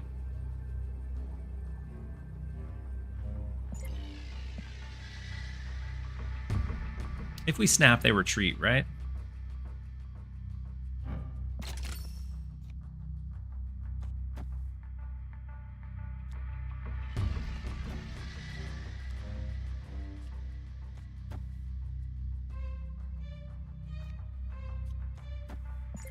We just let this one play out. I think if we snap, they leave.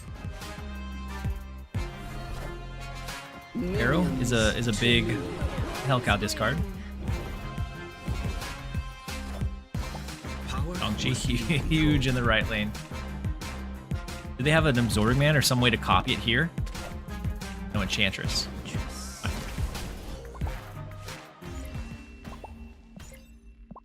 Victory. But it is time for a quick set of ads. We're going to jump over into a minute and a half, and then we'll be right back in with a bit more.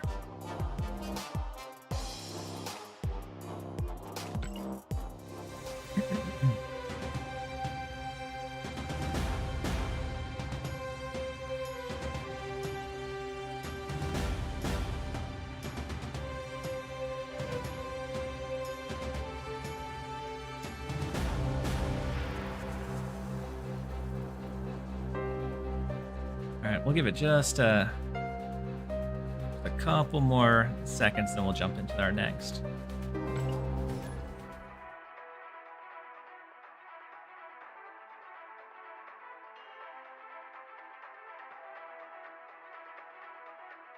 I didn't know you ran Hella. I run a bit of everything, Snap Nation. I don't know if you're in ads or not. You dirty dog, you. It was a good game. I was a little bit worried about where Hella was going to resummon. That Shang-Chi was just about enough to make it happen. But it was a very, very good game.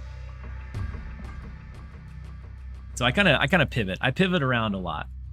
I find it hard to stay on and focus on one deck for like an extended period of time. Yeah, Shang almost did it. Had we not got lucky with the Black Cat resummon in mid, Shang-Chi would have cleared it for you. All right, let's go Thaddeus. Since they didn't play on 1, maybe there's a chance that we get some value out of him this turn, or this game. More often than not, I feel like he's just here in case. Because a lot of decks these days are able to very easily curve into the cards that they want, or curve out and use their energy efficiently. We do have Arrow. We need to see Hella in hand soon before they hit like a cable that potentially steals it from us.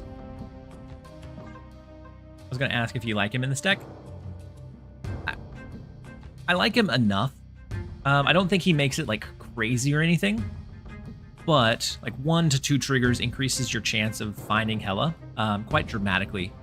And so more often than not, I feel like you don't get any effect from him, but sometimes I think it makes your opponent play a little bit more aggressively or a little bit different than they maybe would have to make sure that they use all of their energy. They do get the cable. Rough. We got hit with a cable earlier, which stole our Hella. And we're hoping that that is not the same thing that happened here today.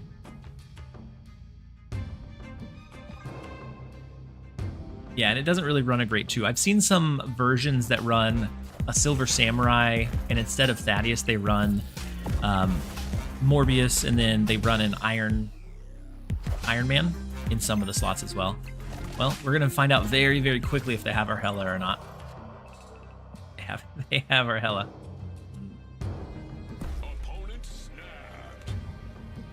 We never beat them, right? We know they have, like, what, Shang-Chi?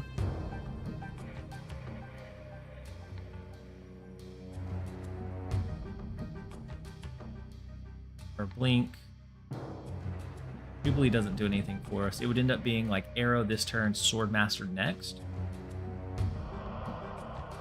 Or Swordmaster this turn, Arrow next.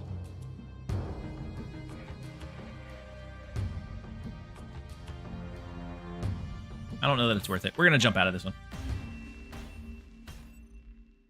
Escaped.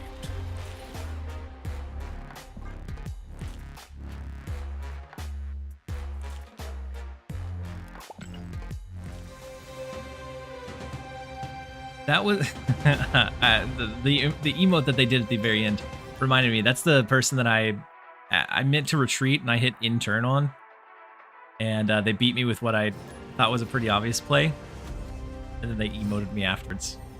Fortunately, next up we have Dexter. I feel like, actually, I don't know what Dara's name is. I don't know if I ran into him at all today, but I do feel like I match into to Dexter quite often.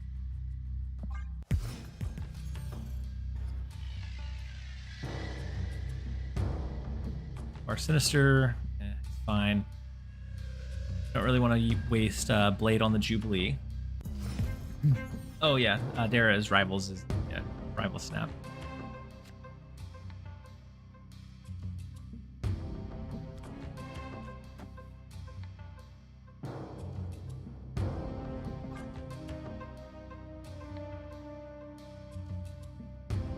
Maybe it becomes just a Thaddeus. They skipped on the first two. Maybe they skip one or don't use all of it. No, it's Electro. Okay. The ramp deck. We have to look out for Infinite or maybe Red Wing.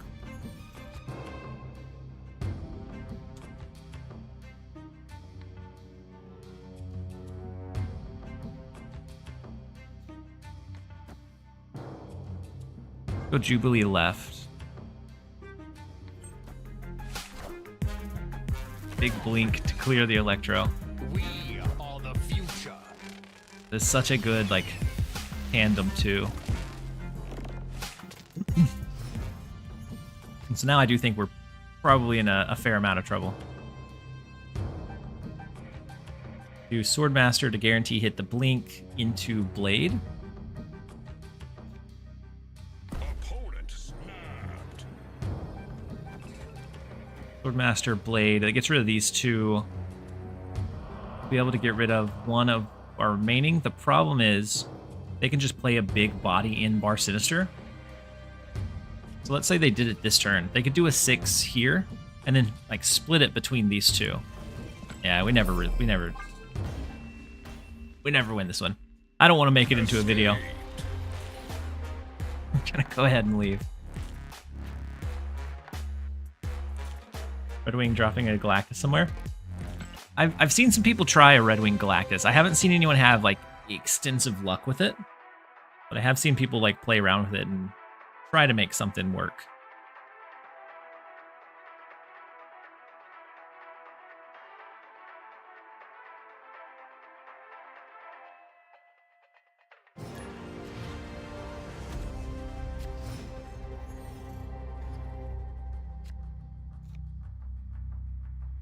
Next up is Flirty Unicorn. 15k collection level. The matchmaking is so wild to me. Another mill deck. Oh, unfortunate. I'm starting to see some of the Baron Zemo mill stuff now. But the matchmaking is so crazy to me. We just went against Dexter, who was ranked 95. And then now it's an unranked, which is, I want to say, lower than 10,000. Like the spread is kind of crazy. You started something bad for me. That's 4 Hellas in a row. Oh no, Snap Nation. Well, I'm facing a lot of mill now. Lower than 5k. Okay, it's 5.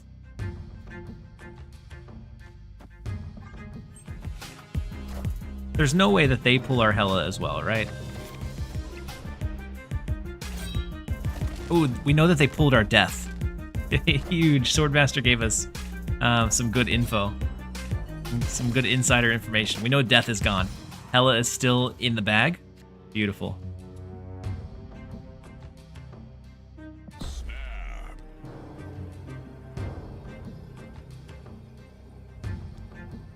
No matter what we pull with Jubilee, it's fine. It's good.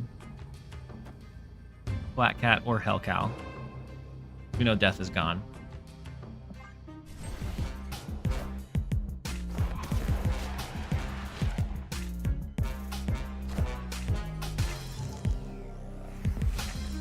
Gladiator can't take either one of them. So now Jubilee is a guaranteed Hellcow. We're in a very, very good spot. I don't want to do... Oh, we don't have Prio. So as long as they play a card, we're not going to yank their Gladiator out of Astrodim.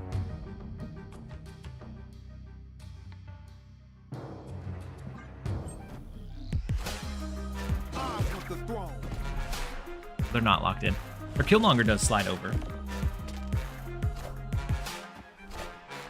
Who will the winds bring?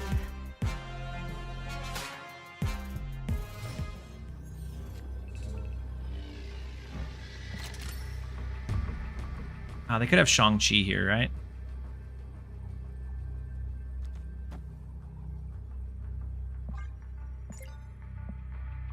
Victory.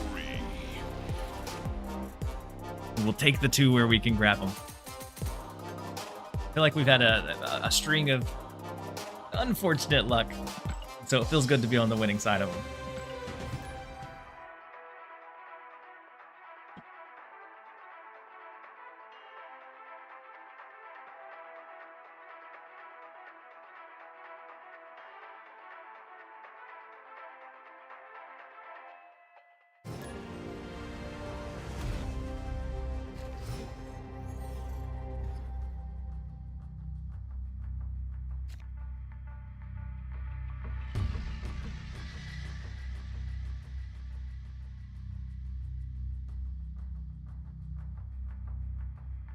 Next up, we have 7 games.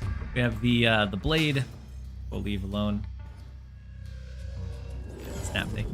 I mean, I know sometimes it does feel like matchmaking is kind of skewed. I don't know that it is. I think it's more so like something kind of catches on, and then a lot of people start playing it, and so then it definitely has that effect of like, I switched to Hela, now all I see is Hela, but they may have switched like for the same reason that you switched. So I think it's very. I think that definitely plays a factor here. I can't believe that. I just can't. I don't know. We're never going to know for sure one way or another, I don't think. Let's go Blade. Spirit of Infinite. We want to try to maybe stack left-right so that the resummon would really emphasize the Nexus. Taking nothing from doing so. I mean... Pre-infinite, I could definitely see some amount of skewing to potentially increase playtime. Not that I'm saying that they're doing it. I'm not saying that by any means.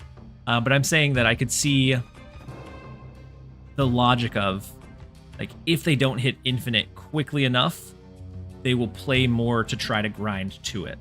I don't know if that actually happens, but whenever I get faced off against like an impossible or like killer bot, the thought always runs through my mind. Post infinite, not so much. I don't see the gain there.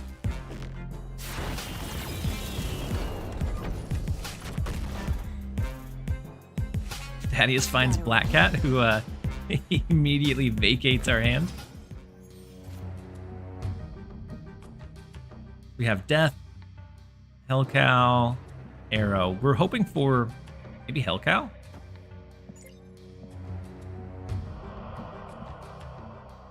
Then we're just going to go heavy into the Nexus.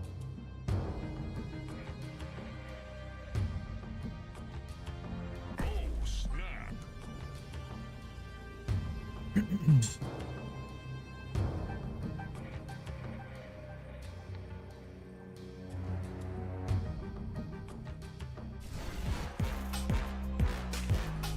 They could have a way to change the Nexus, potentially. Or they're just going try to outscale us there. Hellcow, beautiful. Find a death. We happen to discard that one. Also beautiful. I don't think they have a way to block our resummons, but I don't know. So I almost want to Hella in the right lane.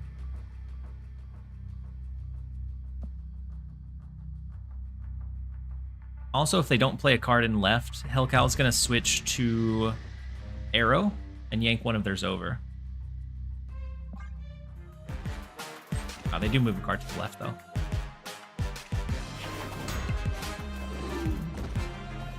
If we could have just played the Hella here, I feel kind of silly. No, that we do dodge the Cosmo. Minions to me. So far. Perfect. Couldn't have asked for better. Victory. I find the bots I play always have the same weird hobgoblin vision. There are some bots where, and sometimes they're throw bots, and they like get you into a choke point, and then if you stay, they like intentionally lose. But there are some where that hobgoblin play is just like, it's a hobgoblin randomly thrown into just a hodgepodge deck, and it absolutely decimates me.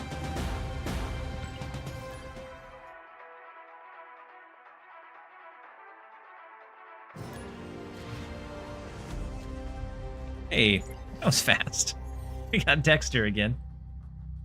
Maybe this time we'll have better luck. Good start. We can blade into the death, get rid of it.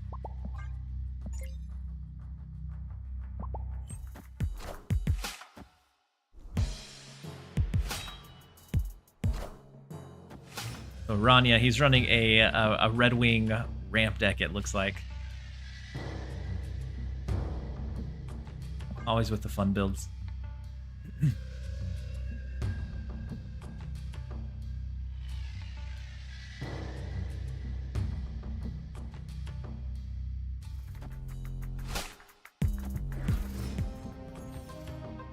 Rania Ebony Maw, too big. Spider Island is is perfect for their Red Wing. I guess it already pulls into Asher and him anyways, which is fine. Swordmaster's not going to discard anything here for us. But I don't think we hold it for a better turn.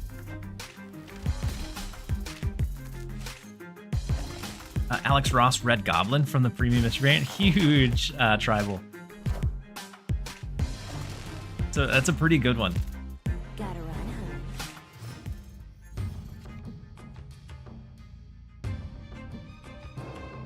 If we blink, there's a chance that we hit Hella. Otherwise, anything else we hit is great.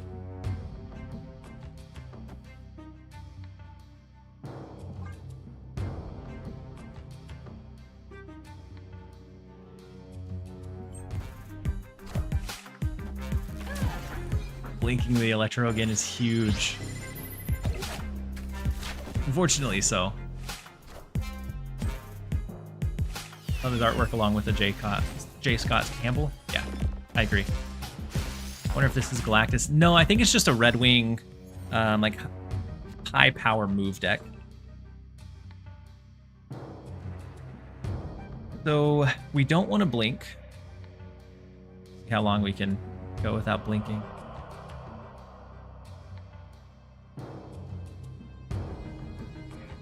Do Hellcow next turn. Right now we've only discarded 2, the Death and the Black Cat. Not fantastic. But Hellcow could come in big for us, especially if we draw Arrow next. And if not, and Hellcow hits Blink, then we can rotate into the Arrow, which is somewhat decent.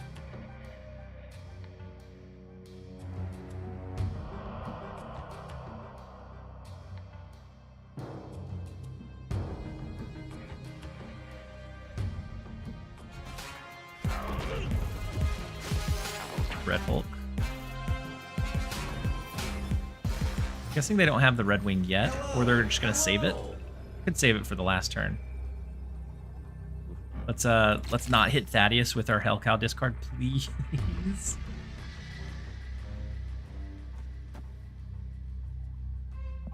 Infinite would be ideal.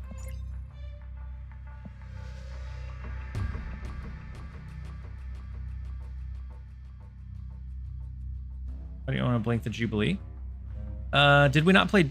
Oh no, we did. Oh my gosh, we could have blinked the Jubilee. I thought we played Hellcow last, but Jubilee played Hellcow.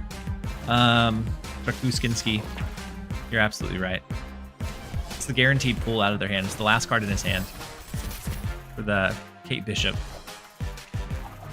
And Ghost Spider rips it back over. Man, we had the free. Oh, and Thaddeus gets hit. Minions to me.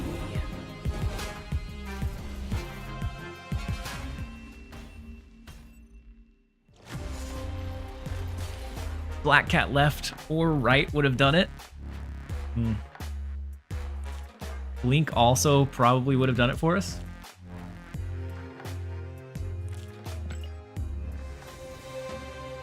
I feel like that was a bad game for both of us. We're gonna switch it up for a little bit. Actually, we have a quick ad break that's gonna come up. I'm gonna run to the restroom, so we're gonna do 2 minutes of ads, and then we'll be right back. And I'm gonna switch back to the She-Hulk Double Down deck, which I was having an absolute blast with.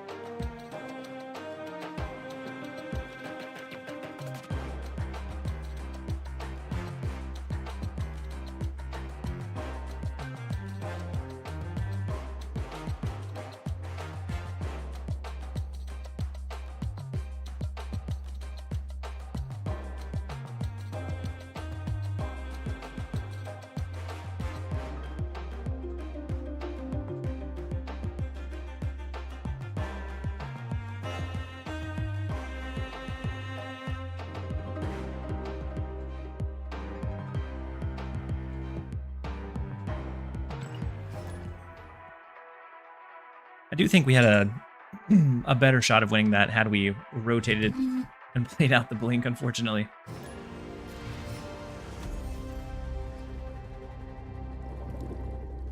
Up we have rank number 3 MSL Chamo one more time. Yeesh. All right, but we did pivot decks, so maybe we can take them by surprise with that pivot.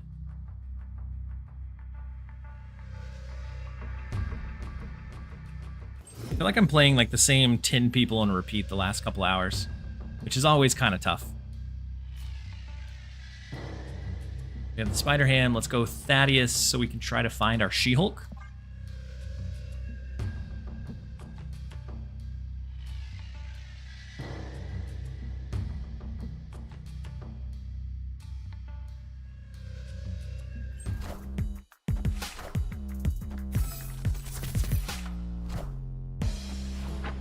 We hit their Mobius. Not bad. Actually, no, that's really good for our She-Hulk stuff that we want to do. Actually, really, really good.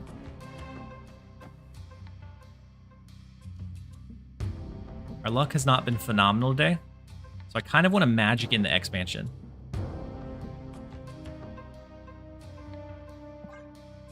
To bring it back to even ground.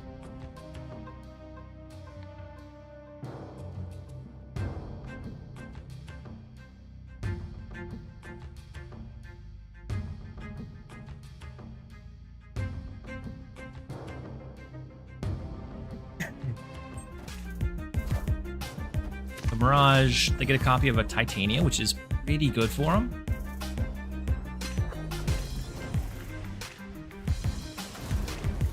Probably want to save it till late game, but still very, very good. Surtur, we could duplicate up on the Surtur. I think instead we're going to go Surtur. We're just going to hope to naturally draw the She-Hulk by late game. Big Wiccan. Good thing about this deck is we don't fear Eliath as heavily. Big Shuri.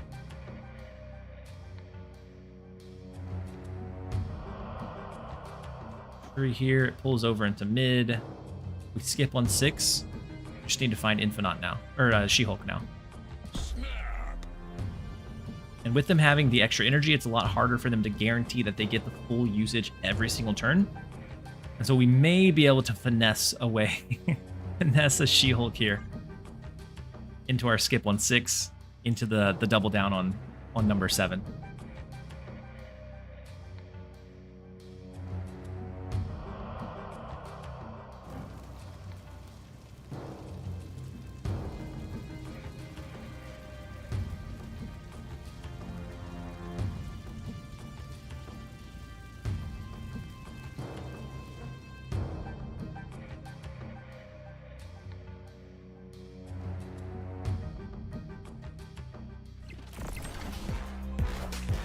Speed and Iron Patriot.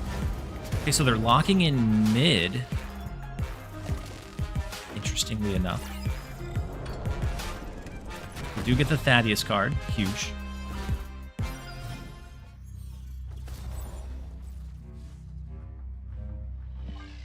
Unless they have like a Legion or something that's ripping away Limbo, which most Wiccan decks don't. I think we're okay.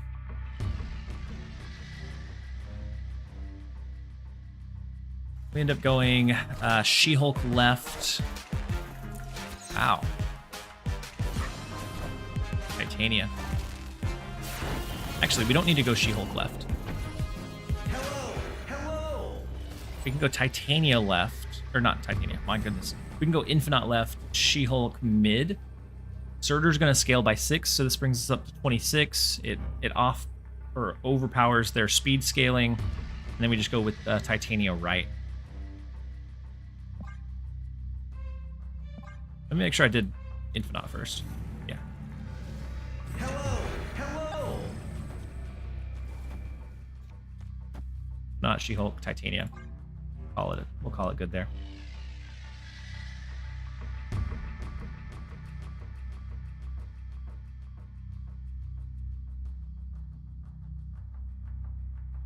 She-Hulk first?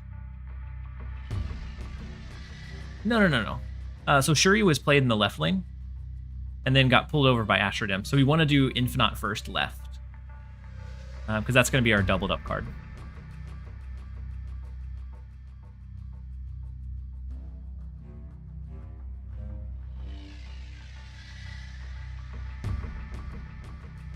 Also, I didn't mean to know you that many times. I was trying to think through the line.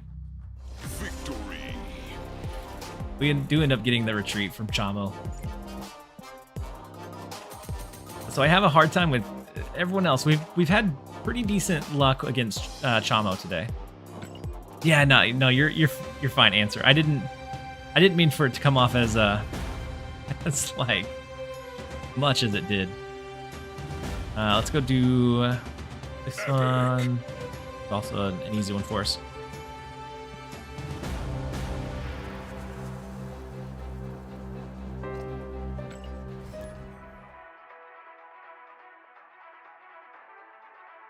This deck is so solid. It almost looks like a random hodgepodge between like the Shuri, which sometimes can feel awkward, the Surtur, the Hope, the Thaddeus. But I have enjoyed this one so very much. And I think we've maintained a pretty decent win rate. So over 50 games, around a 58% win rate is what we've been holding with this deck. So even between the ups and the downs, we've been doing good. Stuff is Arsham disgusting. We do have Thaddeus, so we could try to pull out our Infinite. We have Hope Summers into Shuri, which can be that monstrous play, and then Elysium is huge in and of itself. My goodness. So now it would be, a Moon Girl would be fantastic.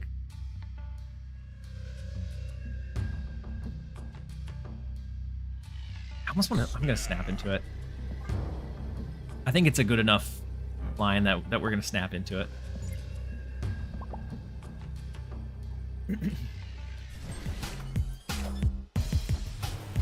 Ooh, big Polaris. So is it a Scream style deck? If so, if they cap us out whenever we play Shuri, it could get kind of tricky.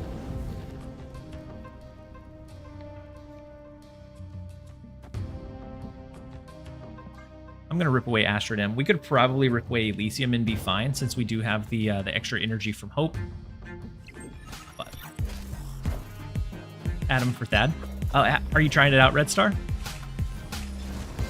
Yeah, Adam I think would be a bit more consistent in that early game. It was a Doom 2099 deck.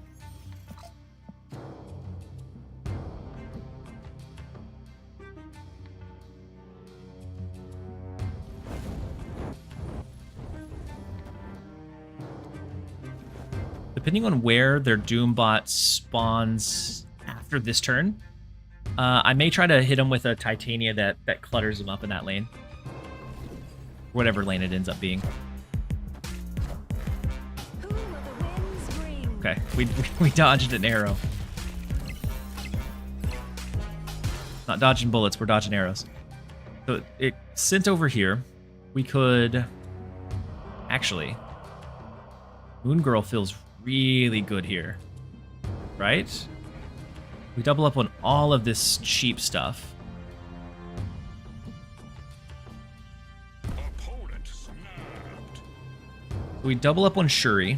We'll be able to do Shuri, She-Hulk, Shuri, She-Hulk, and then double Titania. As long as we have the space for it.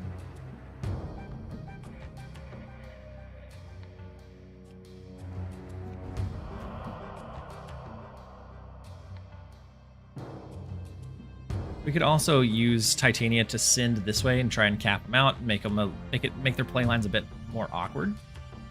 But I think we're doing the Moon Girl.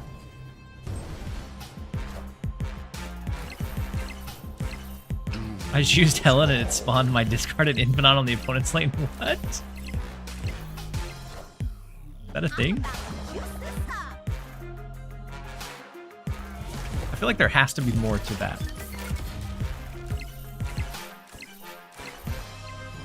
A lot of Doombots getting buffed up all over the place.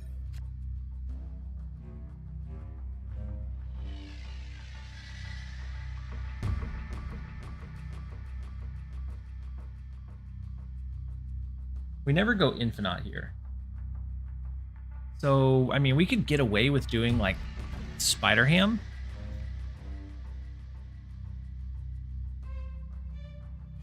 Try to hit one of their cards. Mid lane's full with Fenris. Interesting.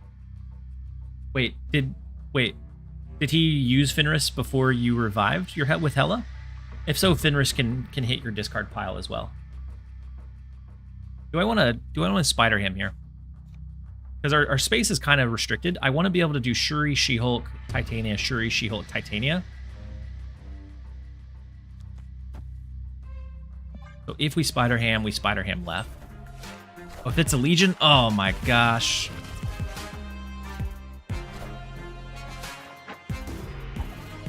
Absolutely being boozled. That is my day. Oh, it was in a different lane other than the Fenris? In that case, I don't know.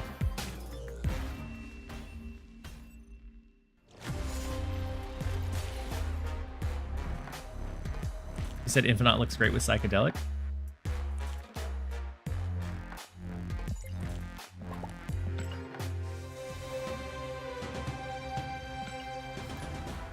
That one hurt because it was for 8 cubes.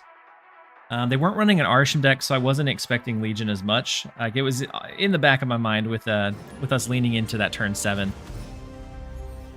And honestly, we probably could have set up before the turn 7 and we didn't need to. We could have Could have all played it out on 6 with the discounts. Oh well, shame on us. Let's go Spider Ham into the Great Web, see what we hit.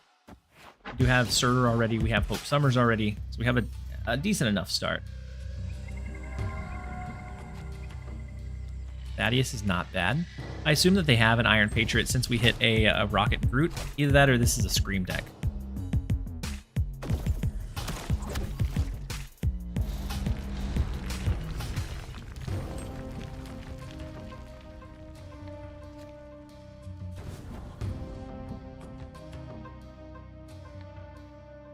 The Great Web location, if it continues to pull our cards and not the opponent's, is going to be very, very bad.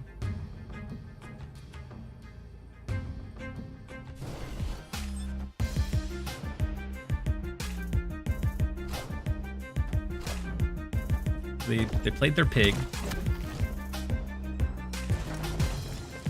And we hit our Surtur pull.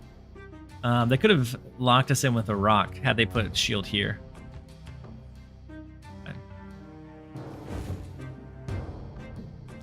If we do like a Hope Titania, we could skip and get a free She-Hulk. Otherwise, it's Shuri, wait for it to inevitably pull to the left. Skip 1/5. Beings with the massive raid. How was your stream? I know that you were playing a variation of decks. You've been live for quite a while. Have a great stream. Thank you so much for the raid. Let's get you a shout out. I know that you were streaming for a while, so you probably won't hang too long, but I appreciate it. Got hella luck most stream. Is that good luck or bad luck? Because I feel like my luck today has been just awful. I feel like every coin flip that could go wrong has mostly went wrong. I did run Hella for a little bit. Hella Thaddeus. Didn't have a whole lot of luck. It was probably around a 50% win rate, but it wasn't crazy by any means. We always lose left. We skip. We can do the She-Hulk, get a little bit here, but I don't think it's ever going to be competitive. We probably back out of this one. I've been on that vibe as well, yeah. It's it comes in ebbs and flows. Like, we've had a little bit of good luck, but for the most part, it's been all downhill all stream. With the Galacta, with the Gwynpool, we're not going to be able to do much. Had we gotten the extra energy somehow, had we got Hope Summers down, we could have done both, but as is, we're going to... Escape. And hopefully everything else has been going well for you, Binks. Nina popped in for a minute earlier, and I told her the same thing. I feel like since we've been kind of focusing on different things and the game's newness has worn off, I feel like I haven't been able to, we haven't really connected as much. But hopefully everything's still going well.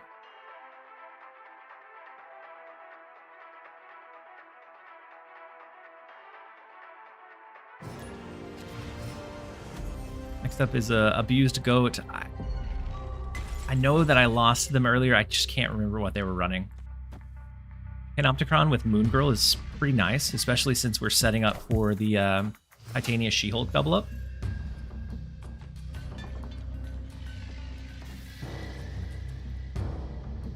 Havoc dropping?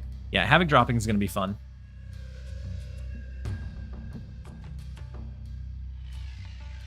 Let's go ahead and skip here.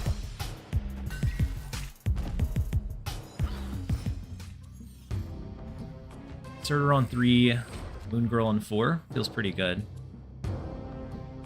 We won't really be able to do much with, or anything with the Infinite. I think that's fine.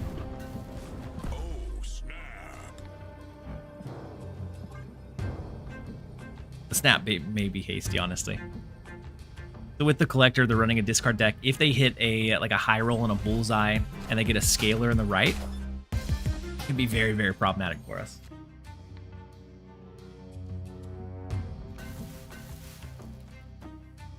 I think we still do the Moon Girl, and we still go with the same line. And just hope that they don't get the high roll off of it. I'm collection level 17,000. I'm finally getting Havoc and Hercules for free. That's gonna be like definitely a good feeling.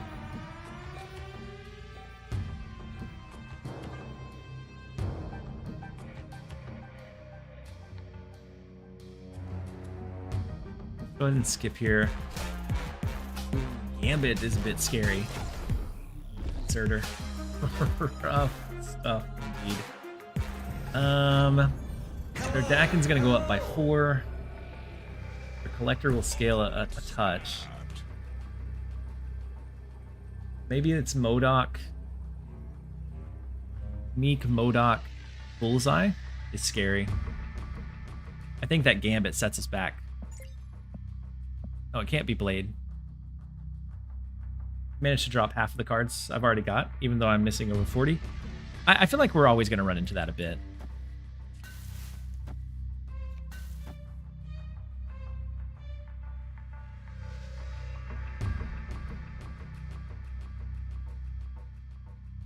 They could also just go big left.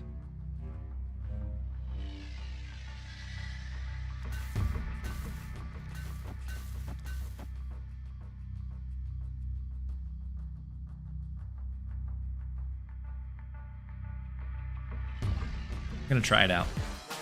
Oh no, the singular card, the Modok. The good thing is Bullseye goes off before we reveal. Oh no, but Modok's gonna scale too much. We needed one extra card in the right, didn't we? Or in the left.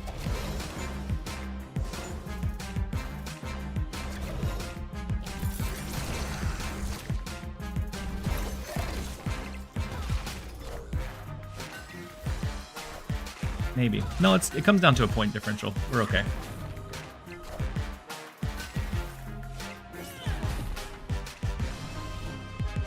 Oof. We lost the 8 earlier, so I was a bit nervous.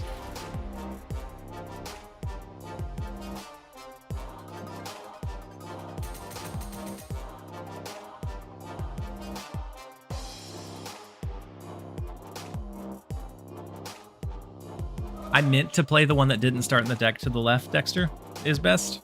But I misordered it. So maybe it's not bad luck today, maybe it's just bad playing. But I did mean to play the one that didn't start, so we'd get the extra +2 left. That was the intention with the Moon Girl. And for whatever reason, I just assumed they'd all get the buff. This card losing is Chef's Kiss. It is. That Gambit hitting the Blade, I think, was very beneficial for us. Except his Gorbacha cheese. No. I'm filling in my own blanks. We have Gorba cheese. Goodness.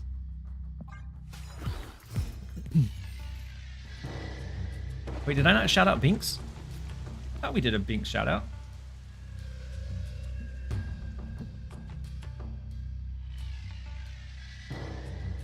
Oh, yeah. I guess we did. All right, let's go Thaddeus. I don't think we're ever going to fill up the raft. The Gorbo cheese may have us there.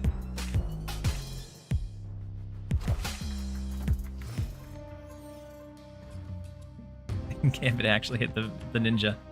I mean, whenever it happens, it feels really good. It just feels like it doesn't happen as often as you would want.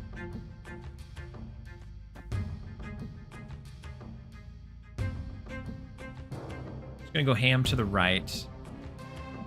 And it might be Moon Girl on 4. Moon Girl on 4, Skip on 5. Probably our most likely line. Ooh, Mysterio feels like a big hit for him. Seeing the Mysterio come down, I think it's probably much more into like a counter heavy deck. And I think we're fine against that.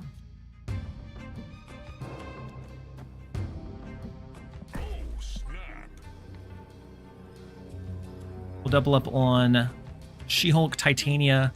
We have the Shuri. We're going to be able to do, what? Shuri, She-Hulk, Titania? No, it'll be She-Hulk, She-Hulk, Shuri.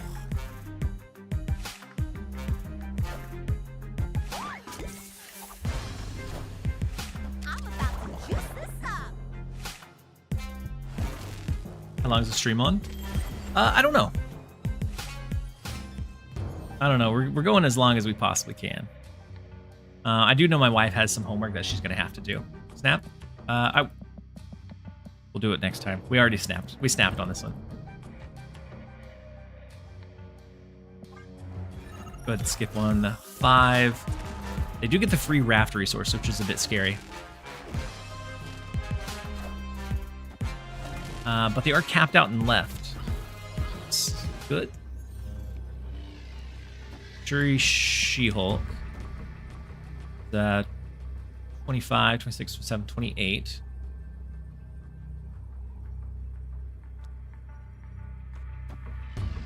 And maybe just in mid. We have to worry about the free resource they got from the raft, though. I think that's the biggest losing factor here.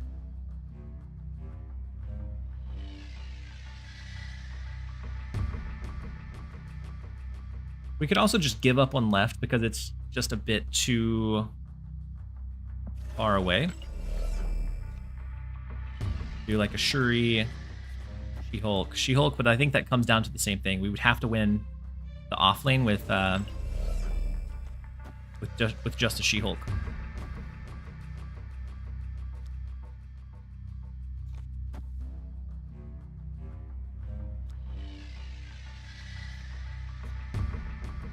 Or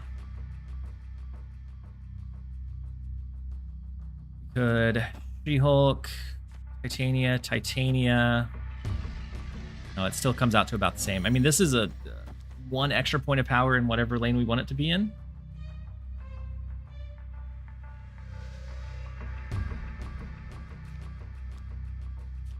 But I doubt it's enough.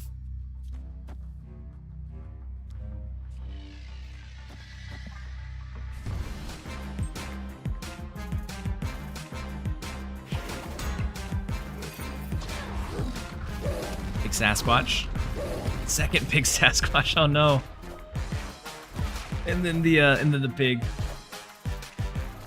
We can't hold it down there. Just one of the two we could have. But the second one being a discounted Sasquatch. So then free Sasquatch, discounted Sasquatch alongside of the buffed up Mysterio is big. We should have left that one. We should have left it alone. Snap next game? Alright, I'll snap next game.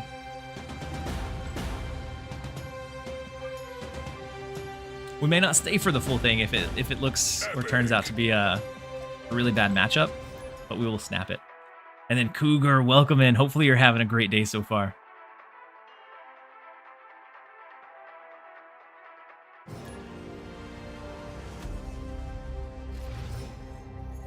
Gorpa got a nice cook. They did have a pretty nice cook for sure.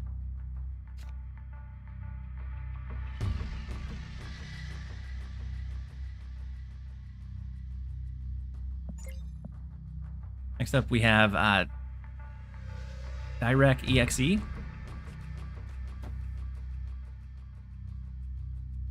go with the Suns. Actually, let's go with the Nebula. Because if they're playing a movement deck, they're going to want to play away from the Astrodem and have it yank over. On ladder a lot, but haven't been here much. Well, welcome in, Cougar. Always a nice match whenever we face each other.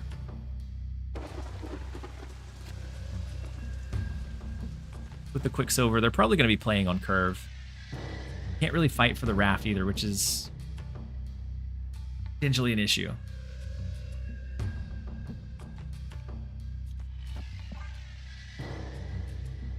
Especially with Astrodem. Pulling over like our 3 costs.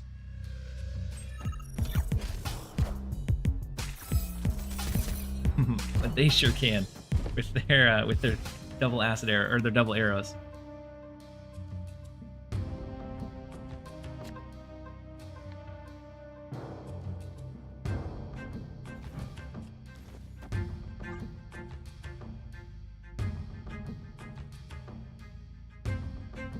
If they found an acid arrow, we're in trouble in Astrodem.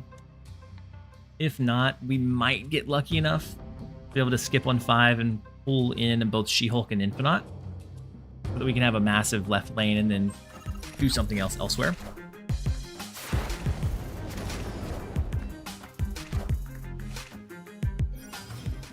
Patriot Grapple Arrow. We do find Infinite here. We're just hoping for the non-acid arrow. If we see it, we retreat. Otherwise, we're hoping to pull into She-Hulk. How much collection level did you get in 1 year? I don't know. I didn't keep track of it over the course of the year. I know in 90 days I had a handful of Series 4 and 5 cards. And so maybe 1,500 in 90 days or 100 days. Maybe a little bit more. Might have been closer to 2,100. But that was as an entirely free to play account. If you include like the season pass and the rewards you get from that, it speeds up dramatically. Yeah, part 3. I played part 3. I just never got to finish part 3 because my hard drive fried. They did have acid arrow, but they used it as a way to cap out the raft.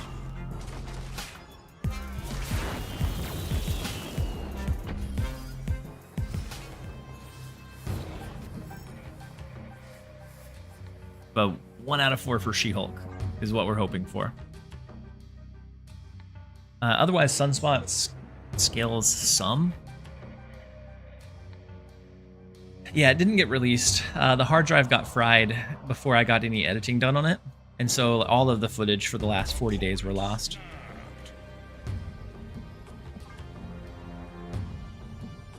If you play Shuri in another lane. So if we played it in Astrodem and it yanked over here, the proc would be here for the double up. So if she moves, it's where she was played and revealed at. So with them snapping, without us having She-Hulk in hand, I'm not confident.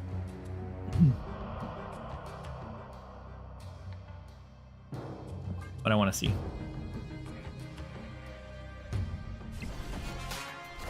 How well did they do? What, the videos? The videos did incredibly well. The Mobius.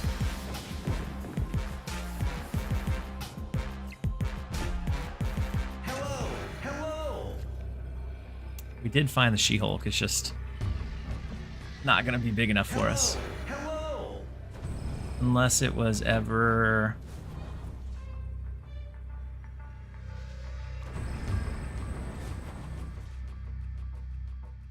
Surtur would be 10, brings us up to 18. Titania brings us up to 11, 12, 13. We're going to be 1 off. Hello. 303,000. Yeah. The first video and it did it exceedingly well. The second one, still pretty good. I think it was around 70,000 is what it's at. And they still get residual views.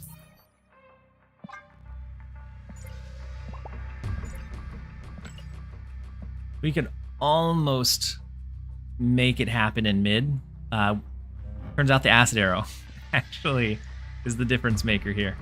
That -2, we can't overpower the -2.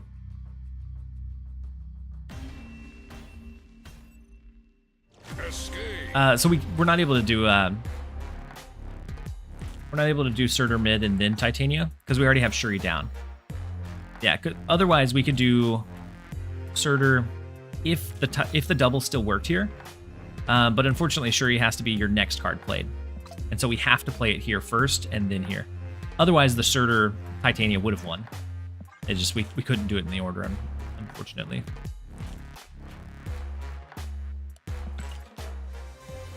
Mobius single-handedly won them that game. Oh, no, you're fine. You're fine, Dandy. Because I thought about the line. Just we weren't quite able to do it.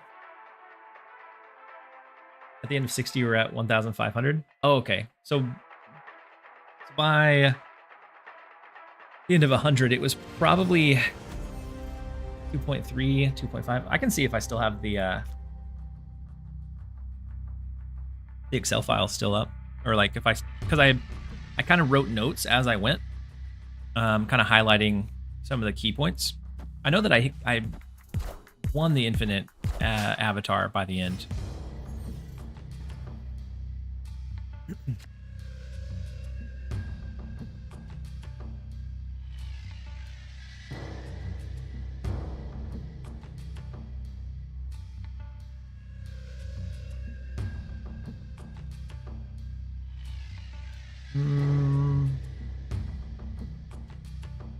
Doesn't look like I do. I have it up through like day 85, but not through the full end.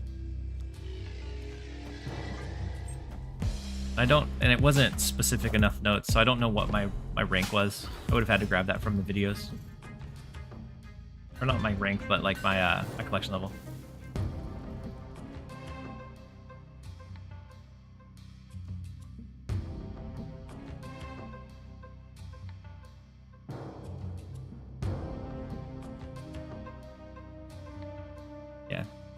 Yeah, so I'm not able to get a close enough answer, unfortunately. Let's go Surtur into mid. And then Catman613, thank you so much for the Prime resub for not the Prime resub, the Tier 1 for 5 months. Very much appreciate having you here. Hopefully you're having a great one so far. Adam plus Titania is interesting to play with. Does it work out well? Like as a way to grab like tempo priority? I guess you could use it as a way to try to encourage the opponent to play there, and then you cap them out with Titania.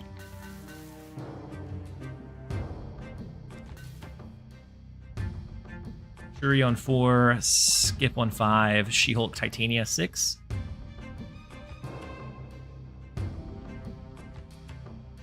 Did you ever open that Spotlight cache that had Eliath in it? Yes, I think I had. That was the one I was going for. When he was released, he was broken. Let me do a keyword search for Eliath.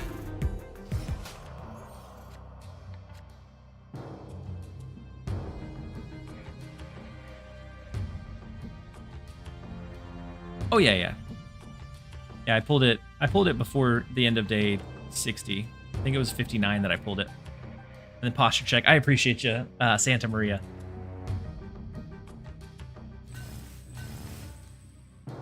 No, we don't want a Moon Girl. They doubled up on their big Vulture, didn't they?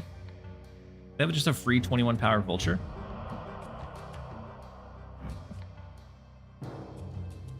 Yeah, we probably leave.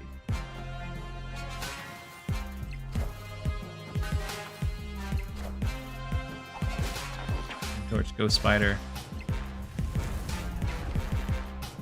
Because we can't really compete against them mid.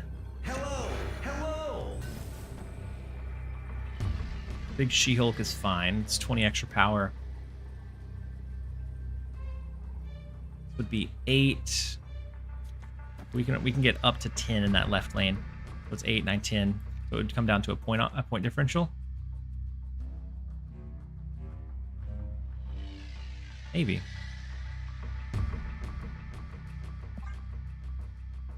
I haven't seen Hope Summers in a while. It has been a while since Hope Summers has been played. I really enjoy Moon Girl She-Hulk style stuff.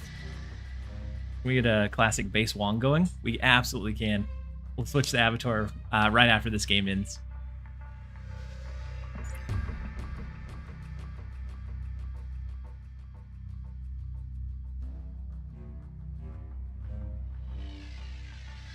And then a posture check from Joe. I still sitting like a goblin. We do end up grabbing the one off of that one. And while we're switching the avatar, it's almost time for an ad to run, so I'm going to go ahead and preemptively do it so it doesn't hit it during the middle of gameplay. We're going to run 2 minutes, and then we'll be right back, you guys.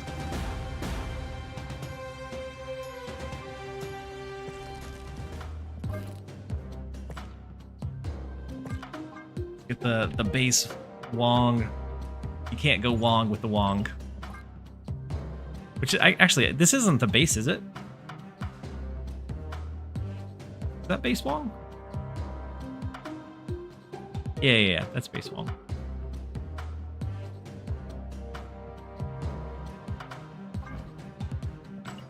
We'll go Wong Mjolnir.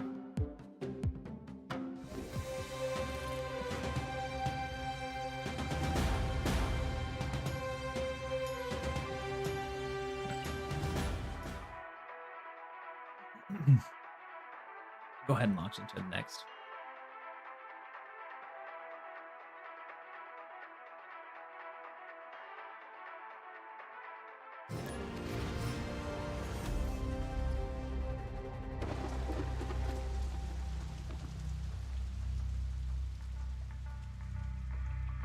All right, next up we have Psycho CB, Psycho Cannonball. Opponent snapped. Snapple in one is a bit scary. Fine. Fine. We do have magic. We have Sunspot. We have She-Hulk already. We have a bunch of good pieces. Let's start with... I'm going to start with Sunspot left. No, I'm going to start with Nebula to the far right. Because they're likely to continually play into Muir Island. So Quicksilver, we're looking at all of the Wiccan stuff that they can do.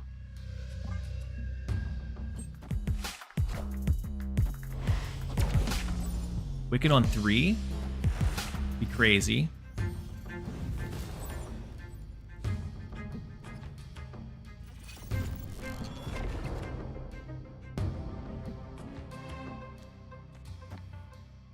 Thaddeus no longer has any targets to be able to hit here. I don't know that I really want us to scale on the Muir Island. I'm gonna rip that one away, keep Ashram in place. They get Wiccan on 3.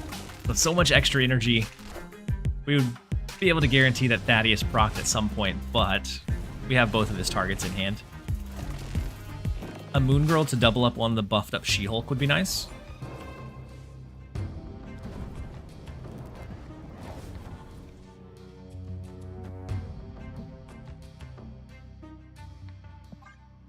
But if not, Surtur's a decent consolation prize. Iron Patriot can be scary, and there's no way that we even halfway compete over there.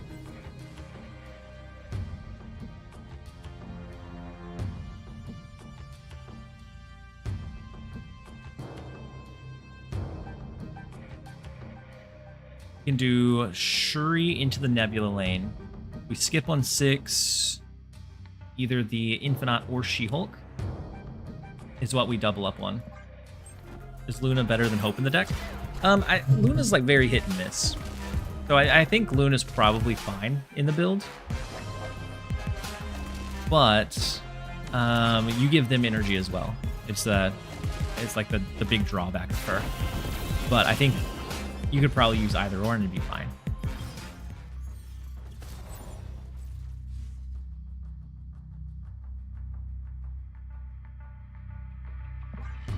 As long as they don't have a Legion, which I've seen a Wiccan deck with a Legion recently, so maybe. I hope not, but maybe. US Agent, okay. Twinpool, and... oh, then the Malekith card. 26 here. They can move the Rocket Raccoon out of this lane. We could either do 24 or 40. I kind of think we need to do 24. 24, it does get hit by US Agent, so it's actually 21. Plus the 5, so we go to 26. 27.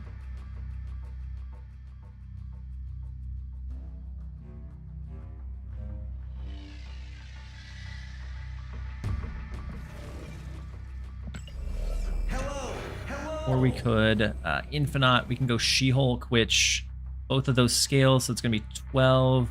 It's going to be an extra 18 here. Goes to 30. Unless Rocket stays, then it goes to 29, which is still fine. And then Titania left. The Rocket's pushed over. Big speed. Yeah, we can't outspeed the speed here. Would the original play have done it? I think the original play would have done it. But I talked myself out of it.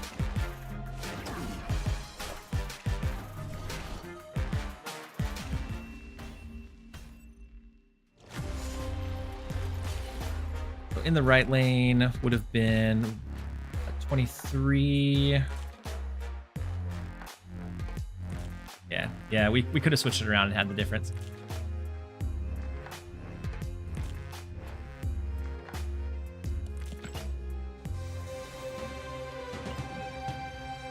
Still very, very close regardless. I think a lot of the games that I was losing or have been losing today have really come down to Epic. a little bit of finesse at the end and finding the way to like make it flourish.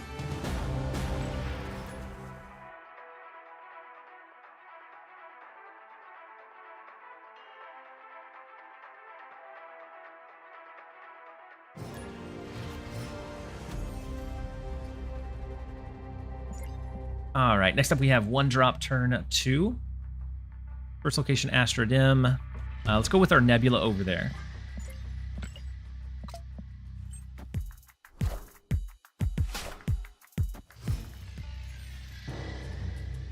As they play cards and they scale over, we'll have to just directly play them into Astrodim. Thaddeus in Quantum Realm, if they go like Iron Man,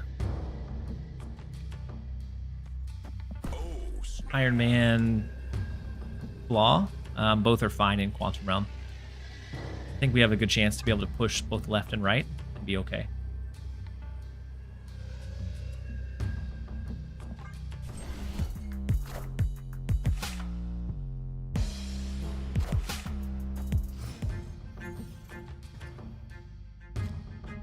Then Wilson for the card movements. Good. Go ahead and go Surtur for the scaling. Turn 5, probably going to be Shuri into Skip. Going into, or Shuri into 4, Skip on 5, unless we find a magic. Which magic might help them more than it hurts them. Ooh, actually, Titan allows us to do both. So we should be fine. Go Shuri. The Cosmo's over to the left, so we'll go Shuri, we'll skip, we'll wait. We're going to double up on maybe the Infinite.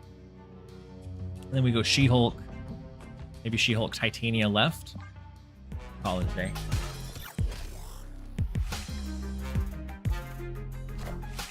I've been having fun messing with Blink and Electro.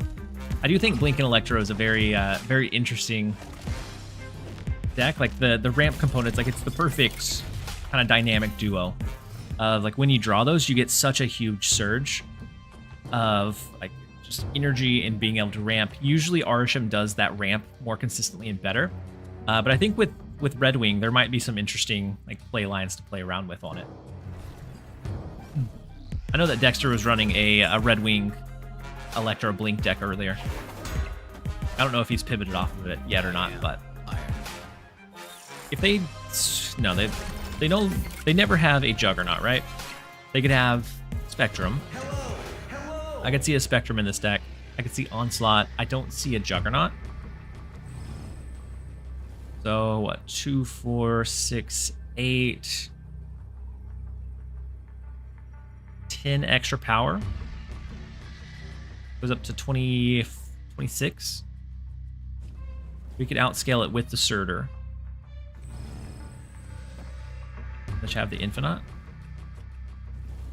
Although I think we're probably fine doubling up She-Hulk, going Infinite, and then Titania right as well. Just to play it safe. I think this is probably more than enough.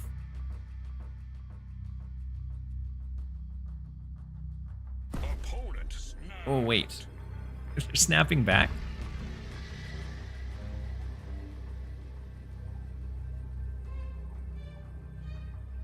Dr. Doom? Move the shield and do a Dr. Doom?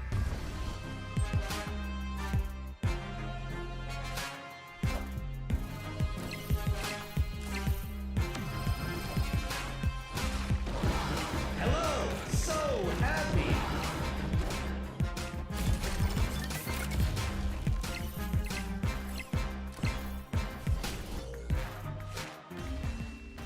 Not that it won either way. Victory.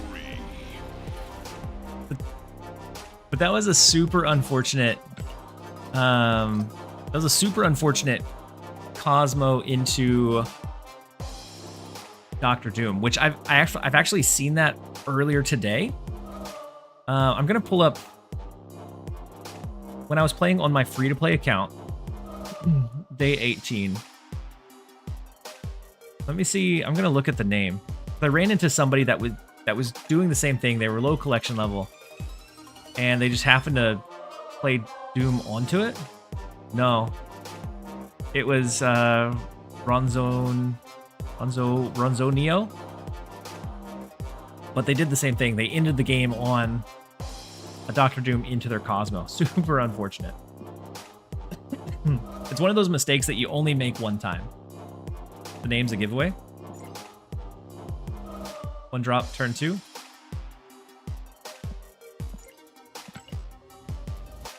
And I don't know. How's the name a giveaway? Because they play a 1 drop on turn 2. Yeah, but I mean, it's definitely one that you learn from. Super unfortunate that happened. And then Techie Jordan said, "Hey, been lurking for a bit today. What tips do you have for reaching infinite? Hard stuck at 80 to 85 right now. Been flipping between Doom, Surfer, and Galactus. Can't seem to break through though." I mean, I think the biggest thing is make sure that you're enjoying whatever deck it is. Not running a deck because it performs necessarily well. Because if you enjoy running the deck, it'll make it feel like it goes much, much faster. Epic. And so then like those tight games where you get up to 89 and then maybe drop back to 87 won't feel as stressful. But you also have a lot of season left. And so I think you're on a good pace at 80 to 85. And the decks that you've been using, the Surfer, Galactus, maybe not so much. Galactus is very hit and miss. If the opponent is kind of playing heads up, or can identify the common pieces of Galactus, it's usually a pretty known deck. But Doom and Surfer, I think, are both in pretty good spots to like consistently perform well. Just try to identify the matchups where like you need to get out before the snaps happen, and then the other ones that you can kind of take advantage of. But you'll definitely get it there. I read it as I drop turn 2. Maybe it was I drop turn 2. I thought it was 1 drop turn 2. I don't know. If I saw that in Conquest, I would assume they were eating cubes. Well, I mean, maybe. Next up is N3 B4. My favorite is turning Electro into Legion. Location manipulation. Electro. Oh, like with a blink. Yeah, I think Legion is one of those cards that he is super strong. He's always going to be super situationally strong. Not something that I think would be good every game, but the games that he's good in, he wins them by himself. So Sam Wilson, we have the shield. We don't know much else about their deck. I think we go for the game extension with Magic. Oh no. That's fine. We'll do Surtur. It'll pull over into Astronym. That's fine. Yeah, Quake can be clutch as well. Being able to like entirely shift it around. If it's a known Quake deck, then that element of surprise is kind of taken away. And so it's kind of like Negasonics. Same kind of general idea. If Negasonic is a surprise, like it is treacherous. But as soon as that element of surprise is lost, you lose a big piece.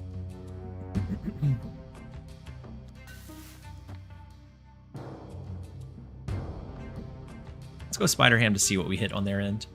Because it's a Scream deck, we're expecting Arrow. We're expecting Stegron. Maybe Magneto. I feel like he is less ran now. But maybe Magneto. Rocket Groot, big. Did you post a video about the new series drops? I haven't. I was streaming whenever they came out, and I'm excited about the changes and the drops, but no, I haven't posted a video about it. So if we Moon Girl double down, we get a copy of Shuri, She-Hulk, Titania. We skip 1/6. Free She-Hulk. Titania's 1. We can do Shuri, She-Hulk, She-Hulk, double Titania. And then Bullseye, QWERTY. Welcome in. Hopefully you're having a good one so far.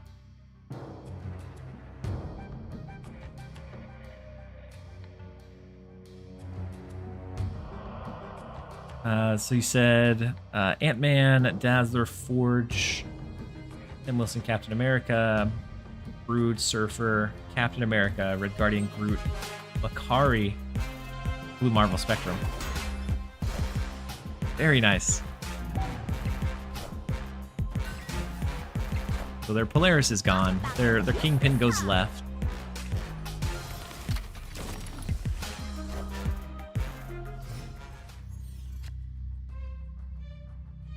Let's skip into our Flood on the final turn. As long as they don't have a Legion, a random Legion, should be all right.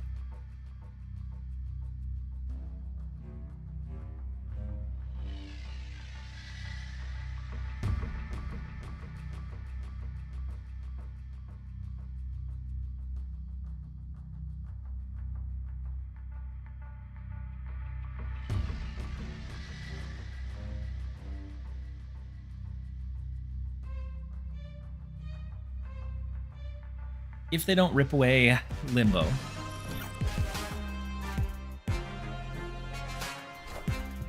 Big Magneto play. Rough. And Kingpin just had a field day. Oh my goodness, that stings. So what? Shuri. Baby. Opponent snapped. This. The lunchable. Yeah, just like you. All right, so we have Shuri double powered into the She-Hulk is going to be 23. Do we ever win Limbo? I don't know that we ever win Limbo. They know they don't need to do anything else in Nidavellir. I am curious, though.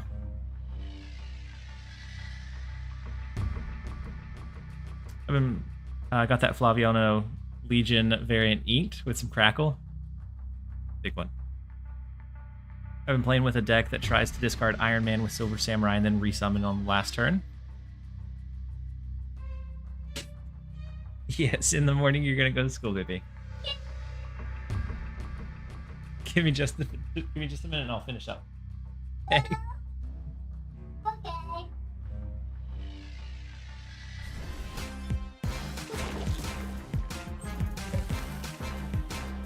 Oh, the Rocket Raccoon move too is big. We should have doubled up in. Limbo. Friendly neighborhood spider. Okay.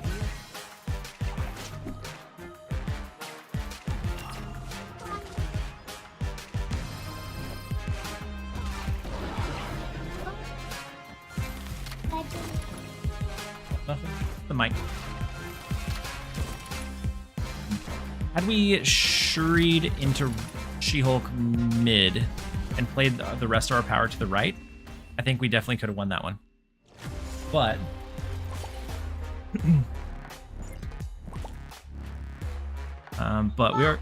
we are gonna. I'm gonna look for someone to raid over into. We're gonna do just a real quick ad break as we figure out who to raid to, and then I'll be back with another stream, another pretty lengthy stream tomorrow, probably around the same time. So around like 8 a.m. Central Time. So we're gonna go jump over into Luke Cage. May have helped. Luke Cage there too, but I don't feel like Luke Cage fits into our deck. But we're gonna jump into the ad break real fast as we figure out someone to raid over into. We'll be right back. Patty, give me. I don't know. Go see. Go find him.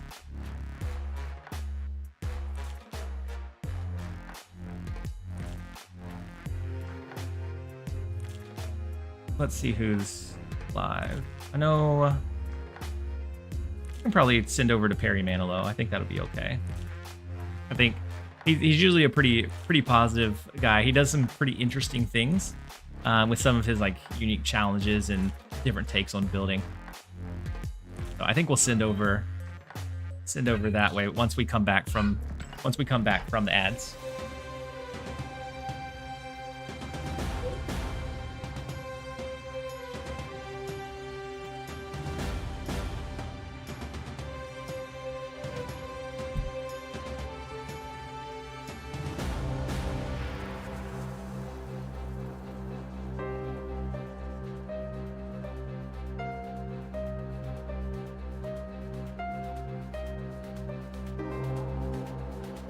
All right, so we have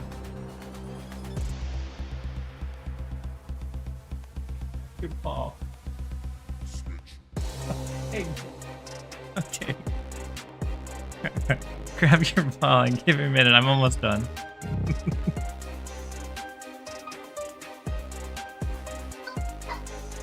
And then thank you guys so much for Patty.